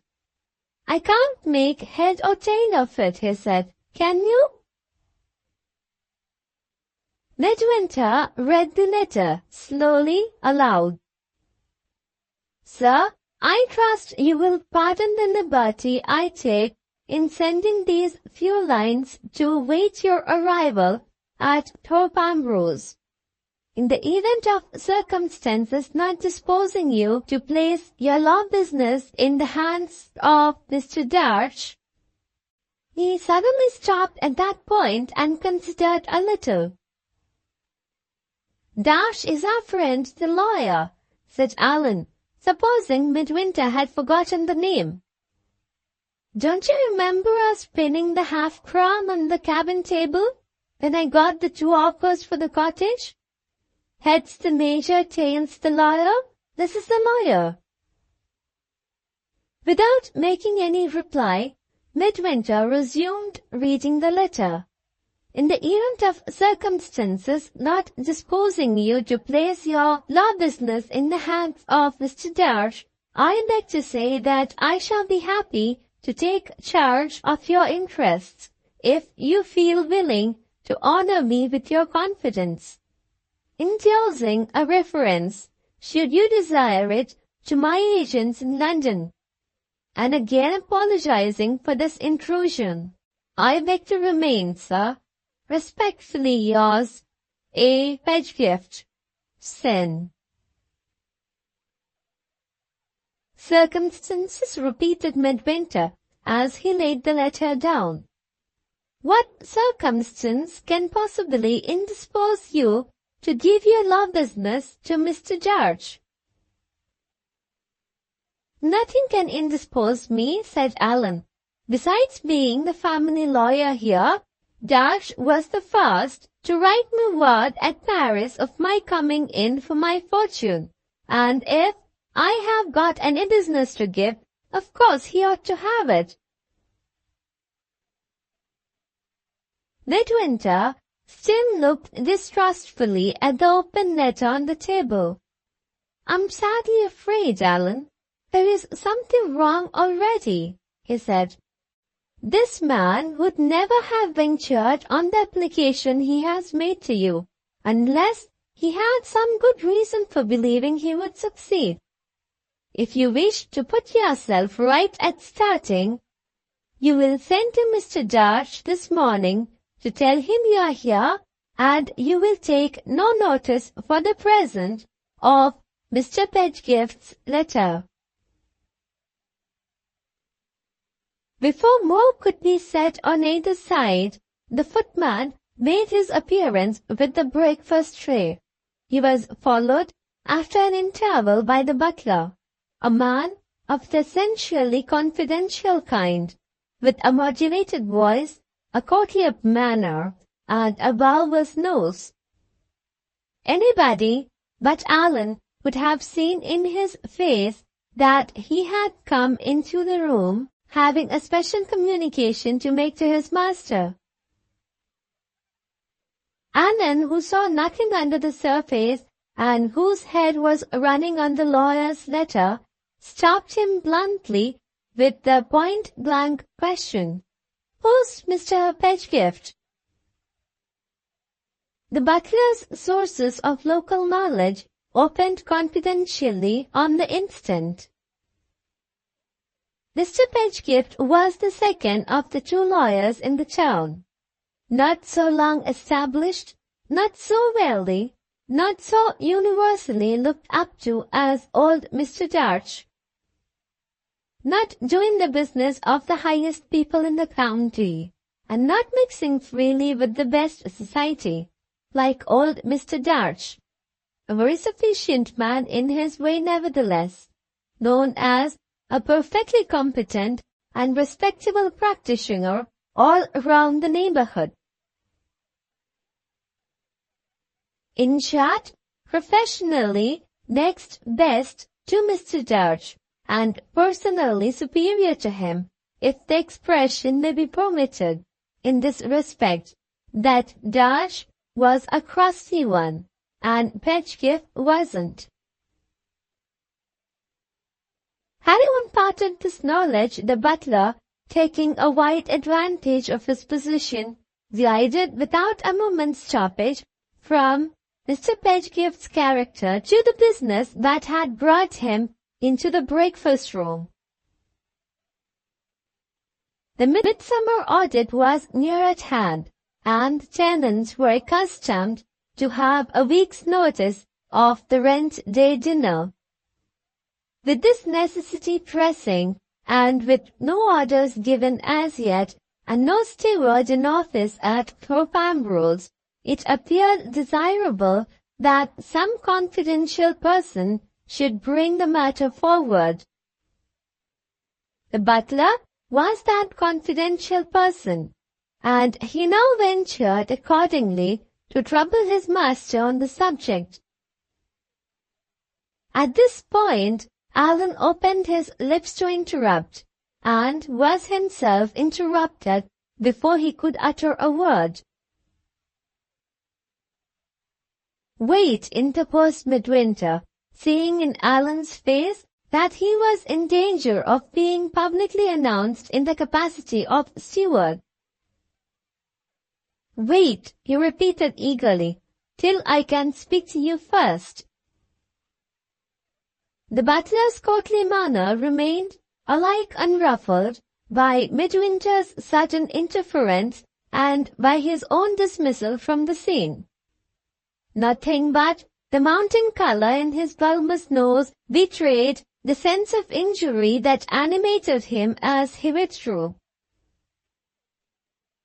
Mr. Armadale's chance of regaling his friend and himself that day with the best wine in the cellar trembled in the balance, as the butler took his way back to the basement story. "This is beyond a joke, Allan," said Midwinter when they were alone. "Somebody must meet your tenants on the rent day who is really fit to take the steward's place. With the best will in the world to learn, it is impossible for me to master the business at a week's notice. Pray don't let your anxiety for my welfare put you in a false position with other people. I should never forgive myself if I was the unlucky cause." "Gently, gently," cried Allan, amazed at his friend's extraordinary earnestness. "If I write to London by tonight's post for the man who came down here before, will that satisfy you?" Midwinter shook his head. "Our time is short," he said, "and the man may not be at liberty. Why not try the neighborhood first? You are going to write to Mr. George. Send at once and see if he can't help us between this and post time." Allan withdrew to a side table on which writing materials were placed. "You shall breakfast in peace, you all forget," he replied, and addressed himself forthwith to Mr. George, with his usual Spartan brevity of epistolary expression. "Dear sir, here I am, bag and baggage. Will you kindly oblige me by being my lawyer? I ask this because I want to consult you at once. Please look in the course of the day, and stop to dinner if you possibly can. Yours truly, Allan Armadale." Having read this composition aloud, with unconcealed admiration of his own rapidity of literary execution, Allan addressed the letter to Mr. George, and rang the bell. "Here, Richard, take this at once, and wait for an answer.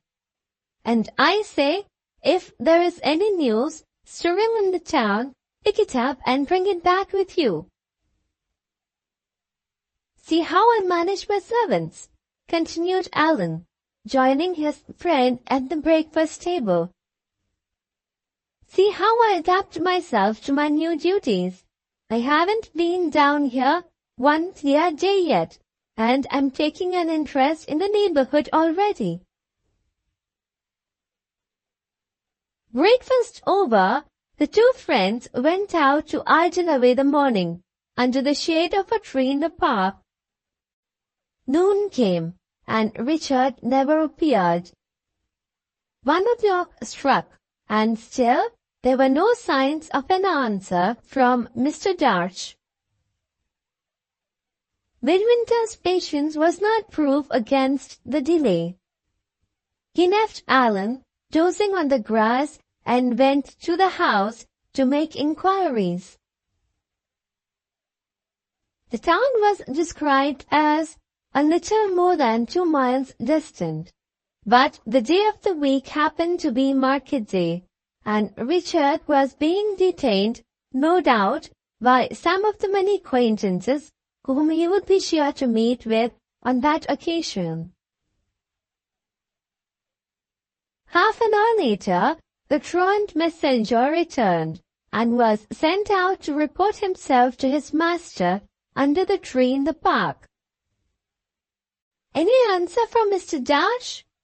asked Midwinter, seeing that Allan was too lazy to put the question for himself.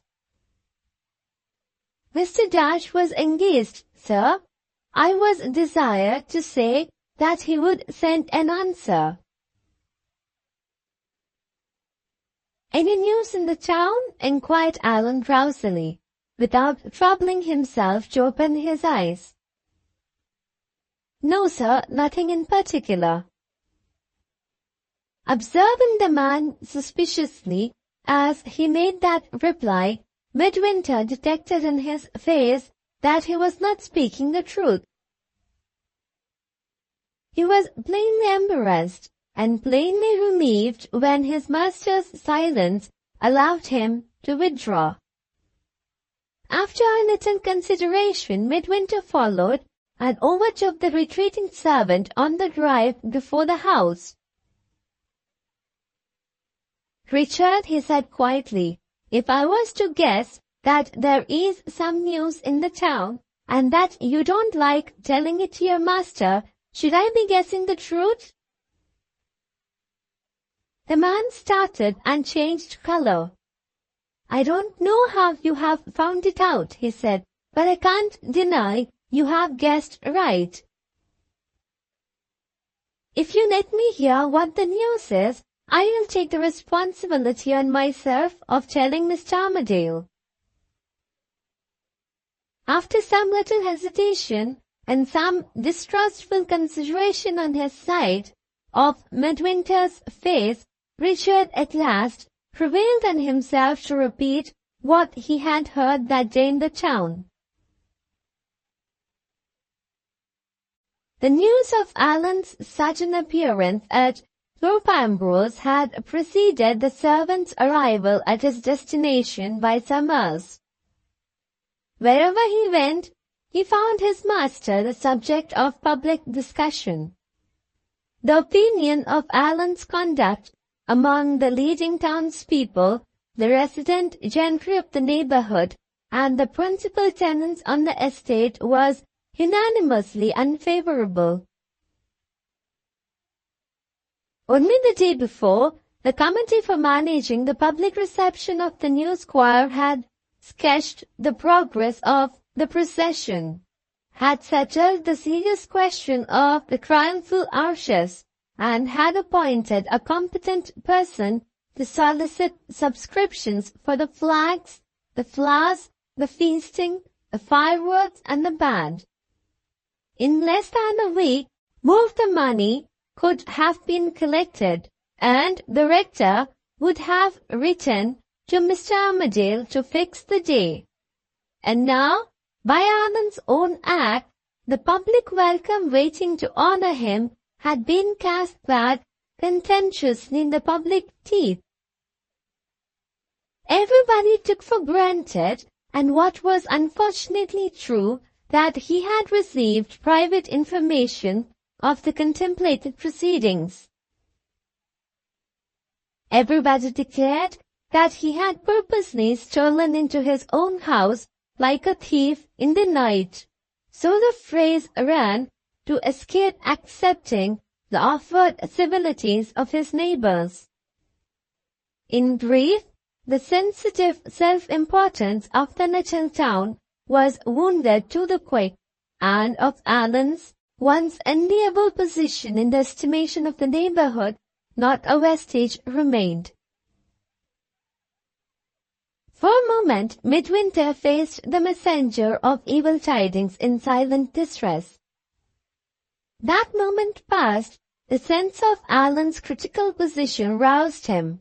Now the evil was known, to seek the remedy. "Has the little you have seen of your master, Richard, inclined you to like him?" This time the man answered without hesitation. "A pleasanter and kinder gentleman than Mr. Armadale no one could wish to serve."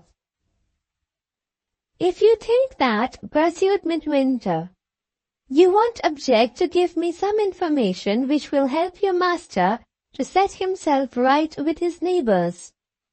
Come into the house." He led the way into the library, and after asking the necessary questions, took down in writing a list of the names and addresses of the most influential persons living in the town and its neighborhood. This done, he rang the bell for the head footman, having previously sent Richard with a message to the stables directing an open carriage to be ready in an hour's time. When the late Mr. Blanchard went out to make calls in the neighborhood, "It was your place to go with him, was it not?" he asked, when the upper servant appeared. "Very well. Be ready in an hour's time, if you please, to go out with Mr. Armadale." Having given that order, he left the house again on his way back to Allan, with the visiting list in his hand. He smiled a little sadly as he descended the steps. "Who would have imagined," he thought, "that my footboy's experience of the ways of gentlefolks would be worth looking back at one day for Allan's sake?" The object of the popular odium lay innocently slumbering on the grass, with his garden hat over his nose, his waistcoat unbuttoned, and his trousers wrinkled halfway up his outstretched legs. Midwinter roused him without hesitation, and remorselessly repeated the servant's news. Allan accepted the disclosure thus forced on him without the slightest disturbance of temper. "Oh, hang them," was all he said. "Let's have another cigar." Midwinter took the cigar out of his hand, and insisting on his treating the matter seriously, told him in plain words that he must set himself right with his offended neighbors by calling on them personally to make his apologies. Allan sat up on the grass in astonishment. His eyes opened wide in incredulous dismay. Did Midwinter positively meditate forcing him into a chimney-pot hat, a nicely brushed frock coat, and a clean pair of gloves? Was it actually in contemplation to shut him up in a carriage with his footman on the box and his card-case in his hand, and send him round from house to house to tell a pack of fools that he begged their pardon for not letting them make a public show of him? If anything so outrageously absurd as this was really to be done, it could not be done that day at any rate. He had promised to go back to the charming Milroy at the cottage and to take Midwinter with him.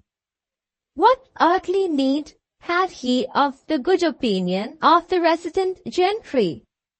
The only friends he wanted were the friends he had got already. Let the whole neighborhood turn its back on him if it liked, back or face. The Squire of Thorpe Ambrose didn't care two straws about it.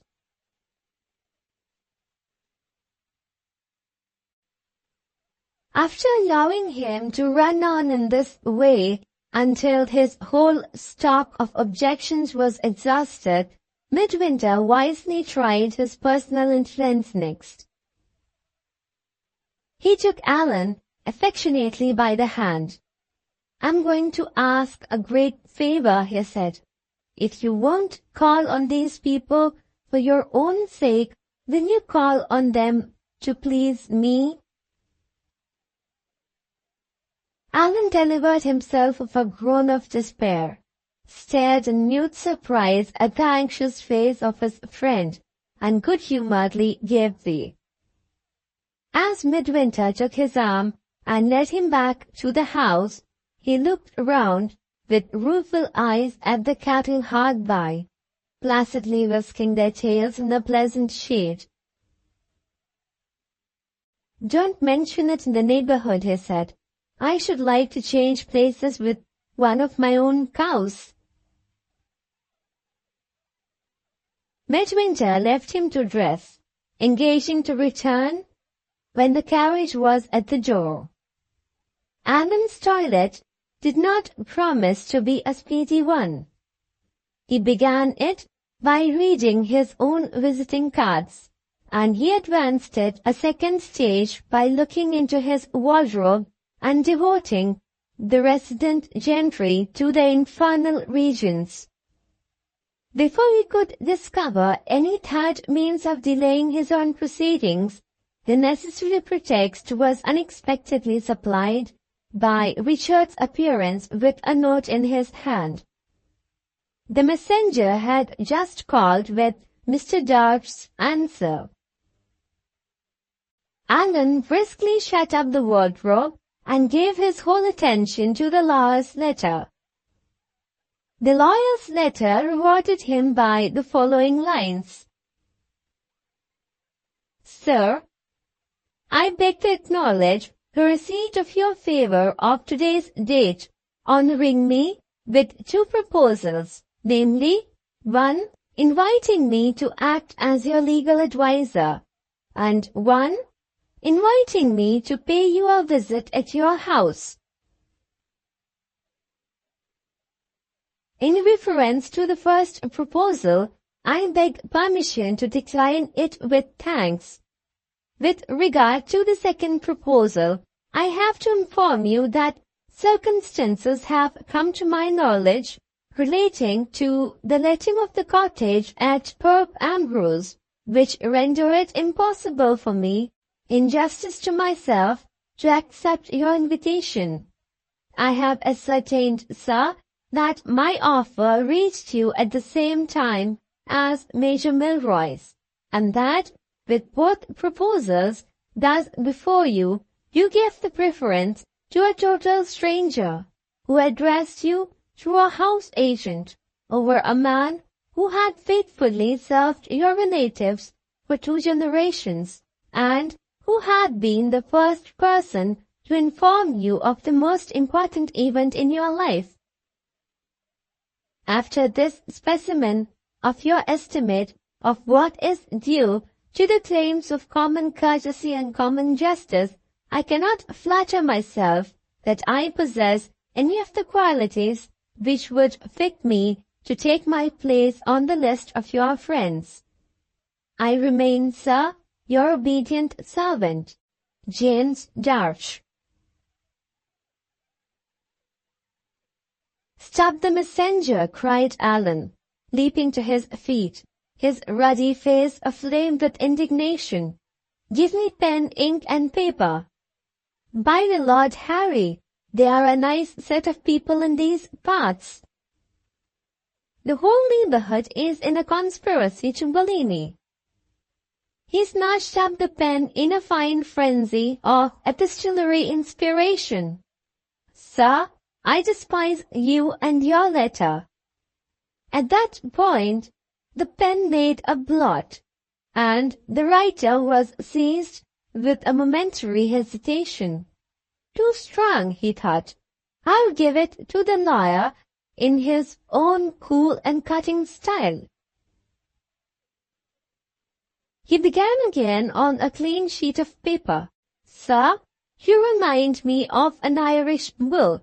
I mean that story in Joe Miller where Pat remarked in the hearing of a wag hard by that the reciprocity was all on one side. Your reciprocity is all on one side. You take the privilege of refusing to be my lawyer, and then you complain of my taking the privilege of refusing to be your landlord.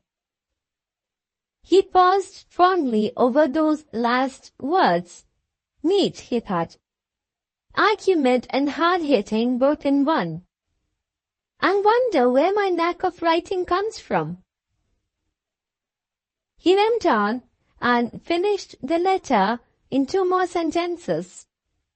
As for your casting my invitation back in my teeth, I beg to inform you my teeth are none the worse for it. I'm equally glad to have nothing to say to you, either in the capacity of a friend or a tenant. Allan Armadale. He nodded exultantly at his own composition as he addressed it and sent it down to the messenger. Darch's hide must be a thick one, he said, if he doesn't feel that. The sound of the wheels outside suddenly recalled him to the business of the day. There was the carriage waiting to take him on his round of visits, and there was Midwinter at his post, pacing to and fro on the drive. Read that, cried Allan, throwing out the lawyer's letter. I have written him back a smasher. He bustled away to the wardrobe to get his coat. There was a wonderful change in him. He felt little or no reluctance to pay the visits now. The pleasurable excitement of answering Mr. Dart had put him in a fine aggressive frame of mind for asserting himself in the neighborhood. Whatever else they may say of me, they shouldn't say I was afraid to face them. Heated red-hot with that idea, he seized his hat and gloves and hurrying out of the room, met Midwinter in the corridor with the lawyer's letter in his hand. Keep up your spirits, cried Allan, seeing the anxiety in his friend's face and misinterpreting the motive of it immediately. If Dart can't be counted on to send us a helping hand into the steward's office, Pedgift can. My dear Allan, I was not thinking of that. I was thinking of Mr. Darch's letter. I don't defend this sore-tempered man, but I'm afraid we must admit he has some cause for complaint. Pray don't give him another chance of putting you in wrong. Where is your answer to this letter? Gone, replied Allan. I always strike while the iron's hot, a word and a blow, and the blow first. That's my way. Don't, there's a good fellow. Don't fidget about the steward's books and the rent day. Here's a bunch of keys they gave me last night. One of them opens the room where the steward's books are. Go in and read them till I come back. I give you my sacred word of honor, I'll settle it all with Pedgift before you see me again. One moment, interposed Midwinter, stopping him resolutely on his way out to the carriage. I say nothing against Mr. Pedgift's fitness to possess your confidence, for I do nothing to justify me in distrusting him. But he has not introduced himself to your notice in a very delicate way, and he has not acknowledged what is quite clear to my mind, that he knew of Mr. Darch's unfriendly feeling towards you when he wrote. Wait a little before you go to this stranger. Wait till we can talk it over together tonight. Wait, replied Allan. Haven't I told you that I always strike while the iron's hot? Trust my eye for character, old boy. I'm no Pedgift through and through, and act accordingly. Don't keep me any longer, for heaven's sake. I'm in a fine humor for tackling the resident gentry, and if I don't go at once, I'm afraid it may wear off. With that excellent reason for being in a hurry, Allan boisterously broke away. Before it was possible to stop him again, he had jumped into the carriage and had left the house. Book the Second, Chapter 4. The March of Events. Midwinter's face darkened when the last trace of the carriage had disappeared from view.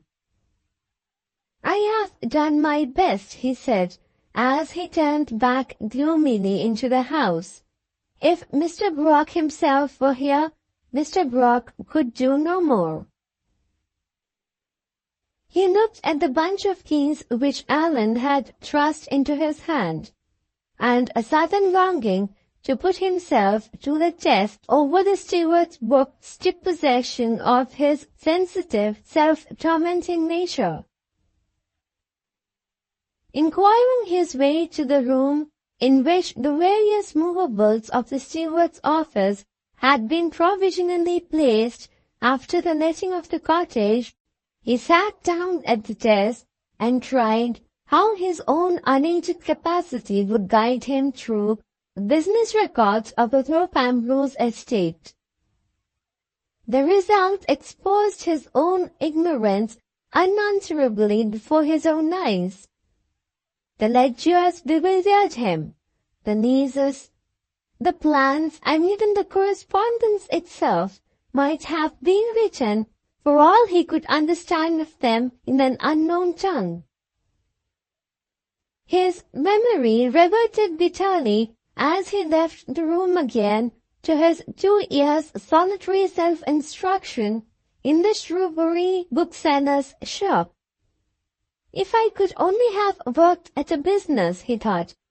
"If I could only have known that the company of poets and philosophers was company too high for a vagabond like me."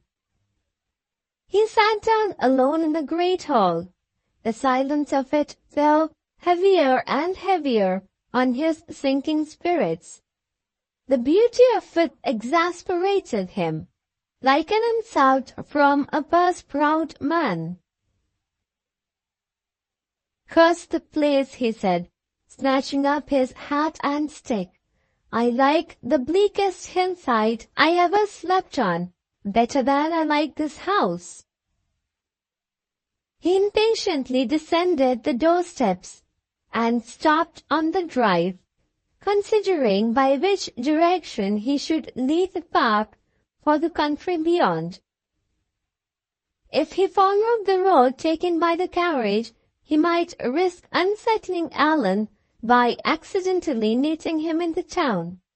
If he went out by the back gate, he knew his own nature well enough to doubt his ability to pass the room of the dream without entering it again. But one another way remained, the way which he had taken and then abandoned again in the morning. There was no fear of disturbing Allan and the Major's daughter now. Without further hesitation, Midwinter set forth through the gardens to explore the open country on that side of the estate. Thrown off its balance by the events of the day, his mind was full of that sorely savage resistance to the inevitable self-assertion of wealth, so amiably deplored by the prosperous and the rich, so bitterly familiar to the unfortunate and the poor. "The heavy wealth costs nothing," he thought, looking contemptuously at the masses of rare and beautiful flowers that surrounded him, "and the buttercups and daisies are as bright as the best of you." He followed, the artfully contrived ovals and squares of the Italian garden with a vagabond indifference to the symmetry of their construction and the ingenuity of their design. "How many pounds a foot did you cost?" he said, looking back with scornful eyes at the last path as he left it. "Wind away over high and low, like the sheep walk on the mountainside, if you can." He entered the shrubbery which Allan had entered before him, crossed the paddock and the rustic bridge beyond, and reached the Major's cottage. His ready mind seized the right conclusion at the first sight of it, and he stopped before the garden gate to look at the trim little residence which would never have been empty, and would never have been let but for Allan's ill-advised resolution to force the steward's situation on his friend. The summer afternoon was warm. The summer air was faint and still. On the upper and the lower floor of the cottage the windows were all open. From one of them on the upper story, the sound of voices was startlingly audible in the quiet of the park, as Midwinter paused on the outer side of the garden enclosure. The voice of a woman, harsh, high, and angrily complaining. A voice with all the freshness and the melody gone, and with nothing but the hard power of it left, was discordantly predominant sound. With it, from moment to moment, there mingled the deeper and quieter tones, soothing and compassionate, of the voice of a man. Though the distance was too great to allow Midwinter to distinguish the words that were spoken, he felt the impropriety of remaining within hearing of the voices, and at once stepped forward to continue his walk. At the same moment, the face of a young girl, easily recognizable as the face of Miss Milroy, from Allan's description of her, appeared at the open window of the room. In spite of himself, Midwinter paused to look at her. The expression of the bright young face, which had smiled so prettily at Allan, was weary and disheartened. After looking out absently over the park, she suddenly turned her head back into the room, her attention having been apparently struck by something that had just been said in it. "Oh, Mamma, Mamma!" she exclaimed indignantly. "How can you say such things?" The words were spoken close to the window. They reached Midwinter's ears and hurried him away before he heard more. But the self-disclosure of Major Milroy's domestic position had not reached its end yet. As Midwinter turned the corner of the garden fence, a tradesman's boy was handing a parcel in at the wicket gate to the woman servant. "Well," said the boy, with the irrepressible impudence of his class, "how is the missus?" The woman lifted her hand to box his ears. "How is the missus?" she repeated with an angry toss of her head as the boy ran off. If it would only please God to take the missus, it would be a blessing to everybody in the house. No such ill-omened shadow as this had passed over the bright domestic picture of the inhabitants of the cottage, which Allan's enthusiasm had painted for the contemplation of his friend. It was plain that the secret of the tenants had been kept from the landlord so far. 5 minutes more of walking brought Midwinter to the park gates. Am I fated to see nothing and hear nothing today, which can give me heart and hope for the future? He thought, as he angrily swung back the lodge gate. Even the people Allan has led the cottage to are people whose lives are embittered by a household misery, which it is my misfortune to have found out. He took the first road that lay before him and walked on, noticing little, immersed in his own thoughts. More than an hour passed before the necessity of turning back entered his mind. As soon as the idea occurred to him, he consulted his watch and determined to retrace his steps so as to be at the house in good time to meet Allan on his return. 10 minutes of walking brought him back to a point at which 3 roads met, and one moment's observation of the place satisfied him that he had entirely failed to notice at the time by which of the 3 roads he had advanced. No signpost was to be seen. The country on either side was lonely and flat, intersected by broad drains and ditches.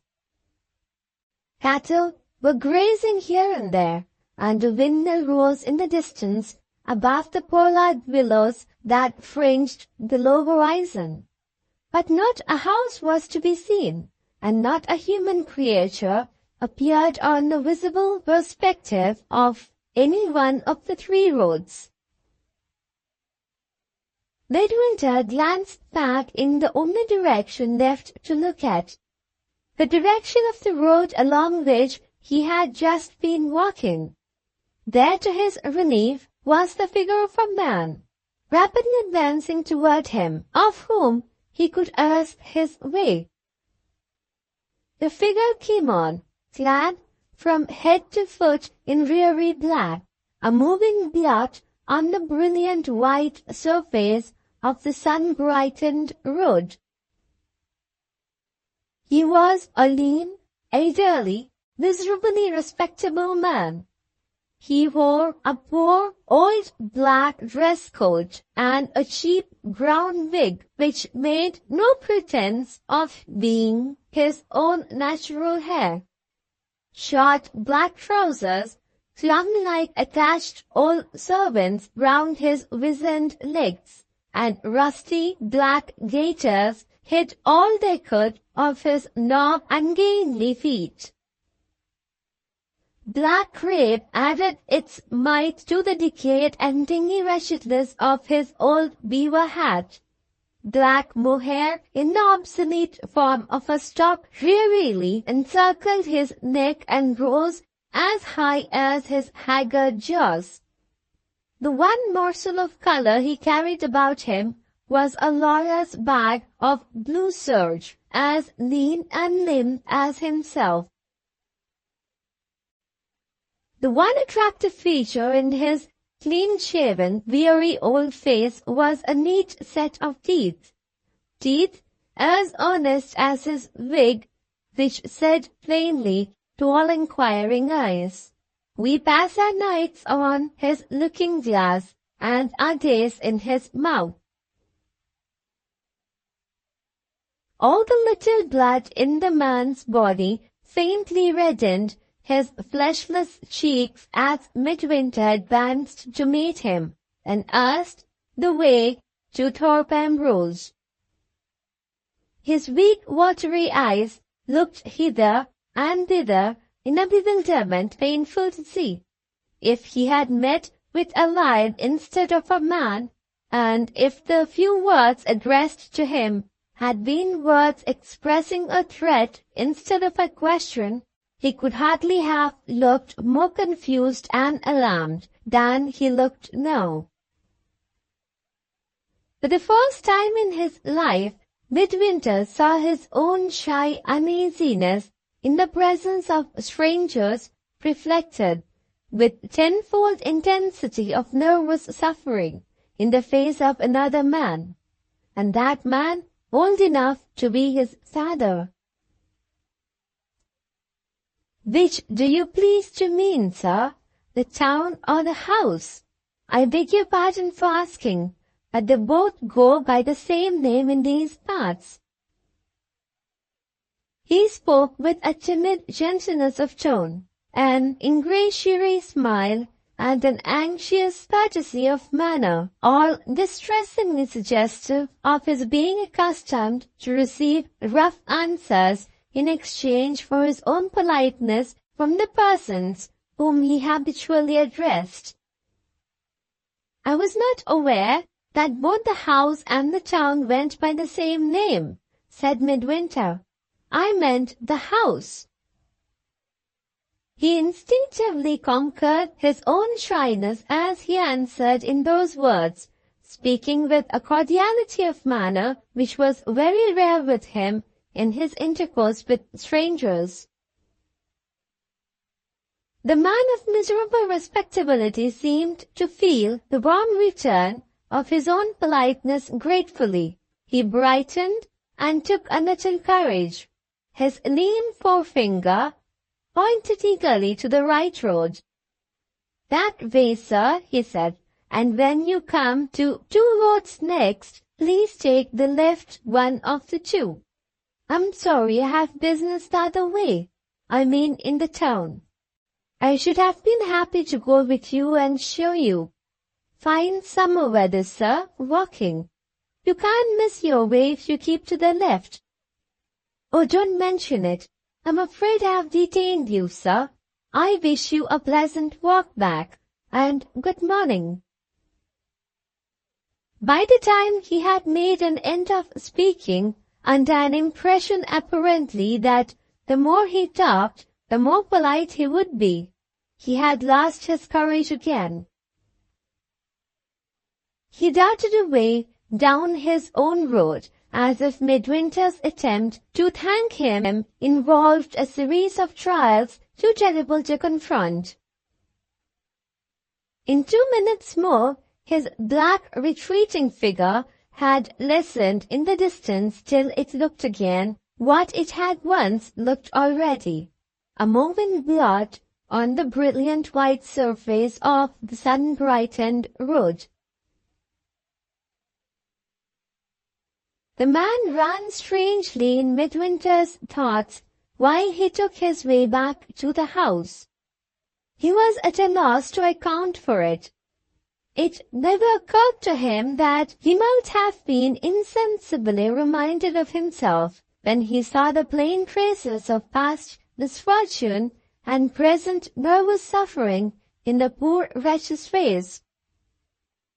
He blindly resented his own perverse interest in this chance foot passenger on the high road, as he had resented all else that had happened to him since the beginning of the day. Have I made another unlucky discovery? He asked himself impatiently. Shall I see this man again, I wonder? Who can he be? Time was to answer both those questions before many days more had passed over the inquirer's head. Allan had not returned when Midwinter reached the house. Nothing had happened but the arrival of a message of apology from the cottage. Major Milroy's compliments, and he was sorry that Mrs. Milroy's illness would prevent his receiving Mr. Armadale that day. It was plain that Mrs. Milroy's occasional fits of suffering or of ill temper created no more transitory disturbance of the tranquillity of the household. Drawing this natural inference after what he had himself heard at the cottage nearly 3 hours since, Midwinter withdrew into the library to wait patiently among the books until his friend came back.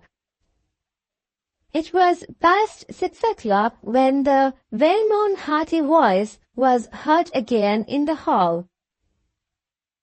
Allan burst into the library in a state of irrepressible excitement and pushed Midwinter back unceremoniously into the chair from which he was just rising, before he could utter a word. "Here's a riddle for you, old boy," cried Allan. "Why am I like the resident manager of the audience table before Hercules was called in to sweep the litter out? Because I have had my place to keep up, and I have gone and made an infernal mess of it." "Why don't you laugh?" "By George, he doesn't see the point. Let's try again. Why am I like the resident manager?" "For God's sake, Allan, be serious for a moment," interposed Midwinter. "You don't know how anxious I am to hear if you have recovered the good opinion of your neighbors." "That's just what the riddle was intended to tell you," rejoined Allan. "But if you will have it in so many words, my own impression is that you would have done better not to disturb me under that tree in the park. I have been calculating it to a nicety, and I beg to inform you that I have sunk exactly 3 degrees lower in the estimation of the resident gentry since I had the pleasure of seeing you last." "You will have your joke out," said Midwinter bitterly. "Well, if I can't laugh, I can wait." "My dear fellow, I'm not joking. I really mean what I say. You shall hear what happened. You shall have a report in full of my first visit. It will do, I can promise you, as a sample for all the rest. Mind this, in the first place, I have gone wrong with the best possible intentions.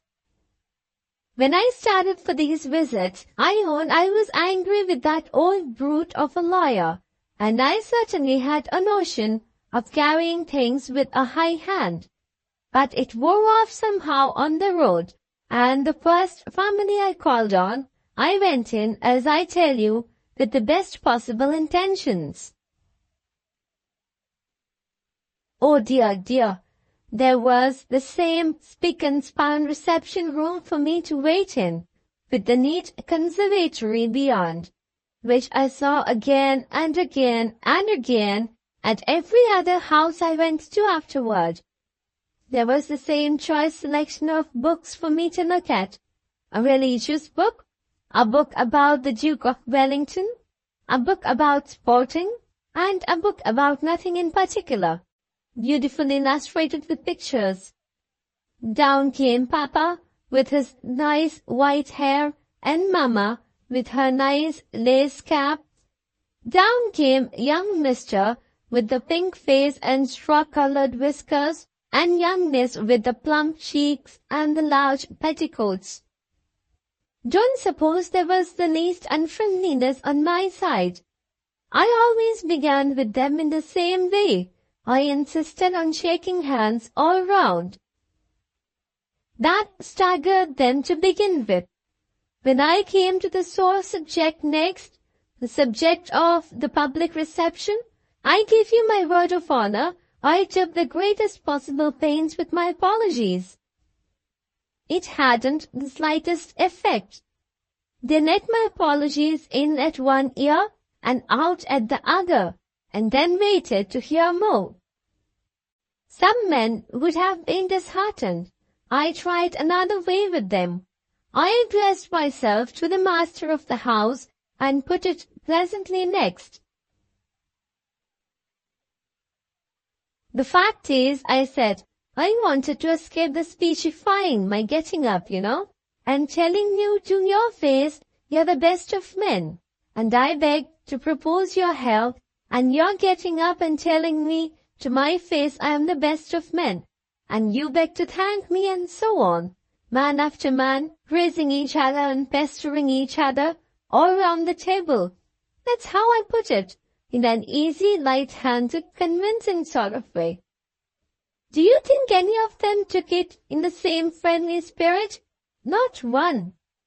It is my belief they had got their speeches ready for the reception with the flags and the flowers, and that they are secretly angry with me for stopping their open mouths just as they were ready to begin. Anyway, whenever we came to the matter of the speechifying, whether they touched it first or I, down I fell in their estimation, the first of those 3 steps I told you of just now. Don't suppose I made no efforts to get up again. I made desperate efforts. I found they were all anxious to know what sort of life I had led before I came in for the Thorpe Ambrose property, and I did my best to satisfy them. And what came of it, do you think? Hang me if I didn't disappoint them for the second time. When they found out that I had actually never been to Eton or Harrow or Oxford or Cambridge, they were quite dumb with astonishment. I fancy they thought me a sort of outlaw. At any rate, they all froze up again, and down I fell the second step in their estimation. Never mind, I wasn't to be beaten. I had promised you to do my best, and I did it. I tried cheerful small talk about the neighborhood next. The women said nothing in particular. The men, to my unutterable astonishment, all began to condole with me. I shouldn't be able to find a pack of hounds, they said, within 20 miles of my house, and they thought it only right to prepare me for the disgracefully careless manner in which the Thorpe Ambrose covers had been preserved. I let them go on condoling with me, and then what do you think I did? I put my foot in it again. Oh, don't take that to heart, I said. I don't care 2 straws about hunting or shooting either. When I meet with a bird in my walk, I can't for the life of me feel eager to kill it. I rather like to see the bird flying about and enjoying itself. You should have seen their faces. They had thought me a sort of outlaw before. Now they evidently thought me mad. Dead silence fell upon them all, and down I tumbled the 3rd step in general estimation. It was the same at the next house, and the next, and the next. The devil possessed us all, I think. It would come out, now in one way and now in another, that I couldn't make speeches, that I had been brought up without a university education, and that I could enjoy a ride on horseback without galloping after a wretched stinking fox or a poor distracted little hare. These 3 unlucky defects of mine are not excused, it seems, in a country gentleman, especially when he has dodged a public reception to begin with. I think I got on best upon the whole with the wives and daughters. The women and I always fell, sooner or later, on the subject of Mrs. Blanchard and her niece. We invariably agreed that they had done wisely in going to Florence, and the only reason we had to give for our opinion was that we thought their minds would be benefited after the sad bereavement by the contemplation of the masterpieces of Italian art.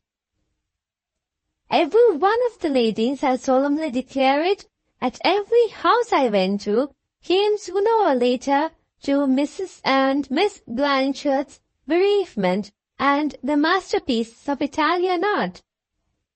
What we should have done without that bright idea to help us, I really don't know. The one pleasant thing at any of the visits was when we all shook our heads together and declared that the masterpieces would console them. As for the rest of it, there's only one thing more to be said. What I might be in other places, I don't know. I'm the wrong man in the wrong place here. Let me muddle on for the future in my own way, with my own few friends, and ask me anything else in the world as long as you don't ask me to make any more calls on my neighbors. With that characteristic request, Allan's report of his exploring expedition among the resident gentry came to a close. For a moment, Midwinter remained silent. He had allowed Allan to run on from first to last without uttering a word on his side. The disastrous result of the visits, coming after what had happened earlier in the day, and threatening Allan as it did with exclusion from all local sympathies at the very outset of his local career, had broken down Midwinter's power of resisting the stealthily depressing influence of his own superstition. It was with an effort that he now looked up at Allan. It was with an effort that he roused himself to answer. "It shall be as you wish," he said quietly. "I'm sorry for what has happened, but I'm not the less obliged to you, Allan, for having done what I asked you." His head sank on his breast, and the fatalist resignation, which had once already quieted him on board the wreck, now quieted him again. What must be, will be, he thought once more. What have I to do with the future, and what has he? "Cheer up," said Allan. "Your affairs are in a thriving condition at any rate. I paid one pleasant visit in the town, which I haven't told you of yet. I have seen Pedgift and Pedgift's son, who helps him in the office. They are the two jolliest lawyers I ever met with in my life, and what's more, they can produce the very man you want to teach you the steward's business." Midwinter looked up quickly. Distrust of Allan's discovery was plainly written in his face already, but he said nothing. "I thought of you," Allan proceeded, "as soon as the two Pedgifts and I had had a glass of wine all round to drink to our friendly connection. The finest sherry I ever tasted in my life. I've ordered some of the same. But that's not the question just now. In 2 words, I told these worthy fellows your difficulty, and in 2 seconds, old Pedgift understood all about it. 'I've got the man in my office,' he said, 'and before the audit day comes, I'll place him with the greatest pleasure at your friend's disposal.'" At this last announcement, Midwinter's distrust found its expression in words. He questioned Allan unsparingly. The man's name, it appeared, was Bashwood. He had been some time, how long Allan could not remember, in Mr. Pedgift's service. He had been previously steward to a Norfolk gentleman, name forgotten, in the westward district of the county. He had lost the steward's place through some domestic trouble in connection with his son, the precise nature of which Allan was not able to specify. Pedgift vouched for him, and Pedgift would send him to Thorpe Ambrose 2 or 3 days before the rent-day dinner. He could not be spared for office reasons before that time. There was no need to fidget about it. Pedgift laughed at the idea of there being any difficulty with the tenants. 2 or 3 days' walk over the steward's books with a man to help Midwinter who practically understood that sort of thing would put him all right for the audit, and the other business would keep till afterward. "Have you seen this Mr. Bashwood yourself, Allan?"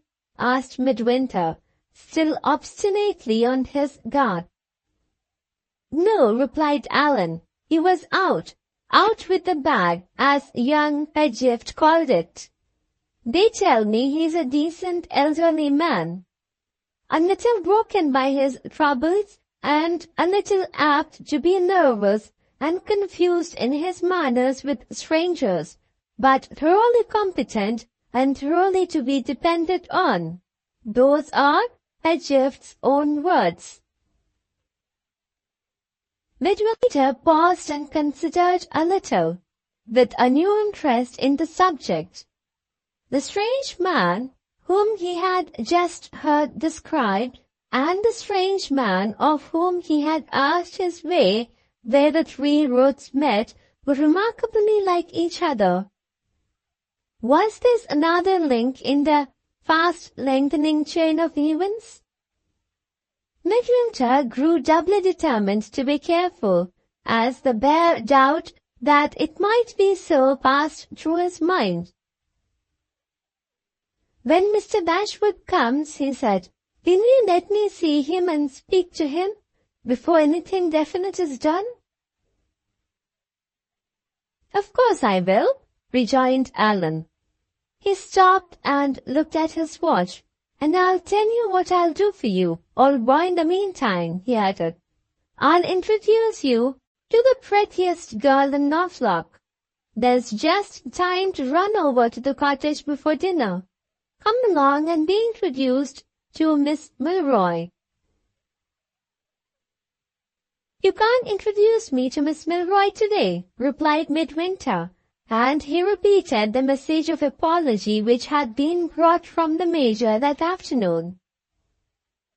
Allan was surprised and disappointed, but he was not to be foiled in his resolution to advance himself in the good graces of the inhabitants of the cottage. After a little consideration, he hit on a means of turning the present adverse circumstances to good account. "I show a proper anxiety for Mrs. Milroy's recovery," he said gravely. "I'll send her a basket of strawberries with my best respects tomorrow morning." Nothing more happened to mark the end of that first day in the new house. The one noticeable event of the next day was another disclosure of Mrs. Milroy's infirmity of temper. Half an hour after Allan's basket of strawberries had been delivered at the cottage, it was returned to him intact by the hands of the invalid lady's nurse, with a short and sharp message, shortly and sharply delivered. Mrs. Milroy's compliments and thanks. Strawberries invariably disagreed with her. If this curiously petulant acknowledgment of an act of politeness was intended to irritate Allan, it failed entirely in accomplishing its object. Instead of being offended with the mother, he sympathized with the daughter. "Poor little thing," was all he said. "She must have a hard life of it, with such a mother as that." He called at the cottage himself later in the day, but Miss Milroy was not to be seen. She was engaged upstairs. The Major received his visitor in his working apron. Far more deeply immersed in his wonderful clock, and far less readily accessible to outer influences than Allan had seen him at the first interview. His manner was as kind as before, but not a word more could be extracted from him on the subject of his wife than that Mrs. Milroy had not improved since yesterday. The 2 next days passed quietly and uneventfully. Allan persisted in making his inquiries at the cottage, but all he saw of the Major's daughter was a glimpse of her on one occasion at a window on the bedroom floor. Nothing more was heard from Mr. Pedgift, and Mr. Bashwood's appearance was still delayed. Midwinter declined to move in the matter until time enough had passed to allow of his first hearing from Mr. Brooke, in answer to the letter which he had addressed to the rector on the night of his arrival at Thorpe Ambrose.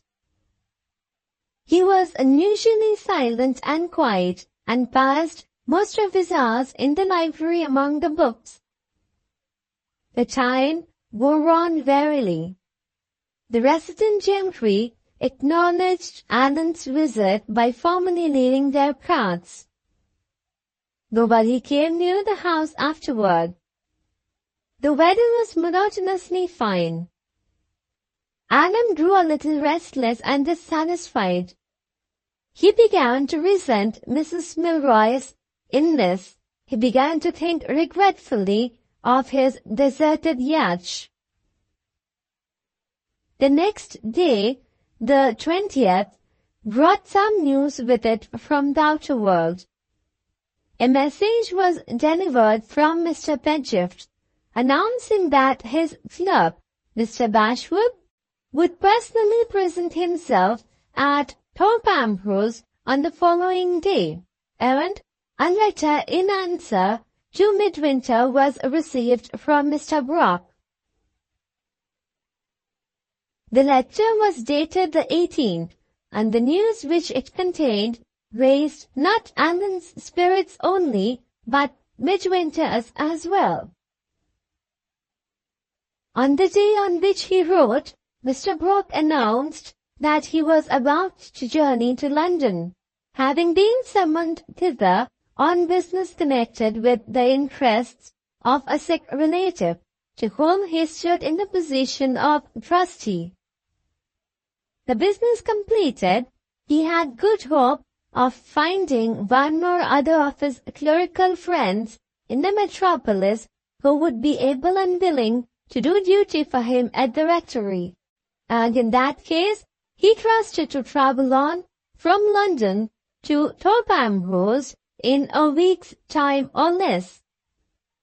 Under these circumstances, he would leave the majority of the subjects on which Midwinter had written to him to be discussed when they met.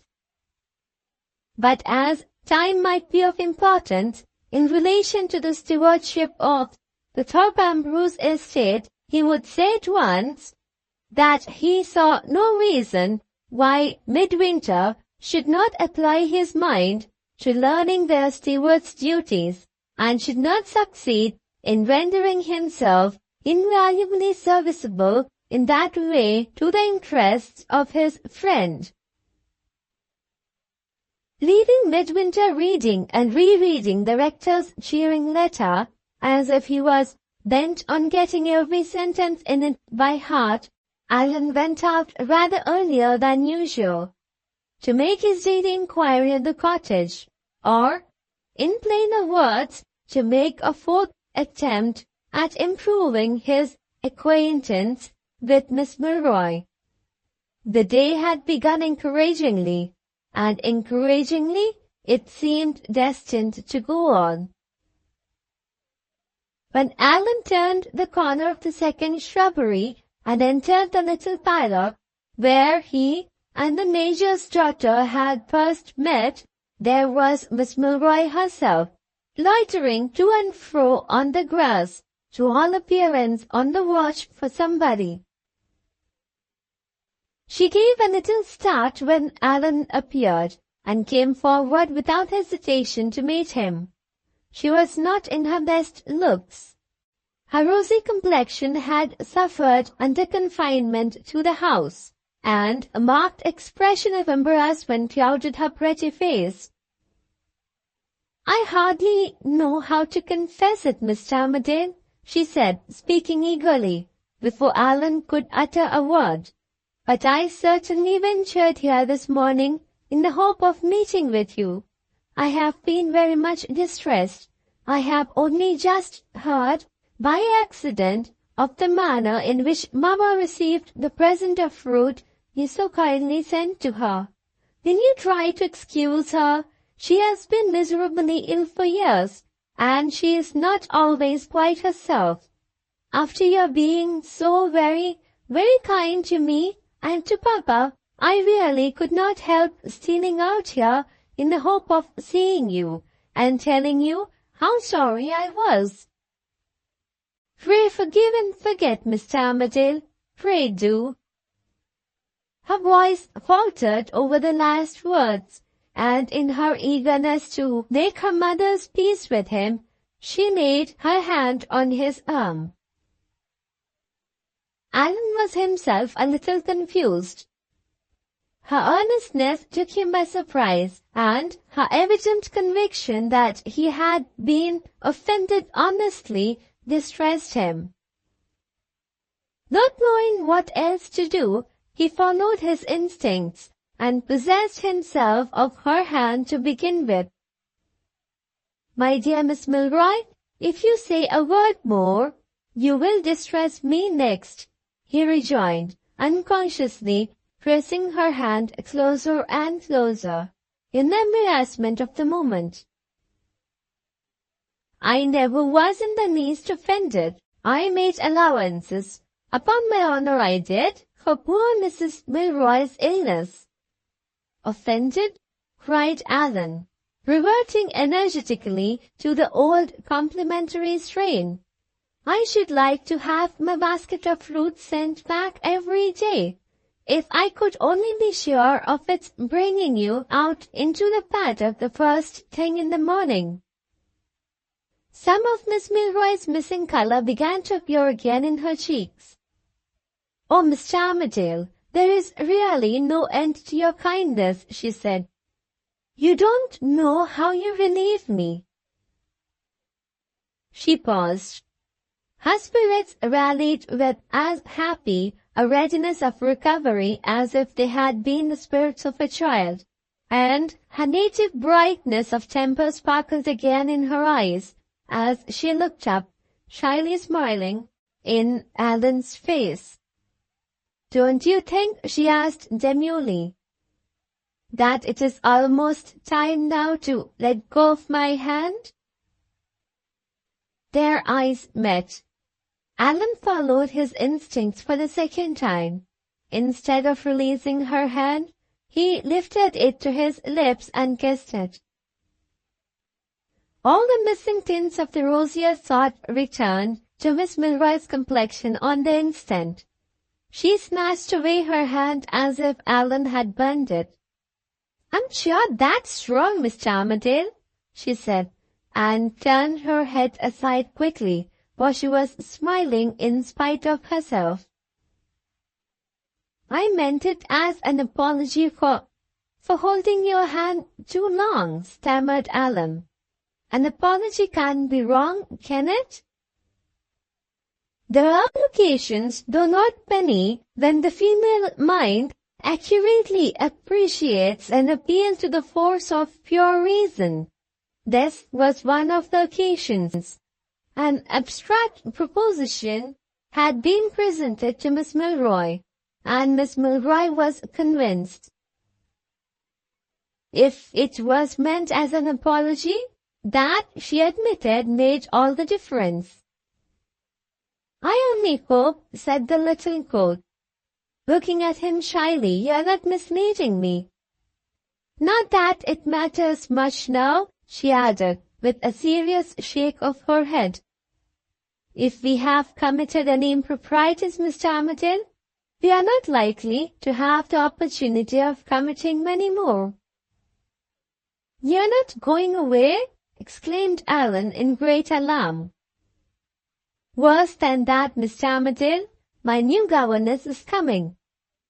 "Coming?" repeated Allan. "Coming already?" "As good as coming, I ought to have said, only I didn't know You wished me to be so very particular. We got the answers to the advertisements this morning. Papa and I opened them and read them together half an hour ago, and we both picked out the same letter from all the rest. I picked it out because it was so prettily expressed, and Papa picked it out because the terms were so reasonable. He's going to send the letter up to Grandmama in London by today's post, and if she finds everything satisfactory on inquiry, the governess is to be engaged. You don't know how dreadfully nervous I'm getting about it already. A strange governess is such an awful prospect, but it is not quite so bad as going to school. And I have great hopes in this new lady, because she writes such a nice letter. As I said to Papa, it almost reconciles me to her horrid, unromantic name. What's her name? Asked Allan. Brown? Grub? Scrags? Anything of that sort? Hush, hush. Nothing quite so horrible as that. Her name is Gwilt. Dreadfully unpoetical, isn't it? Her reference must be a respectable person though, for she lives in the same part of London as Grandmama. Stop, Mr. Armadale. They are going the wrong way. Moo, I can't wait to look at those lovely flowers of yours this morning, and many thanks. I can't accept your arm. I have stayed here too long already. Papa is waiting for his breakfast, and I must run back every step of the way. Thank you for making those kind allowances for Mama. Thank you again, and goodbye. Won't you shake hands? Asked Allan. She gave him her hand. No more apologies, if you please, Mr. Armadale, she said saucily. Once more their eyes met, and once more the plump, dimpled little hand found its way to Allan's lips. It isn't an apology this time, cried Allan, precipitately defending himself. It's a mark of respect. She started back a few steps and burst out laughing. You won't find me in our grounds again, Mr. Armadale, she said merrily, till I have got Miss Gwilt to take care of me. With that farewell, she gathered up her skirts and ran back across the paddock at the top of her speed. Allan stood watching her in speechless admiration till she was out of sight. His second interview with Miss Milroy had produced an extraordinary effect on him. For the first time since he had become the master of Thorpe Ambrose, he was absorbed in serious consideration of what he owed to his new position in life. The question is, pondered Allan, whether I hadn't better set myself right with my neighbors by becoming a married man. I shall take the day to consider, and if I keep in the same mind about it, I'll consult Midwinter tomorrow morning. When the morning came, and when Allan descended to the breakfast room, resolute to consult his friend on the obligations that he owed to his neighbors in general, and to Miss Milroy in particular, no Midwinter was to be seen. On making inquiry, it appeared that he had been observed in the hall, that he had taken from the table a letter which the morning's post had brought to him, and that he had gone back immediately to his own room. Allan at once ascended the stairs again and knocked at his friend's door. "May I come in?" he asked. "Not just now," was the answer. "You have got a letter, haven't you?" persisted Allan. "Any bad news? Anything wrong?" "Nothing. I'm not very well this morning. Don't wait breakfast for me. I'll come down as soon as I can." No more was said on either side. Allan returned to the breakfast room, a little disappointed. He had set his heart on rushing headlong into his consultation with Midwinter, and here was the consultation indefinitely delayed. "What an odd fellow he is," thought Allan. "What on earth can he be doing, locked in there by himself?" He was doing nothing. He was sitting by the window with the letter which had reached him that morning open in his hand. The handwriting was Mr. Brock's, and the words written were these: "My dear Midwinter, I have literally only 2 minutes before post time to tell you that I have just met in Kensington Gardens with the woman whom we both only know thus far as the woman with the red paisley shawl. I have traced her and her companion, a respectable-looking elderly lady, to their residence, after having distinctly heard Allan's name mentioned between them. Depend on my not losing sight of the woman until I'm satisfied that she means no mischief at Thorpe Ambrose, and expect to hear from me again as soon as I know how this strange discovery is to end. Very truly yours, Decimus Brock."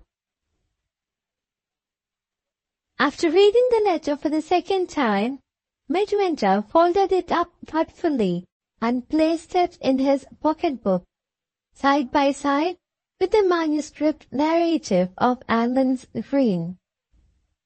"Your discovery will not end with you, Mr. Brock," he said. "Do what you will with the woman. When the time comes, the woman will be here." Chapter 5. Mother Oldershaw on her guard. 1. From Mrs. Oldershaw, Diana Street, Pimlico, to Miss Gwilt, West Place, Old Brompton. Ladies' Toilet Repository, June 20th, 8 in the evening. My dear Lydia, about 3 hours have passed, as well as I can remember, since I pushed you unceremoniously inside my house in West Place, and merely telling you to wait till you saw me again, banged the door to between us, and left you alone in the hall. I know your sensitive nature, my dear, and I am afraid you have made up your mind by this time that never yet was a guest treated so abominably by her hostess as I have treated you. The delay that has prevented me from explaining my strange conduct is, believe me, a delay for which I am not to blame. One of the many delicate little difficulties which beset so essentially confidential a business as mine occurred here, as I have since discovered, while we were taking the air this afternoon in Kensington Gardens. I see no chance of being able to get back to you for some hours to come, and I have a word of very urgent caution for your private ear which has been too long delayed already. So I must use the spare minutes as they come and write. Here is caution the first. On no account venture outside the door again this evening, and be very careful while the daylight lasts not to show yourself at any of the front windows. I have reason to fear that a certain charming person now staying with me may possibly be watched. Don't be alarmed and don't be impatient. You shall know why. I can only explain myself by going back to our unlucky meeting in the gardens with that reverend gentleman who was so obliging as to follow us both back to my house. It crossed my mind just as we were close to the door that there might be a motive for the parson's anxiety to trace us home, far less creditable to his taste and far more dangerous to both of us than the motive you supposed him to have. In plainer words, Lydia, I rather doubted whether you had met with another admirer, and I strongly suspected that you had encountered another enemy instead. There was no time to tell you this. There was only time to see you safe into the house and to make sure of the parson, in case my suspicions were right, by treating him as he had treated us. I mean, by following him in his turn. I kept some little distance behind him at first, to turn the thing over in my mind, and to be satisfied that my doubts were not misleading me. We have no concealments from each other, and you shall know what my doubts were. I was not surprised at your recognizing him. He is not at all a common-looking old man, and you had seen him twice in Somersetshire. Once when you asked your way of him to Mrs. Armadale's house, and once when you saw him again on your way back to the railroad. But I was a little puzzled, considering that you had your veil down on both these occasions, and your veil down also when we were in the gardens, at his recognizing you. I doubted his remembering your figure in a summer dress after he had only seen it in a winter dress. And though we were talking when he met us, and your voice is one among your many charms, I doubted his remembering your voice either. And yet I felt persuaded that he knew you. How, you will ask? My dear, as ill luck would have it, we were speaking at the time of young Armadale.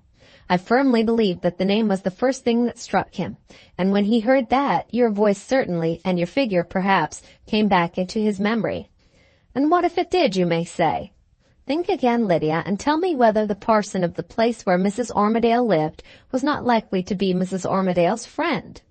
If he was her friend, the very first person to whom she would apply for advice after the manner in which you frightened her, and after what you most injudiciously said on the subject of appealing to her son, would be the clergyman of the parish, and the magistrate too, as the landlord at the inn himself told you.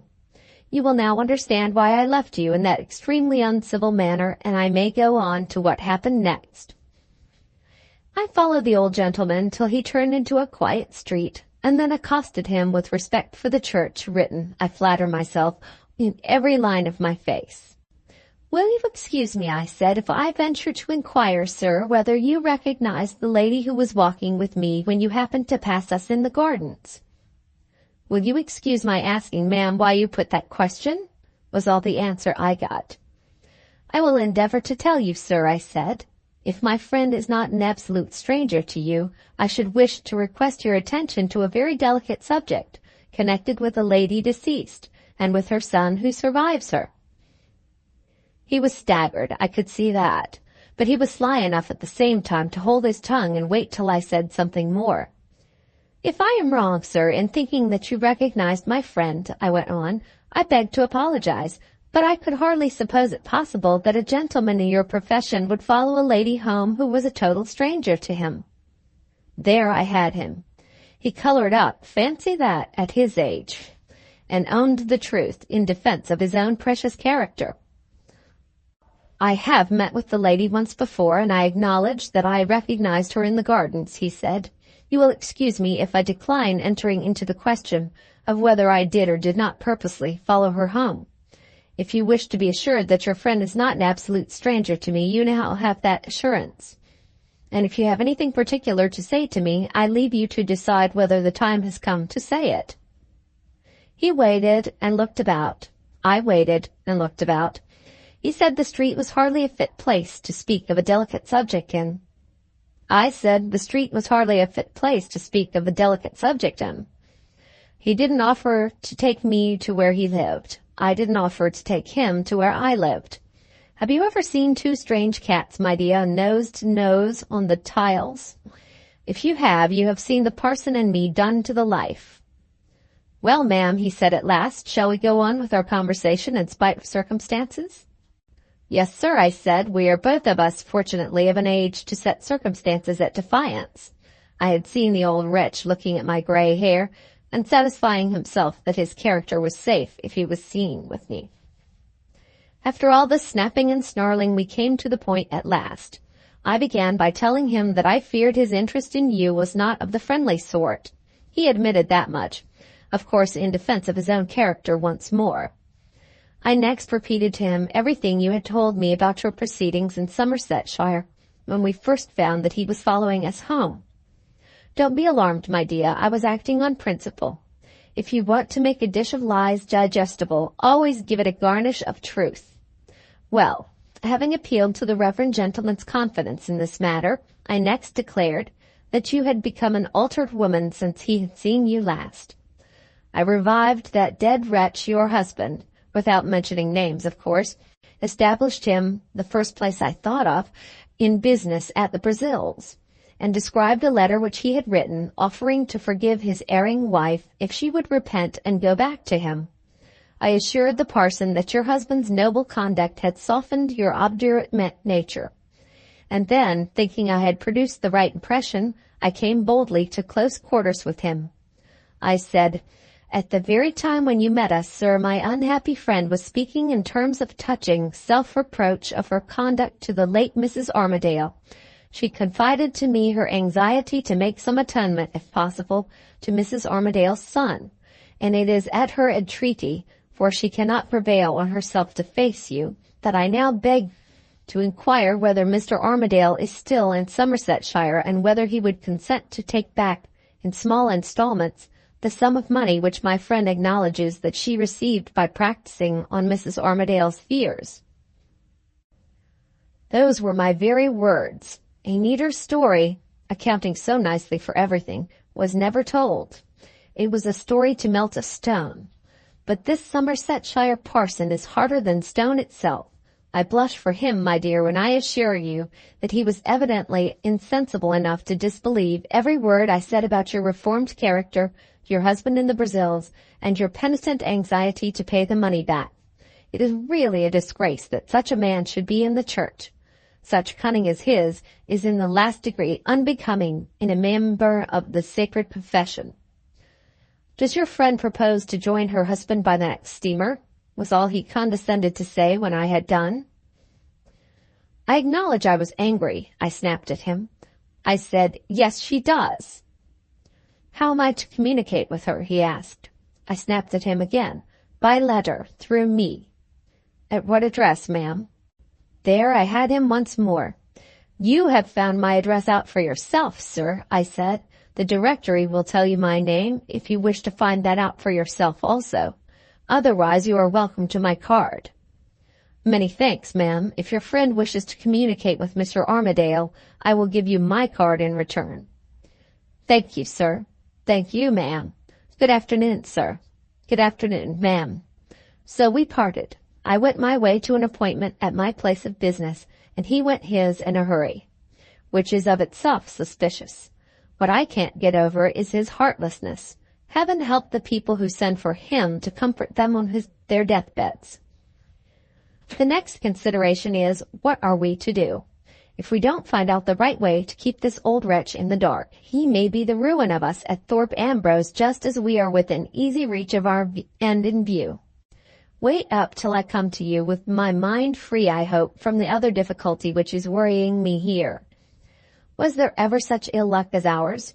Only think of that man deserting his congregation and coming to London just at the very time when we have answered Major Milroy's advertisement and may expect the inquiries to be made next week. I have no patience with him. His bishop ought to interfere. Affectionately yours, Maria Oldershaw.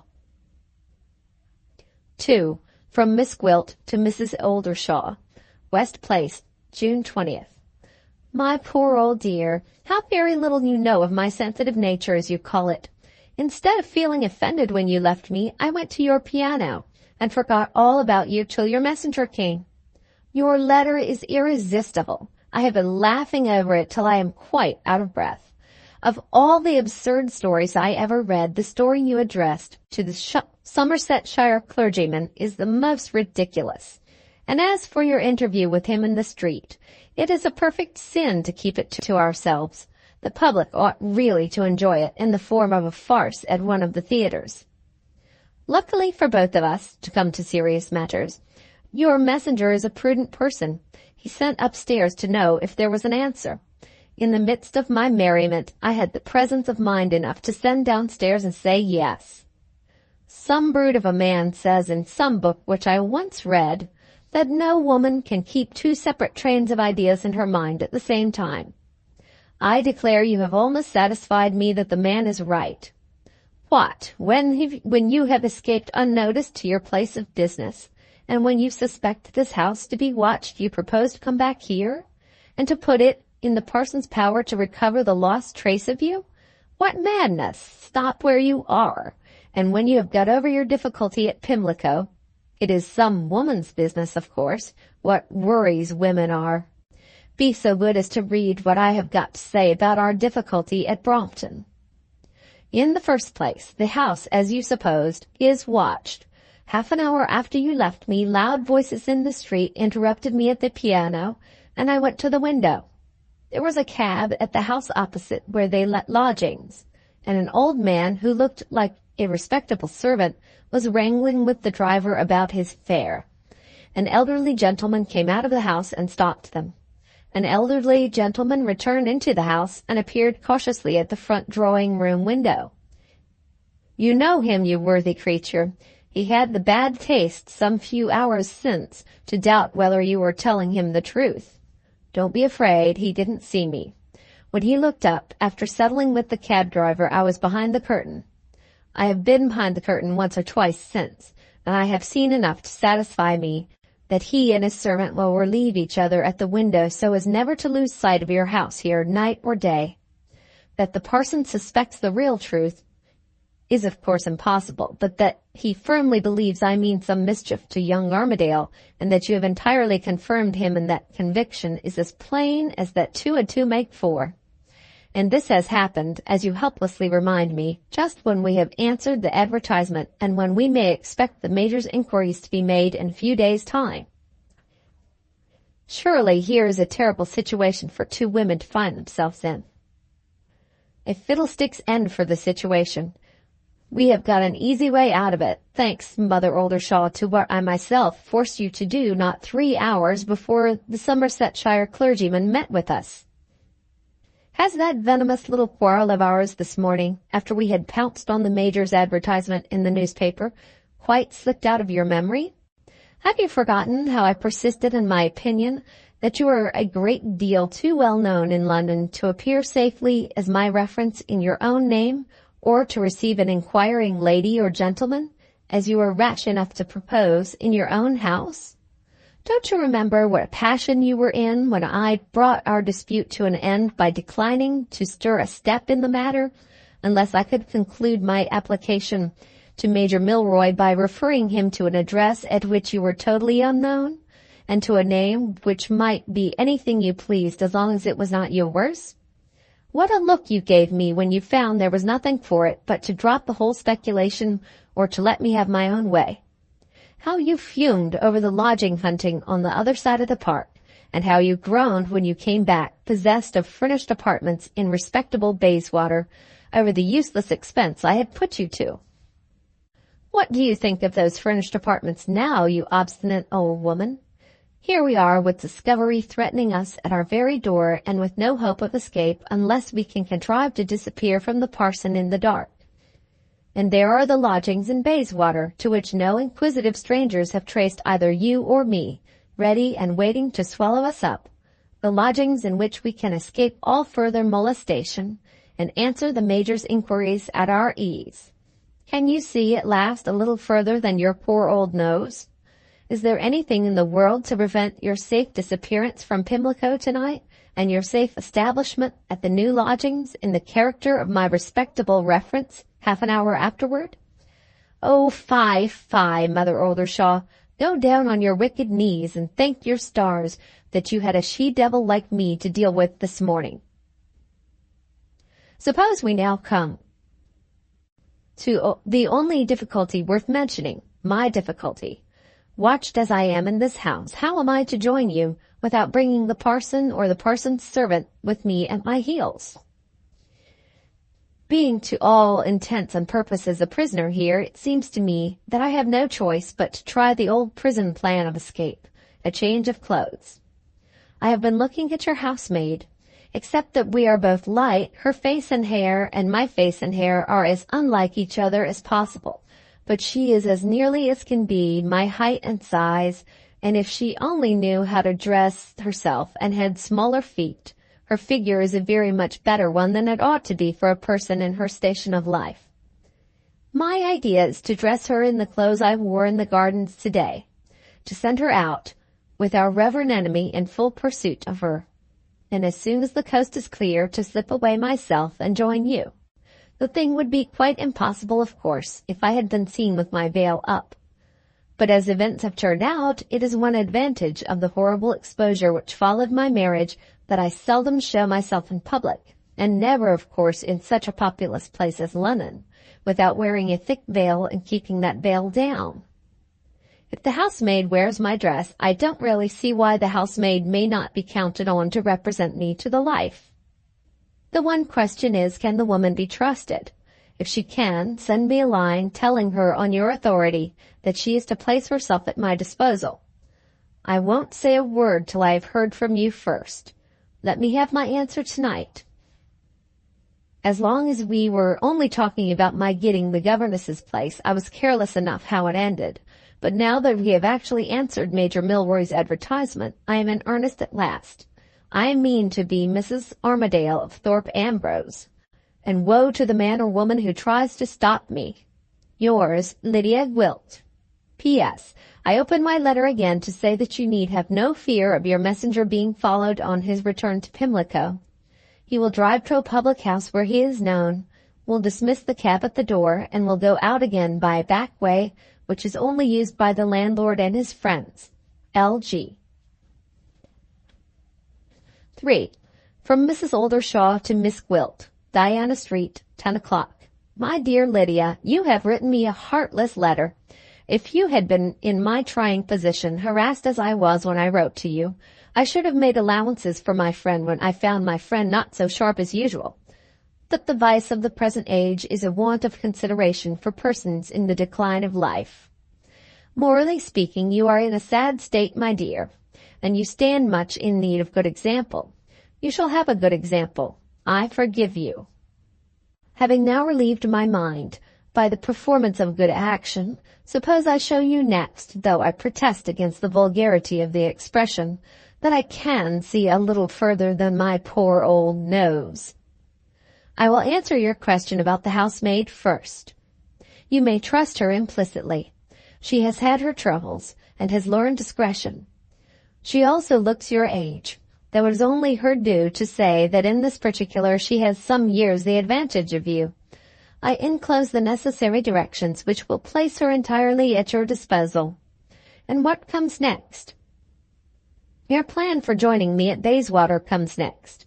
It is very well as far as it goes, but it stands sadly in need of a little judicious improvement. There is a serious necessity, you shall know why presently, for deceiving the parson far more completely than you propose to deceive him. I want him to see the housemaid's face under circumstances which will persuade him that it is your face, and then going a step further, I want him to see the housemaid leave London, under the impression that he has seen you start on the first stage of your journey to the Brazils. He didn't believe in that journey when I announced it to him this afternoon in the street. He may believe in it yet if you follow the directions as I am now going to give you. Tomorrow is Saturday. Send the housemaid out in your walking dress of today, just as you propose, but don't stir out yourself, and don't go near the window.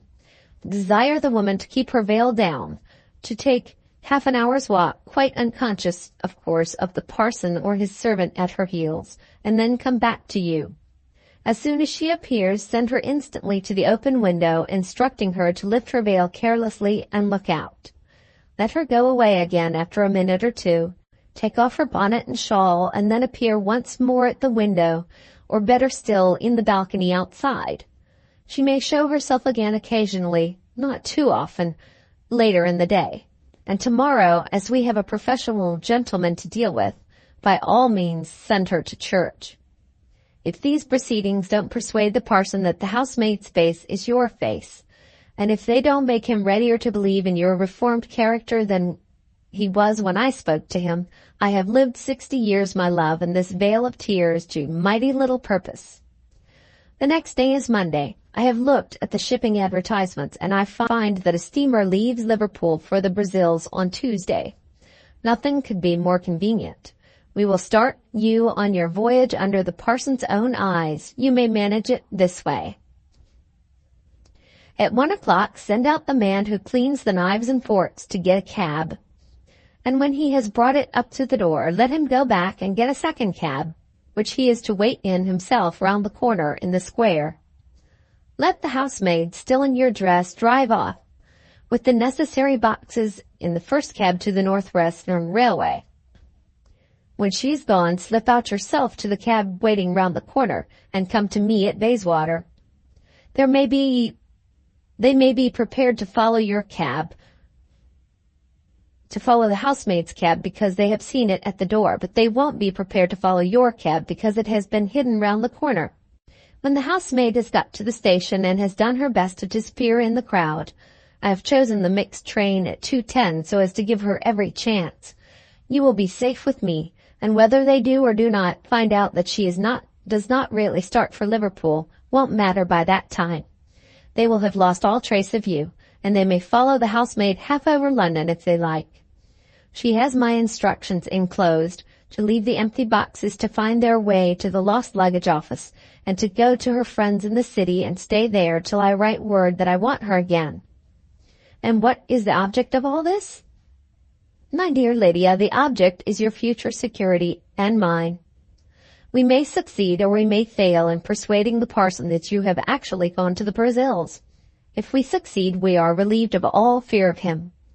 If we fail, he will warn young Armadale to be careful of a woman like my housemaid, and not of a woman like you.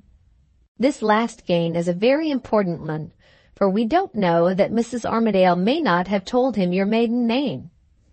In that event, the Miss Gwilt, whom he will describe as having slipped through his fingers here, will be so entirely unlike the Miss Gwilt established at Thorpe Ambrose as to satisfy everybody that it is not a case of similarity of persons, but only a case of similarity of names. What do you say now to my improvement on your idea? Are my brains not quite so addled as you thought them when you wrote? Don't suppose I'm at all over boastful about my own ingenuity. Cleverer tricks than this trick of mine are played off on the public by swindlers, and are recorded in the newspapers every week. I only want to show you that my assistance is not less necessary to the success of the Armadale speculation now than it was when I made our first important discoveries by means of a harmless-looking young man in the private inquiry office in Shadyside Place. There is nothing more to say that I know of, except that I am just going to start for the new lodging with a box directed in my new name. The last expiring moments of Mother Oldershaw of the Toilet Repository are close at hand, and the birth of Miss Gwilt's respectable reference, Mrs. Mandeville, will take place in a cab in 5 minutes' time. I fancy I must be still young at heart, for I am quite in love already with my romantic name. It sounds almost as pretty as Mrs. Armadale of Thorpe Ambrose, doesn't it? Good night, my dear, and pleasant dreams. If any accident happens between this and Monday, write to me instantly by post. If no accident happens, you will be with me in excellent time for the earliest inquiries that the Major can possibly make. My last words are, don't go out, and don't venture near the front windows till Monday comes. Affectionately yours, M.O. Chapter 6. Midwinter in Disguise. Toward noon on the day of the 21st, Miss Milroy was loitering in the cottage garden, released from duty in the sick room by an improvement in her mother's health, when her attention was attracted by the sound of voices in the park. One of the voices she instantly recognized as Allan's. The other was strange to her. She put aside the branches of a shrub near the garden palings, and, peeping through, saw Allan approaching the cottage gate, in company with a slim, dark, undersized man who was talking and laughing excitably at the top of his voice. Miss Milroy ran indoors to warn her father of Mr. Armadale's arrival, and to add that he was bringing with him a noisy stranger who was, in all probability, the friend generally reported to be staying with the squire at the great house. Had the Major's daughter guessed right? Was the squire's loud-talking, loud-laughing companion the shy, sensitive Midwinter of other times? It was even so. In Allan's presence that morning, an extraordinary change had passed over the ordinary, quiet demeanor of Allan's friend. When Midwinter had first appeared in the breakfast-room, after putting aside Mr. Brock's startling letter, Allan had been too much occupied to pay any special attention to him. The undecided difficulty of choosing the day for the audit dinner had pressed for a settlement once more, and had been fixed at last, under the butler's advice, for Saturday, the 28th of the month. It was only on turning round to remind Midwinter of the ample space of time which the new arrangement allowed for mastering the steward's books, that even Allan's flighty attention had been arrested by a marked change in the face that confronted him. He had openly noticed a change in his usual blunt manner. It had been instantly silenced by a fretful, almost an angry, reply. The two had sat down together to breakfast without the usual cordiality, and the meal had proceeded gloomily till Midwinter himself broke the silence by bursting into the strange outbreak of gaiety which had revealed in Allan's eye a new side to the character of his friend. As usual with most of Allan's judgments, here again the conclusion was wrong. It was no new side to Midwinter's character that now presented itself. It was only a new aspect of the one ever-recurring struggle of Midwinter's life. Irritated by Allan's discovery of the change in him, and dreading the next questions that Allan's curiosity might put, Midwinter had roused himself to efface, by main force, the impression which his own altered appearance had produced. It was one of those efforts which no men compass so resolutely as the men of his quick temper and his sensitive feminine organization. With his whole mind still possessed by the firm belief that the fatality had taken one great step nearer to Allan and himself since the rector's adventure in Kensington Gardens, with his face still betraying what he had suffered, under the renewed conviction that his father's deathbed warning was now, in event after event, asserting its terrible claim to part him, at any sacrifice, from the one human creature whom he loved. With the fear still busy at his heart that the first mysterious vision of Allan's dream might be a vision realized, before the new day that now saw the two Armadales together was a day that had passed over their heads. With these triple bonds, wrought by his own superstition, fettering him at that moment as they had never fettered him yet, he mercilessly spurred his resolution to the desperate effort of rivaling, in Allan's presence, the gaiety and good spirits of Allan himself. He talked and laughed and heaped his plate indiscriminately from every dish on the breakfast table. He made noisily merry with jests that had no humor and stories that had no point. He first astonished Allan, then amused him, then won his easily encouraged confidence on the subject of Miss Milroy. He shouted with laughter over the sudden development of Allan's views on marriage, until the servants downstairs began to think that their master's strange friend had gone mad. Lastly, he had accepted Allan's proposal that he should be presented to the Major's daughter and judge of her for himself, as readily, nay, more readily, than it would have been accepted by the least diffident man living. There the two now stood at the cottage gate, Midwinter's voice rising louder and louder over Allan's. Midwinter's natural manner disguised, how madly and miserably none but he knew, in a coarse masquerade of boldness, the outrageous, the unendurable boldness of a shy man. They were received in the parlor by the Major's daughter, pending the arrival of the Major himself. Allan attempted to present his friend in the usual form. To his astonishment, Midwinter took the words flippantly out of his lips, and introduced himself to Miss Milroy with a confident look, a hard laugh, and a clumsy assumption of ease which presented him at his worst. His artificial spirits, lashed continuously into higher and higher effervescence since the morning, were now mounting hysterically beyond his own control. He looked and spoke with that terrible freedom of license which is the necessary consequence when a diffident man had thrown off his reserve of the very effort by which he has broken loose from his own restraints. He involved himself in a confused medley of apologies that were not wanted, and of compliments that might have overflattered the vanity of a savage. He looked backward and forward from Miss Milroy to Allan, and declared jocosely that he understood now why his friend's morning walks were always taken in the same direction. He asked her questions about her mother, and cut short the answers she gave him by remarks on the weather. In one breath, he said she must feel the day insufferably hot, and in another he protested that he quite envied her in her cool muslin dress. The Major came in. Before he could say 2 words, Midwinter overwhelmed him with the same frenzy of familiarity and the same feverish fluency of speech. He expressed his interest in Miss Milroy's health in terms which have been exaggerated on the lips of a friend of the family.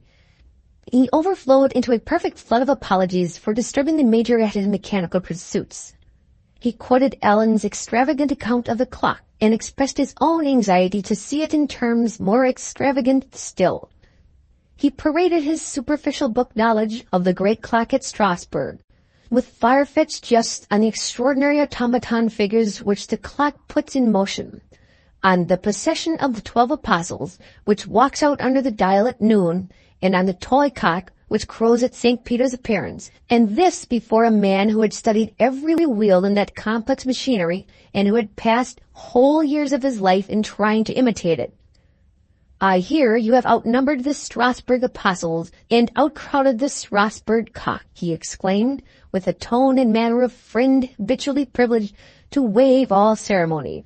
And I am dying, absolutely dying, Major, to see your wonderful clock. Major Milroy had entered the room with his mind absorbed in his own mechanical contrivances as usual. But the sudden shock of Midwinter's familiarity was violent enough to recall him instantly to himself, and to make him master again, for the time, of his social resources as a man of the world. "Excuse me for interrupting you," he said, stopping Midwinter for the moment by a look of steady surprise. "I happen to have seen the clock at Strasbourg, and it sounds almost absurd in my ears, if you will pardon me for saying so, to put my little experiment in any light of comparison with that wonderful achievement. There is nothing else of the kind like it in the world." He paused to control his own mounting enthusiasm. The clock at Strasbourg was to Major Milroy what the name of Michelangelo was to Sir Joshua Reynolds. "Mr. Armadale's kindness has led him to exaggerate a little," pursued the Major, smiling at Allan, and passing over another attempt of Midwinter's to seize on the talk, as if no such attempt had been made.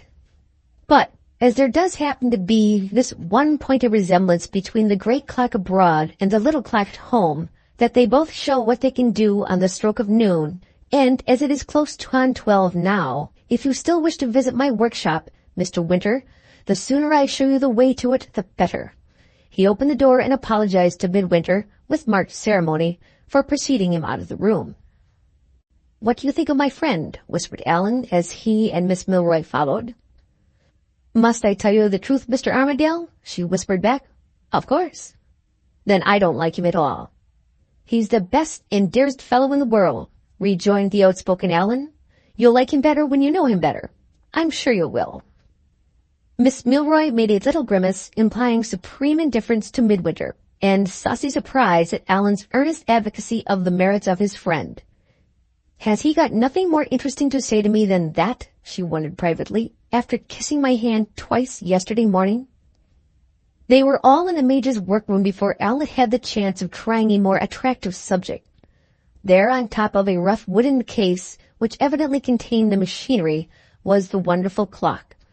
The dial was crowned by a glass pedestal placed on rockwork in carved ebony, and on top of the pedestal sat the inevitable figure of Time, with his everlasting scythe in his hand. Below the dial was a little platform, and at either end of it rose 2 miniature sentry boxes with closed doors. Externally, this was all that appeared until the magic moment came when the clock struck 12 noon. It wanted then about 3 minutes to 12, and Major Milroy seized the opportunity of explaining what the exhibition was to be before the exhibition began. At the first words, his mind fell back again into its old absorption over the one employment of his life. He turned to Midwinter, who had persisted in talking all the way from the parlor, and who was talking still, without a trace left in his manner of the cool and cunning composure which he had spoken but a few minutes before. The noisy, familiar man, who had been an ill-bred intruder in the parlor, became a privileged guest in the workshop, for there he possessed the all-atoning social advantage of being new to the performances of the wonderful clock. "At the first stroke of 12, Mr. Midwinter," said the Major quite eagerly, "keep your eye on the figure of Time. He will move his scythe and point it downward to the glass pedestal. You will next see a little printed card appear behind the glass, which will tell you the day of the month and the day of the week. At the last stroke of the clock, Time will lift his scythe again into its former position, and the chime will ring a peal. The peal will be succeeded by the playing of a tune, the favorite march of my old regiment, and then the final performance of the clock will follow. The sentry boxes, which you may observe at each side, will both open at the same moment. In one of them you will see the sentinel appear, and from the other a corporal and 2 privates will march across the platform to relieve the guard, and will then disappear, leaving the new sentinel at his post. I must ask your kind allowances for this last part of the performance. The machinery is a little complicated, and there are defects in it, which I'm ashamed to say I have not yet succeeded in remedying as I could wish. Sometimes the figures go all wrong, and sometimes they go all right. I hope they may do their best on the occasion of your seeing them for the first time." As the Major, posted near his clock, said the last words, his little audience of 3, assembled at the opposite end of the room, saw the hour hand and the minute hand on the dial point together to 12. The first stroke sounded, and Time, true to the signal, moved his scythe. The day of the month and the day of the week announced themselves in print through the glass pedestal next. Midwinter, applauding their appearance with a noisy exaggeration of surprise, which Miss Milroy mistook for coarse sarcasm directed at her father's pursuits, and which Allan, seeing that she was offended, attempted to moderate by touching the elbow of his friend.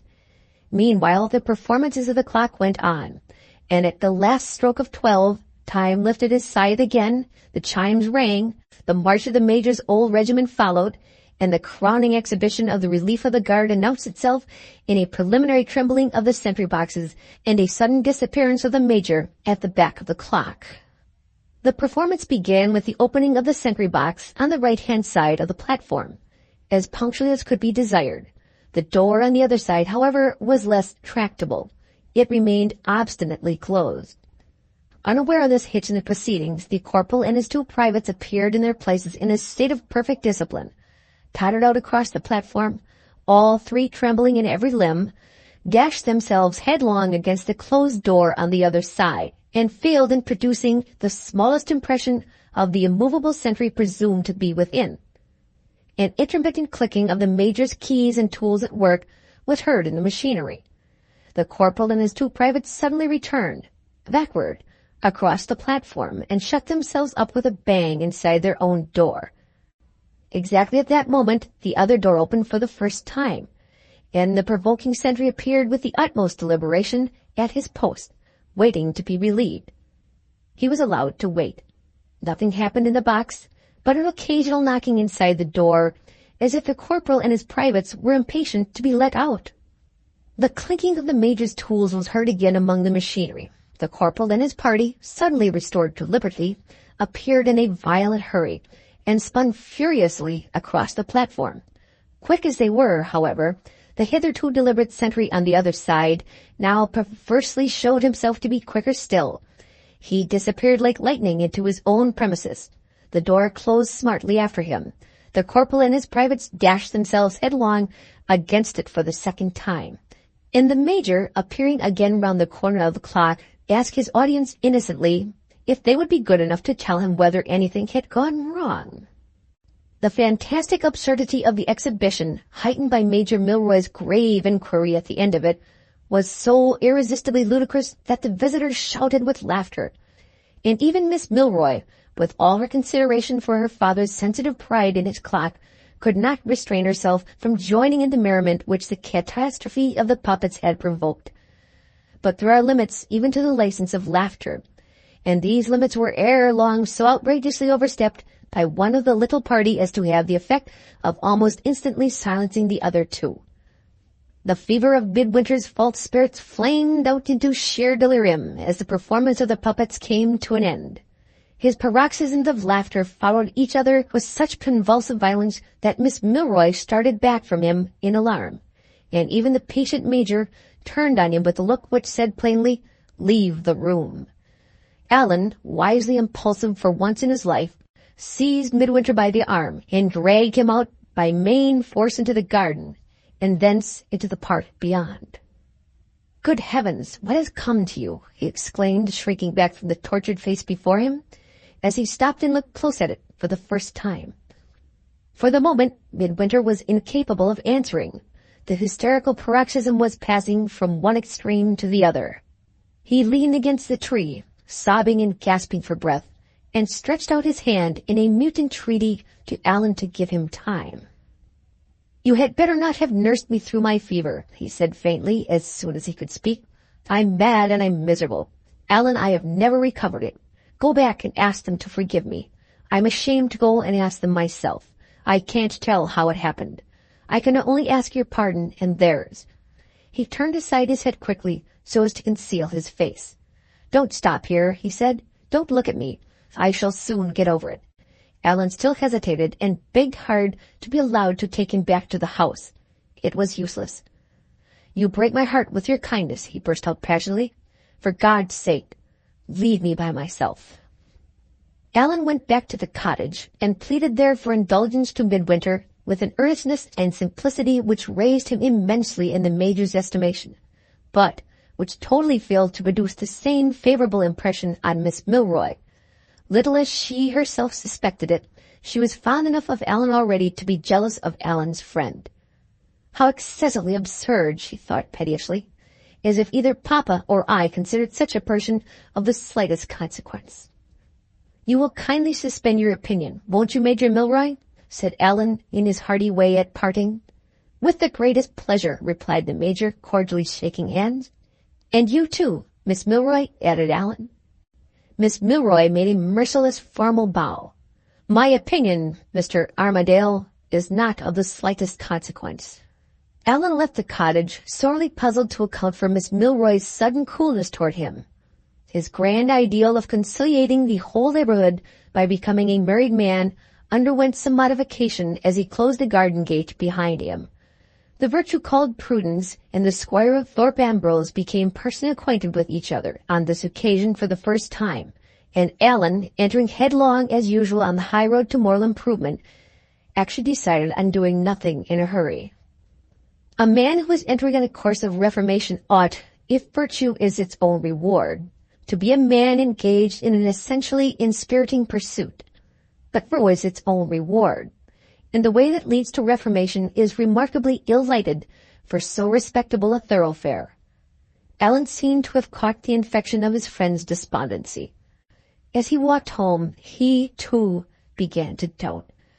In his widely different way, for his wildly different reasons, whether the life of Thorpe Ambrose was promising quite as fairly for the future as it had promised at first. Chapter 7. The plot thickens. 2 messages were waiting for Allan when he returned to the house. One had been left by Midwinter. He had gone out for a long walk, and Mr. Armadale was not to be alarmed if he did not get back till late in the day. The other message had been left by a person from Mr. Pedgift's office, who had called, according to appointment, while the 2 gentlemen were away at the Major's. Mr. Bashwood's respects, and he would have the honor of waiting on Mr. Armadale again in the course of the evening. Toward 5 o'clock Midwinter returned, pale and silent. Allan hastened to assure him that his peace was made at the cottage, and then, to change the subject, mentioned Mr. Bashwood's message. Midwinter's mind was so preoccupied, or so languid, that he hardly seemed to remember the name. Allan was obliged to remind him that Bashwood was the elderly clerk, whom Mr. Pedgift had sent to be his instructor in the duties of the steward's office. He listened without making any remark, and withdrew to his room, to rest till dinner-time. Left by himself, Allan went into the library, to try if he could while away the time over a book. He took many volumes off the shelves, and put a few of them back again, and there he ended. Miss Milroy contrived in some mysterious manner to get, in this case, between the reader and the books. Her formal bow and her merciless parting speech dwelt, try how he might to forget them, on Allan's mind. He began to grow more and more anxious as the idle hour wore on, to recover his lost place in her favor. To call again that day at the cottage, and ask if he had been so unfortunate as to offend her was impossible. To put the question in writing with the needful nicety of expression proved, on trying the experiment, to be a task beyond his literary reach.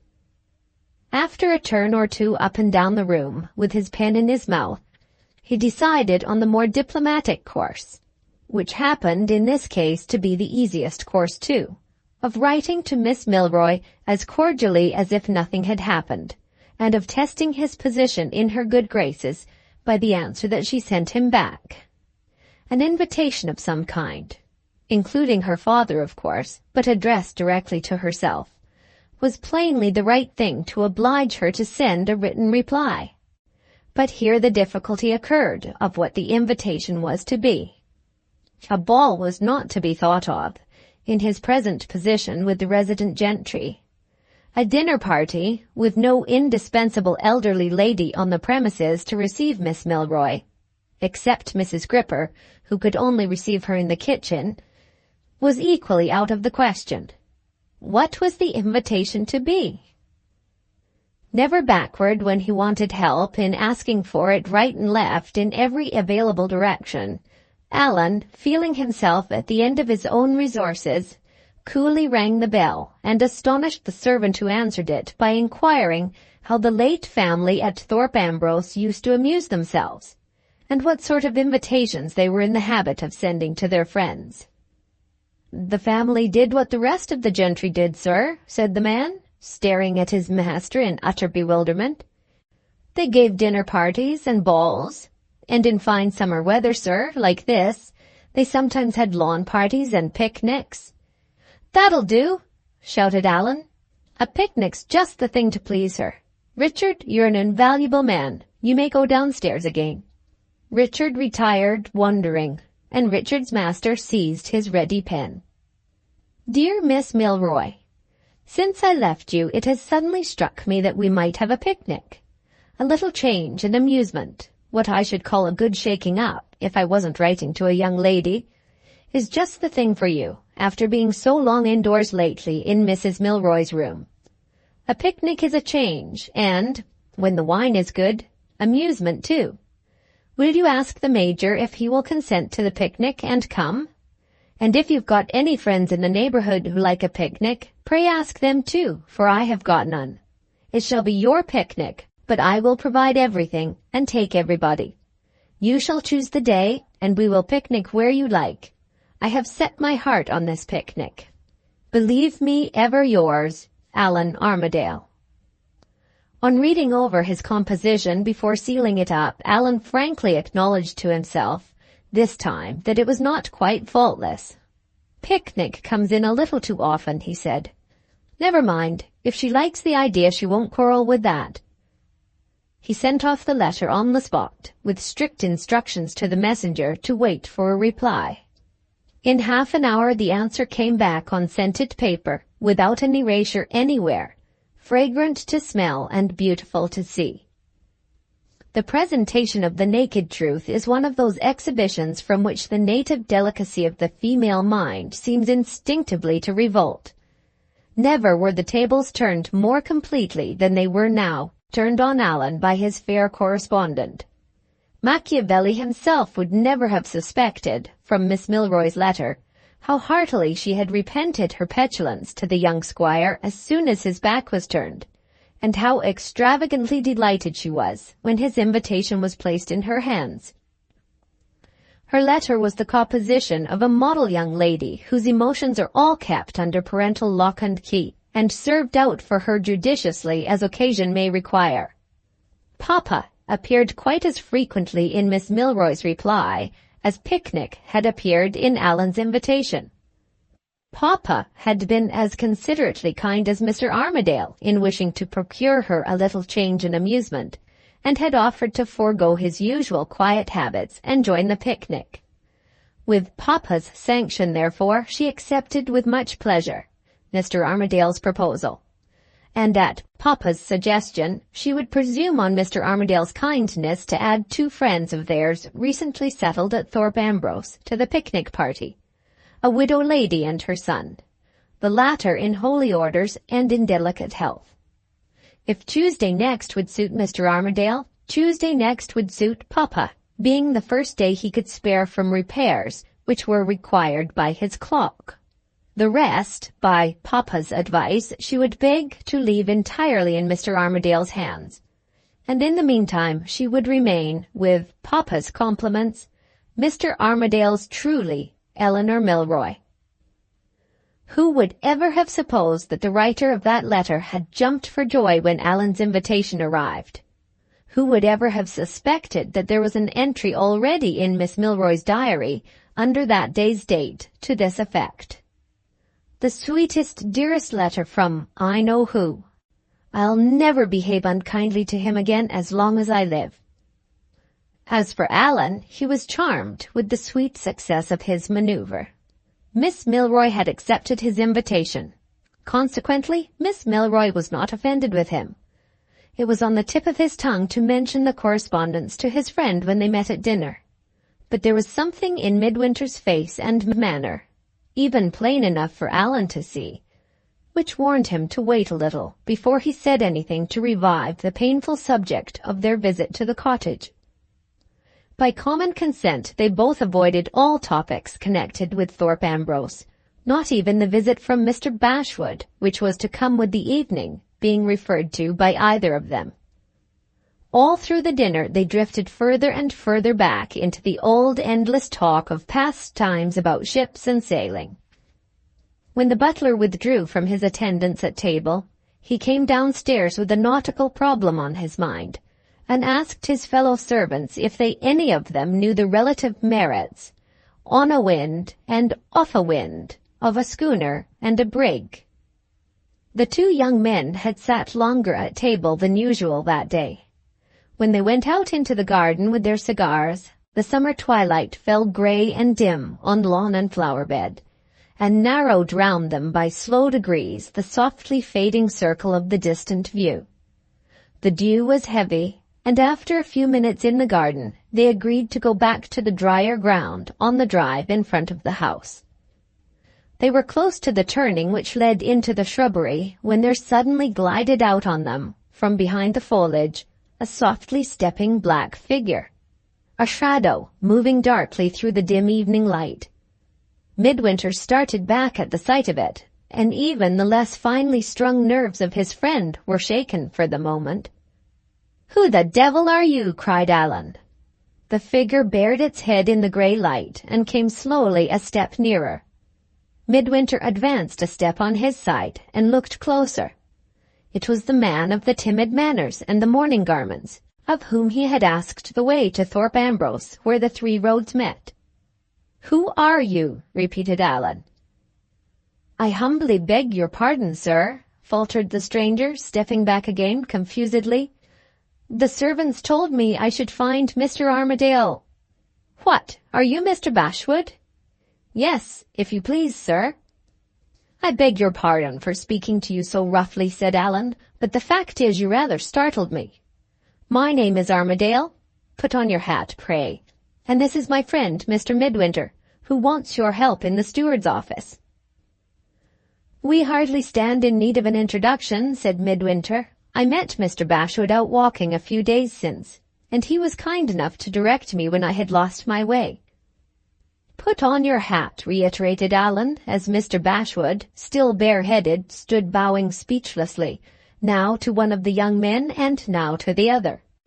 "My good sir, put on your hat and let me show you the way back to the house. Excuse me for noticing it," added Allan, as the man, in sheer nervous helplessness, let his hat fall, instead of putting it back on his head. "But you seem a little out of sorts. A glass of good wine will do you no harm before you and my friend come to business. Whereabouts did you meet with Mr. Bashwood, Midwinter, when you lost your way?" "I am too ignorant of the neighborhood to know. I must refer you to Mr. Bashwood." "Come, tell us where it was," said Allan, trying, a little too abruptly, to set the man at his ease, as they all three walked back to the house. The measure of Mr. Bashwood's constitutional timidity seemed to be filled to the brim by the loudness of Allan's voice and the bluntness of Allan's request. He ran over in the same feeble flow of words with which he had deluged Midwinter on the occasion when they first met. "It was on the road, sir," he began, addressing himself alternately to Allan, whom he called sir, and to Midwinter, whom he called by his name. "I mean, if you please, on the road to Little Gilbeck. A singular name, Mr. Midwinter, and a singular place. I don't mean the village, I mean the neighborhood. I mean the Broads, beyond the neighborhood. Perhaps you may have heard of the Norfolk Broads, sir. What they call lakes in other parts of England they call Broads here. The Broads are quite numerous. I think they would repay a visit. You would have seen the first of them, Mr. Midwinter, if you had walked on a few miles from where I had the honour of meeting you. Remarkably numerous, the Broads, sir, situated between this and the sea. About 3 miles from the sea, Mr. Midwinter. About 3 miles. Mostly shallow, sir, with rivers running between them. Beautiful, solitary. Quite a watery country, Mr. Midwinter. Quite separate, as it were, in itself. Parties sometimes visit them, sir. Pleasure parties in boats. It's quite a little network of lakes, or perhaps more correctly, pools. There is good sport in the cold weather. The wild fowl are quite numerous. Yes, the Broads would repay a visit, Mr. Midwinter, the next time you are walking that way.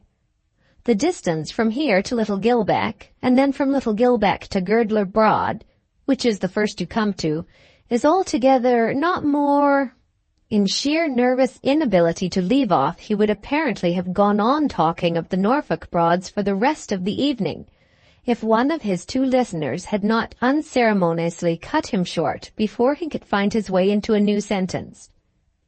"Are the Broads within an easy day's drive there and back from this house?" asked Allan, feeling, if they were, that the place for the picnic was discovered already.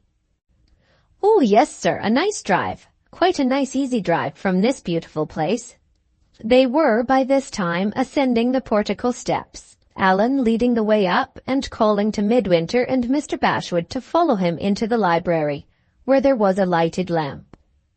In the interval which elapsed before the wine made its appearance, Midwinter looked at his chance acquaintance of the high road with strangely mingled feelings of compassion and distrust. Of compassion that strengthened in spite of him, of distrust that persisted in diminishing, try as he might to encourage it to grow. There, perched comfortless on the edge of his chair, sat the poor, broken-down, nervous wretch, in his worn black garments, with his watery eyes, his honest old outspoken wig, his miserable mohair stalk, and his false teeth that were incapable of deceiving anybody. There he sat, politely ill at ease, now shrinking in the glare of the lamp, now wincing under the shock of Allan's sturdy voice. A man with the wrinkles of 60 years in his face, and the manners of a child in the presence of strangers. An object of pity, surely, if ever there was a pitiable object yet. "Whatever else you're afraid of, Mr. Bashwood," cried Allan, pouring out a glass of wine, "don't be afraid of that. There isn't a headache in a hogshead of it. Make yourself comfortable. I'll leave you and Mr. Midwinter to talk your business over by yourselves. It's all in Mr. Midwinter's hands. He acts for me and settles everything at his own discretion." He said those words with a cautious choice of expression very uncharacteristic of him, and without further explanation made abruptly for the door. Midwinter, sitting near it, noticed his face as he went out. Easy as the way was into Allan's favour, Mr. Bashwood, beyond all kind of doubt, had, in some unaccountable manner, failed to find it. The 2 strangely assorted companions were left together, parted widely, as it seemed on the surface, from any possible interchange of sympathy, drawn invisibly one to the other nevertheless by those magnetic similarities of temperament which overleap all difference of age or station, and defy all apparent incongruities of mind and character. From the moment when Allan left the room, the hidden influence that works in darkness began slowly to draw the 2 men together across the great social desert which had lain between them up to this day. Midwinter was the first to approach the subject of the interview. "May I ask," he began, "if you have been made acquainted with my position here, and if you know why it is that I require your assistance?" Mr. Bashwood, still hesitating and still timid, but manifestly relieved by Allan's departure, sat further back in his chair and ventured on fortifying himself with a modest little sip of wine. "Yes, sir," he replied. "Mr. Pedgift informed me of all. At least I think I might say so, of all the circumstances. I am to instruct, or perhaps I ought to say to advise. No, Mr. Bashwood, the first word was the best word of the two. I am quite ignorant of the duties which Mr. Armadale's kindness has induced him to entrust to me. If I understand right, there can be no question of your capacity to instruct me, for you once filled a steward's situation yourself. May I inquire where it was? At Sir John Mellowship's, sir, in West Norfolk. Perhaps you would like— I have got it with me— to see my testimonial? Sir John might have dealt more kindly with me, but I have no complaint to make. It's all done and over now. His watery eyes looked more watery still, and the trembling in his hands spread to his lips as he produced an old dingy letter from his pocket-book and laid it open on the table. The testimonial was very briefly and very coldly expressed, but it was conclusive as far as it went. Sir John considered it only right to say that he had no complaint to make of any want of capacity or integrity in his steward. If Mr. Bashwood's domestic position had been compatible with the continued performance of his duties on the estate, Sir John would have been glad to keep him. As it was, embarrassments caused by the state of Mr. Bashwood's personal affairs had rendered it undesirable that he should continue in Sir John's service, and on that ground, and that only, his employer and he had parted. Such was Sir John's testimony to Mr. Bashwood's character. As Midwinter read the last lines, he thought of another testimonial, still in his own possession, of the written character which they had given him at the school, when they turned their sick usher adrift in the world. His superstition, distrusting all new events and all new faces at Thorpe Ambrose, still doubted the man before him as obstinately as ever. But when he now tried to put those doubts into words, his heart upbraided him, and he laid the letter on the table in silence. The sudden pause in the conversation appeared to startle Mr. Bashwood. He comforted himself with another little sip of wine, and leaving the letter untouched, burst irrepressibly into words as if the silence was quite unendurable to him. "I am ready to answer any questions, sir," he began. "Mr. Pedgift told me that I must answer questions, because I was applying for a place of trust. Mr. Pedgift said neither you nor Mr. Armadale was likely to think the testimonial sufficient of itself. Sir John doesn't say— he might have put it more kindly, but I don't complain. Sir John doesn't say what the troubles were that lost me my place. Perhaps you might wish to know—" He stopped confusedly, looked at the testimonial, and said no more. "If no interests but mine were concerned in the matter," rejoined Midwinter, "the testimonial would, I assure you, be quite enough to satisfy me. But while I am learning my new duties, the person who teaches me will be really and truly the steward of my friend's estate. I am very unwilling to ask you to speak on what may be a painful subject, and I am sadly inexperienced in putting such questions as I ought to put. But perhaps, in Mr. Armadale's interests, I ought to know something more, either from yourself or from Mr. Pedgift, if you prefer it." He, too, stopped confusedly, looked at the testimonial, and said no more. There was another moment of silence. The night was warm, and Mr. Bashwood, among his other misfortunes, had the deplorable infirmity of perspiring in the palms of the hands. He took out a miserable little cotton pocket-handkerchief, rolled it up into a ball, and softly dabbed it to and fro, from one hand to the other, with the regularity of a pendulum. Performed by other men, under other circumstances, the action might have been ridiculous. Performed by this man at the crisis of the interview, the action was horrible. "Mr. Pedgift's time is too valuable, sir, to be wasted on me," he said. "I will mention what ought to be mentioned myself, if you will please to allow me. I have been unfortunate in my family. It is very hard to bear, though it seems not much to tell. My wife—" One of his hands closed fast on the pocket-handkerchief. He moistened his dry lips, struggled with himself, and went on. "My wife, sir," he resumed, stood a little in my way. She did me, I am afraid I must confess, some injury with Sir John. Soon after I got the steward's situation, she fell into habits, I hardly know how to say it, of drinking. I couldn't break her of it, and I couldn't always conceal it from Sir John's knowledge.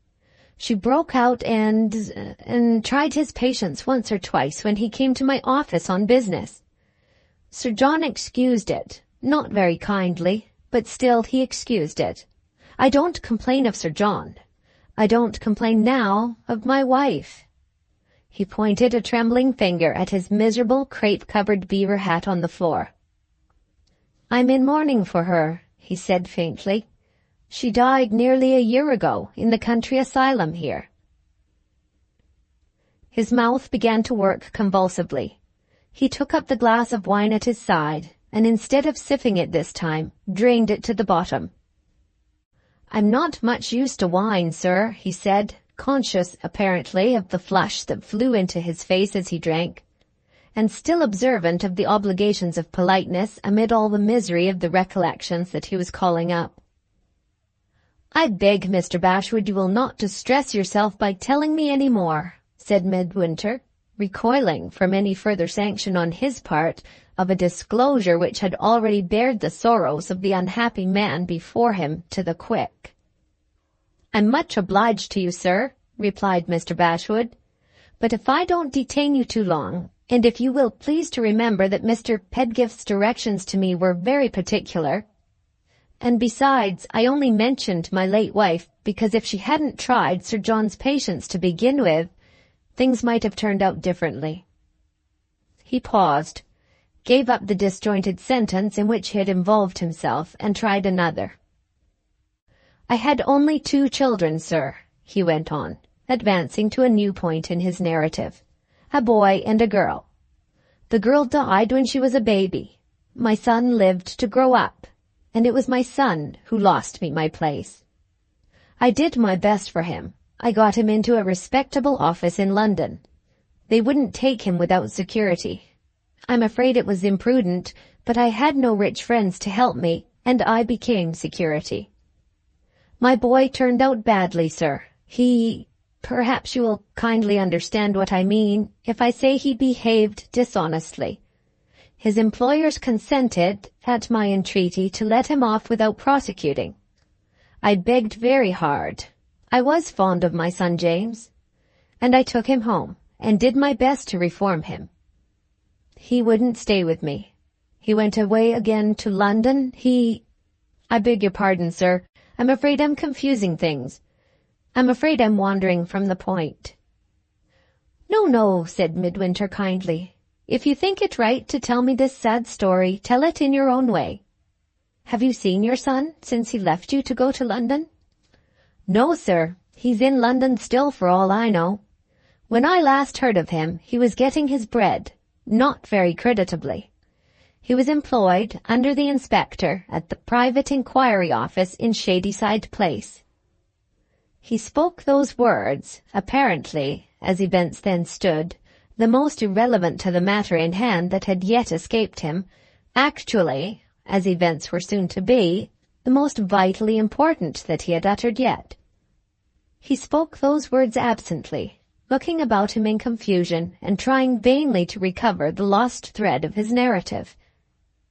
Midwinter compassionately helped him.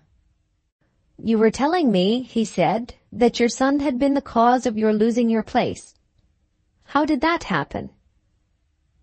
In this way, sir, said Mr. Bashwood, getting back again excitedly into the right train of thought. His employers consented to let him off, but they came down on his security, and I was the man. I suppose they were not to blame. The security covered their loss. I couldn't pay it all out of my savings. I had to borrow. On the word of a man, sir, I couldn't help it.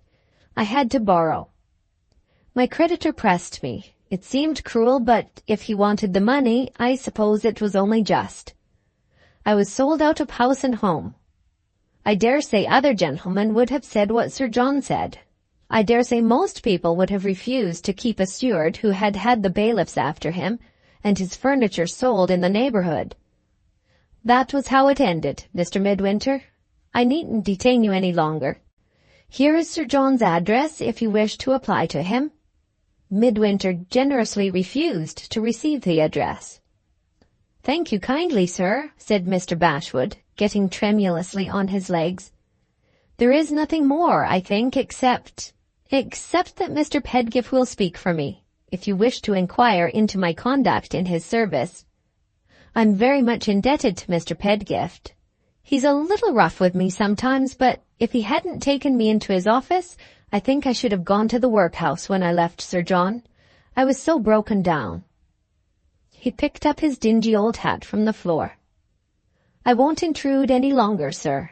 I shall be happy to call again if you wish to have time to consider before you decide.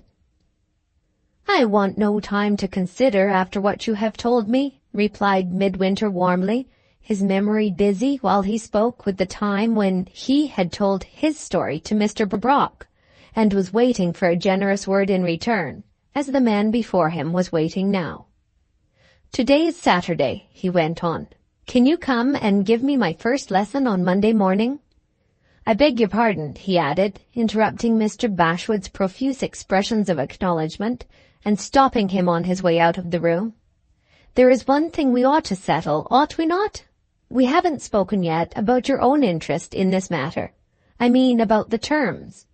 He referred, a little confusedly, to the pecuniary part of the subject. Mr. Bashwood, getting nearer and nearer to the door, answered him more confusedly still. Anything, sir, anything you think right. I won't intrude any longer. I'll leave it to you and Mr. Armadale. I will send for Mr. Armadale if you like, said Midwinter, following him into the hall. But I am afraid he has as little experience in matters of this kind as I have. Perhaps, if you see no objection, we might be guided by Mr. Pedgift? Mr. Bashwood caught eagerly at the last suggestion, pushing his retreat while he spoke, as far as the front door. Yes, sir. Oh, yes, nobody better than Mr. Pedgift. Pray don't disturb Mr. Armadale. His watery eyes looked quite wild with nervous alarm as he turned round for a moment in the light of the hall lamp to make that polite request. If sending for Allan had been equivalent to unchaining a ferocious watchdog, Mr. Bashwood could hardly have been more anxious to stop the proceeding. I wish you kindly good evening, sir, he went on, getting out to the steps. I'm much obliged to you. I will be scrupulously punctual on Monday morning, I hope. I'm sure you will soon learn everything I can teach you. It's not difficult. Oh dear, no, not difficult at all. I wish you kindly good evening, sir. A beautiful night. Yes, indeed, a beautiful night for a walk home. With those words all dropping out of his lips, one on the top of the other, and without noticing, in his agony of embarrassment at effecting his departure, Midwinter's outstretched hand, he went noiselessly down the steps, and was lost in the darkness of the night. As Midwinter turned to re-enter the house, the dining-room door opened, and his friend met him in the hall. "Has Mr. Bashwood gone?" asked Allan. "He has gone," replied Midwinter, "after telling me a very sad story, and leaving me a little ashamed of myself for having doubted him without any just cause. I have arranged that he is to give me my first lesson in the steward's office on Monday morning." "All right," said Allan. "You needn't be afraid, old boy, of my interrupting you over your studies. I dare say I'm wrong, but I don't like Mr. Bashwood." "I dare say I'm wrong," retorted the other a little petulantly. "I do." The Sunday morning found Midwinter in the park, waiting to intercept the postman on the chance of his bringing more news from Mr. Brock. At the customary hour the man made his appearance and placed the expected letter in Midwinter's hands. He opened it, far away from all fear of observation this time, and read these lines. "My dear Midwinter, I write more for the purpose of quieting your anxiety than because I have anything definite to say. In my last hurried letter I had no time to tell you that the elder of the two women whom I met in the gardens had followed me and spoken to me in the street. I believe I may characterize what she said, without doing her any injustice, as a tissue of falsehoods from beginning to end. At any rate, she confirmed me in the suspicion that some underhand proceeding is on foot, of which Allan is destined to be the victim, and that the prime mover in the conspiracy is the vile woman who helped his mother's marriage and who hastened his mother's death. Feeling this conviction, I have not hesitated to do, for Allan's sake, what I would have done for no other creature in the world. I have left my hotel and have installed myself, with my old servant Robert, in a house opposite the house to which I traced the two women. We are alternately on the watch, quite unsuspected, I am certain, by the people opposite, day and night. All my feelings as a gentleman and a clergyman revolt from such an occupation as I am now engaged in, but there is no other choice. I must either do this violence to my own self-respect, or I must leave Allan, with his easy nature and in his assailable position, to defend himself against a wretch who is prepared, I firmly believe, to take the most unscrupulous advantage of his weakness and his youth. His mother's dying entreaty has never left my memory, and, God help me, I am now degrading myself in my own eyes in consequence. There has been some reward already for the sacrifice. This day, Saturday, I have gained an immense advantage. I have at last seen the woman's face. She went out with her veil down as before, and Robert kept her in view, having my instructions, if she returned to the house, not to follow her back to the door. She did return to the house, and the result of my precaution was, as I had expected, to throw her off her guard. I saw her face unveiled at the window, and afterward again in the balcony. If any occasion should arise for describing her particularly, you shall have the description. At present, I need only say that she looks the full age, 35, at which you estimated her, and that she is by no means so handsome a woman as I had, I hardly know why, expected to see. This is all I can now tell you. If nothing more happens by Monday or Tuesday next, I shall have no choice but to apply to my lawyers for assistance, though I am most unwilling to trust this delicate and dangerous matter in other hands than mine. Setting my own feelings, however, out of the question, the business which has been the cause of my journey to London is too important to be trifled with much longer, as I am trifling with it now. In any and every case, depend on my keeping you informed of the progress of events, and believe me yours truly, Decimus Brock. Midwinter secured the letter as he had secured the letter that preceded it, side by side in his pocket-book with the narrative of Allan's dream. How many days more, he asked himself as he went back to the house. How many days more? Not many. The time he was waiting for was a time close at hand. Monday came and brought Mr. Bashwood punctual to the appointed hour. Monday came and found Allan immersed in his preparations for the picnic. He held a series of interviews at home and abroad all through the day. He transacted business with Mrs. Gripper, with the butler, and with the coachman in their 3 several departments of eating, drinking, and driving. He went to the town to consult his professional advisers on the subject of the Broads, and to invite both the lawyers, father and son, in the absence of anybody else in the neighborhood whom he could ask, to join the picnic. Pedgift Sr., in his department, supplied general information, but begged to be excused from appearing at the picnic on the score of business engagements. Pedgift Jr., in his department, added all the details, and casting business engagements to the winds, accepted the invitation with the greatest pleasure. Returning from the lawyer's office, Allan's next proceeding was to go to the Major's cottage and obtain Miss Milroy's approval of the proposed locality for the pleasure party. This object accomplished, he returned to his own house to meet the last difficulty now left to encounter: the difficulty of persuading Midwinter to join the expedition to the Broads. On first broaching the subject, Allan found his friend impenetrably resolute to remain at home. Midwinter's natural reluctance to meet the Major and his daughter after what had happened at the cottage might probably have been overcome.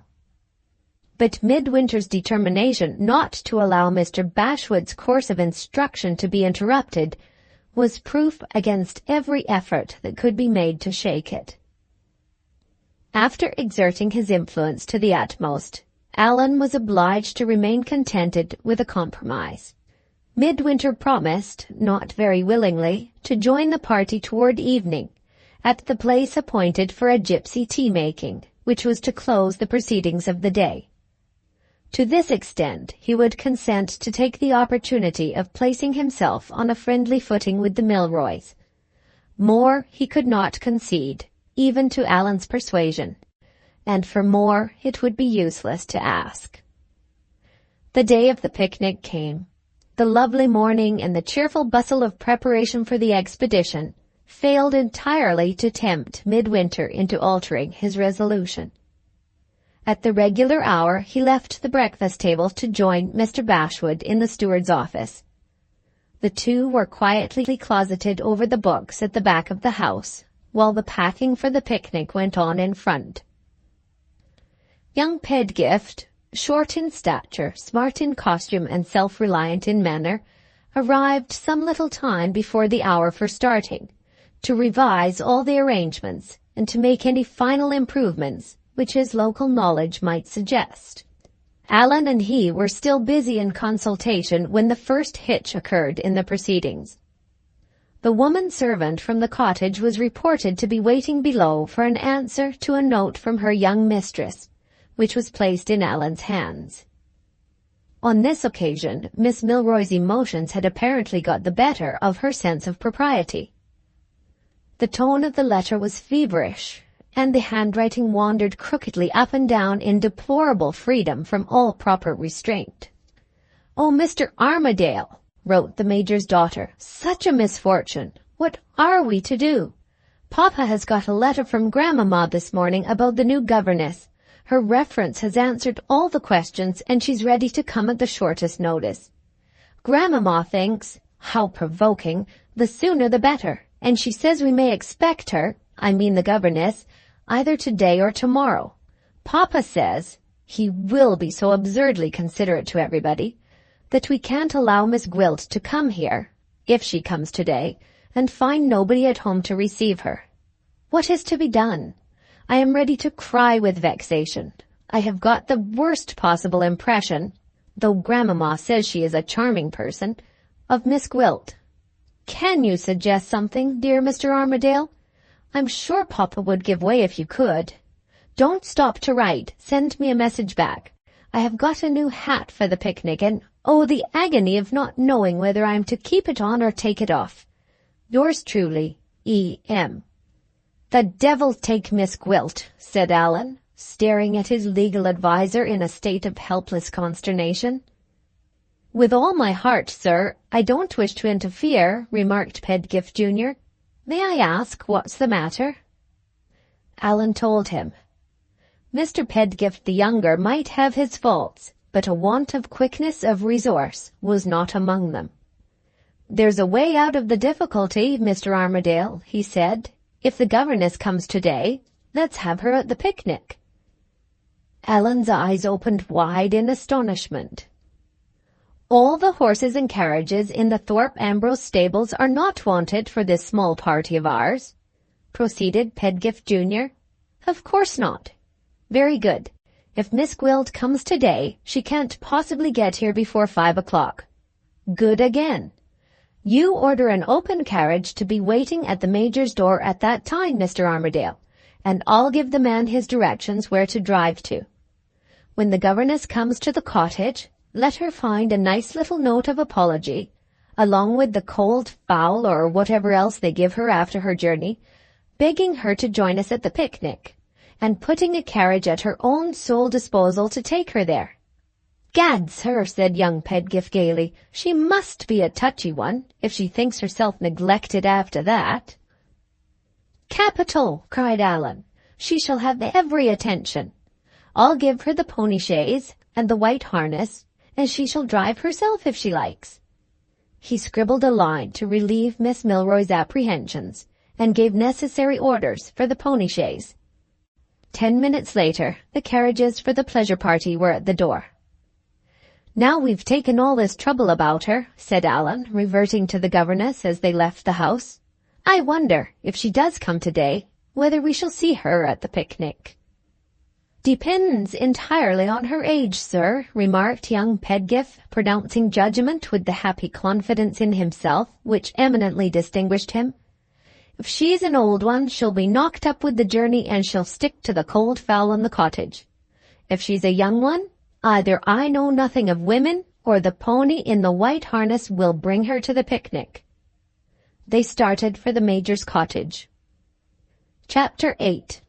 The Norfolk Broads. The little group gathered together in Major Milroy's parlour to wait for the carriages from Thorpe Ambrose would hardly have conveyed the idea, to any previously uninstructed person introduced among them, of a party assembled in expectation of a picnic. They were almost dull enough, as far as outward appearances went, to have been a party assembled in expectation of a marriage. Even Miss Milroy herself, though conscious of looking her best in her bright muslin dress and her gaily feathered new hat, was at this inauspicious moment Miss Milroy under a cloud. Although Allan's note had assured her, in Allan's strongest language, that the one great object of reconciling the governess's arrival with the celebration of the picnic was an object achieved, the doubt still remained whether the plan proposed, whatever it might be, would meet with her father's approval. In a word, Miss Milroy declined to feel sure of her day's pleasure until the carriage made its appearance and took her from the door. The Major, on his side, arrayed for the festive occasion in a tight blue frock-coat which he had not worn for years, and threatened with a whole long day of separation from his old friend and comrade the clock, was a man out of his element, if ever such a man existed yet. As for the friends who had been asked at Allan's request, the widow lady, otherwise Mrs. Pentecost, and her son, the Reverend Samuel, in delicate health, two people less capable apparently of adding to the hilarity of the day, could hardly have been discovered in the length and breadth of all England. A young man who plays his part in society by looking on in green spectacles, and listening with a sickly smile, may be a prodigy of intellect and a mine of virtue, but he is hardly, perhaps, the right sort of man to have at a picnic. An old lady afflicted with deafness, whose one inexhaustible subject of interest is the subject of her son, and who, on the happily rare occasions when that son opens his lips, asks everybody eagerly, "What does my boy say?" is a person to be pitied in respect of her infirmities, and a person to be admired in respect of her maternal devotedness, but not a person, if the thing could possibly be avoided, to take to a picnic. Such a man, nevertheless, was the Reverend Samuel Pentecost, and such a woman was the Reverend Samuel's mother. And in the dearth of any other producible guests, there they were, engaged to eat, drink, and be merry for the day at Mr. Armadale's pleasure party to the Norfolk Broads. The arrival of Allan, with his faithful follower Pedgift Jr. at his heels, roused the flagging spirits of the party at the cottage. The plan for enabling the governess to join the picnic, if she arrived that day, satisfied even Major Milroy's anxiety to show all proper attention to the lady who was coming into his house. After writing the necessary note of apology and invitation, and addressing it in her very best handwriting to the new governess, Miss Milroy ran upstairs to say good-bye to her mother, and returned with a smiling face and a side look of relief directed at her father, to announce that there was nothing now to keep any of them a moment longer indoors. The company at once directed their steps to the garden gate, and were there met face to face by the second great difficulty of the day. How were the 6 persons of the picnic to be divided between the 2 open carriages that were in waiting for them? Here again, Pedgift Jr. exhibited his invaluable faculty of contrivance. This highly cultivated young man possessed in an eminent degree an accomplishment more or less peculiar to all the young men of the age we live in. He was perfectly capable of taking his pleasure without forgetting his business. Such a client as the master of Thorpe Ambrose fell but seldom in his father's way, and to pay special but unobtrusive attention to Allan all through the day was the business of which young Pedgift, while proving himself to be the life and soul of the picnic, never once lost sight from the beginning of the merrymaking to the end. He had detected the state of affairs between Miss Milroy and Allan at a glance, and he at once provided for his client's inclinations in that quarter by offering, in virtue of his local knowledge, to lead the way in the first carriage, and by asking Major Milroy and the curate if they would do him the honor of accompanying him. "We shall pass a very interesting place to a military man, sir," said young Pedgift, addressing the Major with his happy and unblushing confidence, "the remains of a Roman encampment. And my father, sir, who is a subscriber," proceeded this rising lawyer, turning to the curate, "wished me to ask your opinion of the new infant school buildings at Little Gilbeck. Would you kindly give it me as we go along?" He opened the carriage door and helped in the Major and the curate before they could either of them start any difficulties. The necessary result followed. Allan and Miss Milroy rode together in the same carriage with the extra convenience of a deaf old lady in attendance to keep the squire's compliments within the necessary limits. Never yet had Allan enjoyed such an interview with Miss Milroy as the interview he now obtained on the road to the Broads. The dear old lady, after a little anecdote or two on the subject of her son, did the one thing wanting to secure the perfect felicity of her two youthful companions. She became considerately blind for the occasion as well as deaf. A quarter of an hour after the carriage left the Major's cottage, the poor old soul, reposing on snug cushions and fanned by a fine summer air, fell peaceably asleep. Allan made love, and Miss Milroy sanctioned the manufacture of that occasionally precious article of human commerce, sublimely indifferent on both sides to a solemn bass accompaniment on two notes, played by the curate's mother's unsuspecting nose. The only interruption to the love-making, the snoring being a thing more grave and permanent in its nature, was not interrupted at all, came at intervals from the carriage ahead. Not satisfied with having the Major's Roman encampment and the curate's infant schools on his mind, Pedgift Jr. rose erect from time to time in his place, and respectfully hailing the hindmost vehicle, directed Allan's attention, in a shrill tenor voice, and with an excellent choice of language, to objects of interest on the road.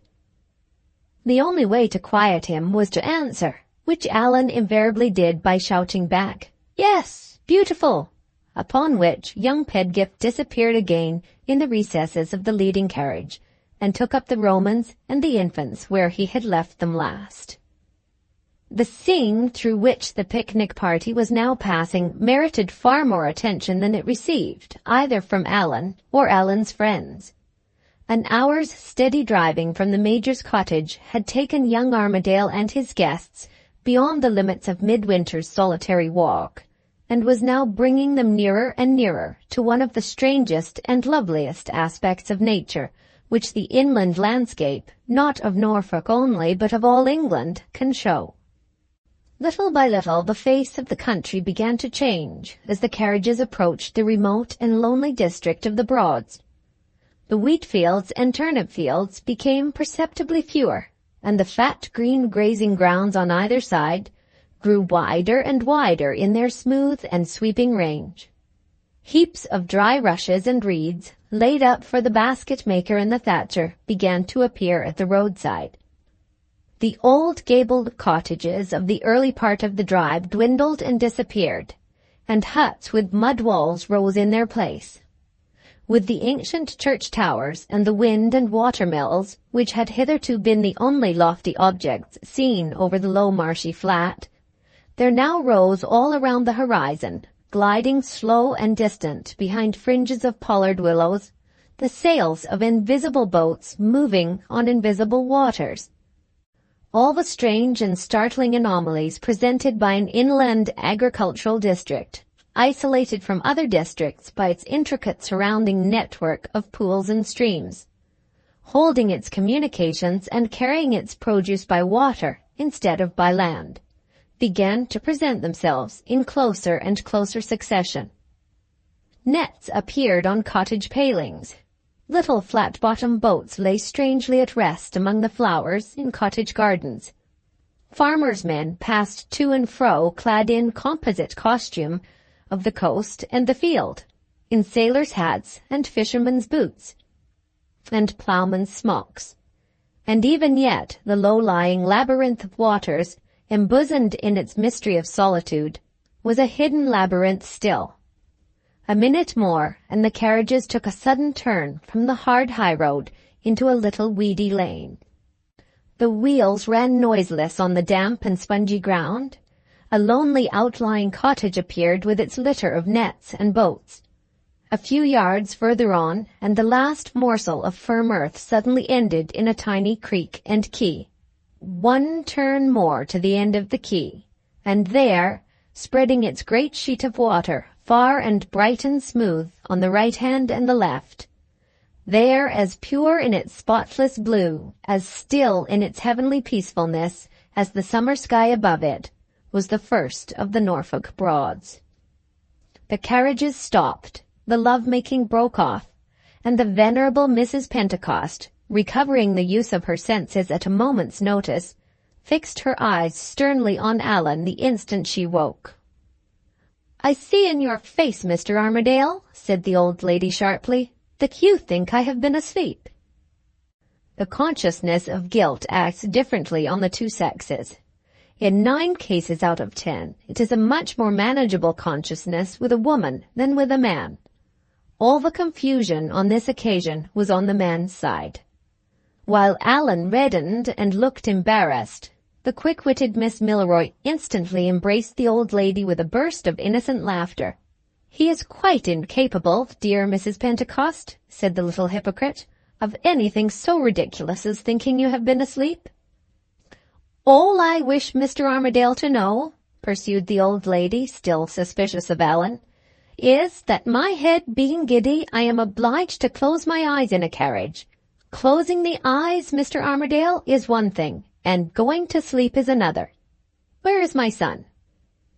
The Reverend Samuel appeared silently at the carriage door and assisted his mother to get out.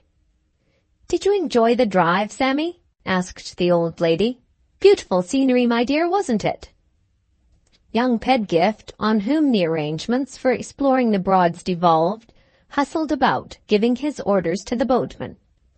Major Milroy, placid and patient, sat apart on an overturned punt and privately looked at his watch. Was it past noon already? More than an hour past. For the first time for many a long year, the famous clock at home had struck in an empty workshop. Time had lifted his wonderful sigh, and the corporal and his men had relieved guard, with no master's eye to watch their performances, with no master's hand to encourage them to do their best. The Major sighed as he put his watch back in his pocket. "I'm afraid I'm too old for this sort of thing," thought the good man, looking about him dreamily. "I don't find I enjoy it as much as I thought I should. When are we going on the water, I wonder? Where's Neelie?" Neelie, more properly Miss Milroy, was behind one of the carriages with the promoter of the picnic. They were immersed in the interesting subject of their own Christian names, and Allan was as near a point-blank proposal of marriage as it is well possible for a thoughtless young gentleman of 22 to be. "Tell me the truth," said Miss Milroy, with her eyes modestly riveted on the ground. "When you first knew what my name was, you didn't like it, did you?" "I like everything that belongs to you," rejoined Allan vigorously. "I think Eleanor is a beautiful name, and yet, I don't know why, I think the Major made an improvement when he changed it to Neely." "I can tell you why, Mr. Armadale," said the Major's daughter with great gravity. "There are some unfortunate people in this world whose names are, how can I express it, whose names are misfits. Mine is a misfit. I don't blame my parents, for of course it was impossible to know when I was a baby how I should grow up. But as things are, I and my name don't fit each other. When you hear a young lady called Eleanor, you think of a tall, beautiful, interesting creature directly, the very opposite of me. With my personal appearance, Eleanor sounds ridiculous. And Neely, as you yourself remarked, is just the thing. No, don't say any more. I'm tired of the subject. I've got another name in my head, if we must speak of names, which is much better worth talking about than mine." She stole a glance at her companion which said plainly enough, "The name is yours." Allan advanced a step nearer to her and lowered his voice without the slightest necessity to a mysterious whisper. Miss Milroy instantly resumed her investigation of the ground. She looked at it with such extraordinary interest that a geologist might have suspected her of scientific flirtation with the superficial strata. "What name are you thinking of?" asked Allan. Miss Milroy addressed her answer in the form of a remark to the superficial strata, and let them do what they liked with it in their capacity of conductors of sound. "If I had been a man," she said, "I should so like to have been called Allan." She felt his eyes on her as she spoke, and turning her head aside, became absorbed in the graining of the panel at the back of the carriage. "How beautiful it is!" she exclaimed with a sudden outburst of interest in the vast subject of varnish. "I wonder how they do it." Man persists and woman yields. Allan declined to shift the ground from love-making to coach-making. Miss Milroy dropped the subject. "Call me by my name if you really like it," he whispered persuasively. "Call me Allan for once, just to try." She hesitated with a heightened color and a charming smile and shook her head. "I couldn't just yet," she answered softly. "May I call you Neely? Is it too soon?" She looked at him again with a sudden disturbance about the bosom of her dress and a sudden flash of tenderness in her dark grey eyes. "You know best," she said faintly in a whisper. The inevitable answer was on the tip of Allan's tongue. At the very instant, however, when he opened his lips, the abhorrent high tenor of Pedgift Jr. shouting for "Mr. Armadale" rang cheerfully through the quiet air. At the same moment, from the other side of the carriage, the lurid spectacles of the Reverend Samuel showed themselves officiously on the search, and the voice of the Reverend Samuel's mother, who had with great dexterity put the two ideas of the presence of water and a sudden movement among the company together, inquired distractedly if anybody was drowned. Sentiment flies, and love shudders at all demonstrations of the noisy kind. Allan said, "Damn it," and rejoined young Pedgift. Miss Milroy sighed, and took refuge with her father. "I've done it, Mr. Armadale," cried young Pedgift, greeting his patron gaily. "We can all go on the water together. I've got the biggest boat on the Broads. The little skiffs," he added in a lower tone, as he led the way to the quay steps, "besides being ticklish and easily upset, won't hold more than two with the boatman, and the Major told me he should feel it his duty to go with his daughter if we all separated in different boats." "I thought that would hardly do, sir," pursued Pedgift Jr. with a respectfully sly emphasis on the words. "And besides, if we had put the old lady into a skiff, with her weight, 16 stone if she's a pound, we might have had her upside down in the water half her time, which would have occasioned delay and thrown what you call a damp on the proceedings. Here's the boat, Mr. Armadale. What do you think of it?" The boat added one more to the strangely anomalous objects which appeared at the Broads. It was nothing less than a stout old lifeboat, passing its last declining years on the smooth fresh water after the stormy days of its youth time on the wild salt sea. A comfortable little cabin for the use of fowlers in the winter season had been built amidships, and a mast and sail adapted for inland navigation had been fitted forward. There was room enough and to spare for the guests, the dinner, and the 3 men in charge. Allan clapped his faithful lieutenant approvingly on the shoulder, and even Mrs. Pentecost, when the whole party were comfortably established on board, took a comparatively cheerful view of the prospects of the picnic. "If anything happens," said the old lady, addressing the company generally, "there's one comfort for all of us. My son can swim." The boat floated out from the creek into the placid waters of the Broad, and the full beauty of the scene opened on the view. On the northward and westward, as the boat reached the middle of the lake, the shore lay clear and low in the sunshine, fringed darkly at certain points by rows of dwarf trees, and dotted here and there in the opener spaces with windmills and reed-thatched cottages of puddled mud. Southward, the great sheet of water narrowed gradually to a little group of close-nestling islands which closed the prospect, while to the east a long, gently undulating line of reeds followed the windings of the Broad, and shut out all view of the watery wastes beyond. So clear and so light was the summer air that the one cloud in the eastern quarter of the heaven was the smoke cloud left by a passing steamer 3 miles distant, and more, on the invisible sea. When the voices of the pleasure party were still, not a sound rose, far or near, but the faint ripple at the bows, as the men, with slow, deliberate strokes of their long poles, pressed the boat forward softly over the shallow water. The world and the world's turmoil seemed left behind forever on the land. The silence was the silence of enchantment, the delicious interflow of the soft purity of the sky and the bright tranquility of the lake. Established in perfect comfort in the boat, the Major and his daughter on one side, the curate and his mother on the other, and Allan and young Pedgift between the two, the water party floated smoothly towards the little nest of islands at the end of the Broad. Miss Milroy was in raptures, Allan was delighted, and the Major for once forgot his clock. Everyone felt pleasurably, in their different ways, the quiet and beauty of the scene. Mrs. Pentecost, in her way, felt it like a clairvoyant, with closed eyes. "Look behind you, Mr. Armadale," whispered young Pedgift. "I think the parson's beginning to enjoy himself."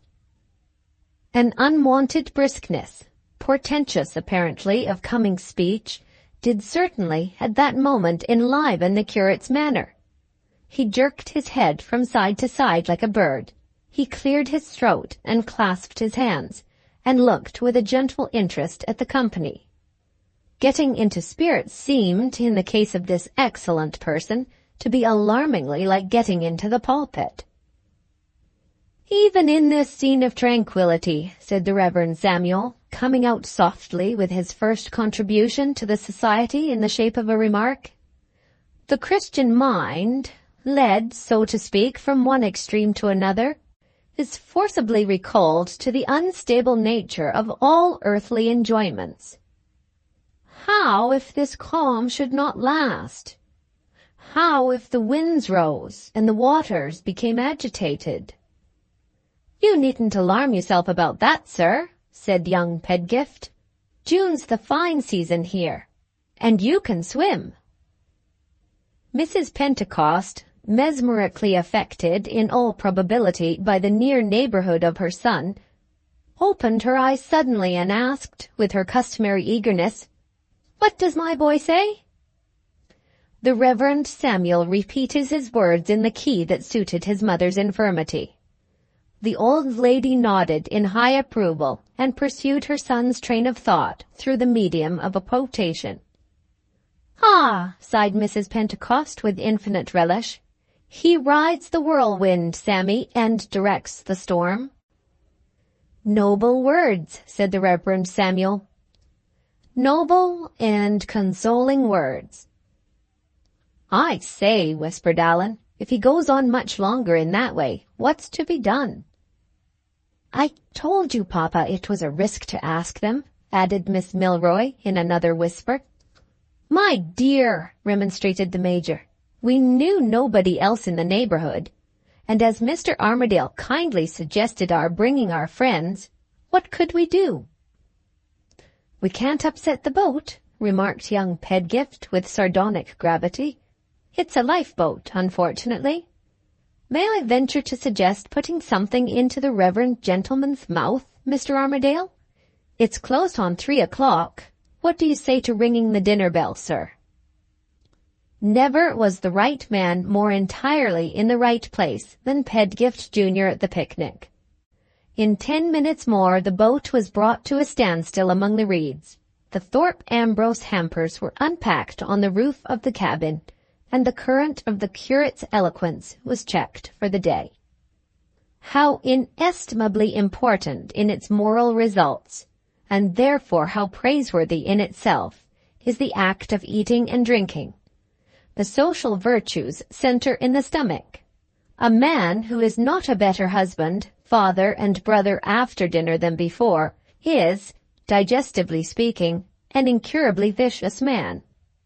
What hidden charms of character disclose themselves, what dormant amiabilities awaken, when our common humanity gathers together to pour out the gastric juice.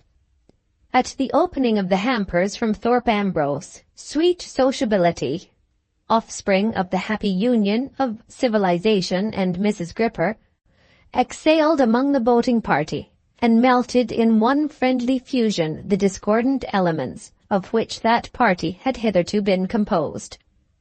Now did the Reverend Samuel Pentecost, whose light had hitherto been hidden under a bushel, prove at last that he could do something by proving that he could eat.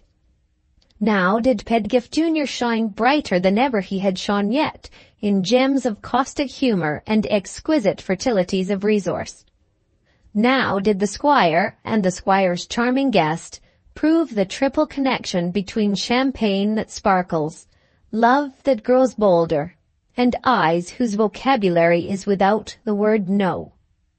Now did cheerful old times come back to the Major's memory, and cheerful old stories not told for years find their way to the Major's lips. And now did Mrs. Pentecost, coming out wakefully in the whole force of her estimable maternal character, seize on a supplementary fork, and ply that useful instrument incessantly between the choicest morsels in the whole round of dishes and the few vacant places left available on the Reverend Samuel's plate. "Don't laugh at my son," cried the old lady, observing the merriment which her proceedings produced among the company. "It's my fault, poor dear. I make him eat." And there are men in this world who, seeing virtues such as these developed at the table, as they are developed nowhere else, can nevertheless rank the glorious privilege of dining with the smallest of the diurnal personal worries which necessity imposes on mankind, with buttoning your waistcoat, for example, or lacing your stays. Trust no such monster as this with your tender secrets, your loves and hatreds, your hopes and fears. His heart is uncorrected by his stomach, and the social virtues are not in him. The last mellow hours of the day and the first cool breezes of the long summer evening had met before the dishes were all laid waste, and the bottles as empty as bottles should be. This point in the proceedings attained, the picnic party looked lazily at Pedgift Jr. to know what was to be done next. That inexhaustible functionary was equal as ever to all the calls on him. He had a new amusement ready before the quickest of the company could do so much as ask him what that amusement was to be. "Fond of music on the water, Miss Milroy?" he asked, in his airiest and pleasantest manner. Miss Milroy adored music, both on the water and the land, always excepting the one case where she was practicing the art herself on the piano at home. "We'll get out of the reeds first," said young Pedgift. He gave his orders to the boatman, dived briskly into the little cabin, and reappeared with a concertina in his hand. "Neat, Miss Milroy, isn't it?" he observed, pointing to his initials, inlaid on the instrument in mother-of-pearl. "My name's Augustus, like my father's. Some of my friends knock off the A and call me Gustus Jr. A small joke goes a long way among friends, doesn't it, Mr. Armadale? I sing a little to my own accompaniment, ladies and gentlemen, and if quite agreeable, I shall be proud and happy to do my best." "Stop!" cried Mrs. Pentecost. "I dote on music." With this formidable announcement, the old lady opened a prodigious leather bag, from which she never parted night or day, and took out an ear-trumpet of the old-fashioned kind, something between a key-bugle and a French horn. "I don't care to use the thing generally," explained Mrs. Pentecost, "because I'm afraid of its making me deafer than ever. But I can't and won't miss the music. I dote on music. If you'll hold the other end, Sammy, I'll stick it in my ear. Neelie, my dear, tell him to begin." Young Pedgift was troubled with no nervous hesitation. He began at once, not with songs of the light and modern kind, such as might have been expected from an amateur of his age and character, but with declamatory and patriotic bursts of poetry, set to the bold and blatant music which the people of England loved dearly at the earlier part of the present century, and which, whenever they can get it, they love dearly still.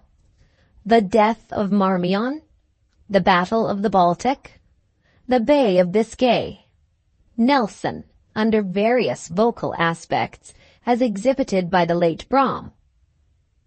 These were the songs in which the roaring concertina and strident tenor of Gustus Jr. exulted together. "Tell me winter-tired, ladies and gentlemen," said the minstrel solicitor. "There's no conceit about me. Will you have a little sentiment by way of variety? Shall I wind up with the mistletoe bough and poor Marianne?" Having favored his audience with those two cheerful melodies, young Pedgift respectfully requested the rest of the company to follow his vocal example in turn, offering, in every case, to play a running accompaniment impromptu, if the singer would only be so obliging as to favor him with the key-note. "Go on, somebody!" cried Mrs. Pentecost eagerly. "I tell you again, I dote on music. We haven't had half enough yet, have we, Sammy?" The Reverend Samuel made no reply. The unhappy man had reasons of his own, not exactly in his bosom, but a little lower, for remaining silent in the midst of the general hilarity and the general applause. Alas for humanity! Even maternal love is alloyed with mortal fallibility. Owing much already to his excellent mother, the Reverend Samuel was now additionally indebted to her for a smart indigestion. Nobody, however, noticed as yet the signs and tokens of internal revolution in the curate's face. Everybody was occupied in entreating everybody else to sing. Miss Milroy appealed to the founder of the feast. "Do sing something, Mr. Armadale," she said. "I should so like to hear you." "If you once begin, sir," added the cheerful Pedgift, "you'll find it get uncommonly easy as you go on. Music is a science which requires to be taken by the throat at starting." "With all my heart," said Allan, in his good-humored way. "I know lots of tunes, but the worst of it is, the words escape me. I wonder if I can remember one of Moore's melodies. My poor mother used to be fond of teaching me Moore's melodies when I was a boy." "Whose melodies?" asked Mrs. Pentecost. "Moore's? Aha! I know Tom Moore by heart." "Perhaps in that case you will be good enough to help me, ma'am, if my memory breaks down," rejoined Allan. "I'll take the easiest melody in the whole collection if you'll allow me. Everybody knows it. Eveline's Bower. I'm familiar in a general sort of way with the national melodies of England, Scotland, and Ireland," said Pedgift Jr. "I'll accompany you, sir, with the greatest pleasure. This is the sort of thing, I think." He seated himself cross-legged on the roof of the cabin, and burst into a complicated musical improvisation wonderful to hear. A mixture of instrumental flourishes and groans, a jig corrected by a dirge, and a dirge enlivened by a jig. "That's the sort of thing," said young Pedgift, with his smile of supreme confidence. "Fire away, sir." Mrs. Pentecost elevated her trumpet, and Allan elevated his voice. "Oh, weep for the hour when to Evelyn's bower—" He stopped. The accompaniment stopped. The audience waited. "It's a most extraordinary thing," said Allan. "I thought I had the next line on the tip of my tongue, and it seems to have escaped me. I'll begin again, if you have no objection. Oh, weep for the hour when to Evelyn's bower the Lord of the Valley with false vows came," said Mrs. Pentecost. "Thank you, ma'am," said Allan. "Now I shall get on smoothly. Oh, weep for the hour when to Evelyn's bower the Lord of the Valley with false vows came. The moon was shining bright—" "No," said Mrs. Pentecost. "I beg your pardon, ma'am," remonstrated Allan. "The moon was shining bright—" "The moon wasn't doing anything of the kind," said Mrs. Pentecost. Pedgift Jr., foreseeing a dispute, persevered sotto voce with the accompaniment in the interests of harmony. "Moore's own words, ma'am," said Allan, "in my mother's copy of melodies." "Your mother's copy was wrong," retorted Mrs. Pentecost. "Didn't I tell you just now that I knew Tom Moore by heart?" Pedgift Jr.'s peacemaking concertina still flourished and groaned in the minor key. "Well, what did the moon do?" asked Allan in despair. "What the moon ought to have done, sir, or Tom Moore wouldn't have written it so," rejoined Mrs. Pentecost. "The moon hid her light from the heaven that night, and wept behind her clouds o'er the maiden's shame." "I wish that young man would leave off playing," added Mrs. Pentecost, venting her rising irritation on Gustus Jr. "I've had enough of him. He tickles my ears." "Proud, I'm sure, ma'am," said the unblushing Pedgift. "The whole science of music consists in tickling the ears." "We seem to be drifting into a sort of argument," remarked Major Milroy placidly. "Wouldn't it be better if Mr. Armadale went on with his song?" "Do go on, Mr. Armadale," added the Major's daughter. "Do go on, Mr. Pedgift." "One of them doesn't know the words and the other doesn't know the music," said Mrs. Pentecost. "Let them go on if they can." "Sorry to disappoint you, ma'am," said Pedgift Jr. "I'm ready to go on myself to any extent. Now, Mr. Armadale." Allan opened his lips to take up the unfinished melody where he had last left it. Before he could utter a note, the curate suddenly rose with a ghastly face and a hand pressed convulsively over the middle region of his waistcoat. "What's the matter?" cried the whole boating party in chorus. "I am exceedingly unwell," said the Reverend Samuel Pentecost. The boat was instantly in a state of confusion. Evelyn's bower expired on Allan's lips, and even the irrepressible concertina of Pedgift was silenced at last. The alarm proved to be quite needless. Mrs. Pentecost's son possessed a mother, and that mother had a bag. In 2 seconds the art of medicine occupied the place left vacant in the attention of the company by the art of music. "Rub it gently, Sammy," said Mrs. Pentecost. "I'll get out the bottles and give you a dose. It's his poor stomach, Major. Hold my trumpet, somebody, and stop the boat. You take that bottle, Neelie, my dear, and you take this one, Mr. Armadale, and give them to me as I want them. Ah, poor dear, I know what's the matter with him. Want of power here, Major. Cold, acid, and flabby. Ginger to warm him, soda to correct him, sal volatile to hold him up. There, Sammy, drink it before it settles, and then go and lie down, my dear, in that dog kennel of a place they call the cabin. No more music," added Mrs. Pentecost, shaking her forefinger at the proprietor of the concertina. unless it's a hymn, and that I don't object to. Nobody appearing to be in a fit frame of mind for singing a hymn, the all-accomplished Pedgift drew up on his store of local knowledge and produced a new idea. The course of the boat was immediately changed under his direction. In a few minutes more, the company found themselves in a little island creek, with a lonely cottage at the far end of it, and a perfect forest of reeds closing the view all around them. "What do you say, ladies and gentlemen, to stepping on shore and seeing what a reed cutter's cottage looks like?" suggested young Pedgift. "We say yes, to be sure," answered Allan. "I think our spirits have been a little dashed by Mr. Pentecost's illness, and Mrs. Pentecost's bag," he added in a whisper to Miss Milroy.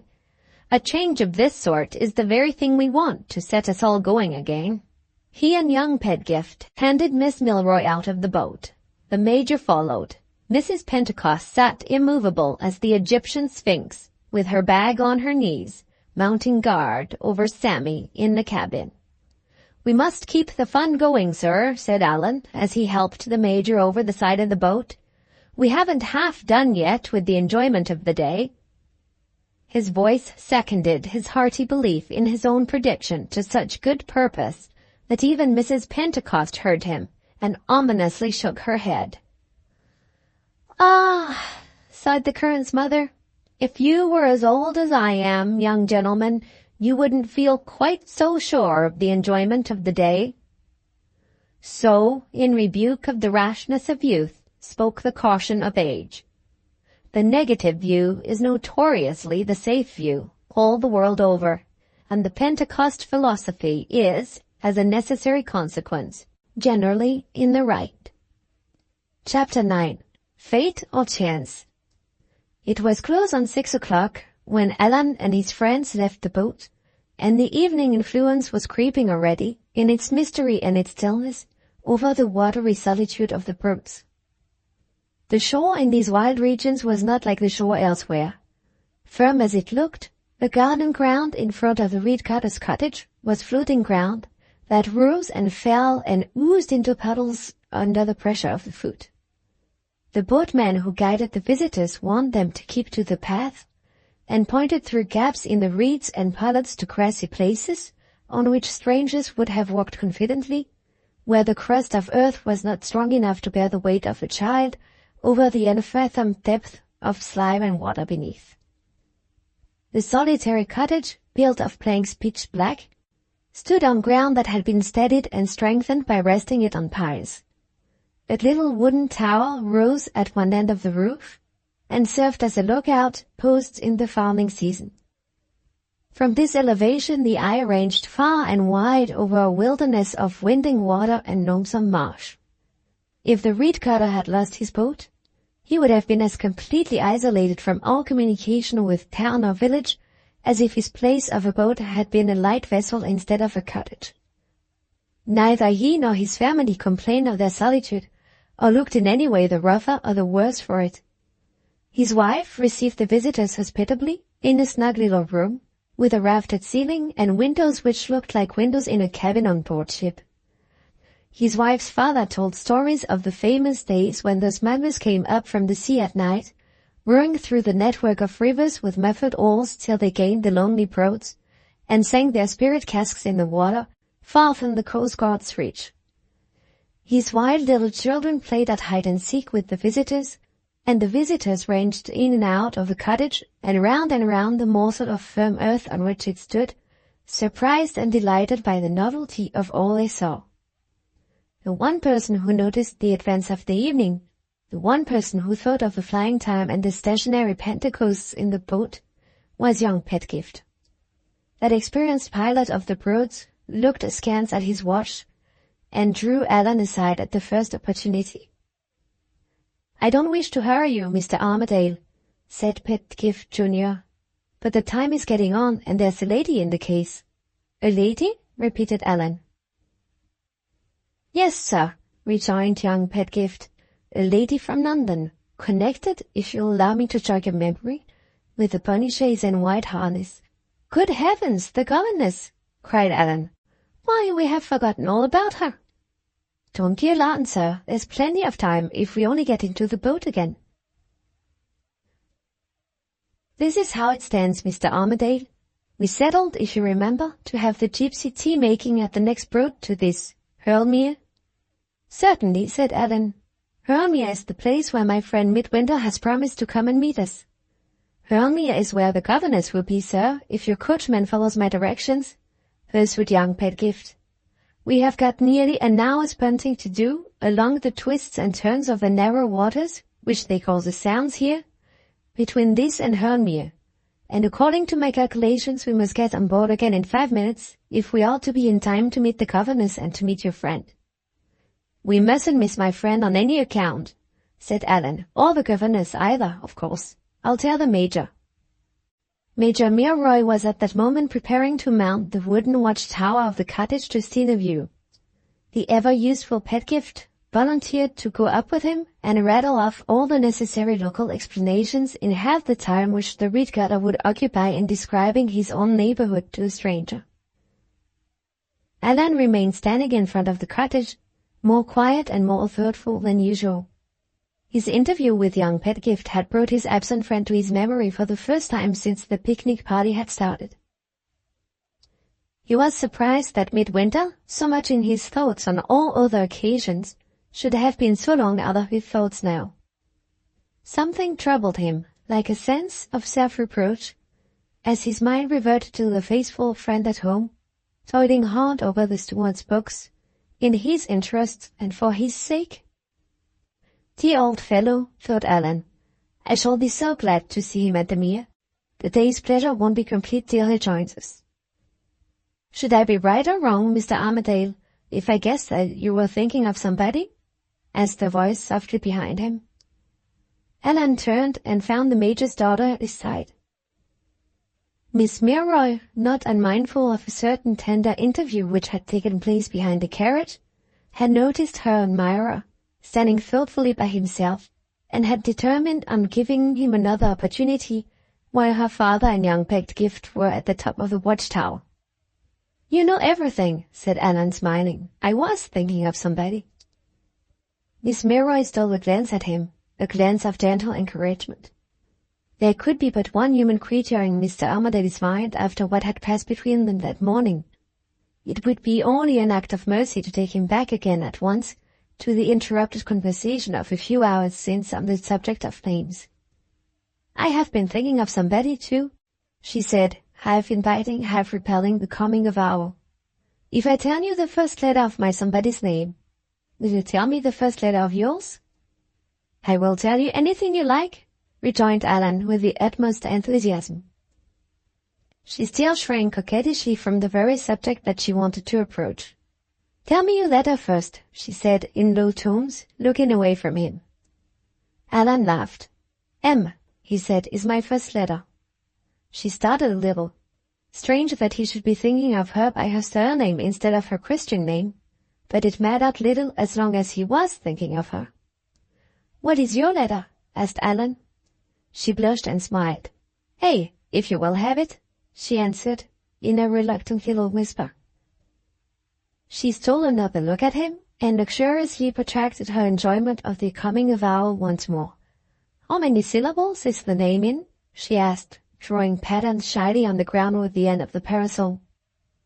No man with the slightest knowledge of the sex would have been rash enough, in Allan's position, to tell her the truth. Allan, who knew nothing whatever of women's natures, and who told the truth right and left in all mortal emergencies, answered as if he had been under examination in a court of justice. It's a name in 3 syllables, he said.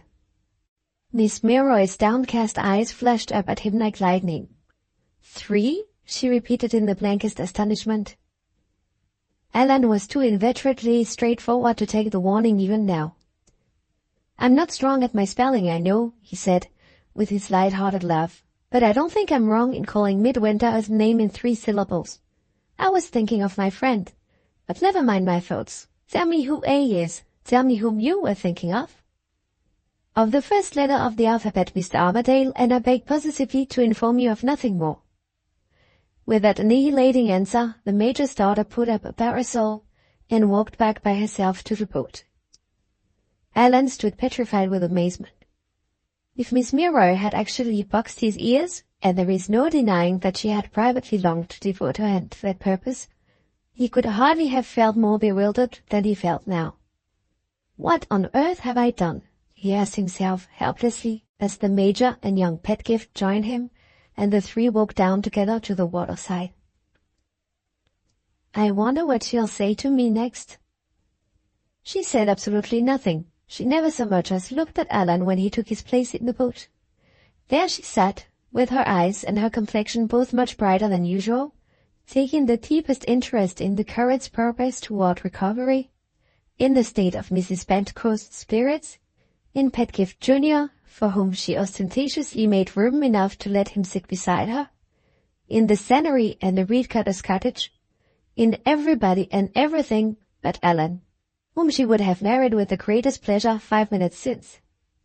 "I'll never forgive him," thought the Major's daughter.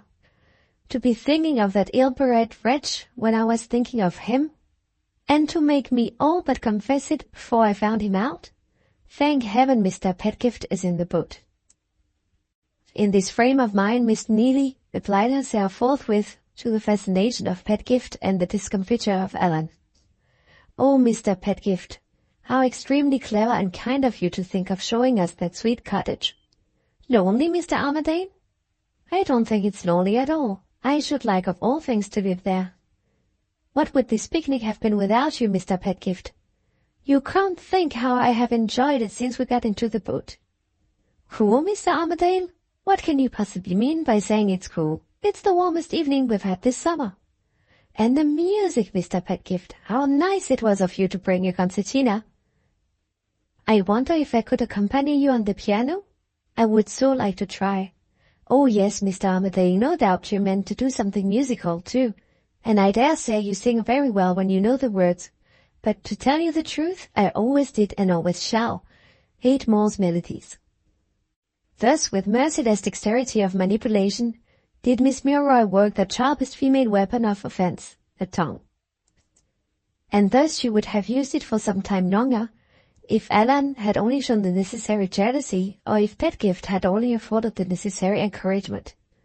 But adverse fortune had decreed that she should select for her victims 2 men essentially unassailable under existing circumstances.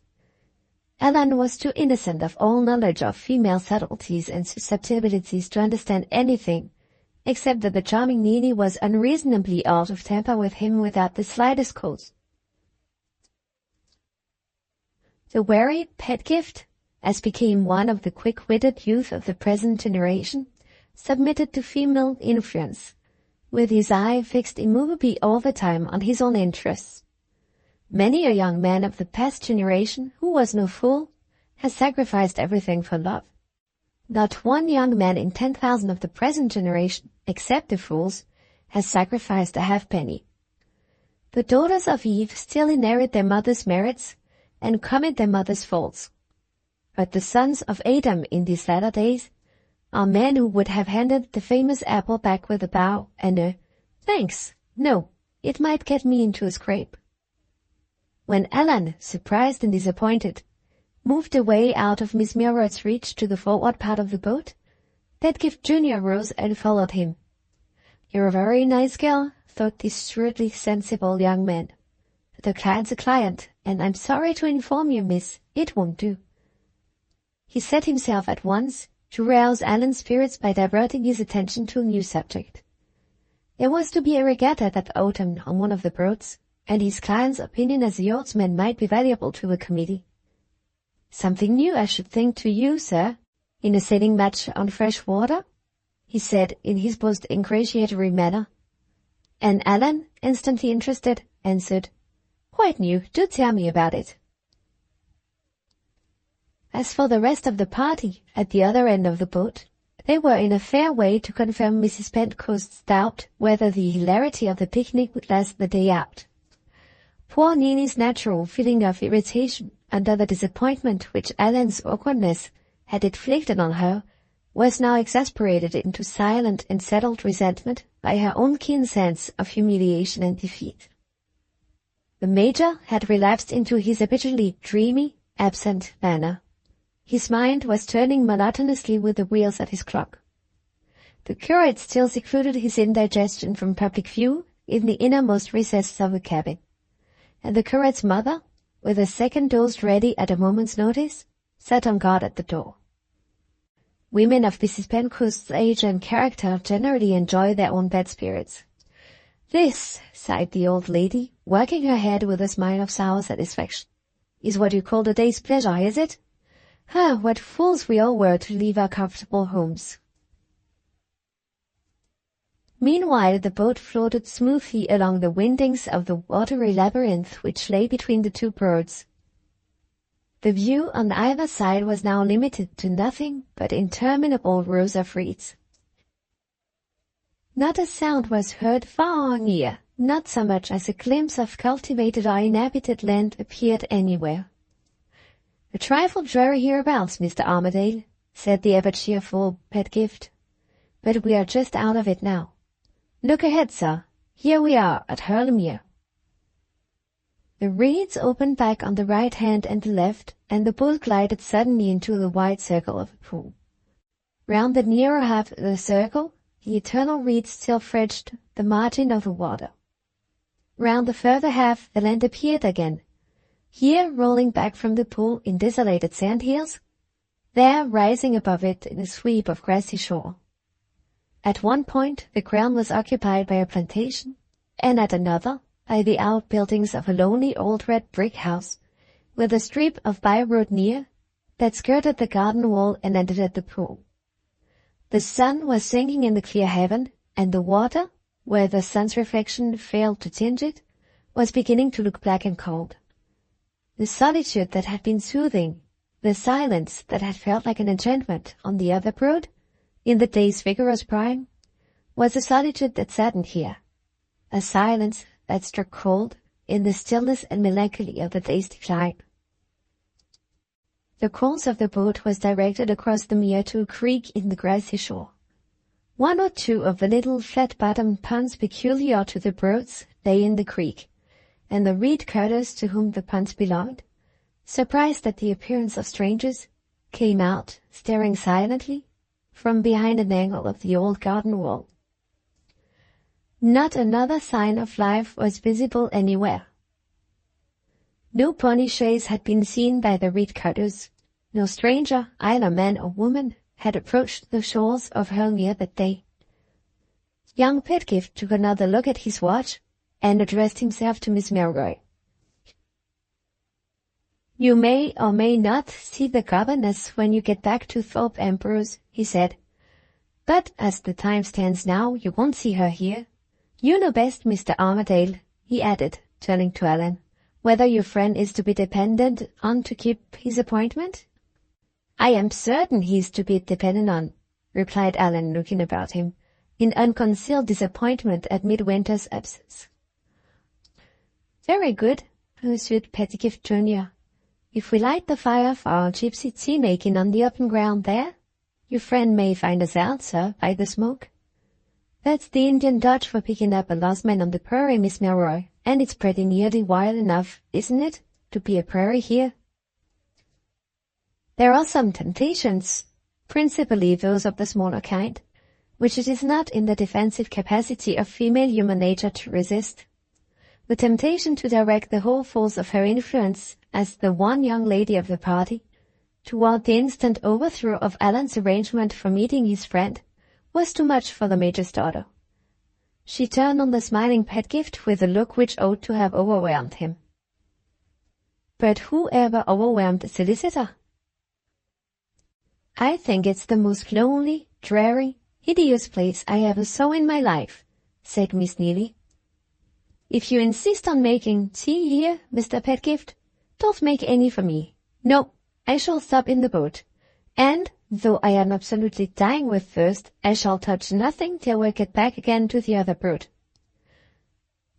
The Major opened his lips to remonstrate.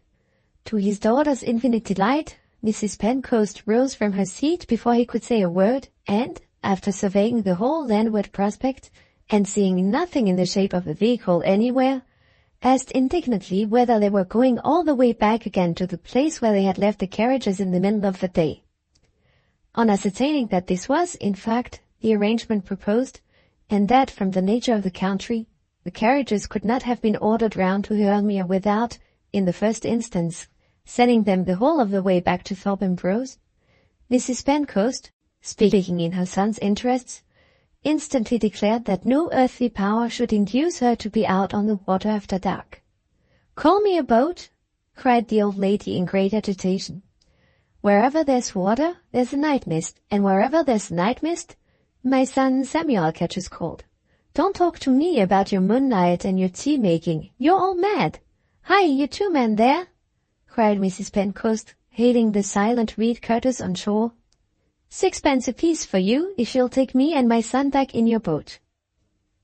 Before young Pedgift could interfere, Allan himself settled the difficulty this time, with perfect patience and good temper. "I can't think, Mrs. Pentecost, of your going back in any boat but the boat you have come out in," he said. "There is not the least need, as you and Miss Milroy don't like the place, for anybody to go on shore here but me. I must go on shore. My friend Midwinter never broke his promise to me yet, and I can't consent to leave Hurlmere as long as there is a chance of his keeping his appointment. But there's not the least reason in the world why I should stand in the way on that account. You have the Major and Mr. Pedgift to take care of you, and you can get back to the carriages before dark if you go at once. I will wait here and give my friend half an hour more, and then I can follow you in one of the reed-cutters' boats." "That's the most sensible thing, Mr. Armadale, you've said today," remarked Mrs. Pentecost, seating herself again in a violent hurry. "Tell them to be quick," cried the old lady, shaking her fist at the boatmen. "Tell them to be quick." Allan gave the necessary directions and stepped on shore. The wary Pedgift, sticking fast to his client, tried to follow. "We can't leave you here alone, sir," he said, protesting eagerly in a whisper. "Let the Major take care of the ladies, and let me keep you company at the mere." "No, no," said Allan, pressing him back. "They're all in low spirits on board. If you want to be of service to me, stop like a good fellow where you are, and do your best to keep the thing going." He waved his hand, and the men pushed the boat off from the shore. The others all waved their hands in return, except the Major's daughter, who sat apart from the rest, with her face hidden under her parasol. The tears stood thick in Neelie's eyes. Her last angry feeling against Allan died out, and her heart went back to him penitently the moment he left the boat. "How good he is to us all," she thought, "and what a wretch I am." She got up with every generous impulse in her nature, urging her to make atonement to him. She got up, reckless of appearances, and looked after him with eager eyes and flushed cheeks as he stood along the shore. "Don't be long, Mr. Armadale," she said, with a desperate disregard of what the rest of the company thought of her. The boat was already far out in the water, and with all Neelie's resolution the words were spoken in a faint little voice, which failed to reach Allan's ears. The one sound he heard, as the boat gained the opposite extremity of the mere, and disappeared slowly among the reeds, was the sound of the concertina. The indefatigable Pedgift was keeping things going, evidently under the auspices of Mrs. Pentecost, by performing a sacred melody. Left by himself, Allan lit a cigar, and took a turn backward and forward on the shore. "She might have said a word to me at parting," he thought. "I've done everything for the best. I've as good as told her how fond of her I am, and this is the way she treats me." He stopped and stood looking absently at the sinking sun and the fast darkening waters of the mere. Some inscrutable influence in the scene forced its way stealthily into his mind, and diverted his thoughts from Miss Milroy to his absent friend. He started, and looked about him. The reed-cutters had gone back to their retreat behind the angle of the wall. Not a living creature was visible. Not a sound rose anywhere along the dreary shore. Even Allan's spirits began to get depressed. It was nearly an hour after the time when Midwinter had promised to be at Hurlmere. He had himself arranged to walk to the pool, with a stable boy from Thorpe Ambrose as his guide, by lanes and footpaths which shortened the distance by the road. The boy knew the country well, and Midwinter was habitually punctual at all his appointments. Had anything gone wrong at Thorpe Ambrose? Had some accident happened on the way? Determined to remain no longer doubting and idling by himself, Allan made up his mind to walk inland from the mere, on the chance of meeting his friend. He went round at once to the angle in the wall, and asked one of the reed cutters to show him the footpath to Thorpe Ambrose. The man led him away from the road and pointed to a barely perceptible break in the outer trees of the plantation. After pausing for one more useless look around him, Allan turned his back on the mere and made for the trees. For a few paces, the path ran straight through the plantation. Thence it took a sudden turn, and the water and the open country became both lost to view.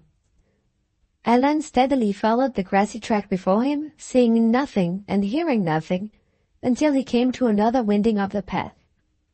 Turning in the new direction, he saw dimly a human figure sitting alone at the foot of one of the trees.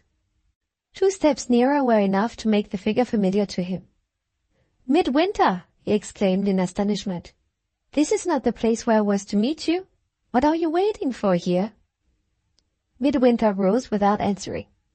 The evening dimness among the trees, which obscured his face, made his silence doubly perplexing.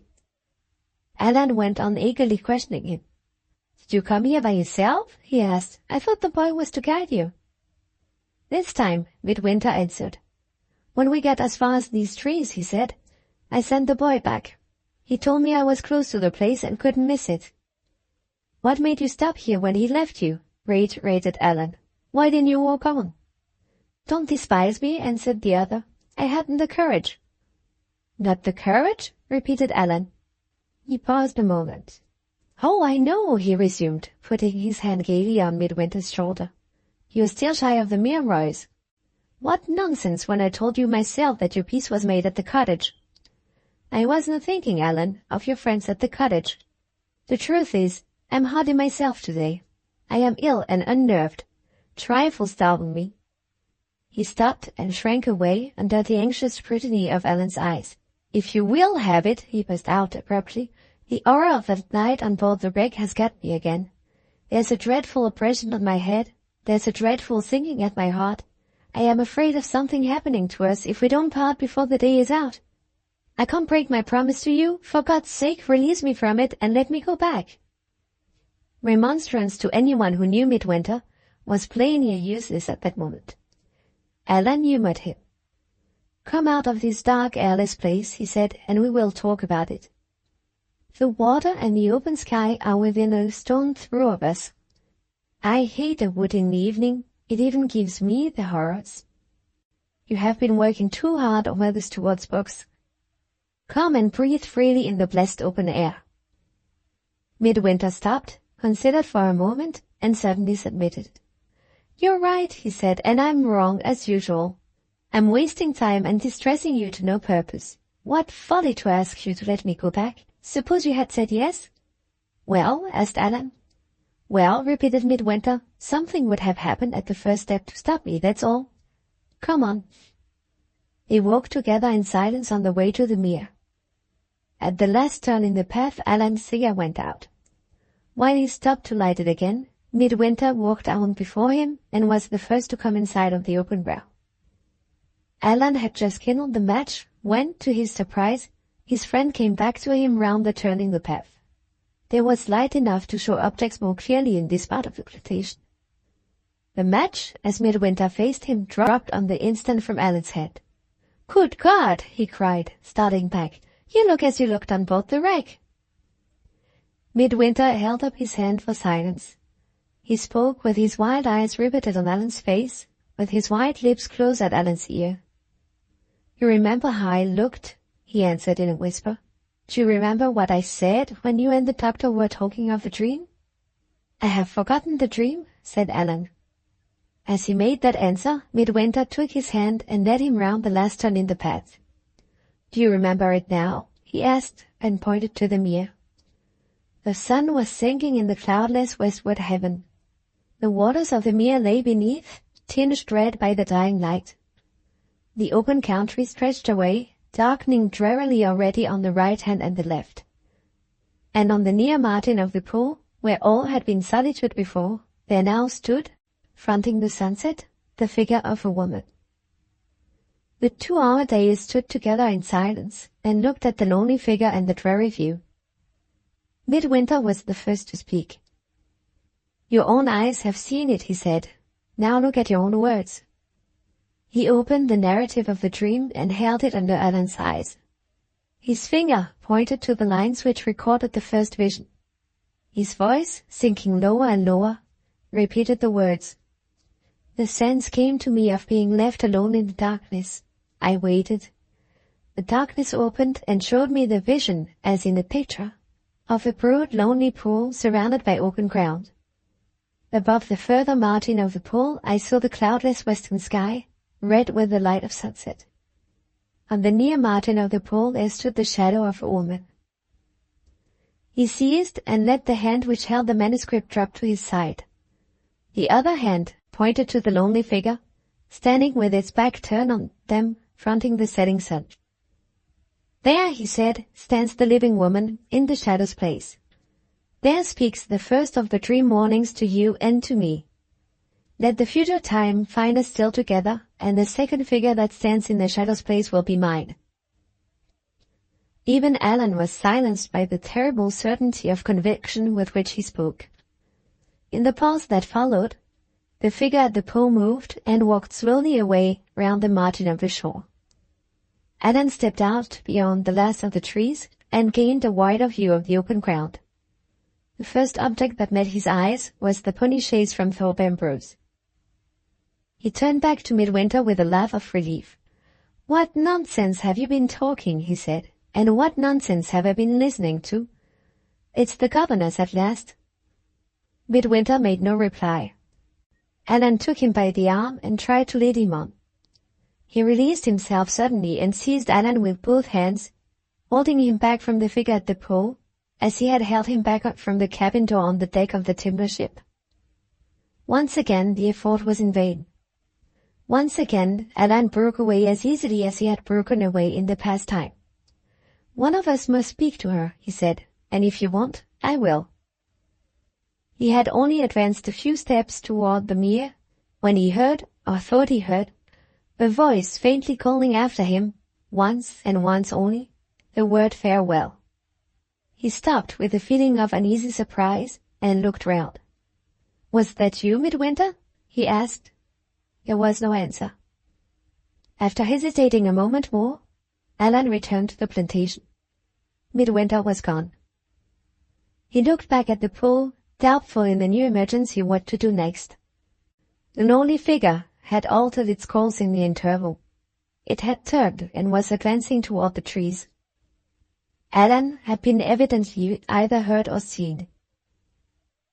It was impossible to leave a woman unbefriended, in that helpless position and in that solitary place. For the second time, Allan went out from the trees to meet her. As he came within sight of her face, he stopped, in ungovernable astonishment. The sudden revelation of her beauty, as she smiled and looked at him inquiringly, suspended the movement in his limbs and the words on his lips. A vague doubt beset him whether it was the governess after all. He roused himself and, advancing a few paces, mentioned his name. "May I ask," he added, "if I have the pleasure?" The lady met him easily and gracefully halfway. "Major Milroy's governess," she said. "Miss Gwilt." 10. The housemaid's face. All was quiet at Thorpe Ambrose. The hall was solitary, the rooms were dark. The servants, waiting for the supper hour in the garden at the back of the house, looked up at the clear heaven and the rising moon, and agreed that there was little prospect of the return of the picnic party until later in the night. The general opinion, led by the high authority of the cook, predicted that they might all sit down to supper without the least fear of being disturbed by the bell. Having arrived at this conclusion, the servants assembled round the table, and exactly at the moment when they sat down, the bell rang. The footman, wondering, went upstairs to open the door and found to his astonishment Midwinter waiting alone at the threshold and looking, in the servant's opinion, miserably ill. He asked for a light and, saying he wanted nothing else, withdrew at once to his room. The footman went back to his fellow servants and reported that something had certainly happened to his master's friend. On entering his room, Midwinter closed the door and hurriedly filled the bag with the necessaries for travelling. This done, he took from a locked drawer and placed in the breast pocket of his coat some little presents which Allan had given him: a cigar case, a purse, and a set of studs in plain gold. Having possessed himself of these memorials, he snatched up the bag and laid his hand on the door. There, for the first time, he paused. There, the headlong haste of all his actions thus far suddenly ceased, and the hard despair in his face began to soften. He waited, with the door in his hand. Up to that moment he had been conscious of but one motive that animated him, but one purpose that he was resolute to achieve. For Allan's sake, he had said to himself, when he looked back toward the fatal landscape and saw his friend leaving him to meet the woman at the pool.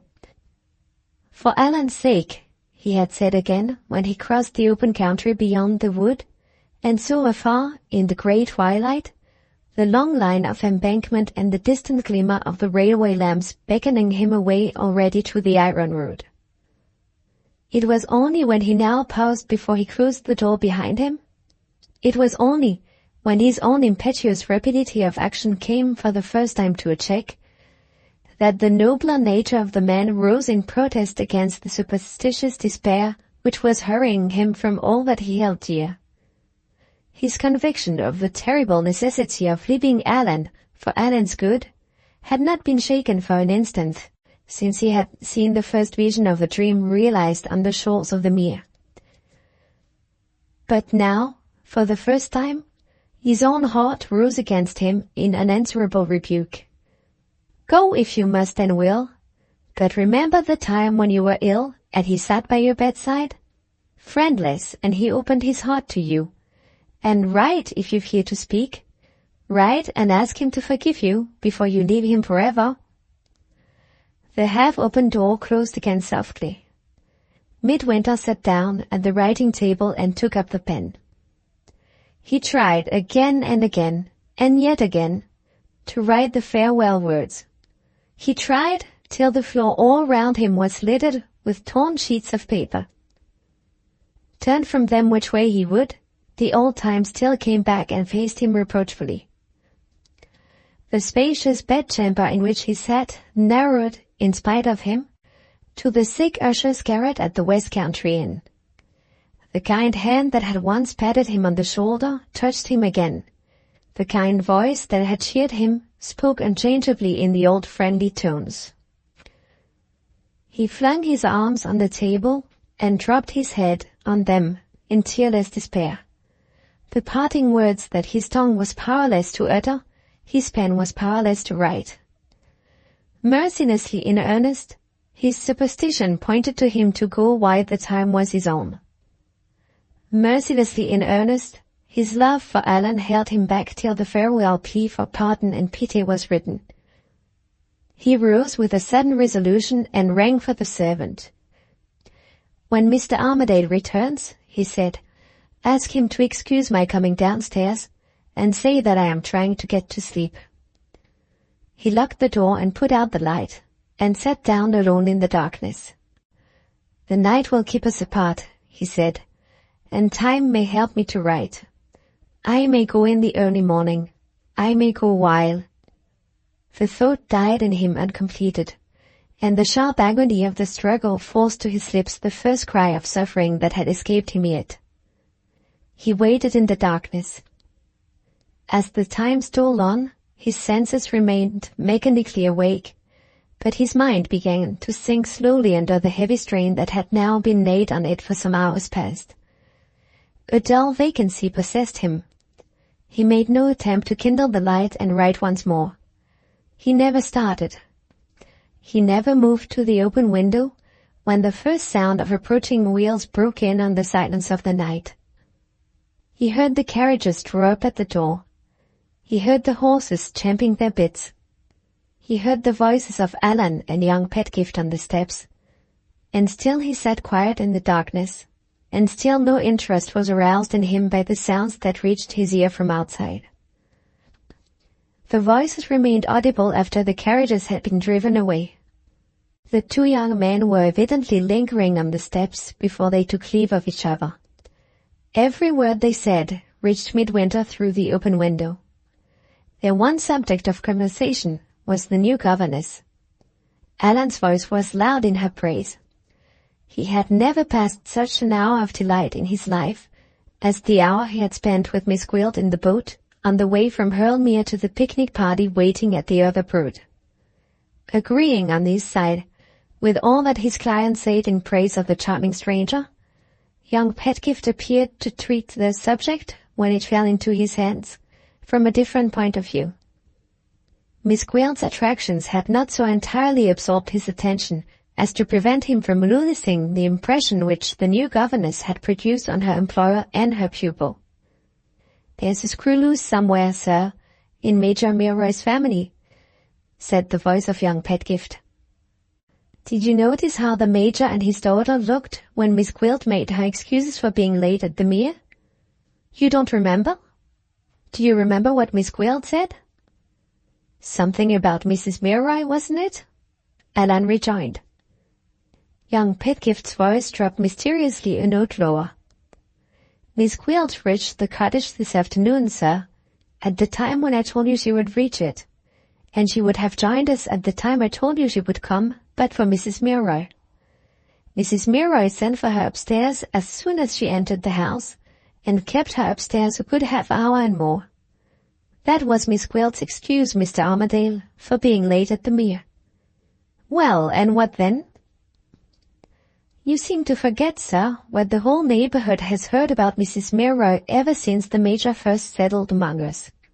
We have all been told, on the doctor's own authority, that she is too great a sufferer to see strangers. Isn't it a little odd that she should have suddenly turned out well enough to see Miss Gwilt, in her husband's absence, the moment Miss Gwilt entered the house? Not a bit of it. Of course she was anxious to make acquaintance with her daughter's governess." "Likely enough, Mr. Armadale. But the Major and Miss Nearly don't see it in that light, at any rate. I had my eye on them both when the governess told them that Mrs. Milroy had sent for her. If ever I saw a girl look thoroughly frightened, Miss Milroy was that girl. And, if I may be allowed in the strictest confidence to libel a gallant soldier, I should say that the Major himself was much in the same condition. Take my word for it, sir, there's something wrong upstairs in that pretty cottage of yours, and Miss Gwilt is mixed up in it already." There was a minute of silence. When the voices were next heard by Midwinter, they were further away from the house. Allan was probably accompanying young Pedgift a few steps on his way back. After a while, Allan's voice was audible once more under the portico, making inquiries after his friend, answered by the servant's voice giving Midwinter's message. This brief interruption over, the silence was not broken again till the time came for shutting up the house. The servant's footsteps passing to and fro, the clang of closing door, the barking of a disturbed dog in the stable yard, these sounds warned Midwinter it was getting late. He rose mechanically to kindle the light, but his head was giddy, his hand trembled. He laid aside the matchbox and returned to his chair. The conversation between Allan and young Pedgift had ceased to occupy his attention the instant he ceased to hear it, and now again the sense that the precious time was failing him became a lost sense as soon as the house noises which had awakened it had passed away. His energies of body and mind were both alike worn out. He waited with a stolid resignation for the trouble that was to come to him with the coming day. An interval passed, and the silence was once more disturbed by voices outside. The voices of a man and a woman this time. The first few words exchanged between them indicated plainly enough a meeting of the clandestine kind, and revealed the man as one of the servants at Thorpe Ambrose, and the woman as one of the servants at the cottage. Here again, after the first greetings were over, the subject of the new governess became the all-absorbing subject of conversation. The Major's servant was brimful of forebodings, inspired solely by Miss Gwilt's good looks, which she poured out irrepressibly on her sweetheart, try as he might to divert her to other topics. Sooner or later, let him mark her words, there would be an awful upset at the cottage. Her master, it might be mentioned in confidence, led a dreadful life with her mistress. The Major was the best of men. He hadn't a thought in his heart beyond his daughter and his everlasting clock. But only let a nice-looking woman come near the place, and Mrs. Milroy was jealous of her. Raging jealous, like a woman possessed, on that miserable sickbed of hers. If Miss Gwilt, who was certainly good-looking in spite of her hideous hair, didn't blow the fire into a flame before many days more were over their heads, the mistress was the mistress no longer, but somebody else. Whatever happened, the fault, this time, would lie at the door of the Major's mother. The old lady and the mistress had had a dreadful quarrel 2 years since, and the old lady had gone away in a fury, telling her son before all the servants that, if he had a spark of spirit in him, he would never submit to his wife's temper as he did. It would be too much, perhaps, to accuse the Major's mother of purposely picking out a handsome governess to spite the Major's wife. But it might be safely said that the old lady was the last person in the world to humor the mistress's jealousy by declining to engage a capable and respectable governess for her granddaughter, because that governess happened to be blessed with good looks. How it was all to end, except that it was certain to end badly, no human creature could say. Things were looking as black already as things well could. Miss Nearly was crying after the day's pleasure, which was one bad sign. The mistress had found fault with nobody, which was another. The master had wished her good night through the door, which was a third, and the governess had locked herself up in her room, which was the worst sign of all, for it looked as if she distrusted the servants. Thus the stream of the woman's gossip ran on, and thus it reached Midwinter's ears, through the window, till the clock in the stable yard struck and stopped the talking. When the last vibrations of the bell had died away, the voices were not audible again, and the silence was broken no more. Another interval passed, and Midwinter made a new effort to rouse himself. This time he kindled the light without hesitation, and took the pen in hand. He wrote at the first trial with a certain facility of expression which, surprising him as he went on, ended in rousing in him some vague suspicion of himself. He left the table and bathed his head and face in water, and came back to read what he had written. The language was barely intelligible. Sentences were left unfinished. Words were misplaced one for the other. Every line recorded the protest of the weary brain against the merciless will that had forced it into action. Midwinter tore up the sheet of paper as he had torn up the other sheets before it, and, sinking under the trouble at last, laid his weary head on the pillow. Almost on the instant, exhaustion overcame him, and before he could put the light out, he fell asleep. He was roused by a noise at the door. The sunlight was pouring into the room, the candle had burned down into the socket, and the servant was waiting outside with a letter which had come for him by the morning's post. "I ventured to disturb you, sir," said the man, when Midwinter opened the door, "because the letter is marked immediate, and I didn't know but it might be of some consequence." Midwinter thanked him and looked at the letter. It was of some consequence. The handwriting was Mr. Brock's.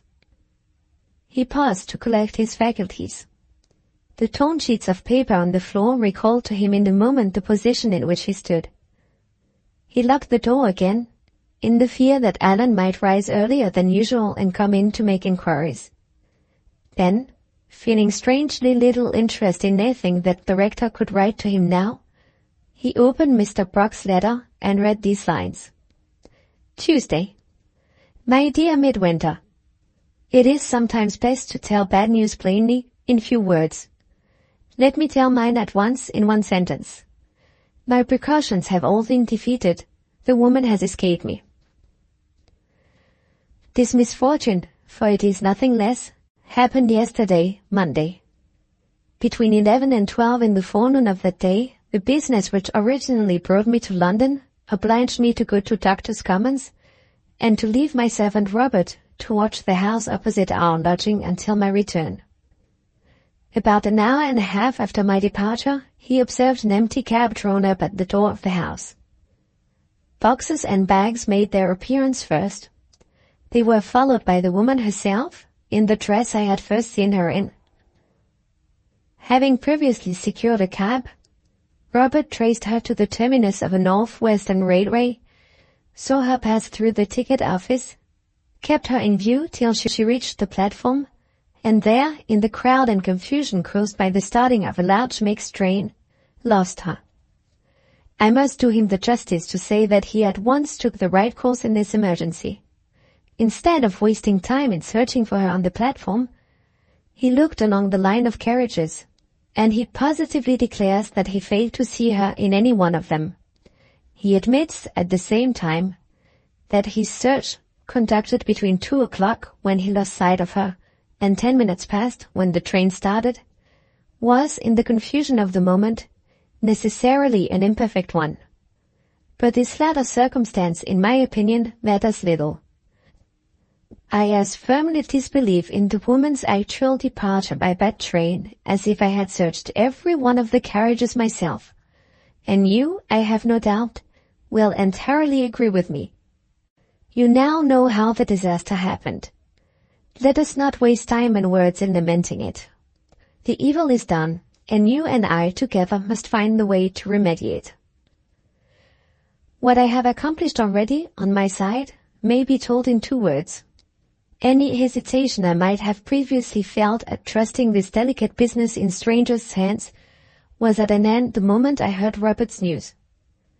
I went back at once to the city and placed the whole matter confidentially before my lawyers. The conference was a long one, and when I left the office it was past the post hour, or I should have written to you on Monday instead of writing today. My interview with the lawyers was not very encouraging. They warned me plainly that serious difficulties stand in the way of our recovering the lost trace. But they have promised to do their best, and we have decided on the course to be taken, excepting one point on which we totally differ. I must tell you what this difference is, for, while business keeps me away from Thorpe Ambrose, you are the only person whom I can trust to put my convictions to the test. The lawyers are of opinion, then, that the woman has been aware from the first that I was watching her, that there is consequently no present hope of her being rash enough to appear personally at Thorpe Ambrose, that any mischief she may have it in contemplation to do will be done in the first instance by deputy, and that the only wise course for Allan's friends and guardians to take is to wait passively till events enlighten them. My own idea is diametrically opposed to this. After what has happened at the railway, I cannot deny that the woman must have discovered that I was watching her. But she has no reason to suppose that she has not succeeded in deceiving me, and I firmly believe she is bold enough to take us by surprise and to win or force her way into Allan's confidence before we are prepared to prevent her. You and you only, while I am detained in London, can decide whether I am right or wrong, and you can do it in this way. Ascertain at once whether any woman who is a stranger in the neighborhood has appeared since Monday last at or near Thorpe Ambrose. If any such person has been observed, and nobody escapes observation in the country, take the first opportunity you can get of seeing her, and ask yourself if her face does or does not answer certain plain questions which I am now about to write down for you. You may depend on my accuracy. I saw the woman unveiled on more than one occasion, and the last time through an excellent glass. 1. Is her hair light brown and apparently not very plentiful? 2. Is her forehead high, narrow, and sloping backward from the brow? 3. Are her eyebrows very faintly marked, and are her eyes small, and nearer dark than light, either grey or hazel. I have not seen her close enough to be certain which. 4. Is her nose aquiline? 5. Are her lips thin, and is the upper lip long? 6. Does her complexion look like an originally fair complexion, which has deteriorated into a dull, sickly paleness? 7. And lastly, has she a retreating chin, and is there on the left side of it a mark of some kind, a mole or a scar, I can't say which? I add nothing about her expression, for you may see her under circumstances which may partially alter it as seen by me. Test her by her features, which no circumstances can change. If there is a stranger in the neighborhood, and if her face answers my 7 questions, you have found the woman.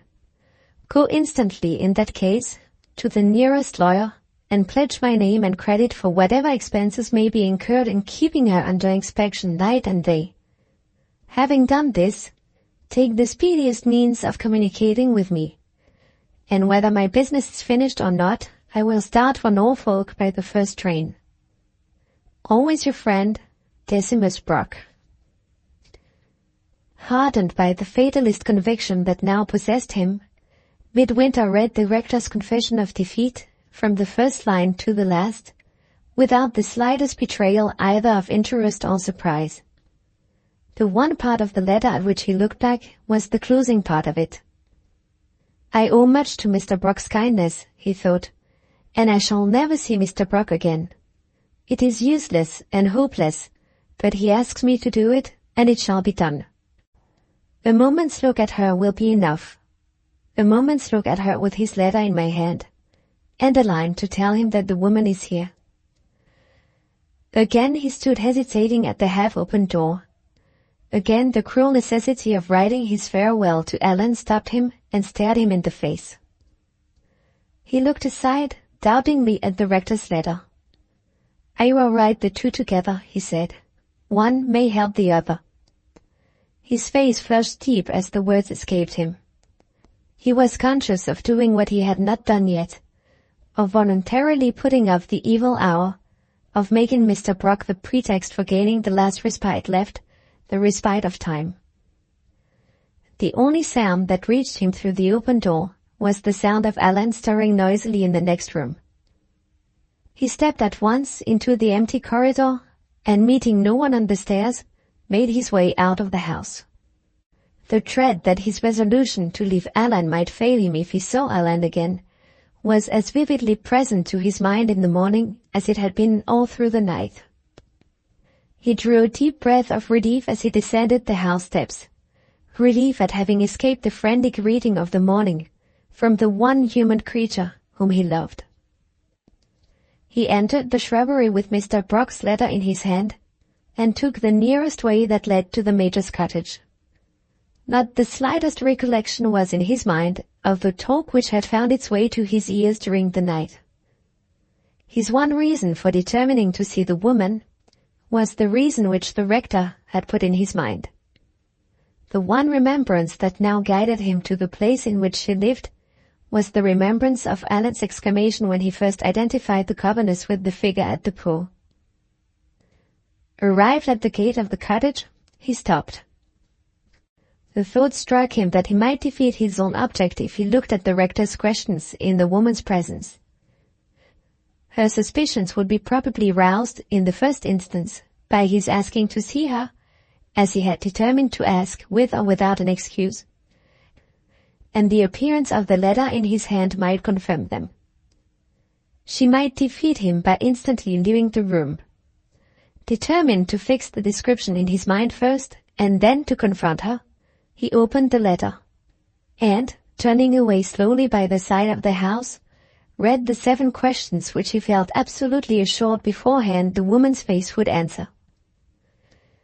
In the morning quiet of the park, slight noises travelled far. A slight noise disturbed Midwinter over the letter. He looked up and found himself on the brink of a broad grassy trench, having the park on one side and the high laurel hedge of an enclosure on the other. The enclosure evidently surrounded the back garden of the cottage, and the trench was intended to protect it from being damaged by the cattle grazing in the park. Listening carefully as the slight sound which had disturbed him grew fainter, he recognized in it the rustling of women's dresses. A few paces ahead, the trench was crossed by a bridge, closed by a wicket gate, which connected the garden with the park. He passed through the gate, crossed the bridge, and, opening a door at the other end, found himself in a summer house thickly covered with creepers and commanding a full view of the garden from end to end. He looked and saw the figures of two ladies walking slowly away from him toward the cottage.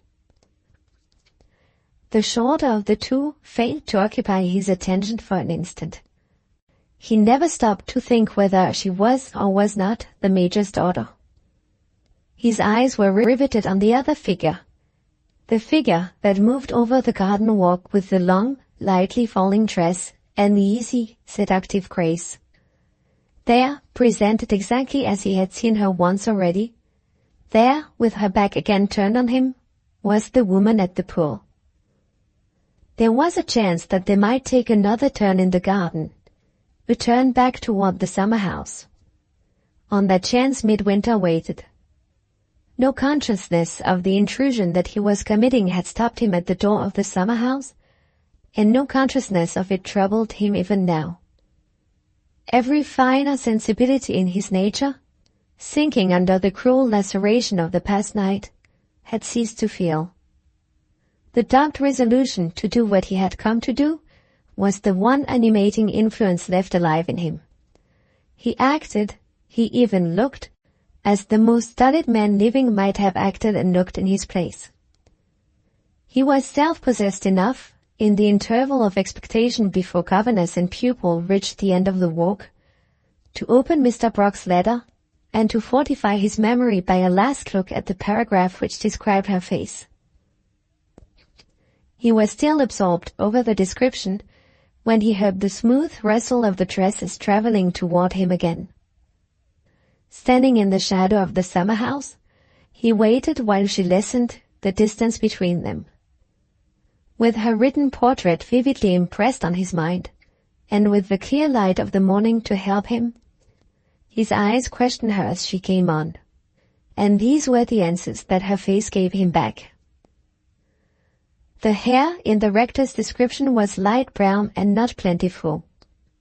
This woman's hair, superbly luxuriant in its growth, was of the one unpardonably remarkable shade of color which the prejudice of the northern nations never entirely forgives. It was red.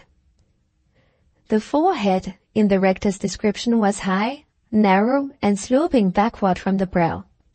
The eyebrows were faintly marked, and the eyes small and in color either gray or hazel. This woman's forehead was low, upright, and broad toward the temples. Her eyebrows, at once strongly and delicately marked, were a shade darker than her hair. Her eyes, large, bright, and well opened, were of that purely blue color, without a tinge in it of gray or green, so often presented to our admiration in pictures and books, so rarely met with in the living face. The nose in the rector's description was aquiline. The line of this woman's nose bent neither outward nor inward. It was the straight, delicately molded nose, with the short upper lip beneath, of the ancient statues and busts. The lips in the rector's description were thin and the upper lip long. The complexion was of a dull, sickly paleness, the chin retreating and the mark of a mole or a scar on the left side of it. This woman's lips were full, rich, and sensual. Her complexion was the lovely complexion which accompanies such hair as hers, so delicately bright in its rosier tints, so warmly and softly white in its gentler gradations of color on the forehead and the neck. Her chin, round and dimpled, was pure of the slightest blemish in every part of it, and perfectly in line with her forehead to the end. Nearer and nearer, and fairer she came, in the glow of the morning light. The most startling, the most unanswerable contradiction that eye could see or mind conceive to the description in the rector's letter. Both governess and pupil were close to the summer house before they looked that way, and noticed Midwinter standing inside. The governess saw him first. "A friend of yours, Miss Milroy?" she asked quietly, without starting or betraying any sign of surprise. Neelie recognized him instantly. Prejudiced against Midwinter by his conduct when his friend had introduced him at the cottage, she now fairly detested him as the unlucky first cause of her misunderstanding with Allan at the picnic. Her face flushed, and she drew back from the summer house with an expression of merciless surprise. "He is a friend of Mr. Armadale's," she replied sharply. "I don't know what he wants or why he is here." "A friend of Mr. Armadale's?" The governess's face lighted up with a suddenly roused interest as she repeated the words. She returned Midwinter's look, still steadily fixed on her, with equal steadiness on her side. "For my part," pursued Neelie, resenting Midwinter's insensibility to her presence on the scene, "I think it a great liberty to treat Papa's garden as if it were the open park." The governess turned round and gently interposed. "My dear Miss Milroy," she remonstrated, "there are certain distinctions to be observed. This gentleman is a friend of Mr. Armadale's. You could hardly express yourself more strongly if he was a perfect stranger." "I express my opinion," retorted Neelie, chafing under the satirically indulgent tone in which the governess addressed her. "It's a matter of taste, Miss Gwilt, and tastes differ." She turned away petulantly and walked back by herself to the cottage. "She is very young," said Miss Gwilt, appealing with a smile to Midwinter's forbearance. "And, as you must see for yourself, sir, she is a sport child." She paused, showed for an instant only her surprise at Midwinter's strange silence and strange persistency in keeping his eyes still fixed on her, then set herself, with a charming grace and readiness, to help him out of the false position in which he stood. "As you have extended your walk thus far," she resumed, "perhaps you will kindly favor me on your return by taking a message to your friend? Mr. Armadale has been so good as to invite me to see the Thorpe Ambrose Gardens this morning. Will you say that Major Milroy permits me to accept the invitation, in company with Miss Milroy, between 10 and 11 o'clock? For a moment her eyes rested, with a renewed look of interest, on Midwinter's face. She waited, still in vain, for an answering word from him, smiled as if his extraordinary silence amused rather than angered her, and followed her pupil back to the cottage. It was only when the last trace of her had disappeared that Midwinter roused himself and attempted to realize the position in which he stood. The revelation of her beauty was in no respect answerable for the breathless astonishment which had held him spellbound up to this moment.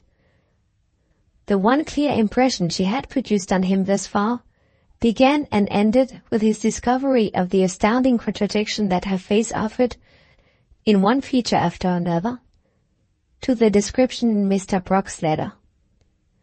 All beyond this was vague and misty, a dim consciousness of a tall, elegant woman, and of kind words, modestly and gracefully spoken to him, and nothing more. He advanced a few steps into the garden without knowing why, stopped, glancing hither and thither like a man lost, recognized the summer house by an effort, as if years had elapsed since he had seen it, and made his way out again, at last, into the park. Even here he wandered first in one direction, then in another. His mind was still reeling under the shock that had fallen on it. His perceptions were all confused. Something kept him mechanically in action, walking eagerly without a motive, walking he knew not where. A far less sensitively organized man might have been overwhelmed, as he was overwhelmed now, by the immense, the instantaneous revulsion of feeling which the event of the last few minutes had wrought in his mind. At the memorable instant when he had opened the door of the summer house, no confusing influence troubled his faculties. In all that related to his position toward his friend, he had reached an absolutely definite conclusion by an absolutely definite process of thought. The whole strength of the motive which had driven him into the resolution to part from Allan rooted itself in the belief that he had seen at Hurlmere the fatal fulfillment of the first vision of the dream. And this belief, in its turn, rested necessarily on the conviction that the woman who was the one survivor of the tragedy in Madeira must be also inevitably the woman whom he had seen standing in the Shadow's place at the pool. Firm in that persuasion, he had himself compared the object of his distrust and of the rector's distrust with a description written by the rector himself, a description carefully minute, by a man entirely trustworthy, and his own eyes had informed him that the woman whom he had seen at the Mere, and the woman whom Mr. Brock had identified in London, were not one, but two. In the place of the dream shadow, there had stood, on the evidence of the rector's letter, not the instrument of the fatality, but a stranger. No such doubts as might have troubled a less superstitious man were started in his mind by the discovery that had now opened on him. It never occurred to him to ask himself whether a stranger might not be the appointed instrument of the fatality, now when the letter had persuaded him that a stranger had been revealed as the figure in the dream landscape. No such idea entered or could enter his mind. The one woman whom his superstition dreaded was the woman who had entwined herself with the lives of the two Armadales in the first generation, and with the fortunes of the two Armadales in the second, who was at once the marked object of his father's deathbed warning, and the first cause of the many calamities which had opened Allan's way to the Thorpe Ambrose estate, the woman, in a word, whom he would have known instinctively, but for Mr. Brock's letter, to be the woman whom he had now actually seen. Looking at events as they had just happened, under the influence of the misapprehension into which the rector had innocently misled him, his mind saw and seized its new conclusion instantaneously, acting precisely as it had acted in the past time of his interview with Mr. Brock at the Isle of Man. Exactly as he had once declared it to be an all-sufficient refutation of the idea of the fatality that he had never met with a timber ship in any of his voyages at sea, so he now seized on the similarly derived conclusion that the whole claim of a dream to a supernatural origin stood self-refuted by the disclosure of a stranger in the Shadow's place. Once started from this point, once encouraged to let his love for Allan influence him undividedly again, his mind hurried along the whole resulting chain of thought at lightning speed.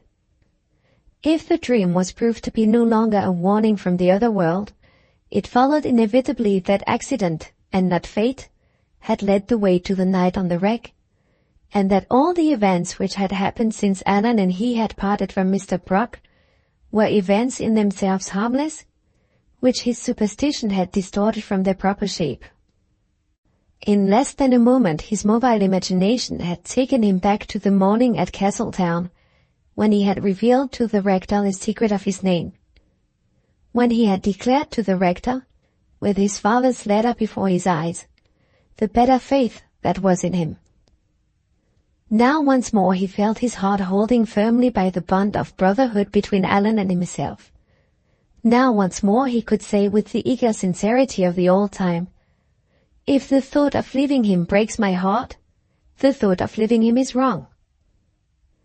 As that nobler conviction possessed itself again of his mind, quieting the tumult, clearing the confusion within him, the house at Thorpe Ambrose, with Allan on the steps, waiting, looking for him, opened on his eyes through the trees.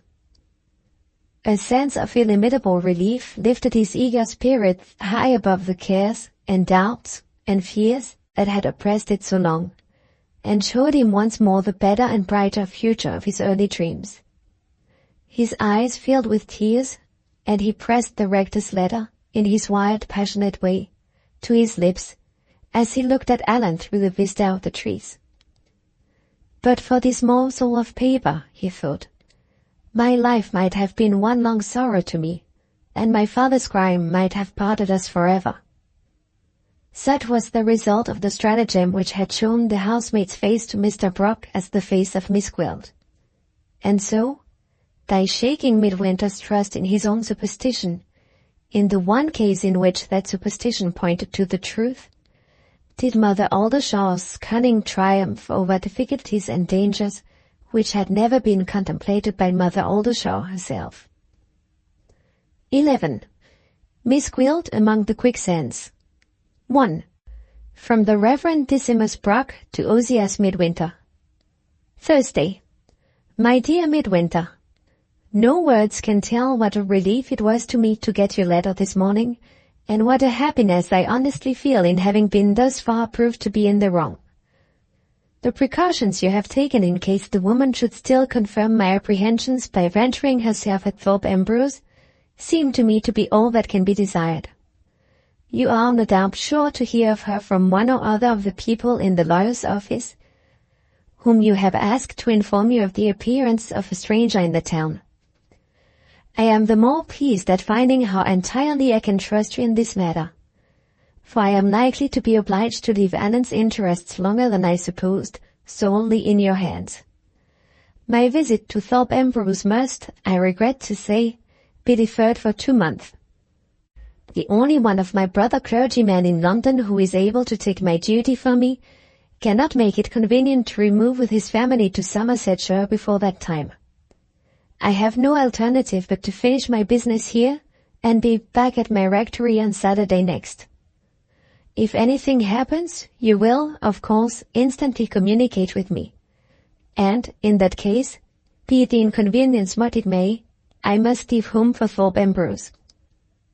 If, on the other hand, all goes more smoothly than my own obstinate apprehensions will allow me to suppose, then Allan, to whom I have written, must not expect to see me till this day 2 months. No result has, up to this time, rewarded our exertions to recover the trace lost at the railway. I will keep my letter open, however, until post time, in case the next few hours bring any news. Always truly yours, Decimus Brooke. P.S. I have just heard from the lawyers. They have found out the name the woman passed by in London. If this discovery, not a very important one, I am afraid, suggests any new course of proceeding to you, pray act on it at once. The name is Miss Gwilt. 2. From Miss Gwilt to Mrs. Aldershaw. The Cottage, Thorpe Ambrose, Saturday, June 28.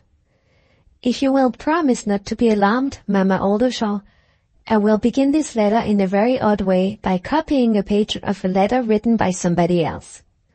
You have an excellent memory, and you may not have forgotten that I received a note from Major Milroy's mother, after she had engaged me as governess, on Monday last. It was dated and signed, and here it is as far as the first page. June 23rd, 1851. Dear Madam, pray excuse my troubling you, before you go to Thorpe Ambrose, with a word more about the habits observed in my son's household. When I had the pleasure of seeing you at 2 o'clock today, in Kingsdown Crescent, I had another appointment in a distant part of London at 3, and, in the hurry of the moment, 1 or 2 little matters escaped me which I think I ought to impress on your attention. The rest of the letter is not of the slightest importance, but the lines that I have just copied are well worthy of all the attention you can bestow on them. They have saved me from discovery, my dear, before I have been a week in Major Milroy's service. It happened no later than yesterday evening, and it began and ended in this manner. There is a gentleman here, of whom I shall have more to say presently, who is an intimate friend of young Armadale's, and who bears the strange name of Midwinter. He contrived yesterday to speak to me alone in the park.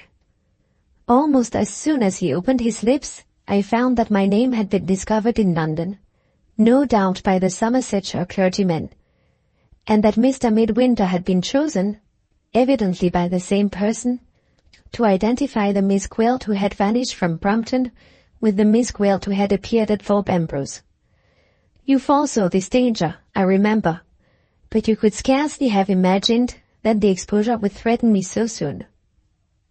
I spare you the details of our conversation to come to the end. Mr. Midwinter put the matter very delicately, declaring, to my great surprise, that he felt quite certain himself that I was not the Miss Gwilt of whom his friend was in search, and that he only acted as he did out of regard to the anxiety of a person whose wishes he was bound to respect. Would I assist him in setting that anxiety completely at rest, as far as I was concerned, by kindly answering one plain question, which he had no other right to ask me than the right my indulgence might give him? The lost Miss Gwilt had been missed on Monday last at 2 o'clock in the crowd on the platform of the North-Western Railway in Euston Square. Would I authorize him to say that on that day and at that hour the Miss Gwilt who was Major Milroy's governess had never been near the place? I need hardly tell you that I seized the fine opportunity he had given me of disarming all future suspicion. I took a high tone on the spot and met him with the old lady's letter.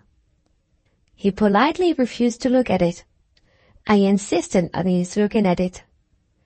I don't choose to be mistaken, I said, for a woman who may be a bad character because she happens to bear, or to have assumed, the same name as mine.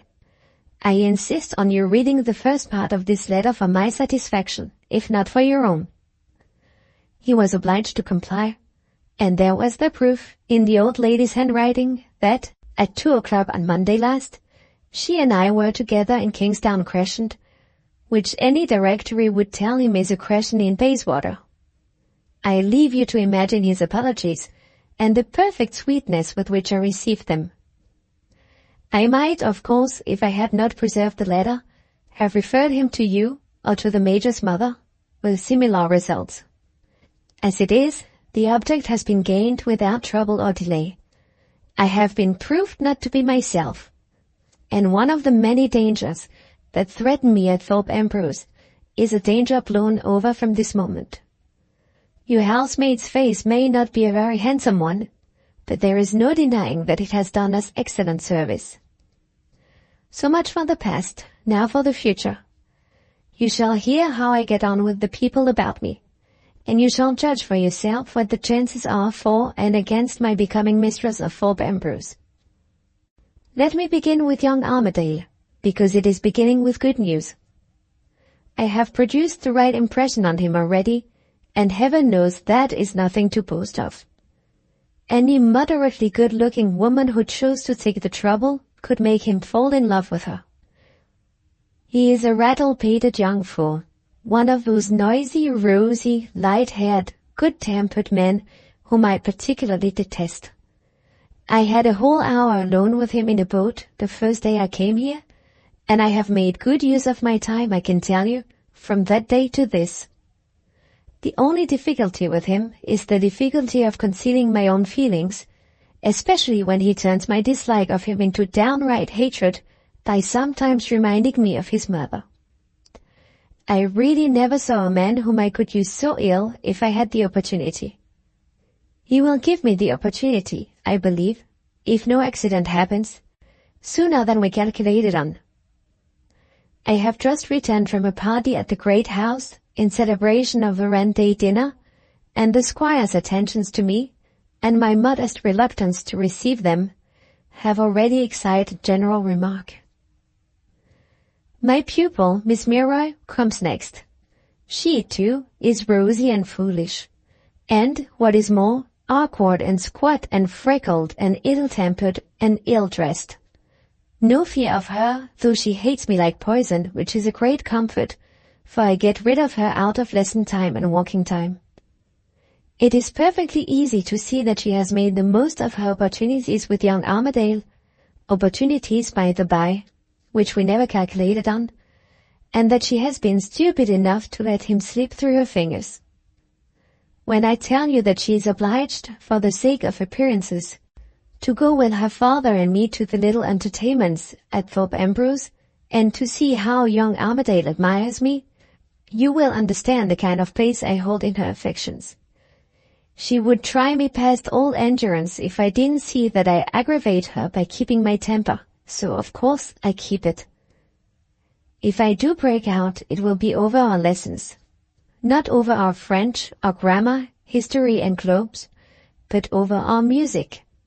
No words can say how I feel for her poor piano. Half the musical girls in England ought to have their fingers chopped off in the interest of society, and, if I had my way, Miss Milroy's fingers should be executed first. As for the Major, I can hardly stand higher in his estimation than I stand already. I am always ready to make his breakfast, and his daughter is not.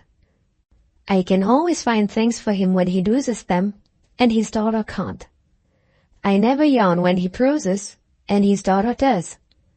I like the poor dear harmless old gentleman, so I won't say a word more about him. Well, here is a fair prospect for the future, surely. My good Aldershot, there never was a prospect yet without an ugly place in it. My prospect has 2 ugly places in it. The name of one of them is Mrs. Milroy, and the name of the other is Mr. Midwinter. Mrs. Milroy first. Before I had been 5 minutes in the cottage, on the day of my arrival, what do you think she did? She sent downstairs and asked to see me. The message startled me a little, after hearing from the old lady in London that her daughter-in-law was too great a sufferer to see anybody. But of course when I got her message I had no choice but to go upstairs to the sick room. I found her bedridden with an incurable spinal complaint, and a really horrible object to look at, but with all her wits about her. And, if I am not greatly mistaken, as deceitful a woman, with as vile a temper, as you could find anywhere in all your long experience. Her excessive politeness, and her keeping her own face in the shade of the bed curtains while she contrived to keep mine in the light, put me on my guard the moment I entered the room. We were more than half an hour together, without my stepping into any one of the many clever little traps she laid for me. The only mystery in her behavior, which I failed to see through at the time, was her perpetually asking me to bring her things she evidently did not want, from different parts of the room. Since then, events have enlightened me. My first suspicions were raised by overhearing some of the servants' gossip, and I have been confirmed in my opinion by the conduct of Mrs. Milroy's nurse. On the few occasions when I have happened to be alone with the Major, the nurse has also happened to want something of her master, and has invariably forgotten to announce her appearance by knocking at the door. Do you understand now why Mrs. Milroy sent for me the moment I got into the house, and what she wanted when she kept me going backward and forward, first for one thing and then for another? There is hardly an attractive light in which my face and figure can be seen, in which that woman's jealous eyes have not studied them already. I am no longer puzzled to know why the father and daughter started and looked at each other when I was first presented to them, or why the servants still stare at me with a mischievous expectation in their eyes when I ring the bell and ask them to do anything. It is useless to disguise the truth, Mother Aldershot, between you and me. When I went upstairs into that sick room, I marched blindfold into the clutches of a jealous woman. If Mrs. Milroy can turn me out of the house, Mrs. Milroy will. And, morning and night, she has nothing else to do in that bed prison of hers but to find out the way. In this awkward position, my own cautious conduct is admirably seconded by the dear old Major's perfect insensibility. His wife's jealousy of him is as monstrous a delusion as any that could be found in a madhouse. It is the growth of her own vile temper, under the aggravation of an incurable illness. The poor man hasn't a thought beyond his mechanical pursuits, and I don't believe he knows at this moment whether I am a handsome woman or not. With this chance to help me, I may hope to set the nurse's intrusions and the mistress's contrivances at defiance, for a time at any rate. But you know what a jealous woman is, and I think I know what Mrs. Milroy is. and I own I shall breathe more freely on the day when young Armadale opens his foolish lips to some purpose and sets the major advertising for a new governess. Armadale's name reminds me of Armadale's friend. There is more danger threatening in that quarter. And, what is worse, I don't feel half as well armed beforehand against Mr. Midwinter as I do against Mrs. Milroy. Everything about this man is more or less mysterious, which I don't like to begin with. How does he come to be in the confidence of the Somersetshire clergyman? How much has that clergyman told him? How is it that he was so firmly persuaded when he spoke to me in the park that I was not the Miss Gwilt of whom his friend was in search? I haven't the ghost of an answer to give to any of those 3 questions. I can't even discover who he is, or how he and young Armadale first became acquainted. I hate him. No, I don't. I only want to find out about him.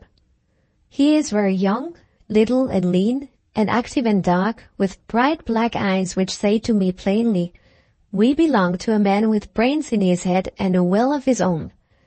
A man who hasn't always been hanging about a country house in attendance on a fool." Yes, I am positively certain Mr. Midwinter has done something, or suffered something, in his past life, young as he is.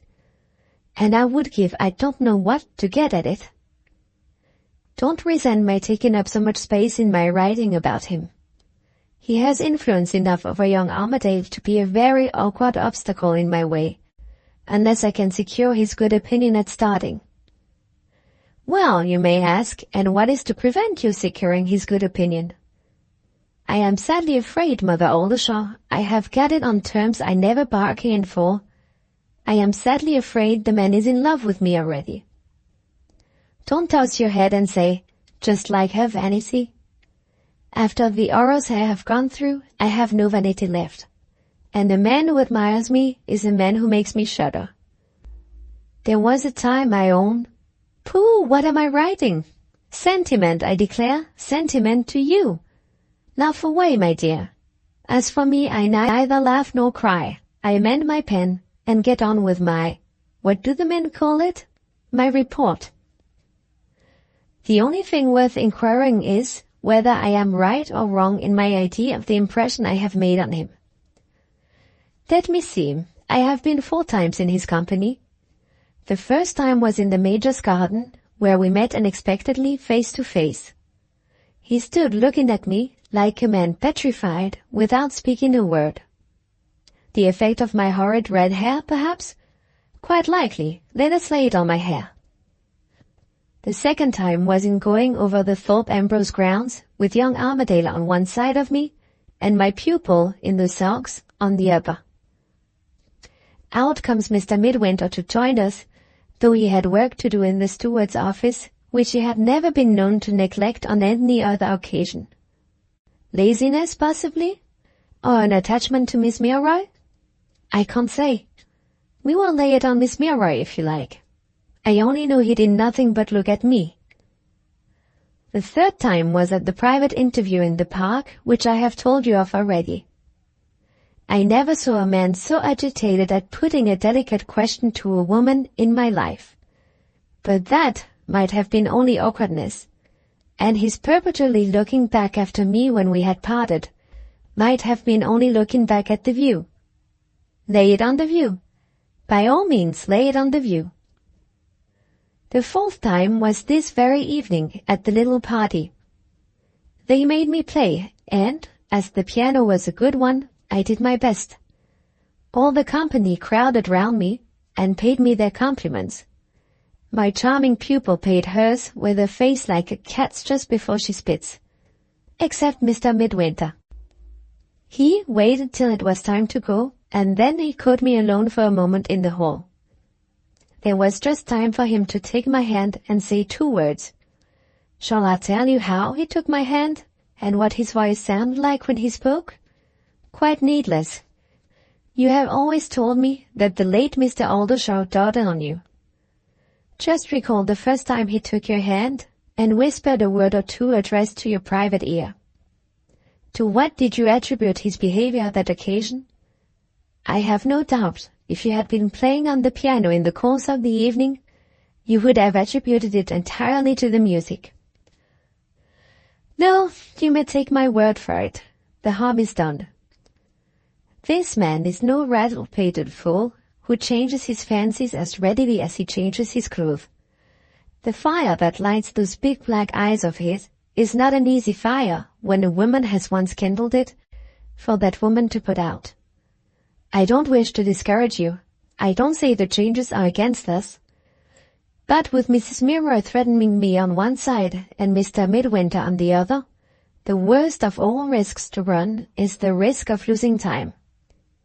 Young Armadale has hinted already, as well as such a lout can hint, at a private interview. Miss Milroy's eyes are sharp and the nurse's eyes are sharper, and I shall lose my place if either of them find me out. No matter, I must take my chance and give him the interview. Only let me get him alone, only let me escape the prying eyes of the women, and, if his friend doesn't come between us, I answer for the result. In the meantime, have I anything more to tell you? Are there any other people in our way at Thorpe Ambrose? Not another creature. None of the resident families call here, young Armadale being, most fortunately, in bad odor in the neighborhood. There are no handsome, highly bred women to come to the house, and no persons of consequence to protest against his attentions to a governess.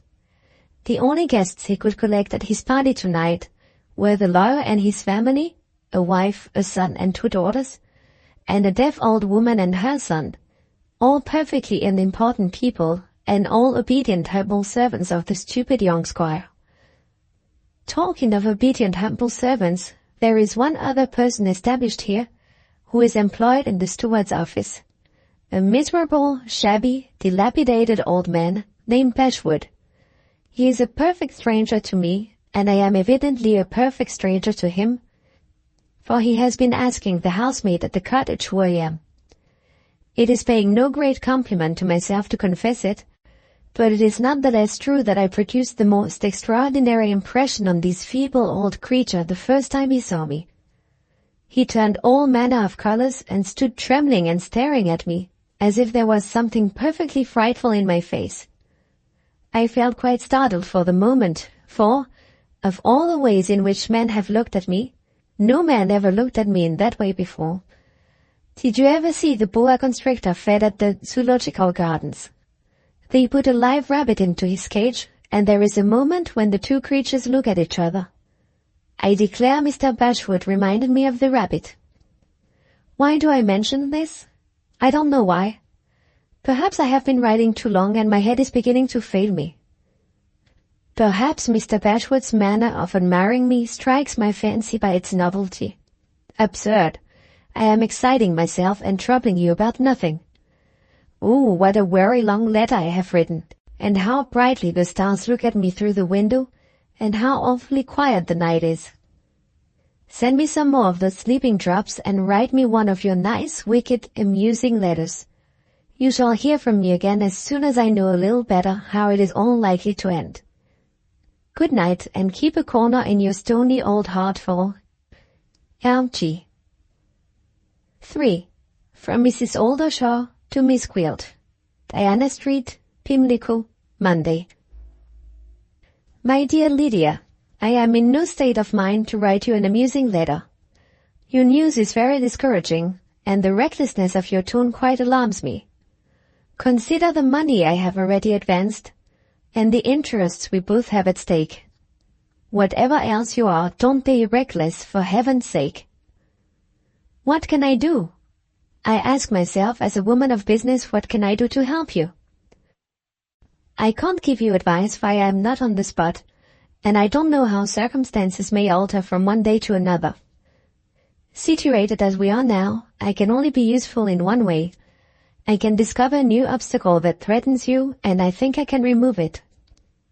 You say, with great truth, that there never was a prospect yet without an ugly place in it, and that there are 2 ugly places in your prospect. My dear, there may be 3 ugly places, if I don't bestir myself to prevent it, and the name of the 3rd place will be Brock. Is it possible you can refer, as you have done, to the Somersetshire clergyman and not see that the progress you make with young Armadale will be, sooner or later, reported to him by young Armadale's friend? Why, now I think of it, you are doubly at the parson's mercy. You are at the mercy of any fresh suspicion which may bring him into the neighbourhood himself at a day's notice. And you are at the mercy of his interference the moment he hears that the squire is committing himself with a neighbour's governess. If I can do nothing else, I can keep this additional difficulty out of your way. And oh, Lydia, with what alacrity I shall exert myself, after the manner in which the old wretch insulted me when I told him that pitiable story in the street. I declare I tingle with pleasure at this new prospect of making a fool of Mr. Brooke. And how is it to be done? Just as we have done it already, to be sure. He has lost Miss Gwilt, otherwise my housemaid, hasn't he? Very well. He shall find her again, wherever he is now, suddenly settled within easy reach of him. As long as she stops in the place, he will stop in it. And as we know he is not at Thorpe Ambrose, there you are free of him. The old gentleman's suspicions have given us a great deal of trouble so far. Let us turn them to some profitable account at last. Let us tie him, by his suspicions, to my housemaid's apron string. Most refreshing. Quite a moral retribution, isn't it? The only help I need trouble you for is help you can easily give. Find out from Mr. Midwinter where the parson is now, and let me know by return of post. If he is in London, I will personally assist my housemaid in the necessary mystification of him. If he is anywhere else, I will send her after him, accompanied by a person on whose discretion I can implicitly rely. You shall have the steeping drops tomorrow. In the meantime, I say at the end what I said at the beginning, no recklessness. Don't encourage poetical feelings by looking at the stars, and don't talk about the night being awfully quiet. There are people in observatories paid to look at the stars for you. Leave it to them. And as for the night, do what Providence intended you to do with the night when Providence provided you with eyelids. Go to sleep in it. Affectionately yours, Maria Oldershaw. 4. From the Reverend Decimus Brooke to Ozias Midwinter. Bascombe Rectory, West Somerset, Thursday, July 8. My dear Midwinter, one line before the post goes out, to relieve you of all sense of responsibility at Thorpe Ambrose, and to make my apologies to the lady who lives as governess in Major Milroy's family. The Miss Gwilt, or perhaps I ought to say, the woman calling herself by that name, has, to my unspeakable astonishment, openly made her appearance here in my own parish. She is staying at the inn, accompanied by a plausible-looking man who passes as her brother. What this audacious proceeding really means, unless it marks a new step in the conspiracy against Allan, taken under new advice, is of course more than I can yet find out. My own idea is that they have recognized the impossibility of getting at Allan without finding me or you as an obstacle in their way, and that they are going to make a virtue of necessity by boldly trying to open their communications through me. The man looks capable of any stretch of audacity, and both he and the woman had the impudence to bow when I met them in the village half an hour since. They have been making inquiries already about Allan's mother here, where her exemplary life may set their closest scrutiny at defiance. If they will only attempt to extort money, as the price of the woman's silence on the subject of poor Mrs. Armadale's conduct in Madeira at the time of her marriage, they will find me well prepared for them beforehand. I have written by this post to my lawyers to send a competent man to assist me, and he will stay at the rectory, in any character which he thinks it safest to assume under present circumstances. You shall hear what happens in the next day or two. Always truly yours, Decimus Brooke. Chapter 12. The Clouding of the Sky.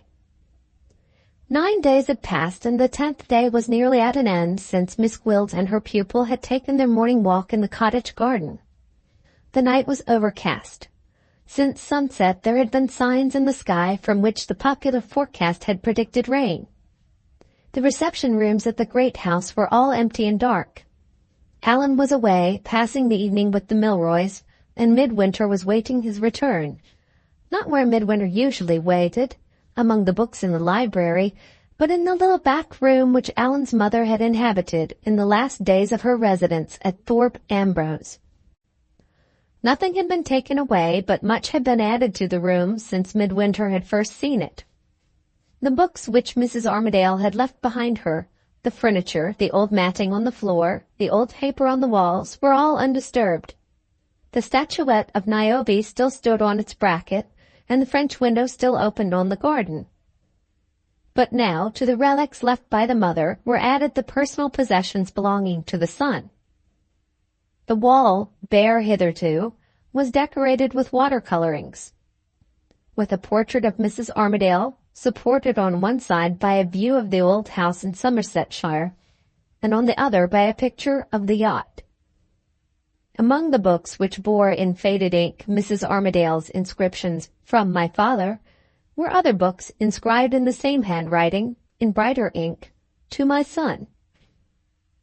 Hanging to the wall, ranged on the chimney-piece, scattered over the table, were a host of little objects, some associated with Allan's past life, others necessary to his daily pleasures and pursuits, and all plainly testifying that the room which he habitually occupied at Thorpe Ambrose was the very room which had once recalled to Midwinter the second vision of the dream.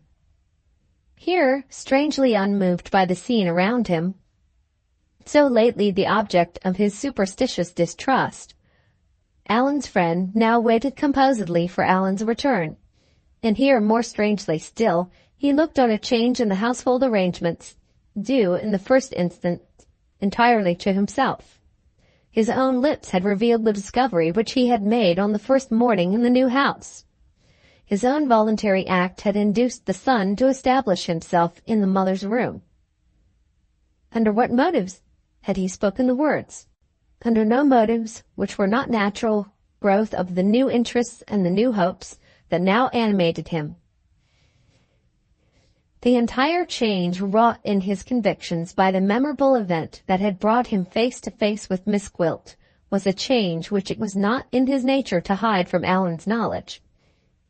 He had spoken openly, and had spoken as it was in his character to speak. The merit of conquering his superstition was a merit which he shrank from claiming, until he had first unsparingly exposed that superstition in its worst and weakest aspects to view. It was only after he had unreservedly acknowledged the impulse under which he had left Allan at the Mere that he had taken credit to himself for the new point of view from which he could now look at the dream. Then, and not till then, he had spoken of the fulfillment of the first vision as the doctor at the Isle of Man might have spoken of it. He had asked, as the doctor might have asked, where was the wonder of their seeing a pool at sunset, when they had a whole network of pools within a few hours' drive of them? And what was there extraordinary in discovering a woman at the Mere, when there were roads that led to it, and villages in its neighborhood, and boats employed on it, and pleasure parties visiting it? So again he had waited to vindicate the firmer resolution with which he looked to the future, until he had first revealed all that he now saw himself of the errors of the past, the abandonment of his friend's interests, the unworthiness of the confidence that had given him the steward's place, the forgetfulness of the trust that Mr. Brock had reposed in him, all implied the one idea of leaving Allan, were all pointed out. The glaring self-contradictions betrayed in accepting the dream as the revelation of a fatality, and in attempting to escape that fatality by exertion of free will, in toiling to store up knowledge of the steward's duties for the future, and in shrinking from letting the future find him in Allan's house, were in their turn unsparingly exposed to every hour, to every error, to every inconsistency he resolutely confessed, before he ventured on the last simple appeal which closed all. "Will you trust me in the future? Will you forgive and forget the past?" A man who could thus open his whole heart without one lurking reserve, inspired by consideration for himself, was not a man to forget any minor act of concealment of which his weakness might have led him to be guilty toward his friend. It lay heavy on Midwinter's conscience that he had kept secret from Allan a discovery which he ought, in Allan's dearest interests, to have revealed, the discovery of his mother's room. But one doubt still closed his lips, the doubt whether Mrs. Armadale's conduct in Madeira had been kept secret on her return to England. Careful inquiry, first among the servants, then among the tenantry, careful consideration of the few reports current at the time, as repeated to him by the few persons left who remembered them, convinced him at last that the family secret had been successfully kept within the family limits. Once satisfied that whatever inquiries the son might make would lead to no disclosure which could shake his respect for his mother's memory, Midwinter had hesitated no longer.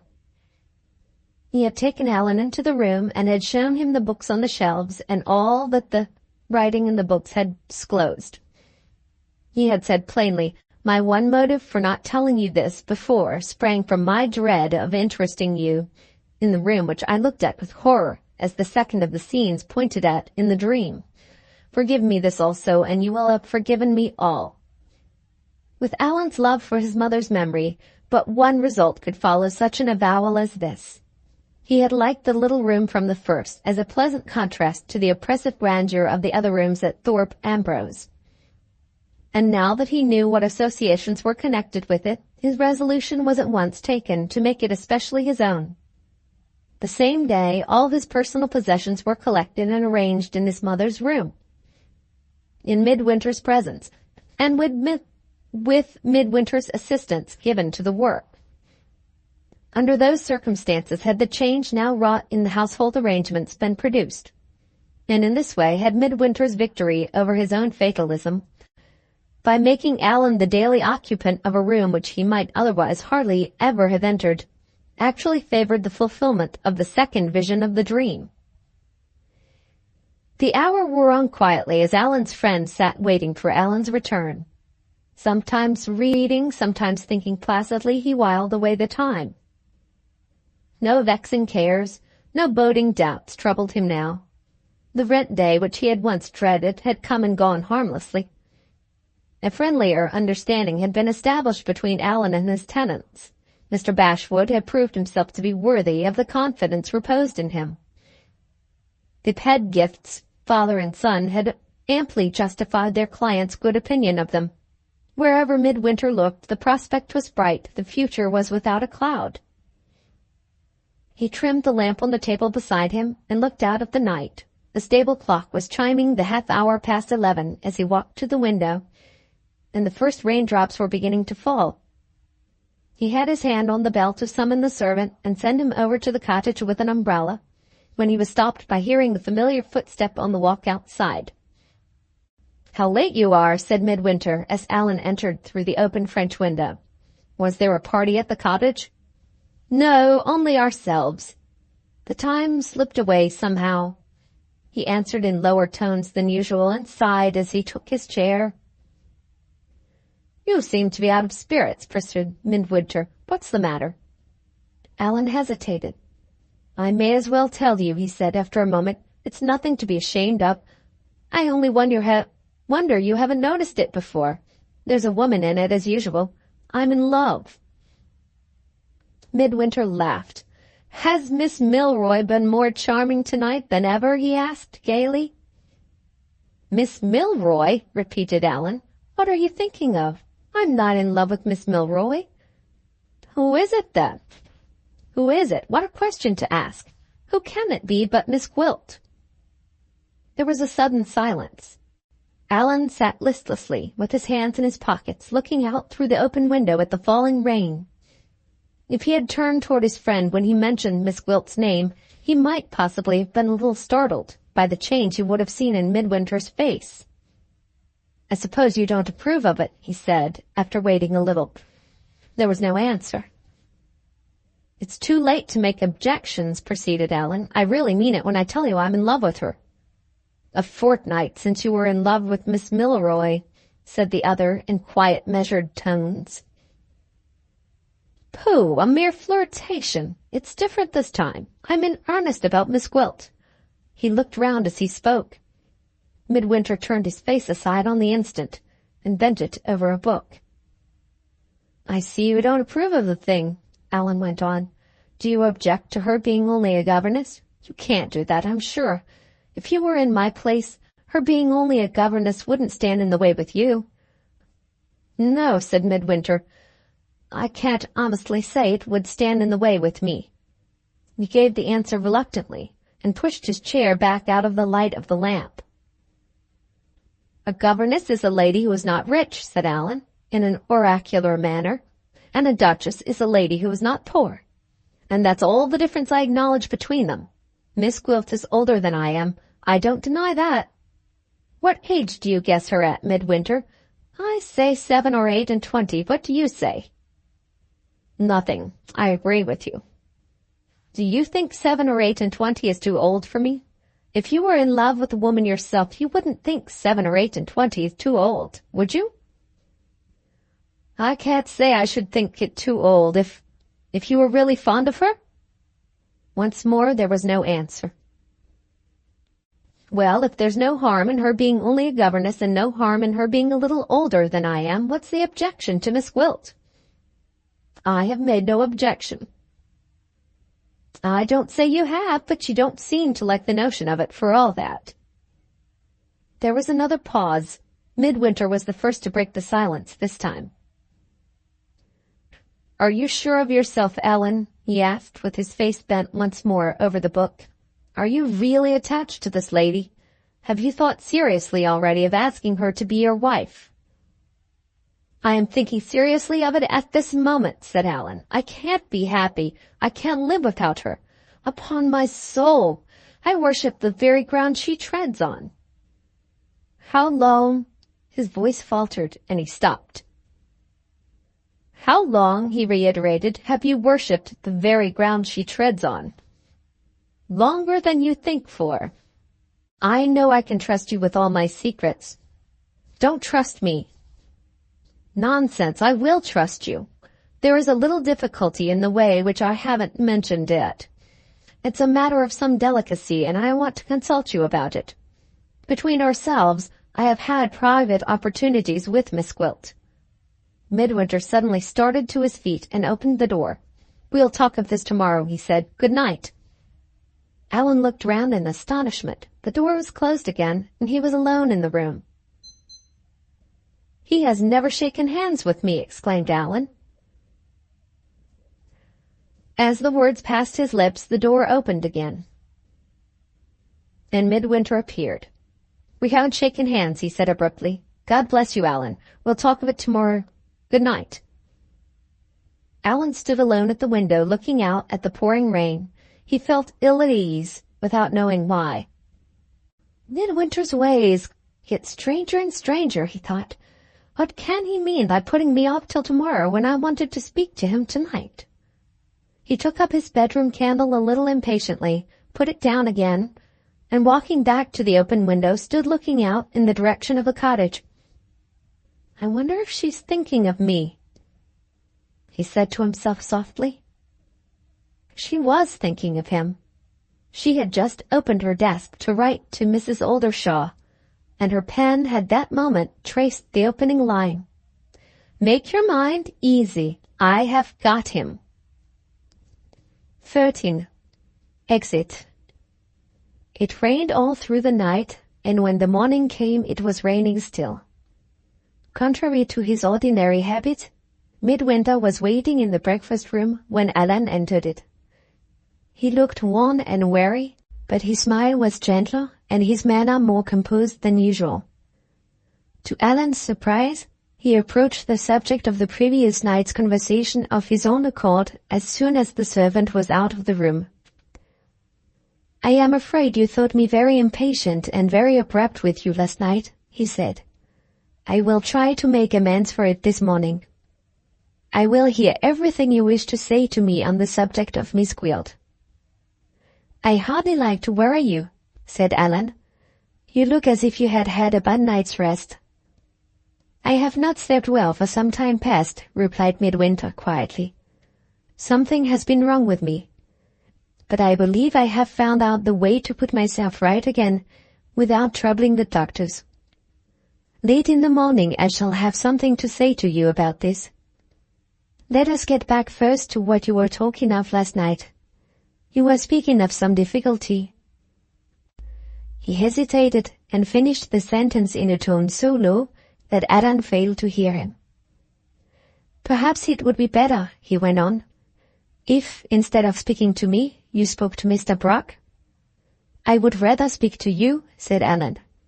"But tell me first, was I right or wrong last night in thinking you disapproved of my falling in love with Miss Gwilt?"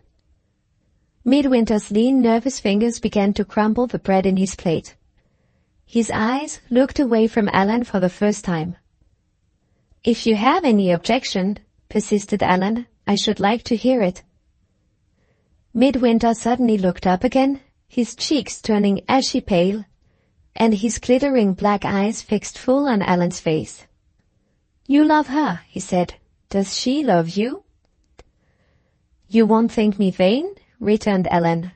"I told you yesterday I had had private opportunities with her." Midwinter's eyes dropped again to the crumbs on his plate. "I understand," he interposed quickly. "You were wrong last night. I had no objections to make." "Don't you congratulate me?" asked Allan a little uneasily. "Such a beautiful woman, such a clever woman." Midwinter held out his hand. "I owe you more than mere congratulations," he said. "In anything which is for your happiness I owe you help." He took Allan's hand and wrung it hard. "Can I help you?" he asked, growing paler and paler as he spoke. "My dear fellow," exclaimed Allan, "what is the matter with you? Your hand is as cold as ice." Midwinter smiled faintly. "I am always in extremes," he said. "My hand was as hot as fire the first time you took it at the old West Country Inn. Come to that difficulty which you have not come to yet. You are young, rich, your own master, and she loves you. What difficulty can there be?" Allan hesitated. "I hardly know how to put it," he replied. "As you said just now, I love her, and she loves me. And yet there is a sort of strangeness between us. One talks a good deal about oneself when one is in love, at least I do. I've told her all about myself and my mother, and how I came in for this place, and the rest of it. Well, though it doesn't strike me when we are together, it comes across me now and then, when I'm away from her, that she doesn't say much on her side. In fact, I know no more about her than you do." "Do you mean that you know nothing about Miss Gwilt's family and friends?" "That's it, exactly." "Have you never asked her about them?" "I said something of the sort the other day," returned Allan, "and I'm afraid, as usual, I said it in the wrong way. She looked, I can't quite tell you how, not exactly displeased, but, oh, what things words are. I'd give the world, Midwinter, if I could only find the right word when I want it as well as you do." "Did Miss Gwilt say anything to you in the way of a reply?" "That's just what I was coming to. She said, 'I shall have a melancholy story to tell you one of these days, Mr. Armadale, about myself and my family. But you look so happy, and the circumstances are so distressing, that I have hardly the heart to speak of it now.' Ah, she can express herself, with the tears in her eyes, my dear fellow, with the tears in her eyes. Of course I changed the subject directly. And now the difficulty is how to get back to it, delicately, without making her cry again. We must get back to it, you know. Not on my account. I am quite content to marry her first and hear of her family misfortunes, poor thing, afterward. But I know Mr. Brock. If I can't satisfy him about her family when I write to tell him of this, which of course I must do, he will be dead against the whole thing. I'm my own master, of course, and I can do as I like about it. But dear old Brock was such a good friend to my poor mother, and he has been such a good friend to me. You see what I mean, don't you? Certainly, Allan. Mr. Brock has been your second father. Any disagreement between you about such a serious matter as this would be the saddest thing that could happen. You ought to satisfy him that Miss Gwilt is, what I am sure Miss Gwilt will prove to be, worthy, in every way worthy. His voice sank in spite of him, and he left the sentence unfinished. Just my feeling in the matter, Allan struck in, glibly. Now we can come to what I particularly wanted to consult you about. If this was your case, Midwinter, you would be able to say the right words to her. You would put it delicately, even though you were putting it quite in the dark. I can't do that. I'm a blundering sort of fellow, and I'm horribly afraid, if I can't get some hint at the truth to help me at starting, of saying something to distress her. Family misfortunes are such tender subjects to touch on, especially with such a refined woman, such a tender-hearted woman as Miss Gwilt. There may have been some dreadful death in the family, some relation who has disgraced himself, some infernal cruelty which has forced the poor thing out on the world as a governess. Well, turning it over in my mind, it struck me that the Major might be able to put me on the right track. It is quite possible that he might have been informed of Miss Gwilt's family circumstances before he engaged her, isn't it? It is possible, Allan, certainly. Just my feeling again. My notion is to speak to the Major. If I could only get the story from him first, I should know so much better how to speak to Miss Gwilt about it afterward.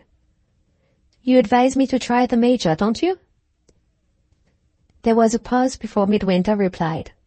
When he did answer, it was a little reluctantly. I hardly know how to advise you, Allan, he said. This is a very delicate matter. I believe you would try the Major if you were in my place, returned Allan, reverting to his inveterately personal way of putting the question. Perhaps I might, said Midwinter, more and more unwillingly. But if I did speak to the Major, I should be very careful, in your place, not to put myself in a false position. I should be very careful to let no one suspect me of the meanness of prying into a woman's secrets behind her back. Allan's face flushed.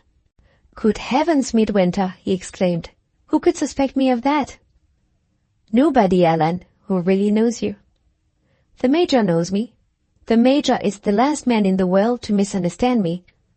All I want him to do is to help me, if he can, to speak about a delicate subject to Miss Gwilt without hurting her feelings. Can anything be simpler between two gentlemen?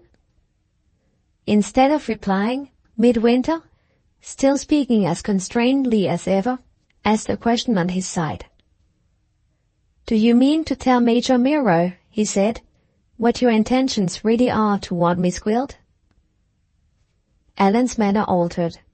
He hesitated and looked confused. I have been thinking of that, he replied, and I mean to feel my way first, and then tell him or not afterward, as matters turn out. A proceeding so cautious as this was too strikingly inconsistent with Allan's character not to surprise anyone who knew him. Midwinter showed his surprise plainly. You forget that foolish flirtation of mine with Miss Milroy, Allan went on, more and more confusedly. The Major may have noticed it, and may have thought I meant, well, what I didn't mean. It might be rather awkward, mightn't it, to propose to his face for his governess instead of his daughter? He waited for a word of answer, but none came. Midwinter opened his lips to speak, and suddenly checked himself. Allan, uneasy at his silence, doubly uneasy under certain recollections of the Major's daughter, which the conversation had called up, rose from the table and shortened the interview a little impatiently. Come, come, he said. Don't sit there looking unutterable things. Don't make mountains out of molehills. You have such an old head, Midwinter, on those young shoulders of yours. Let's have done with all these pros and cons. Do you mean to tell me in plain words that it won't do to speak to the Major? I can't take the responsibility, Allan, of telling you that. To be plainer still, I can't feel confident of the soundness of any advice I may give you in our present position toward each other. All I am sure of is that I cannot possibly be wrong in entreating you to do two things. What are they? If you speak to Major Milroy, pray remember the caution I have given you. Pray think of what you say before you say it. I'll think, never fear. What next? Before you take any serious step in this matter, write and tell Mr. Brock. Will you promise me to do that? With all my heart. Anything more? Nothing more. I have said my last words. Allan led the way to the door. Come into my room, he said, and I'll give you a cigar. The servants will be in here directly to clear away, and I want to go on talking about Miss Gwilt. Don't wait for me, said Midwinter. I'll follow you in a minute or two. He remained seated until Allan had closed the door, then rose and took from a corner of the room, where it lay hidden behind one of the curtains, a knapsack ready packed for travelling. As he stood at the window thinking, with the knapsack in his hand, a strangely old, careworn look stole over his face. He seemed to lose the last of his youth in an instant. What the woman's quicker insight had discovered days since, the man's slower perception had only realized in the past night. The pang that had wrung him when he heard Allan's avowal had set the truth self-revealed before Midwinter for the first time. He had been conscious of looking at Miss Gwilt with new eyes and a new mind on the next occasion when they met after the memorable interview in Major Milroy's garden. But he had never until now known the passion that she had roused in him for what it really was. Knowing it at last, feeling it consciously in full possession of him, he had the courage which no man with a happier experience of life would have possessed, the courage to recall what Allan had confided to him, and to look resolutely at the future through his own grateful remembrances of the past. Steadfastly, through the sleepless hours of the night, he had bent his mind to the conviction that he must conquer the passion which had taken possession of him for Allan's sake, and that the one way to conquer it was to go. No after-doubt as to the sacrifice had troubled him when morning came, and no after-doubt troubled him now. The one question that kept him hesitating was the question of leaving Thorpe Ambrose. Though Mr. Brock's letter relieved him from all necessity of keeping watch in Norfolk for a woman who was known to be in Somersetshire, though the duties of the steward's office were duties which might be safely left in Mr. Bashwood's tried and trustworthy hands, still, admitting these considerations, his mind was not easy at the thought of leaving Allan, at a time when a crisis was approaching in Allan's life. He slung the knapsack loosely over his shoulder and put the question to his conscience for the last time. Can you trust yourself to see her, day by day as you must see her? Can you trust yourself to hear him talk of her, hour by hour, as you must hear him if you stay in this house? Again the answer came as it had come all through the night. Again his heart warned him, in the very interests of the friendship that he held sacred, to go while the time was his own.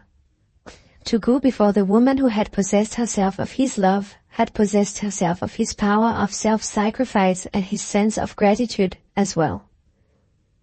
He looked round the room mechanically before he turned to leave it. Every remembrance of the conversation that had just taken place between Allan and himself pointed to the same conclusion and warned him, as his own conscience had warned him, to go. Had he honestly mentioned any one of the objections which he, or any man, must have seen to Allan's attachment? Had he, as his knowledge of his friend's facile character bound him to do, warned Allan to distrust his own hasty impulses, and to test himself by time and absence before he made sure that the happiness of his whole life was bound up in Miss Gwilt? No. The bare doubt whether, in speaking of these things, he could feel that he was speaking disinterestedly, had closed his lips, and would close his lips for the future, till the time for speaking had gone by. Was the right man to restrain Allan the man who would have given the world, if he had it, to stand in Allan's place? There was but one plain course of action that an honest man and a grateful man could follow in the position in which he stood. Far removed from all chance of seeing her, and from all chance of hearing of her, alone with his own faithful recollection of what he owed to his friend, he might hope to fight it down, as he had fought down the tears in his childhood under his gypsy master's stick, as he had fought down the misery of his lonely youth time in the country bookseller's shop. "I must go," he said, as he turned wearily from the window, "before she comes to the house again. I must go before another hour is over my head." With that resolution he left the room, and, in leaving it, took the irrevocable step from present to future. The rain was still falling. The sullen sky all around the horizon still lowered watery and dark, when Midwinter, equipped for travelling, appeared in Allan's room. "Good heavens!" cried Allan, pointing to the knapsack. "What does that mean?" "Nothing very extraordinary," said Midwinter. "It only means goodbye." "Goodbye!" repeated Allan, starting to his feet in astonishment. Midwinter put him back gently into his chair, and drew a seat near to it for himself.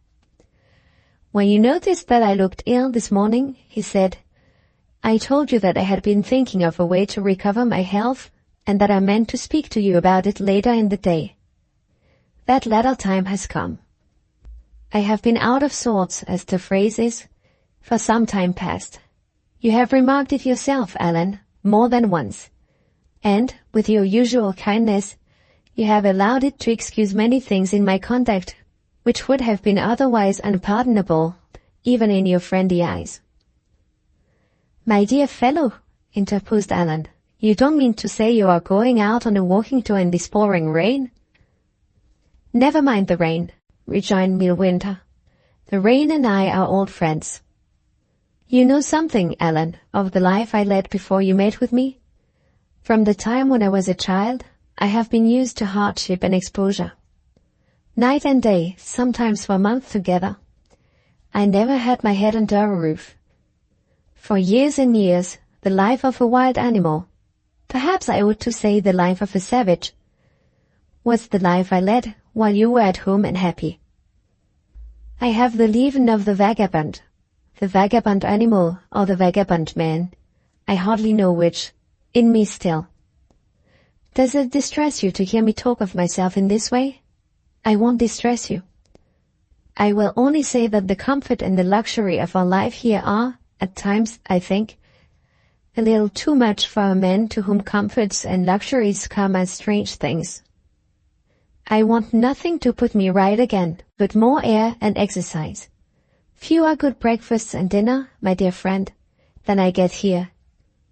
Let me go back to some of the hardships which this comfortable house is expressly made to shut out. Let me meet the wind and weather as I used to meet them when I was a boy.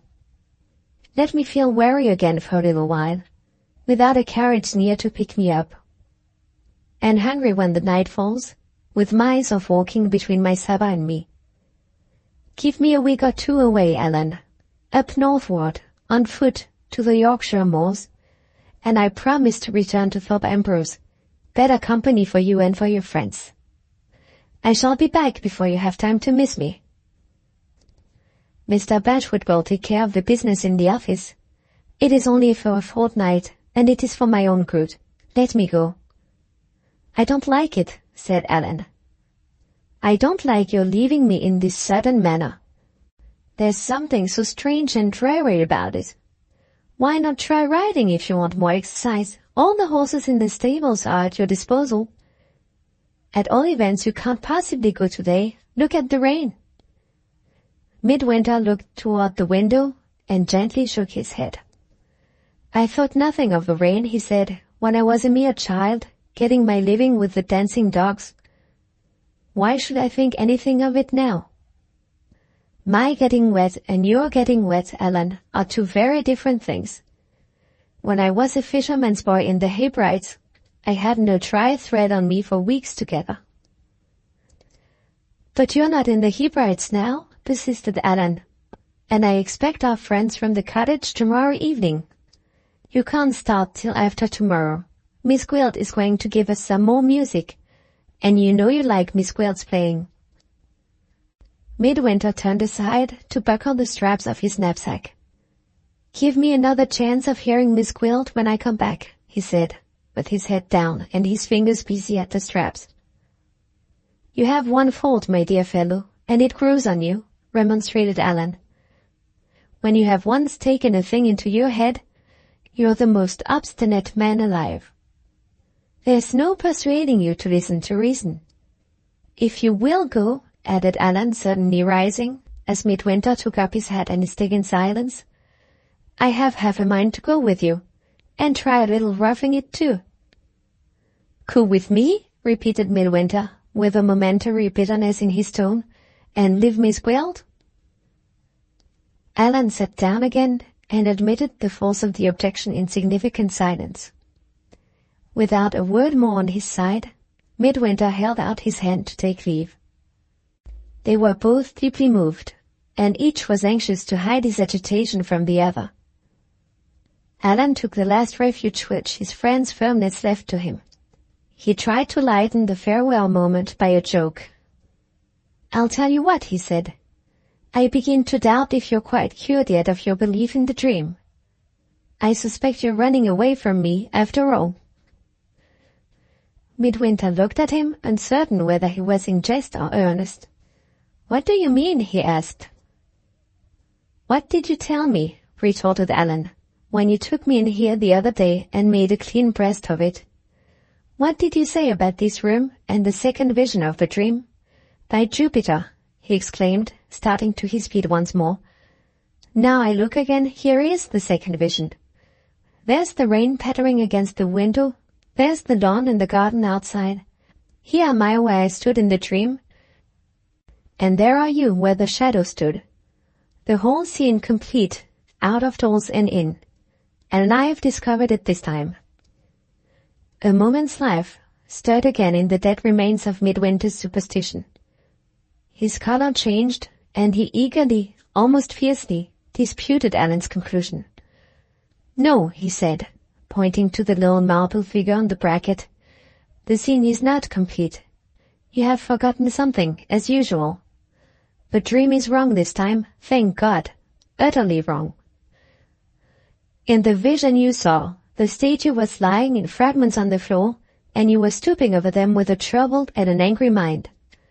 There stands the statue safe and sound, and you haven't the vestige of an angry feeling in your mind, have you? He seized Allan impulsively by the hand. At the same moment, the consciousness came to him that he was speaking and acting as earnestly as if he still believed in the dream. The color rushed back over his face, and he turned away in confused silence. What did I tell you? Said Allan, laughing a little uneasily. That night on the wreck is hanging on your mind as heavily as ever.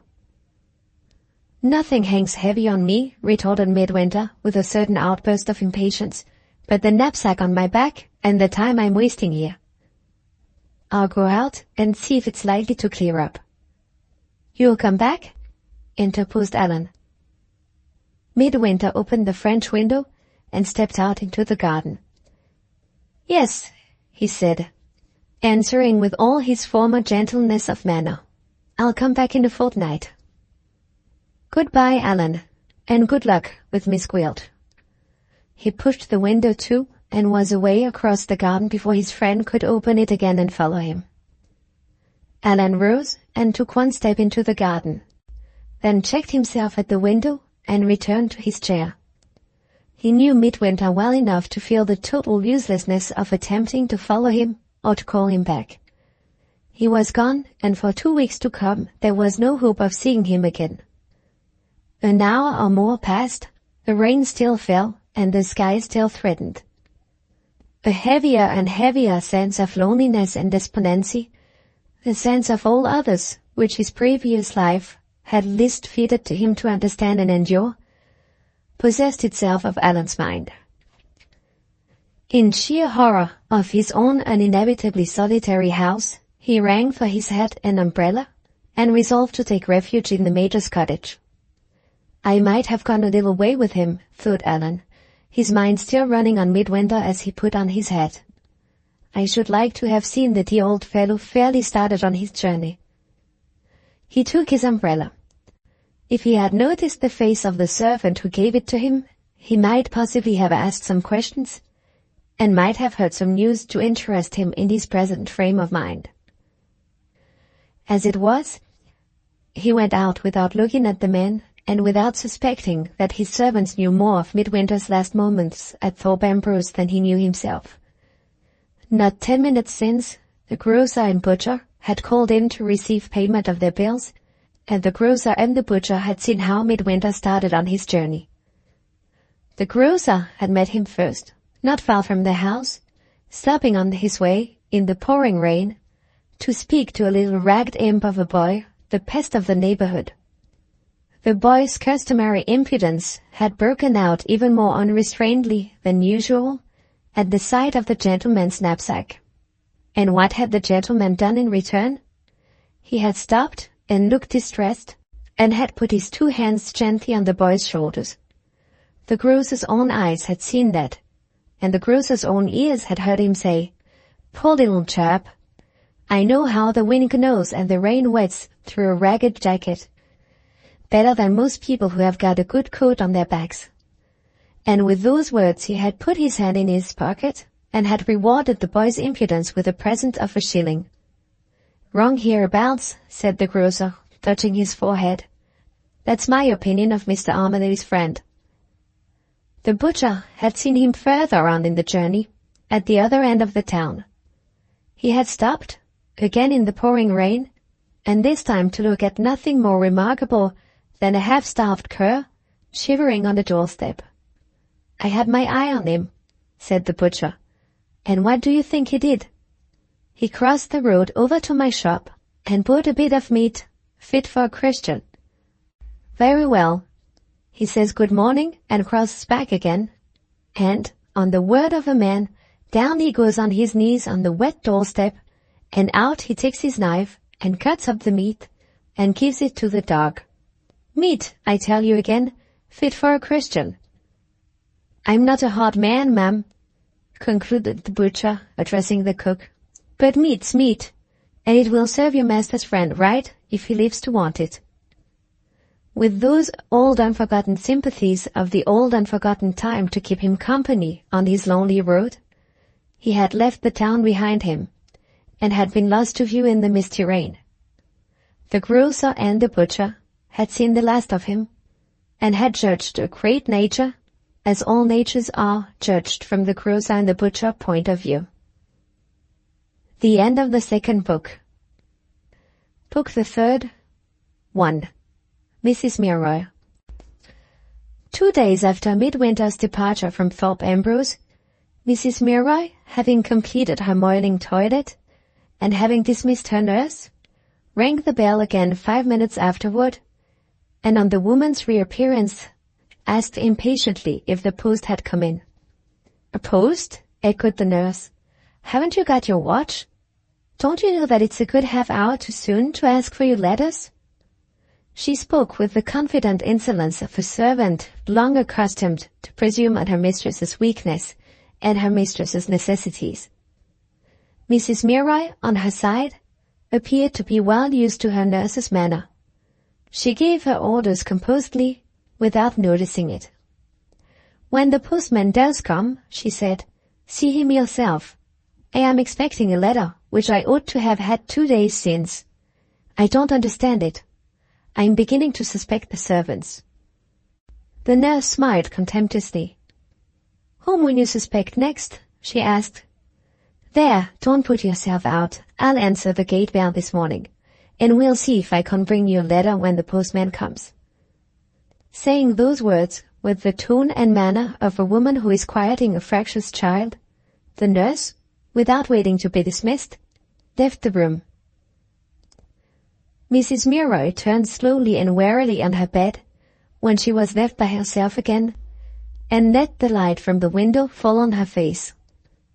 It was the face of a woman who had once been handsome, and who was still, so far as years went, in the prime of her life. Long-continued suffering of body and long-continued irritation of mind had worn her away, in the roughly expressive popular phrase, to skin and bone. The utter wreck of her beauty was made a wreck horrible to behold by her desperate efforts to conceal the sight of it from her own eyes, from the eyes of her husband and her child, from the eyes even of the doctor who attended her, and whose business it was to penetrate to the truth. Her head, from which the greater part of the hair had fallen off, would have been less shocking to see than the hideously youthful wig by which she tried to hide the loss. No deterioration of her complexion, no wrinkling of her skin, could have been so dreadful to look at as the rouge that lay thick on her cheeks, and the white enamel plastered on her forehead. The delicate lace and the bright trimming on her dressing gown, the ribbons in her cap, and the rings on her bony fingers, all intended to draw the eye away from the change that had passed over her, directed the eye to it, on the contrary, emphasized it, made it by sheer force of contrast more hopeless and more horrible than it really was. An illustrated book of the fashions, in which women were represented exhibiting their finery by means of the free use of their limbs, lay on the bed, from which she had not moved for years without being lifted by her nurse. A hand glass was placed with the book so that she could reach it easily. She took up the glass after her attendant had left the room, and looked at her face with an unblushing interest and attention, which she would have been ashamed of herself at the age of 18. "Older and older, and thinner," she said. "The Major will soon be a free man. But I'll have that red-haired hussy out of the house first." She dropped the looking-glass on the counterpane and clinched the hand that held it. Her eyes suddenly riveted themselves on the little crayon portrait of her husband hanging on the opposite wall. They looked at the likeness with the hard and cruel brightness of the eyes of a bird of prey. "Red is your taste in your old age, is it?" she said to the portrait. "Red hair and a scrofulous complexion, and a padded figure, a ballet girl's walk, and a pickpocket's light fingers. Miss Gwilt. Miss, with those eyes and that walk." She turned her head suddenly on the pillow, and burst into a harsh, jeering laugh. "Miss," she repeated over and over again, with the venomously pointed emphasis of the most merciless of all human forms of contempt, the contempt of one woman for another. The age we live in is an age which finds no human creature inexcusable. Is there an excuse for Mrs. Milroy? Let the story of her life answer the question. She had married the Major at an unusually early age, and, in marrying him, had taken a man for her husband who was old enough to be her father.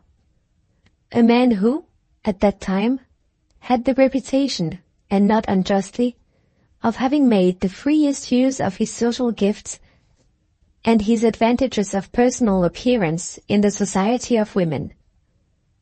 Indifferently educated, and below her husband in station, she had begun by accepting his addresses under the influence of her own flattered vanity, and had ended by feeling the fascination which Major Milroy had exercised over women infinitely her mental superiors in his earlier life. He had been touched, on his side, by her devotion, and had felt in his turn the attraction of her beauty, her freshness, and her youth. Up to the time when their little daughter and only child had reached the age of 8 years, their married life had been an unusually happy one. At that period the double misfortune fell on the household of the failure of the wife's health, and the almost total loss of the husband's fortune. And from that moment, the domestic happiness of the married pair was virtually at an end. Having reached the age when men in general are readier, under the pressure of calamity, to resign themselves than to resist, the Major had secured the little relics of his property, had retired into the country, and had patiently taken refuge in his mechanical pursuits. A woman nearer to him in age, or a woman with a better training and more patience of disposition than his wife possessed, would have understood the Major's conduct, and have found consolation in the Major's submission. Mrs. Milroy found consolation in nothing. Neither nature nor training helped her to meet resignedly the cruel calamity which had struck at her in the bloom of womanhood and the prime of beauty. The curse of incurable sickness blighted her at once and for life. Suffering can, and does, develop the latent evil that there is in humanity as well as the latent good. The good that was in Mrs. Milroy's nature shrank up under that subtly deteriorating influence in which the evil grew and flourished. Month by month, as she became the weaker woman physically, she became the worse woman morally. All that was mean, cruel, and false in her expanded in steady proportion to the contraction of all that had once been generous, gentle, and true. Old suspicions of her husband's readiness to relapse into the irregularities of his bachelor life, which, in her healthier days of mind and body, she had openly confessed to him, which she had always sooner or later seen to be suspicions that he had not deserved, came back now that sickness had divorced her from him, in the form of that baser conjugal distrust which keeps itself cunningly secret, which gathers together its inflammatory particles atom by atom into a heap, and sets the slowly burning frenzy of jealousy alight in the mind.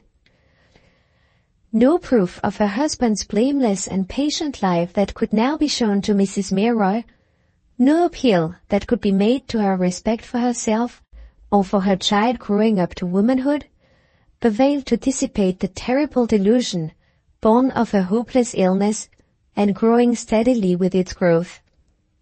Like all other madness, it had its ebb and flow, its time of spasmodic outburst, and its time of deceitful repose. But, active or passive, it was always in her. It had injured innocent servants and insulted blameless strangers. It had brought the first tears of shame and sorrow into her daughter's eyes, and had set the deepest line that scored it in her husband's face. It had made the secret misery of the little household for years, and it was now to pass beyond the family limits and to influence coming events at Thorpe Ambrose, in which the future interests of Allan and Allan's friend were vitally concerned. A moment's glance at the posture of domestic affairs in the cottage, prior to the engagement of the new governess, is necessary to the due appreciation of the serious consequences that followed Miss Gwilt's appearance on the scene. On the marriage of the governess who had lived in his service for many years, a woman of an age and an appearance to set even Mrs. Milroy's jealousy at defiance, the Major had considered the question of sending his daughter away from home far more seriously than his wife supposed. He was conscious that scenes took place in the house at which no young girl should be present, but he felt an invincible reluctance to apply the one efficient remedy, the keeping his daughter away from home in school time and holiday time alike. The struggle thus raised in his mind, once set at rest by the resolution to advertise for a new governess, Major Milroy's natural tendency to avoid trouble rather than to meet it had declared itself in its customary manner. He had closed his eyes again on his own anxieties as quietly as usual, and had gone back, as he had gone back on hundreds of previous occasions, to the consoling society of his old friend the clock. It was far otherwise with the Major's wife. The chance which her husband had entirely overlooked, that the new governess who was to come might be a younger and a more attractive woman than the old governess who had gone, was the first chance that presented itself as possible to Mrs. Milroy's mind. She had said nothing. Secretly waiting and secretly nursing her inveterate distrust, she had encouraged her husband and her daughter to leave her on the occasion of the picnic, with the express purpose of making an opportunity for seeing the new governess alone. The governess had shown herself, and the smouldering fire of Mrs. Milroy's jealousy had burst into flame in the moment when she and the handsome stranger first set eyes on each other. The interview over, Mrs. Milroy's suspicions fastened at once and immovably on her husband's mother. She was well aware that there was no one else in London on whom the Major could depend to make the necessary inquiries. She was well aware that Miss Gwilt had applied for the situation, in the first instance, as a stranger answering an advertisement published in a newspaper. Yet knowing this, she had obstinately closed her eyes, with the blind frenzy of the blindest of all the passions, to the facts straight before her, and, looking back to the last of many quarrels between them which had ended in separating the elder lady and herself, had seized on the conclusion that Miss Gwilt's engagement was due to her mother-in-law's vindictive enjoyment of making mischief in her household. The inference which the very servants themselves, witnesses of the family scandal, had correctly drawn, that the Major's mother, in securing the services of a well-recommended governess for her son, had thought it no part of her duty to consider that governess's looks in the purely fanciful interests of the Major's wife, was an inference which it was simply impossible to convey into Mrs. Milroy's mind. Miss Gwilt had barely closed the sick-room door when the whispered words hissed out of Mrs. Milroy's lips, "Before another week is over, you head, my lady, you go." From that moment, through the wakeful night and the weary day, the one object of the bedridden woman's life was to procure the new governess's dismissal from the house. The assistance of the nurse, in the capacity of spy, was secured, as Mrs. Milroy had been accustomed to secure other extra services which her attendant was not bound to render her, by a present of a dress from the mistress's wardrobe. One after another articles of wearing apparel which were now useless to Mrs. Milroy had ministered in this way to feed the nurse's greed, the insatiable greed of an ugly woman for fine clothes. Bribed with the spotless dress she had secured yet, the household spy took her secret orders, and applying herself with a vile enjoyment of it to her secret work. The days passed, the work went on, but nothing had come of it.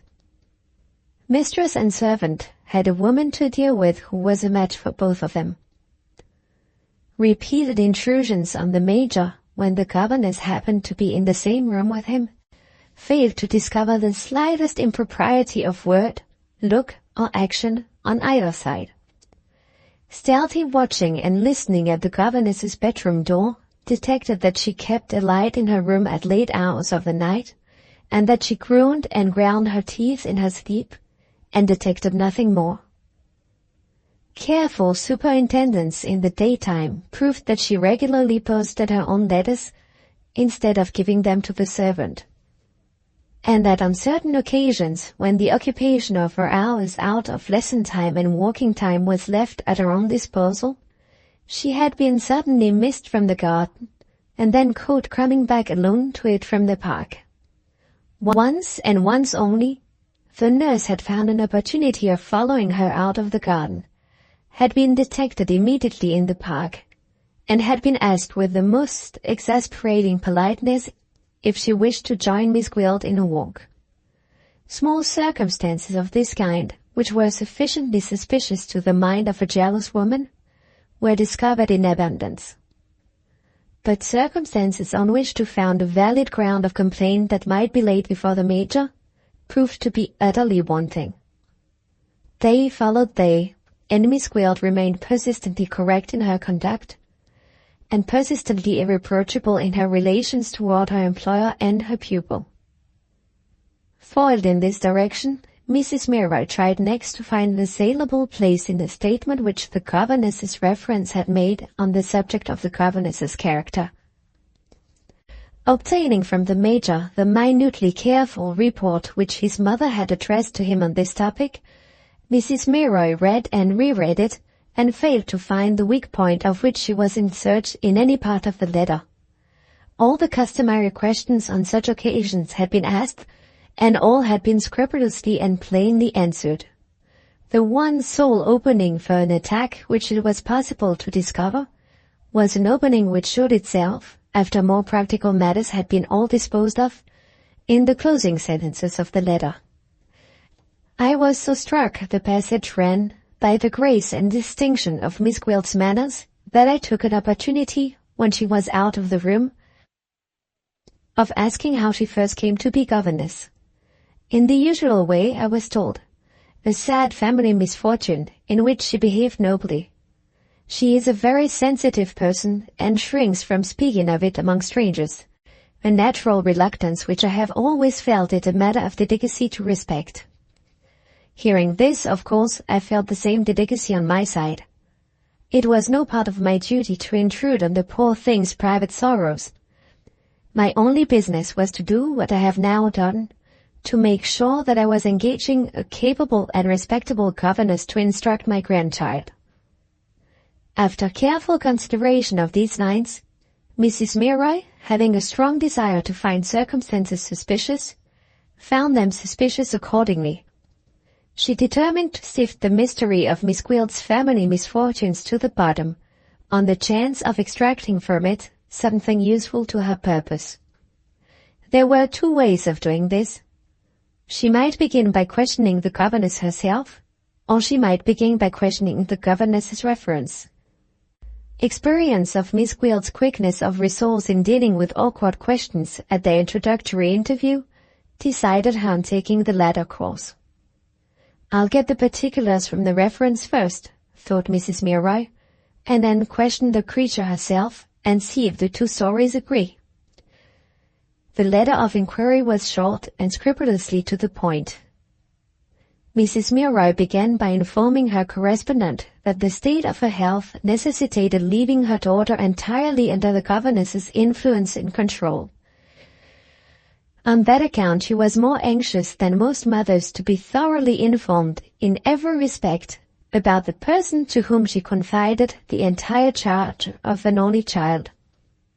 And feeling this anxiety, she might perhaps be excused for putting what might be thought, after the excellent character Miss Gwilt had received, a somewhat unnecessary question.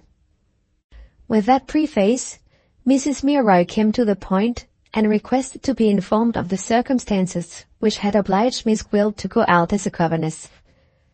The letter, expressed in these terms, was posted the same day. On the morning when the answer was due, no answer appeared.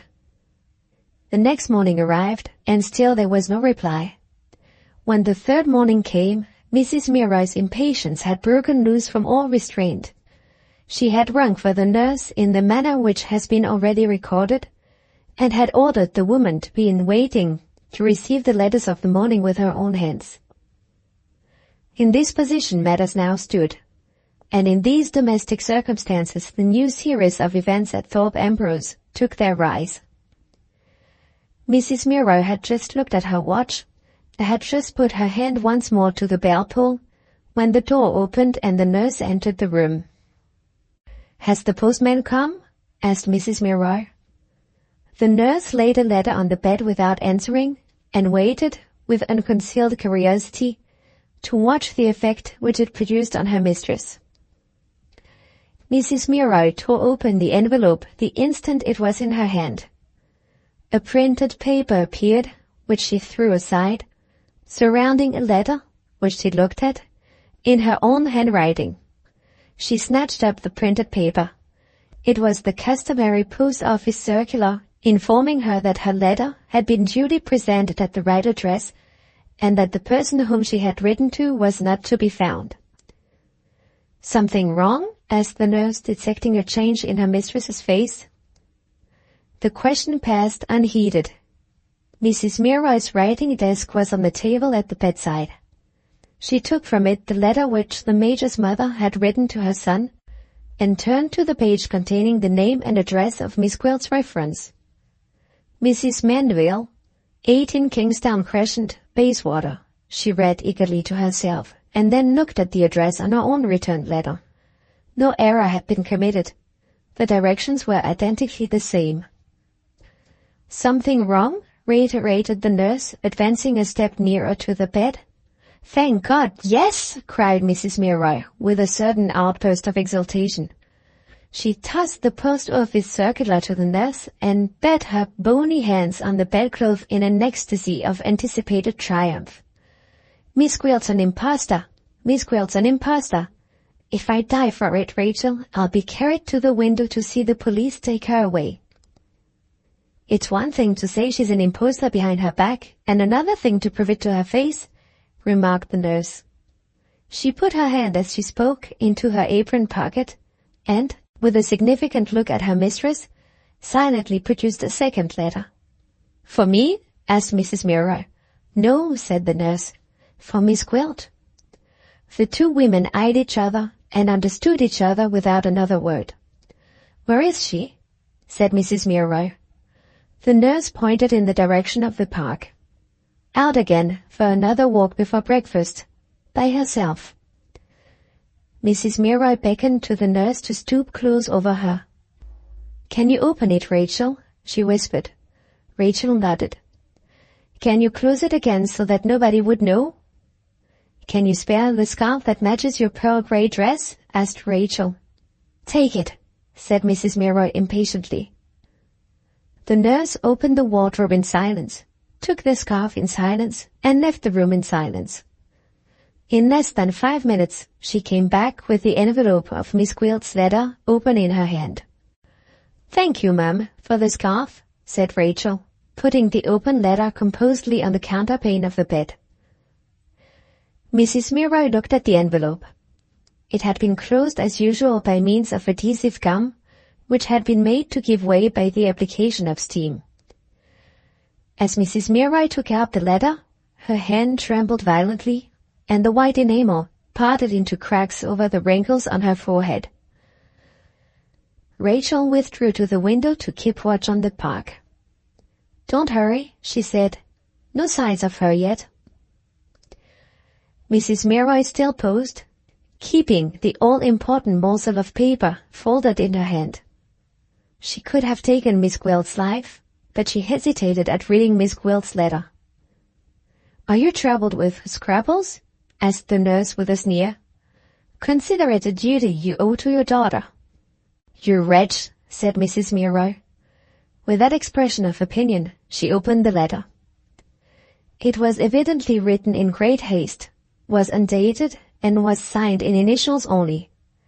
Thus it ran: Diana Street.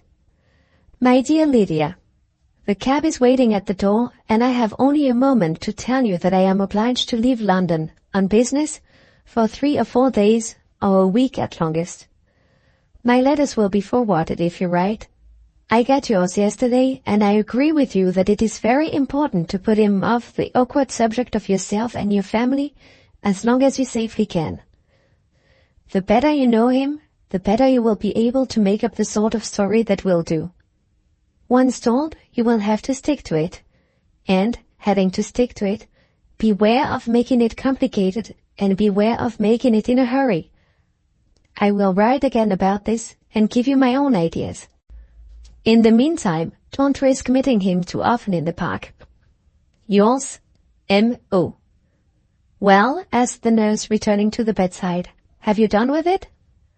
Meeting him in the park, repeated Mrs. Milroy, with her eyes still fastened on the letter. Him! Rachel, where is the Major? In his own room. I don't believe it. Have your own way. I want the letter and the envelope. Can you close it again so that she won't know? What I can open I can shut. Anything more? Nothing more. Mrs. Milroy was left alone again, to review her plan of attack by the new light that had now been thrown on Miss Gwilt. The information that had been gained by opening the governess's letter pointed plainly to the conclusion that an adventuress had stolen her way into the house by means of a false reference. But having been obtained by an act of treachery which it was impossible to acknowledge, it was not information that could be used either for warning the Major or for exposing Miss Gwilt. The one available weapon in Mrs. Milroy's hands was the weapon furnished by her own returned letter, and the one question to decide was how to make the best and speediest use of it. The longer she turned the matter over in her mind, the more hasty and premature seemed the exultation which she had felt at the first sight of the post office circular. That a lady acting as reference to a governess should have quitted her residence without leaving any trace behind her, and without even mentioning an address to which her letters could be forwarded, was a circumstance in itself sufficiently suspicious to be mentioned to the Major. But Mrs. Milroy, however perverted her estimate of her husband might be in some respects, knew enough of his character to be assured that, if she told him what had happened, he would frankly appeal to the governess herself for an explanation. Miss Gwilt's quickness and cunning would, in that case, produce some plausible answer on the spot, which the Major's partiality would be only too ready to accept. And she would at the same time, no doubt, place matters in train by means of the post for the due arrival of all needful confirmation on the part of her accomplice in London. To keep strict silence for the present, and to institute, without the governess's knowledge, such inquiries as might be necessary to the discovery of undeniable evidence, was plainly the only safe course to take with such a man as the Major, and with such a woman as Miss Gwilt. Helpless herself, to whom could Mrs. Milroy commit the difficult and dangerous task of investigation? The nurse, even if she was to be trusted, could not be spared at a day's notice, and could not be sent away without the risk of exciting remark. Was there any other competent and reliable person to employ, either at Thorpe Ambrose or in London? Mrs. Milroy turned from side to side of the bed, searching every corner of her mind for the needful discovery, and searching in vain. Oh, if I could only lay my hand on some man I could trust, she thought despairingly. If I only knew where to look for somebody to help me. As the idea passed through her mind, the sound of her daughter's voice startled her from the other side of the door. "May I come in?" asked Needy. "What do you want?" returned Mrs. Milroy impatiently. "I have brought up your breakfast, Mamma." "My breakfast?" repeated Mrs. Milroy in surprise. "Why doesn't Rachel bring it up as usual?" She considered a moment, and then called out sharply, "Come in." Book the Third, Chapter 2. Neely entered the room carrying the tray with the tea, the dry toast, and the pat of butter which composed the invalid's invariable breakfast. "What does this mean?" asked Miss Milroy, speaking and looking as she might have spoken and looked if the wrong servant had come into the room. Neely put the tray down on the bedside table. "I thought I should like to bring you up breakfast, Mamma, for once in a way," she replied, "and I asked Rachel to let me." "Come here," said Miss Milroy, "and wish me good morning." Neely obeyed, and as she stooped to kiss her mother, Mrs. Milroy caught her by the arm and turned her roughly to the light. There were plain signs of disturbance and distress in her daughter's face. A deadly thrill of terror ran through Mrs. Milroy on the instant. She suspected that the opening of the letter had been discovered by Miss Gwilt, and that the nurse was keeping out of the way in consequence. "Let me go, Mamma," said Neely, shrinking under her mother's grasp. "You hurt me." "Tell me why you were brought up my breakfast this morning," persisted Miss Milroy. "I have told you, Mamma." "You have not. You have made an excuse. I can see it in your face. Come, what is it?" Neely's resolution gave way before her mother's. She looked aside uneasily at the things in the tray. "I've been vexed," she said with an effort, "and I didn't want to stop in the breakfast room. I wanted to come up here and speak to you." "Vexed? Who has vexed you?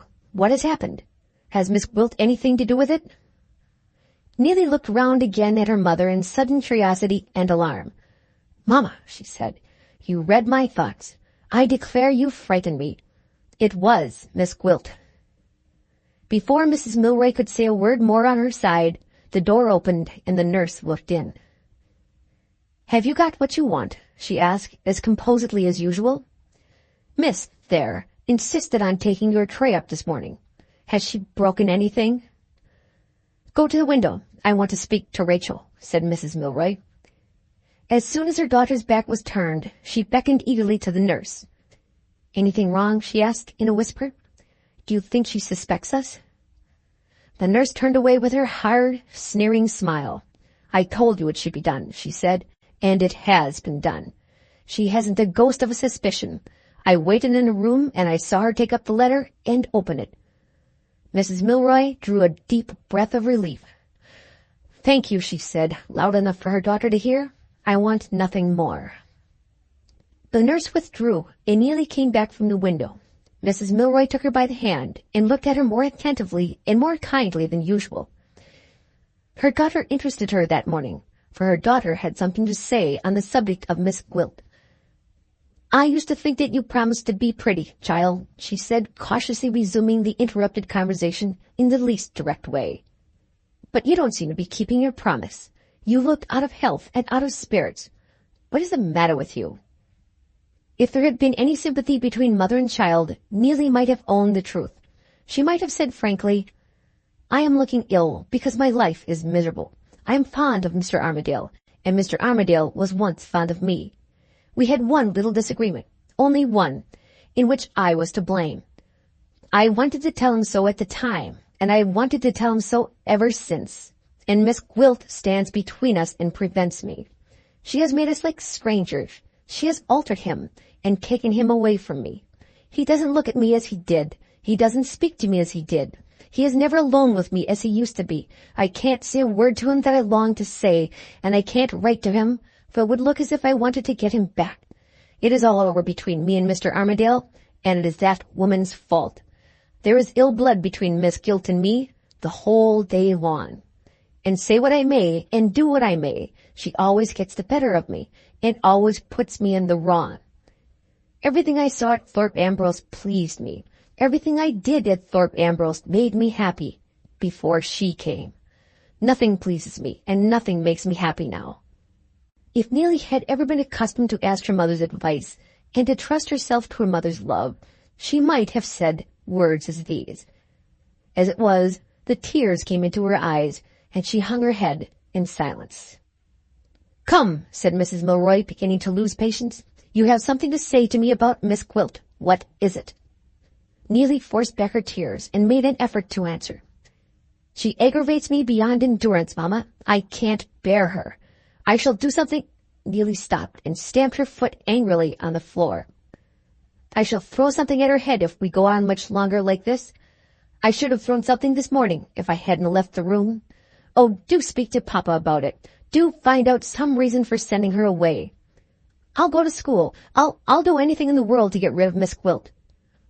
To get rid of Miss Gwilt. At those words, at the echo from her daughter's lips of the dominant desire kept secret in her own heart, Mrs. Milroy slowly raised herself in bed. What did it mean? Was the help she wanted coming from the very last of all quarters in which she could have fought for looking for it? "Why do you want to get rid of Miss Gwilt?" she asked. "What have you to complain of?" "Nothing," said Neelie. "That's the aggravation of it. Miss Gwilt won't let me have anything to complain of. She is perfectly detestable. She is driving me mad. And she is the pink of propriety at all the time.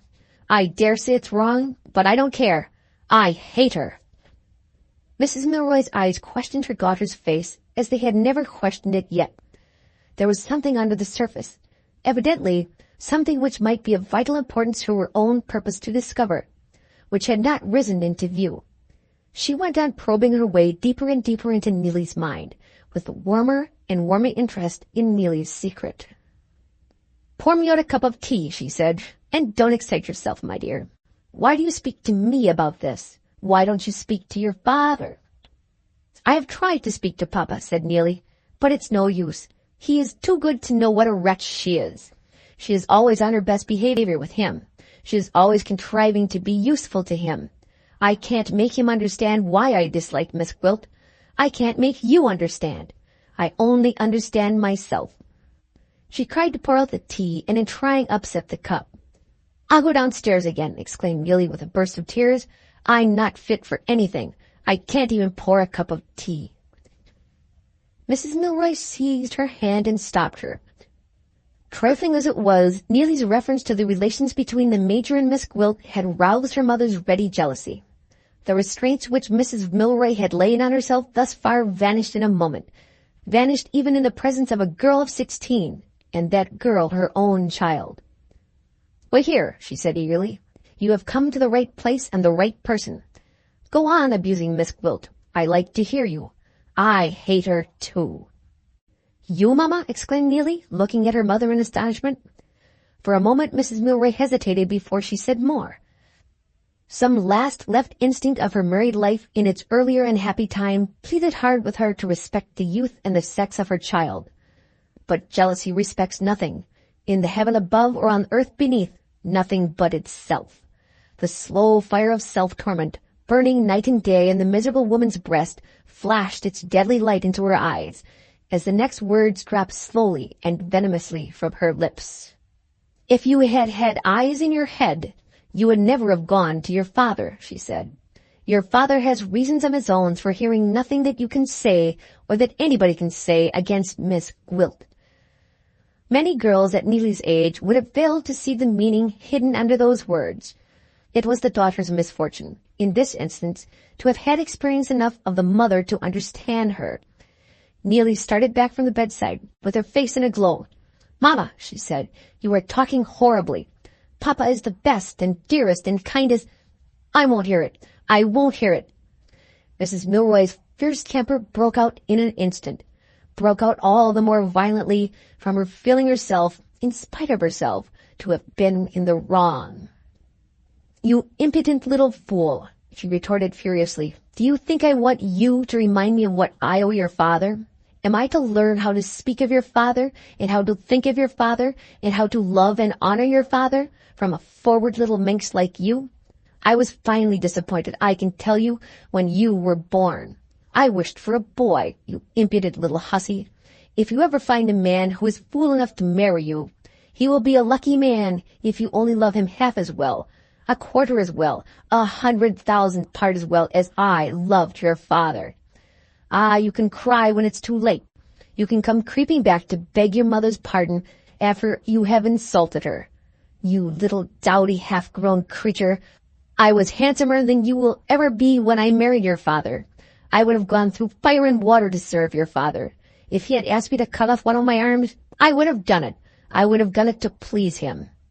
She turned suddenly with her face to the wall, forgetting her daughter, forgetting her husband, forgetting everything but the torturing remembrance of her lost beauty. "My arms," she repeated to herself faintly. "What arms I had when I was young." She snatched up the sleeve of her dressing gown furtively with a shudder. "Oh, look at it now! Look at it now!" Neelie fell on her knees at the bedside and hid her face.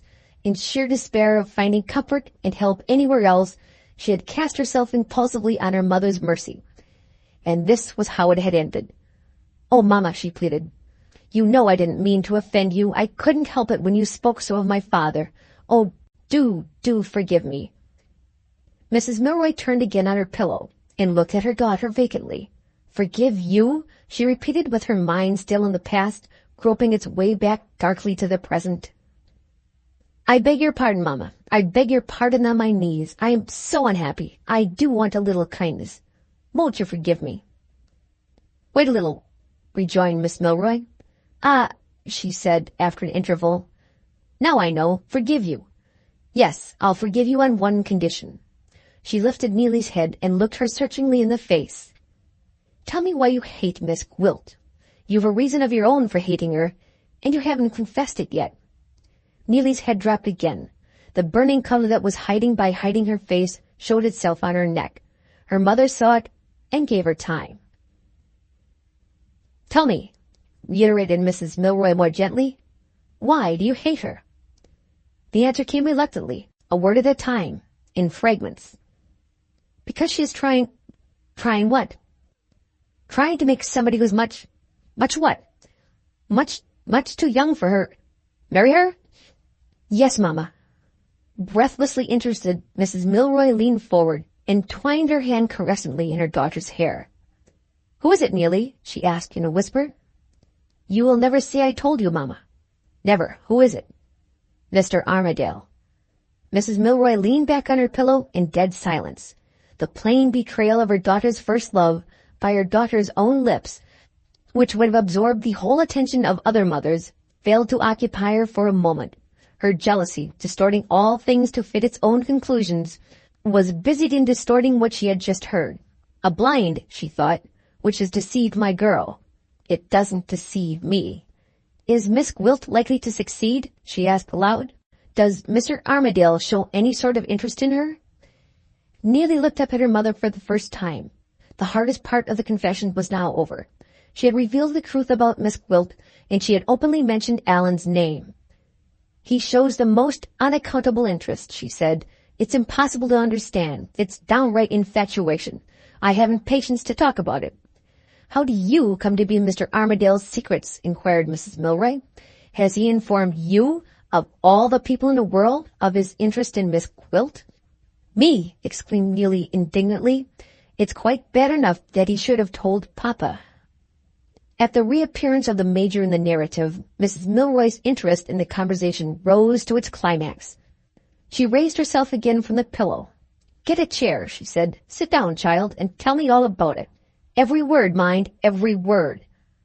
I can only tell you, Mama, what Papa told me. When? Saturday. I went in with Papa's lunch to the workshop, and he said, I have just had a visit from Mr. Armadale, and I want to give you a caution while I think of it. I didn't see anything, Mama. I only waited.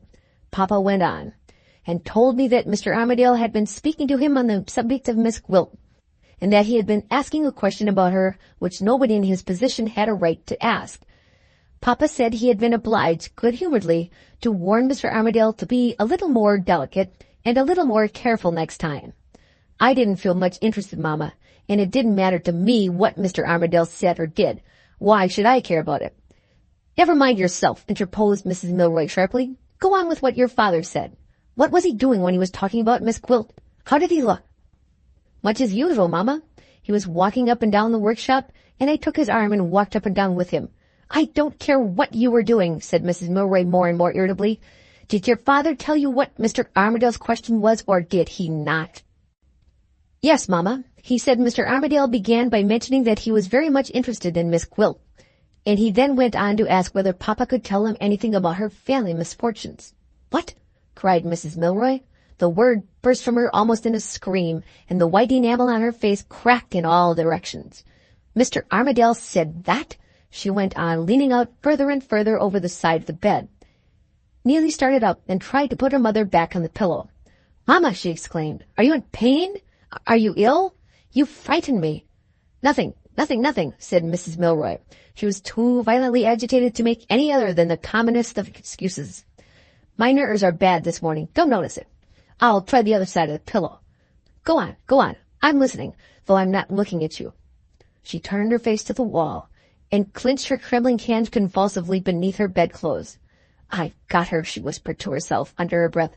I've got her at last. I'm afraid I've been talking too much, said Neelie. I'm afraid I've been stopping here too long. Shall I go downstairs, Mama, and come back later in the day? Go on, repeated Miss Milroy mechanically. What did your father say next? Anything more about Mr. Armadale? Nothing more except how Papa answered him, Neelie replied. Papa repeated his own words when he told me about it. He said, in the absence of any confidence volunteered by the lady herself, Mr. Armadale, all I know or wish to know, and you must excuse me for saying all anyone else need know or wish to know, is that Miss Gwilt gave me a perfectly satisfactory reference before she entered my house. Severe, Mama, wasn't it? I don't pity him in the least. He richly deserved it. The next thing was Papa's caution to me. He told me to check Mr. Armadale's curiosity if he applied to me next. As if he was likely to apply to me, and as if I should listen to him if he did. That's all, Mama. You won't suppose, will you, that I have told you this because I want to hinder Mr. Armadale from marrying Miss Gwilt?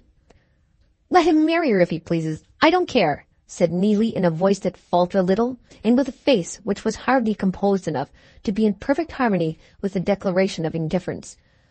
"All I want is to be relieved from the misery of having Miss Gwilt for my governess. I'd rather go to school. I should like to go to school. My mind's quite changed about all that, only I haven't the heart to tell Papa.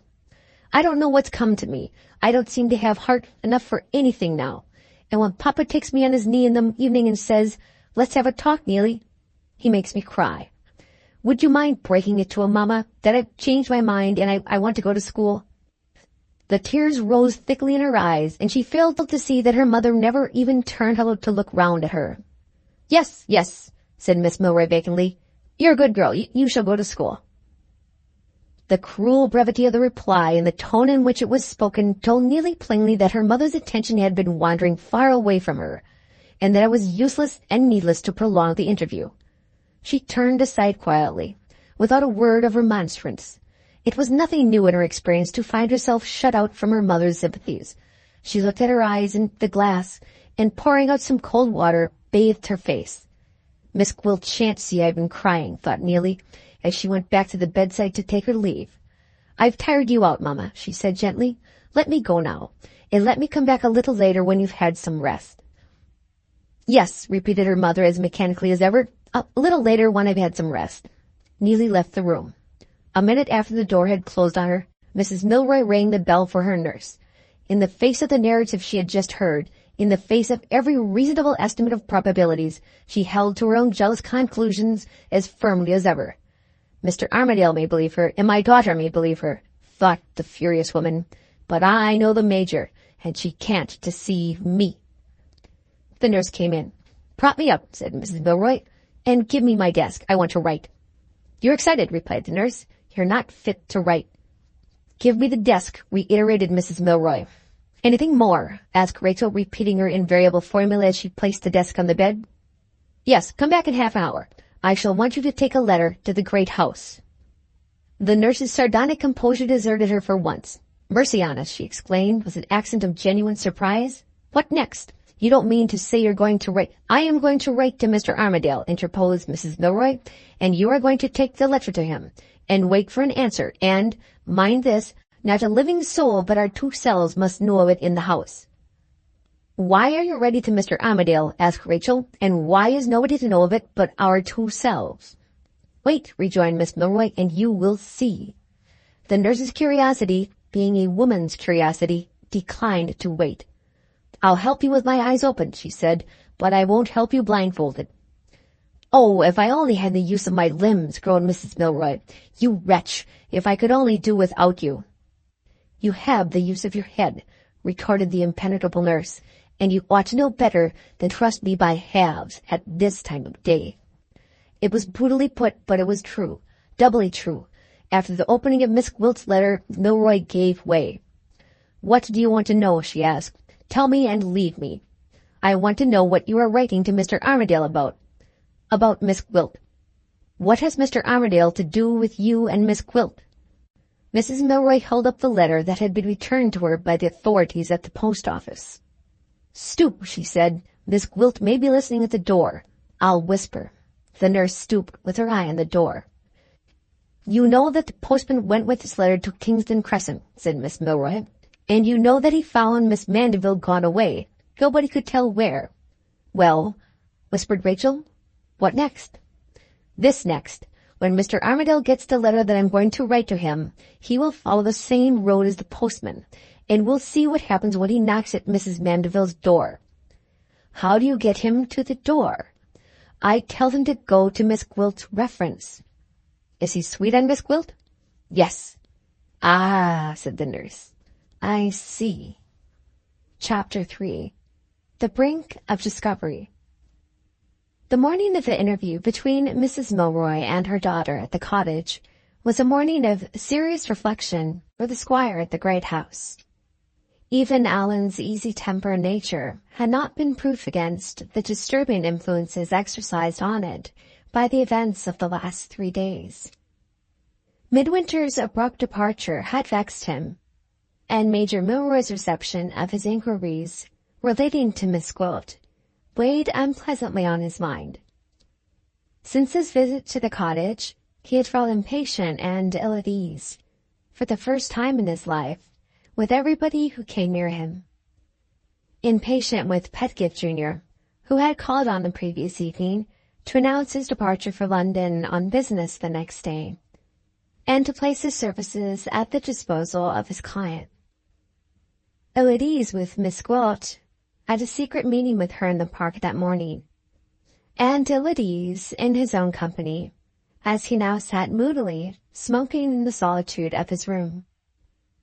"I can't live this sort of life much longer," thought Allan. "If nobody will help me to put the awkward question to Miss Gwilt, I must stumble on some way of putting it for myself." What way? The answer to that question was as hard to find as ever. Allan tried to stimulate his sluggish invention by walking up and down the room, and was disturbed by the appearance of the footman at the first turn. "Now then, what is it?" he asked impatiently. "A letter, sir, and the person waits for an answer." Allan looked at the address. It was in a strange handwriting. He opened the letter, and a little note enclosed in it dropped to the ground.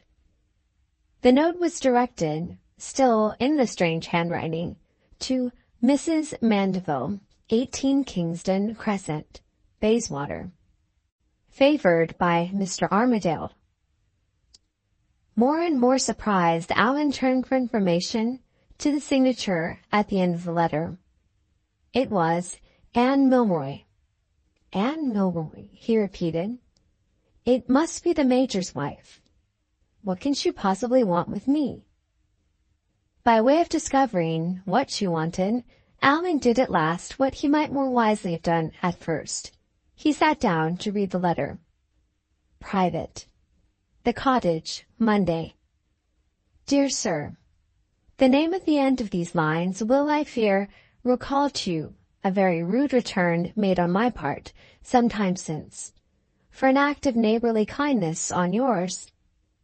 I can only say in excuse that I am a great sufferer, and that, if I was ill-tempered enough, in a moment of irritation under severe pain, to send back your present of fruit, I have regretted doing so ever since. Attribute this letter, if you please, to my desire to make some atonement, and to my wish to be of service to our good friend and landlord, if I possibly can. I have been informed of the question which you addressed to my husband the day before yesterday on the subject of Miss Gwilt. From all I have heard of you, I am quite sure that your anxiety to know more of this charming person than you know now is an anxiety proceeding from the most honorable motives. Believing this, I feel a woman's interest, incurable invalid as I am, in assisting you. If you are desirous of becoming acquainted with Miss Gwilt's family circumstances, without directly appealing to Miss Gwilt herself, it rests with you to make the discovery, and I will tell you how. It so happens that some few days since, I wrote privately to Miss Gwilt's reference on this very subject. I had long observed that my governess was singularly reluctant to speak of her family and her friends, and without attributing her silence to other than perfectly proper motives, I felt it my duty to my daughter to make some inquiry on the subject. The answer that I have received is satisfactory as far as it goes. My correspondent informs me that Miss Gwilt's story is a very sad one, and that her own conduct throughout has been praiseworthy in the extreme. The circumstances, of a domestic nature as I gather, are all plainly stated in a collection of letters now in the possession of Miss Gwilt's reference. This lady is perfectly willing to let me see the letters, but not possessing copies of them, and being personally responsible for their security, she is reluctant, if it can be avoided, to trust them to the post, and she begs me to wait until she or I. Under these circumstances, it has struck me that you might possibly, with your interest in the matter, be not unwilling to take charge of the papers. If I am wrong in this idea, and if you are not disposed, after what I have told you, to go to the trouble and expense of a journey to London. You have only to burn my letter and enclosure, and to think no more about it. If you decide on becoming my envoy, I gladly provide you with the necessary introduction to Mrs. Mandeville. You have only, on presenting it, to receive the letters in a sealed packet, to send them here on your return to Thorpe Ambrose, and to wait an early communication from me, acquainting you with the result. In conclusion, I have only to add that I see no impropriety in your taking, if you feel so inclined, the course that I propose to you. Miss Gwilt's manner of receiving such allusions as I have made to her family circumstances has rendered it unpleasant for me, and would render it quite impossible for you to seek information in the first instance from herself. I am certainly justified in applying to a reference, and you are certainly not to blame for being the medium of safely transmitting a sealed communication with one lady to another. If I find in that communication family secrets which cannot honorably be mentioned to any third person, I shall of course be obliged to keep you waiting until I have first appealed to Miss Gwilt. If I find nothing recorded but what is to her honor, and what is sure to raise her still higher in your estimation, I am undeniably doing her a service by taking you into my confidence. This is how I look at the matter, but pray don't allow me to influence you. In any case, I have one condition to make, which I am sure you will understand to be indispensable. The most innocent actions are liable, in this wicked world, to the worst possible interpretation. I must therefore request that you will consider this communication as strictly private. I write to you in a confidence which is on no account, until circumstances may, in my opinion, justify the revelation of it, to extend beyond our two selves. Believe me, dear sir, truly yours, Anne Milroy. In this tempting form, the unscrupulous ingenuity of the Major's wife had set the trap. Without a moment's hesitation, Allan followed his impulses, as usual, and walked straight into it. Writing his answer and pursuing his own reflections simultaneously in a highly characteristic state of mental confusion. By Jupiter, this is kind of Mrs. Milroy. My dear madam, just the thing I wanted at the time when I needed it most. I don't know how to express my sense of your kindness, except by saying that I will go to London and fetch the letters with the greatest pleasure. She shall have a basket of fruit regularly every day, all through the season. I will go at once, dear madam, and be back tomorrow. Nothing like the woman for helping one when one is in love. This is just what my poor mother would have done in Mrs. Milroy's place. On my word of honor as a gentleman, I will take the utmost care of the letters, and keep the thing strictly private, as you request. I would have given £500 to anybody who would have put me up to the right way to speak to Miss Gwilt. And here is this blessed woman, doing it for nothing. Believe me, my dear madam, gratefully yours, Allan Armadale. Having sent his reply out to Mrs. Milroy's messenger, Allan paused in a momentary perplexity. He had an appointment with Miss Gwilt in the park for the next morning. It was absolutely necessary to let her know that he would be unable to keep it. She had forbidden him to write, and he had no chance that day of seeing her alone. In this difficulty, he determined to let the necessary intimation reach her through the medium of a message to the Major, announcing his departure for London on business, and asking if he could be of service to any member of the family. Having thus removed the only obstacle to his freedom of action, Allan consulted the timetable and found, to his disappointment, that there was a good hour to spare before it would be necessary to drive to the railway station. In his existing frame of mind, he would infinitely have preferred starting for London in a violent hurry. When the time came at last, Allan, on passing the steward's office, drummed at the door and called through it to Mr. Bashwood. "I'm going to town. Back tomorrow." There was no answer from within, and the servant, interposing, informed his master that Mr. Bashwood, having no business to attend to that day, had locked up the office and had left some hours since. On reaching the station, the first person whom Allan encountered was Pedgift Jr., going to London on the legal business which he had mentioned on the previous evening at the great house. The necessary explanations exchanged, and it was decided that the two should travel in the same carriage. Allan was glad to have a companion, and Pedgift, enchanted as usual to make himself useful to his client, bustled away to get the tickets and to see to the luggage. Sauntering to and fro on the platform until his faithful follower returned, Allan came suddenly upon no less a person than Mr. Bashwood himself, standing back in a corner with the guard of the train, and putting a letter, accompanied to all appearance by a fee, privately into the man's hand. "Hullo!" cried Allan, in his hearty way. "Something important there, Mr. Bashwood, eh?" If Mr. Bashwood had been caught in the act of committing murder, he could hardly have shown greater alarm than he now testified at Allan's sudden discovery of him. Snatching off his dingy old hat, he bowed bareheaded in a palsy of nervous trembling from head to foot. No, sir. Only a little letter,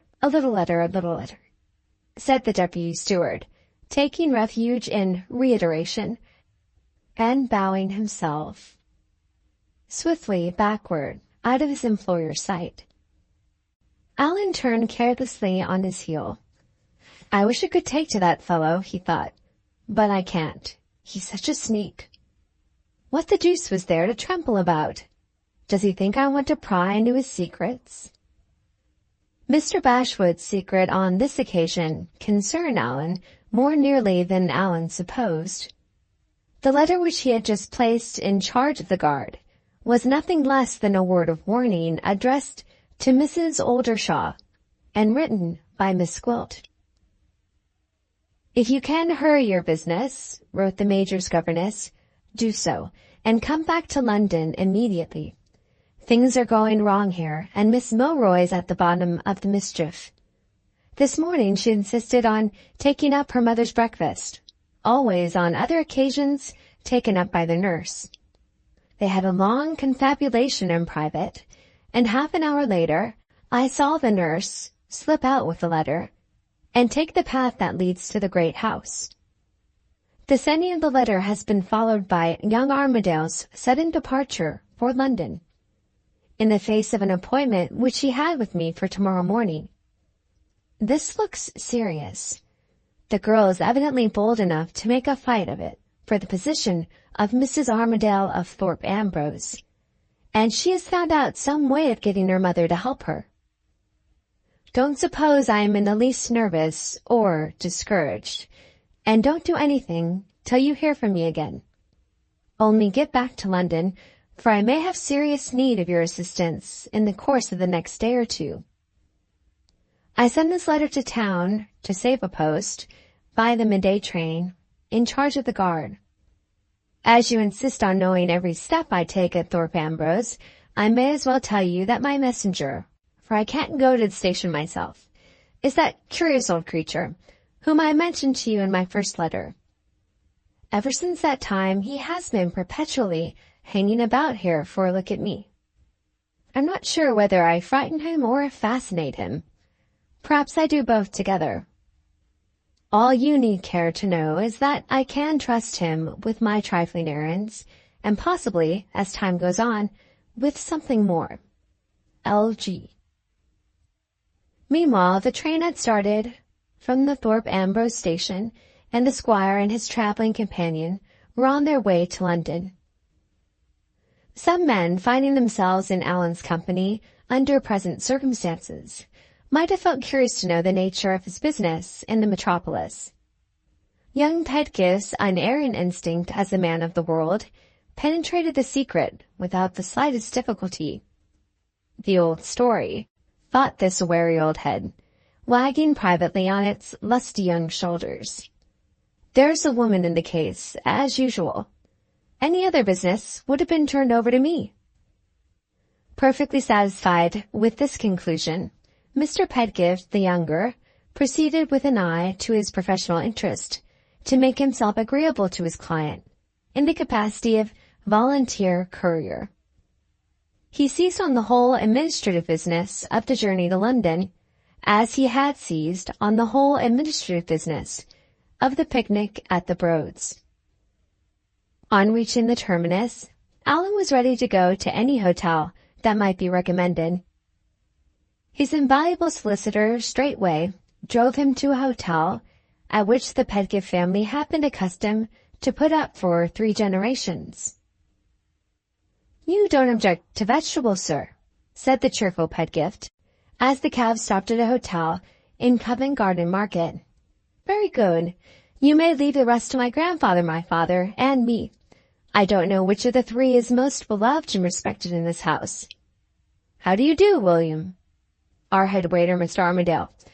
Is your wife's rheumatism better? And does the little boy get on nicely at school? Your master's out, is he? Never mind, you'll do. This, William, is Mr. Armadale of Thorpe Ambrose. I have prevailed on Mr. Armadale to try our house. Have you got the bedroom I wrote for?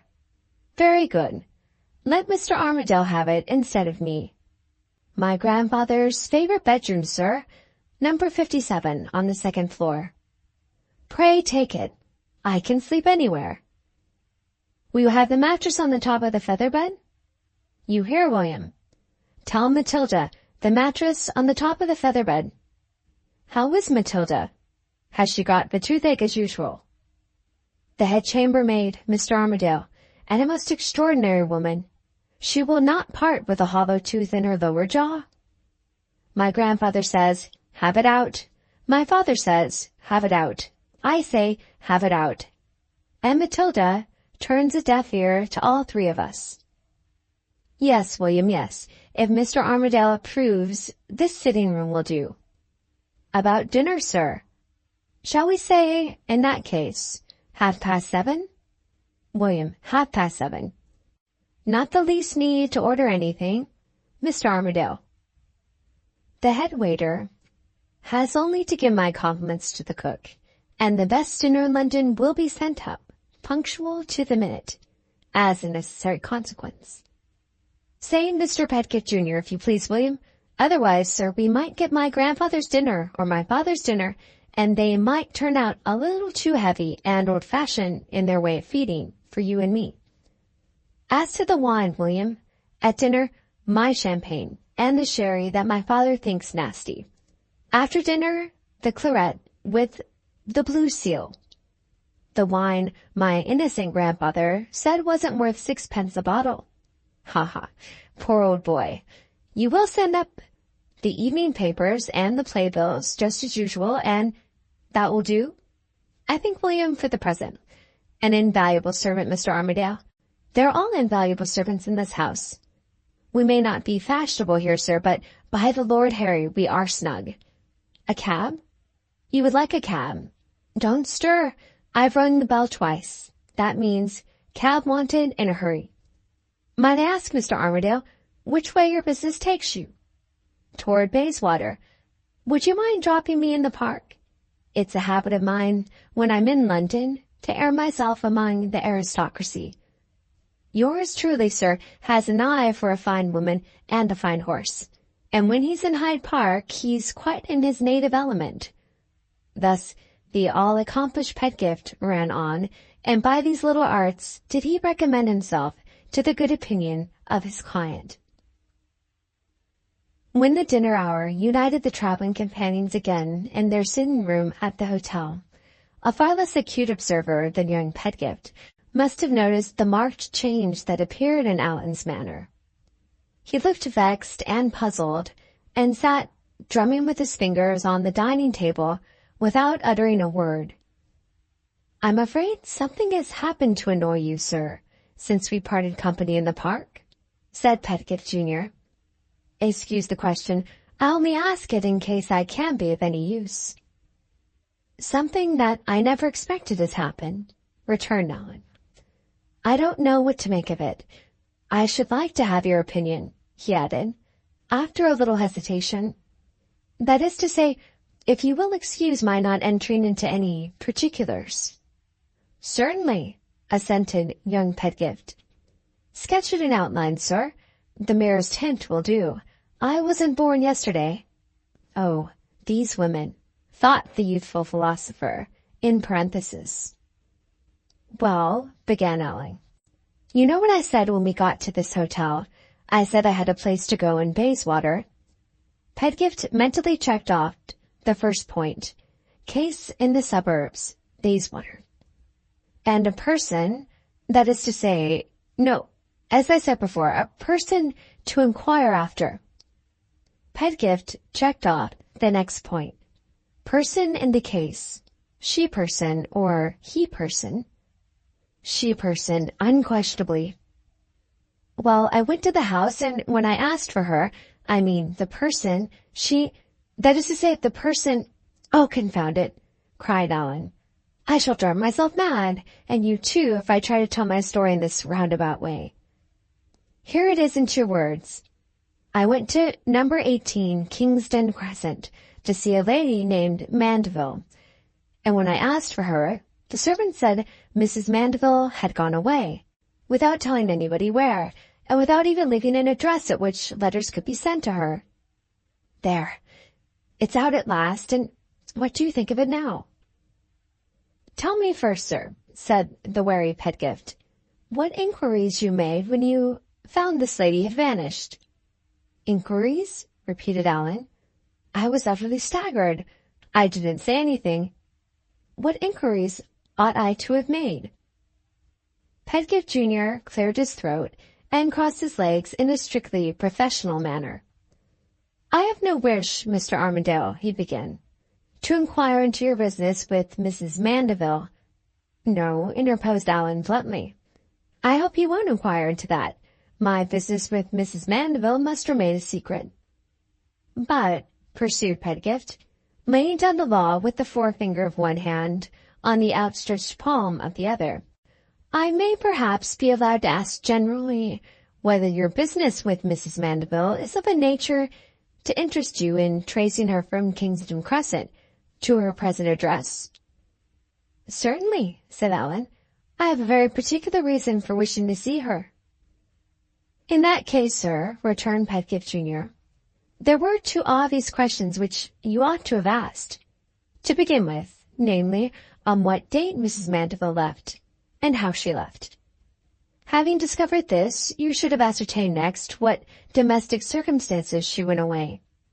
Whether there was a misunderstanding with anybody, say a difficulty about money matters. Also, whether she went away alone or with somebody else. Also, whether the house was her own or whether she only lodged in it. Also, in the latter event— Stop! You're making my head swim," cried Allan. "I don't understand all these ins and outs. I'm not used to this sort of thing." "I've been used to it myself from my childhood upwards, sir," remarked Pedgift. "And if I can be of any assistance, say the word." "You are very kind," returned Allan. "If you could only help me to find Mrs. Mandeville, and if you wouldn't mind leaving the thing afterward entirely in my hands—" "I'll leave it in your hands, sir, with all the pleasure in life," said Pedgift Jr. "And I'll lay 5 to 1, he added, mentally. "When the time comes, you'll leave it in mine. We'll go to Bayswater together, Mr. Armadale, tomorrow morning. In the meantime, here's the soup. The case now before the court is pleasure versus business. I don't know what you say, sir. I say, without a moment's hesitation, verdict for the plaintiff. Let us gather our rosebuds while we may. Excuse my high spirits, Mr. Armadale. Though buried in the country, I was made for a London life. The very air of the metropolis intoxicates me." Without a vowel, the irresistible Pedgift placed a chair for his patron and issued his orders cheerfully to his viceroy, the head waiter. "Iced punch, William, after the soup." "I answer for the punch, Mr. Armadale. It's made after a recipe of my great-uncle's. He kept a tavern and founded the fortunes of the family. I don't mind telling you the Pedgifts have had a publican among them. There's no false pride about me.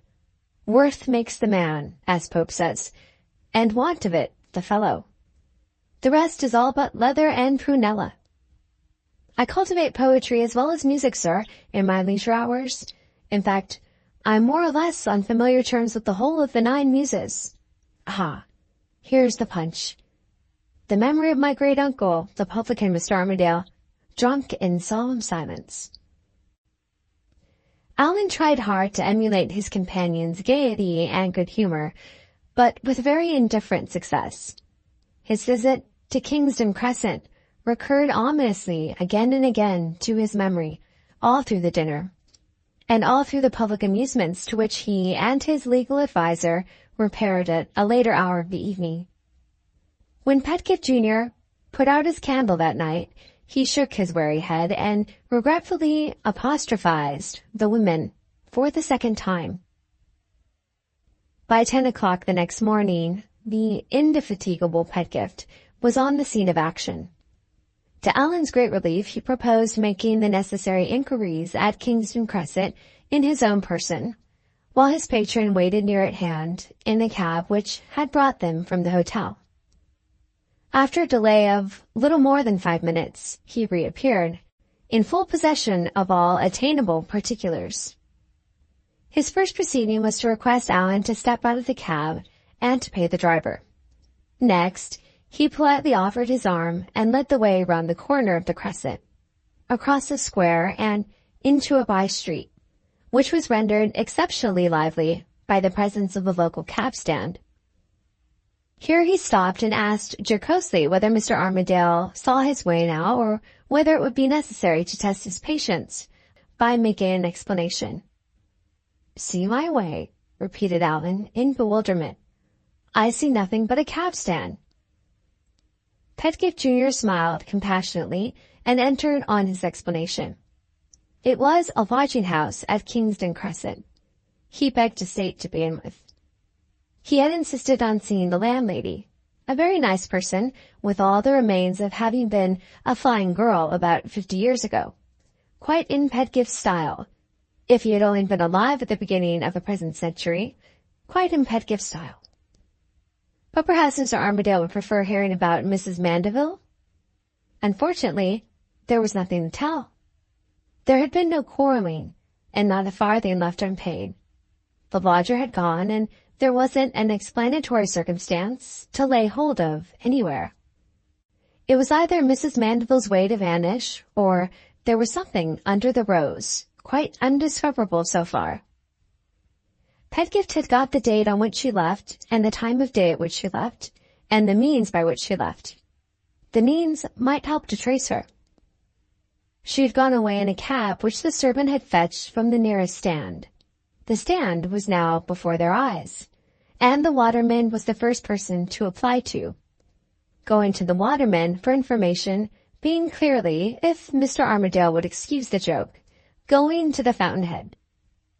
Treating the subject in this airy manner and telling Allan that he would be back in a moment, Pedgift Jr. sauntered down the street and beckoned the waterman confidentially into the nearest public house.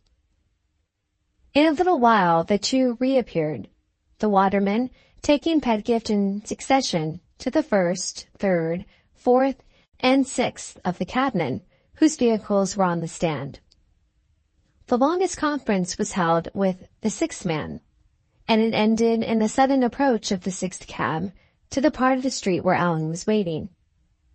"Get in, sir," said Pedgift, opening the door. "I've found the man.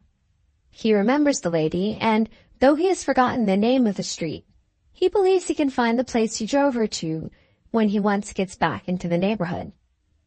I'm charmed to inform you, Mr. Armadale, that we are in luck. So far. I asked the waterman to show me the regular men on the stand, and it turns out that one of the regular men drove Mrs. Mandeville. The waterman vouches for him. He's quite an anomaly, a respectable cabman, drives his own horse, and has never been in any trouble. These are the sort of men, sir, who sustain one's belief in human nature. I've had a look at our friend, and I agree with the waterman. I think we can depend on him. The investigation required some exercise of patience at the outset. It was not till a cab had traversed the distance between Bayswater and Pimlico that the driver began to slacken his pace and look about him. After once or twice retracing its course, the vehicle entered a quiet by-street, ending in a dead wall, with a door in it, and stopped at the last house on the left-hand side, the house next to the wall.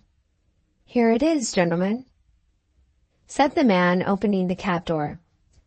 Allan and Allan's advisor both got out, and both looked at the house with the same feeling of instinctive distrust.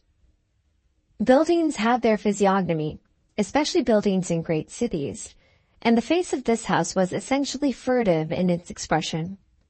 The front windows were all shut, and the front blinds were all drawn down. It looked no larger than the other houses in the street, seen in front, but it ran back deceitfully and gained its greater accommodation by means of its greater depth. It affected to be a shop on the ground floor, but it exhibited absolutely nothing in the space that intervened between the window and an inner row of red curtains, which hid the interior entirely from view. At one side was the shop door, having more red curtains behind the glazed part of it, and bearing a brass plate on the wooden part of it, inscribed with the name of Oldershaw. On the other side was the private door with the bell marked Professional, and another brass plate indicating a medical occupant on this side of the house, for the name on it was Dr. Downward. If ever brick and mortar spoke yet, the brick and mortar here said plainly, "We have got our secrets inside, and we mean to keep them." "This can't be the place," said Allan. "There must be some mistake." "You know best, sir," remarked Pedgift Jr., with his sardonic gravity. "You know Mrs. Mandeville's habits." "Hi!" exclaimed Allan.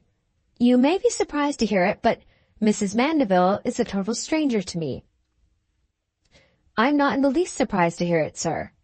The landlady at Kingston Crescent informed me that Mrs. Mandeville was an old woman. Suppose we inquire," added the impenetrable Pedgift, looking at the red curtains in the shop window with a strong suspicion that Mrs. Mandeville's granddaughter might possibly be behind them. They tried the shop door first. It was locked. They rang. A lean and yellow young woman with a tattered French novel in her hand opened it. "Good morning, miss," said Pedgift. "Is Mrs. Mandeville at home?" The yellow young woman stared at him in astonishment. "No person of that name is known here," she answered, sharply, in a foreign accent. "Perhaps they know her at the private door," suggested Pedgift Jr. "Perhaps they do," said the yellow young woman, and shut the door in his face. "Rather a quick-tempered young person, that, sir," said Pedgift. "I congratulate Mrs. Mandeville on not being acquainted with her." He led the way, as he spoke, to Dr. Downward's side of the premises, and rang the bell. The door was opened this time by a man in a shabby livery. He, too, stared when Mrs. Mandeville's name was mentioned, and he, too, knew of no such person in the house. "Very odd," said Pedgift, appealing to Allan. "What is odd?" asked a softly stepping, softly speaking gentleman in black, suddenly appearing on the threshold of the parlor door. Pedgift Jr. politely explained the circumstances, and begged to know whether he had the pleasure of speaking to Dr. Downward. The doctor bowed. If the expression may be pardoned, he was one of those carefully constructed physicians in whom the public, especially the female public, implicitly trust. He had the necessary bald head, the necessary double eyeglass, the necessary black clothes, and the necessary blandness of manner, all complete. His voice was soothing, his ways were deliberate, his smile was confidential. What particular branch of his profession Dr. Downward followed was not indicated on his door plate, but he had utterly mistaken his vocation if he was not a ladies' medical man. "Are you quite sure there is no mistake about the name?" asked the doctor, with a strong underlying anxiety in his manner. "I have known very serious inconvenience to arise sometimes from mistakes about names. No, there's really no mistake. In that case, gentlemen, I can only repeat what my servant has already told you. Don't apologize, pray. Good morning." The doctor withdrew, as noiselessly as he had appeared. The man in the shabby livery silently opened the door, and Allan and his companion found themselves in the street again. "Mr. Armadale," said Pedgift, "I don't know how you feel. I feel puzzled." "That's awkward," returned Allan. "I was just going to ask you what we ought to do next." "I don't like the look of the place, the look of the shopwoman, or the look of the doctor," pursued the other. "And yet I can't say I think they are deceiving us. I can't say I think they really know Mrs. Mandeville's name." The impressions of Pedgift Jr. seldom misled him, and they had not misled him in this case. The caution which had dictated Mrs. Oldershaw's private removal from Bayswater was the caution which frequently overreaches itself. It had warned her to trust nobody at Pimlico with the secret of the name she had assumed as Miss Gwilt's reference, but it had entirely failed to prepare her for the emergency that had really happened. In a word, Mrs. Oldershaw had provided for everything except for the one unimaginable contingency of an after-inquiry into the character of Miss Gwilt. "We must do something," said Allan. "It seems useless to stop here." Nobody had ever yet caught Pedgift Jr. at the end of his resources, and Allan failed to catch him at the end of them now. "I quite agree with you, sir," he said. "We must do something. We'll cross-examine the cabman." The cabman proved to be immovable. Charged with mistaking the place, he pointed to the empty shop window. "I don't know what you may have seen, gentlemen," he remarked, "but there's the only shop window I ever saw with nothing at all inside it. That fixed the place in my mind at the time, and I know it again when I see it." Charged with mistaking the person or the day, or the house at which he had taken the person up, the cabman proved to be still unassailable. The servant who fetched him was marked as a girl well known on the stand. The day was marked as the unluckiest working day he had since the first of the year, and the lady was marked as having had her money ready at the right moment, which not one elderly lady in 100 usually had, and having paid in his fare on demand without disputing it, which not one elderly lady in 100 usually did. "Take my number, gentlemen," concluded the cabman, "and pay me for my time, and what I've said to you, I'll swear to anywhere." Pedgift made a note in his pocket-book of the man's number, having added to it the name of the street and the names on the 2 brass plates. He quietly opened the cab door. "We are quite in the dark thus far," he said. "Suppose we grope our way back to the hotel." He spoke and looked more seriously than usual. The mere fact of Mrs. Mandeville's having changed her lodging without telling anyone where she was going, and without leaving any address at which letters could be forwarded to her, which the jealous malignity of Mrs. Milroy had interpreted as being undeniably suspicious in itself, had produced no great impression on the more impartial judgment of Allan's solicitor. People frequently left their lodgings in a private manner, with perfectly producible reasons for doing so. But the appearance of the place to which the cabman persisted in declaring that he had driven Mrs. Mandeville set the character and proceedings of that mysterious lady before Pedgift Jr. in a new light. His personal interest in the inquiry suddenly strengthened, and he began to feel a curiosity to know the real nature of Allan's business, which he had not felt yet. "Our next move, Mr. Armadale, is not a very easy move to see," he said, as they drove back to the hotel. "Do you think you could put me in possession of any further particulars?" Allan hesitated, and Pedgift Jr. saw that he had advanced a little too far. I mustn't force it, he thought. I must give it time and let it come of its own accord.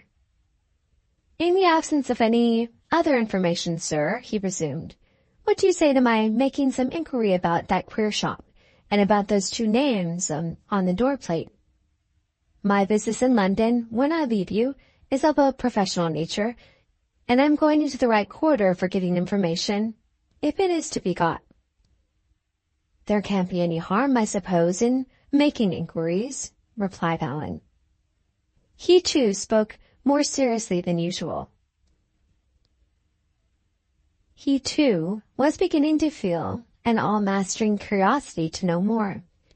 Some vague connection, not to be distinctly realized or traced out, began to establish itself in his mind between the difficulty of approaching Miss Gwilt's family circumstances and the difficulty of approaching Miss Gwilt's reference.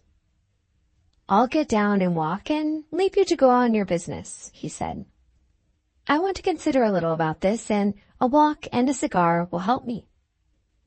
My business will be done, sir, between 1 and 2, said Pedgift, when the cab had been stopped and Allan had got out. Shall we meet again at 2 o'clock at the hotel? Allan nodded, and the cab drove off.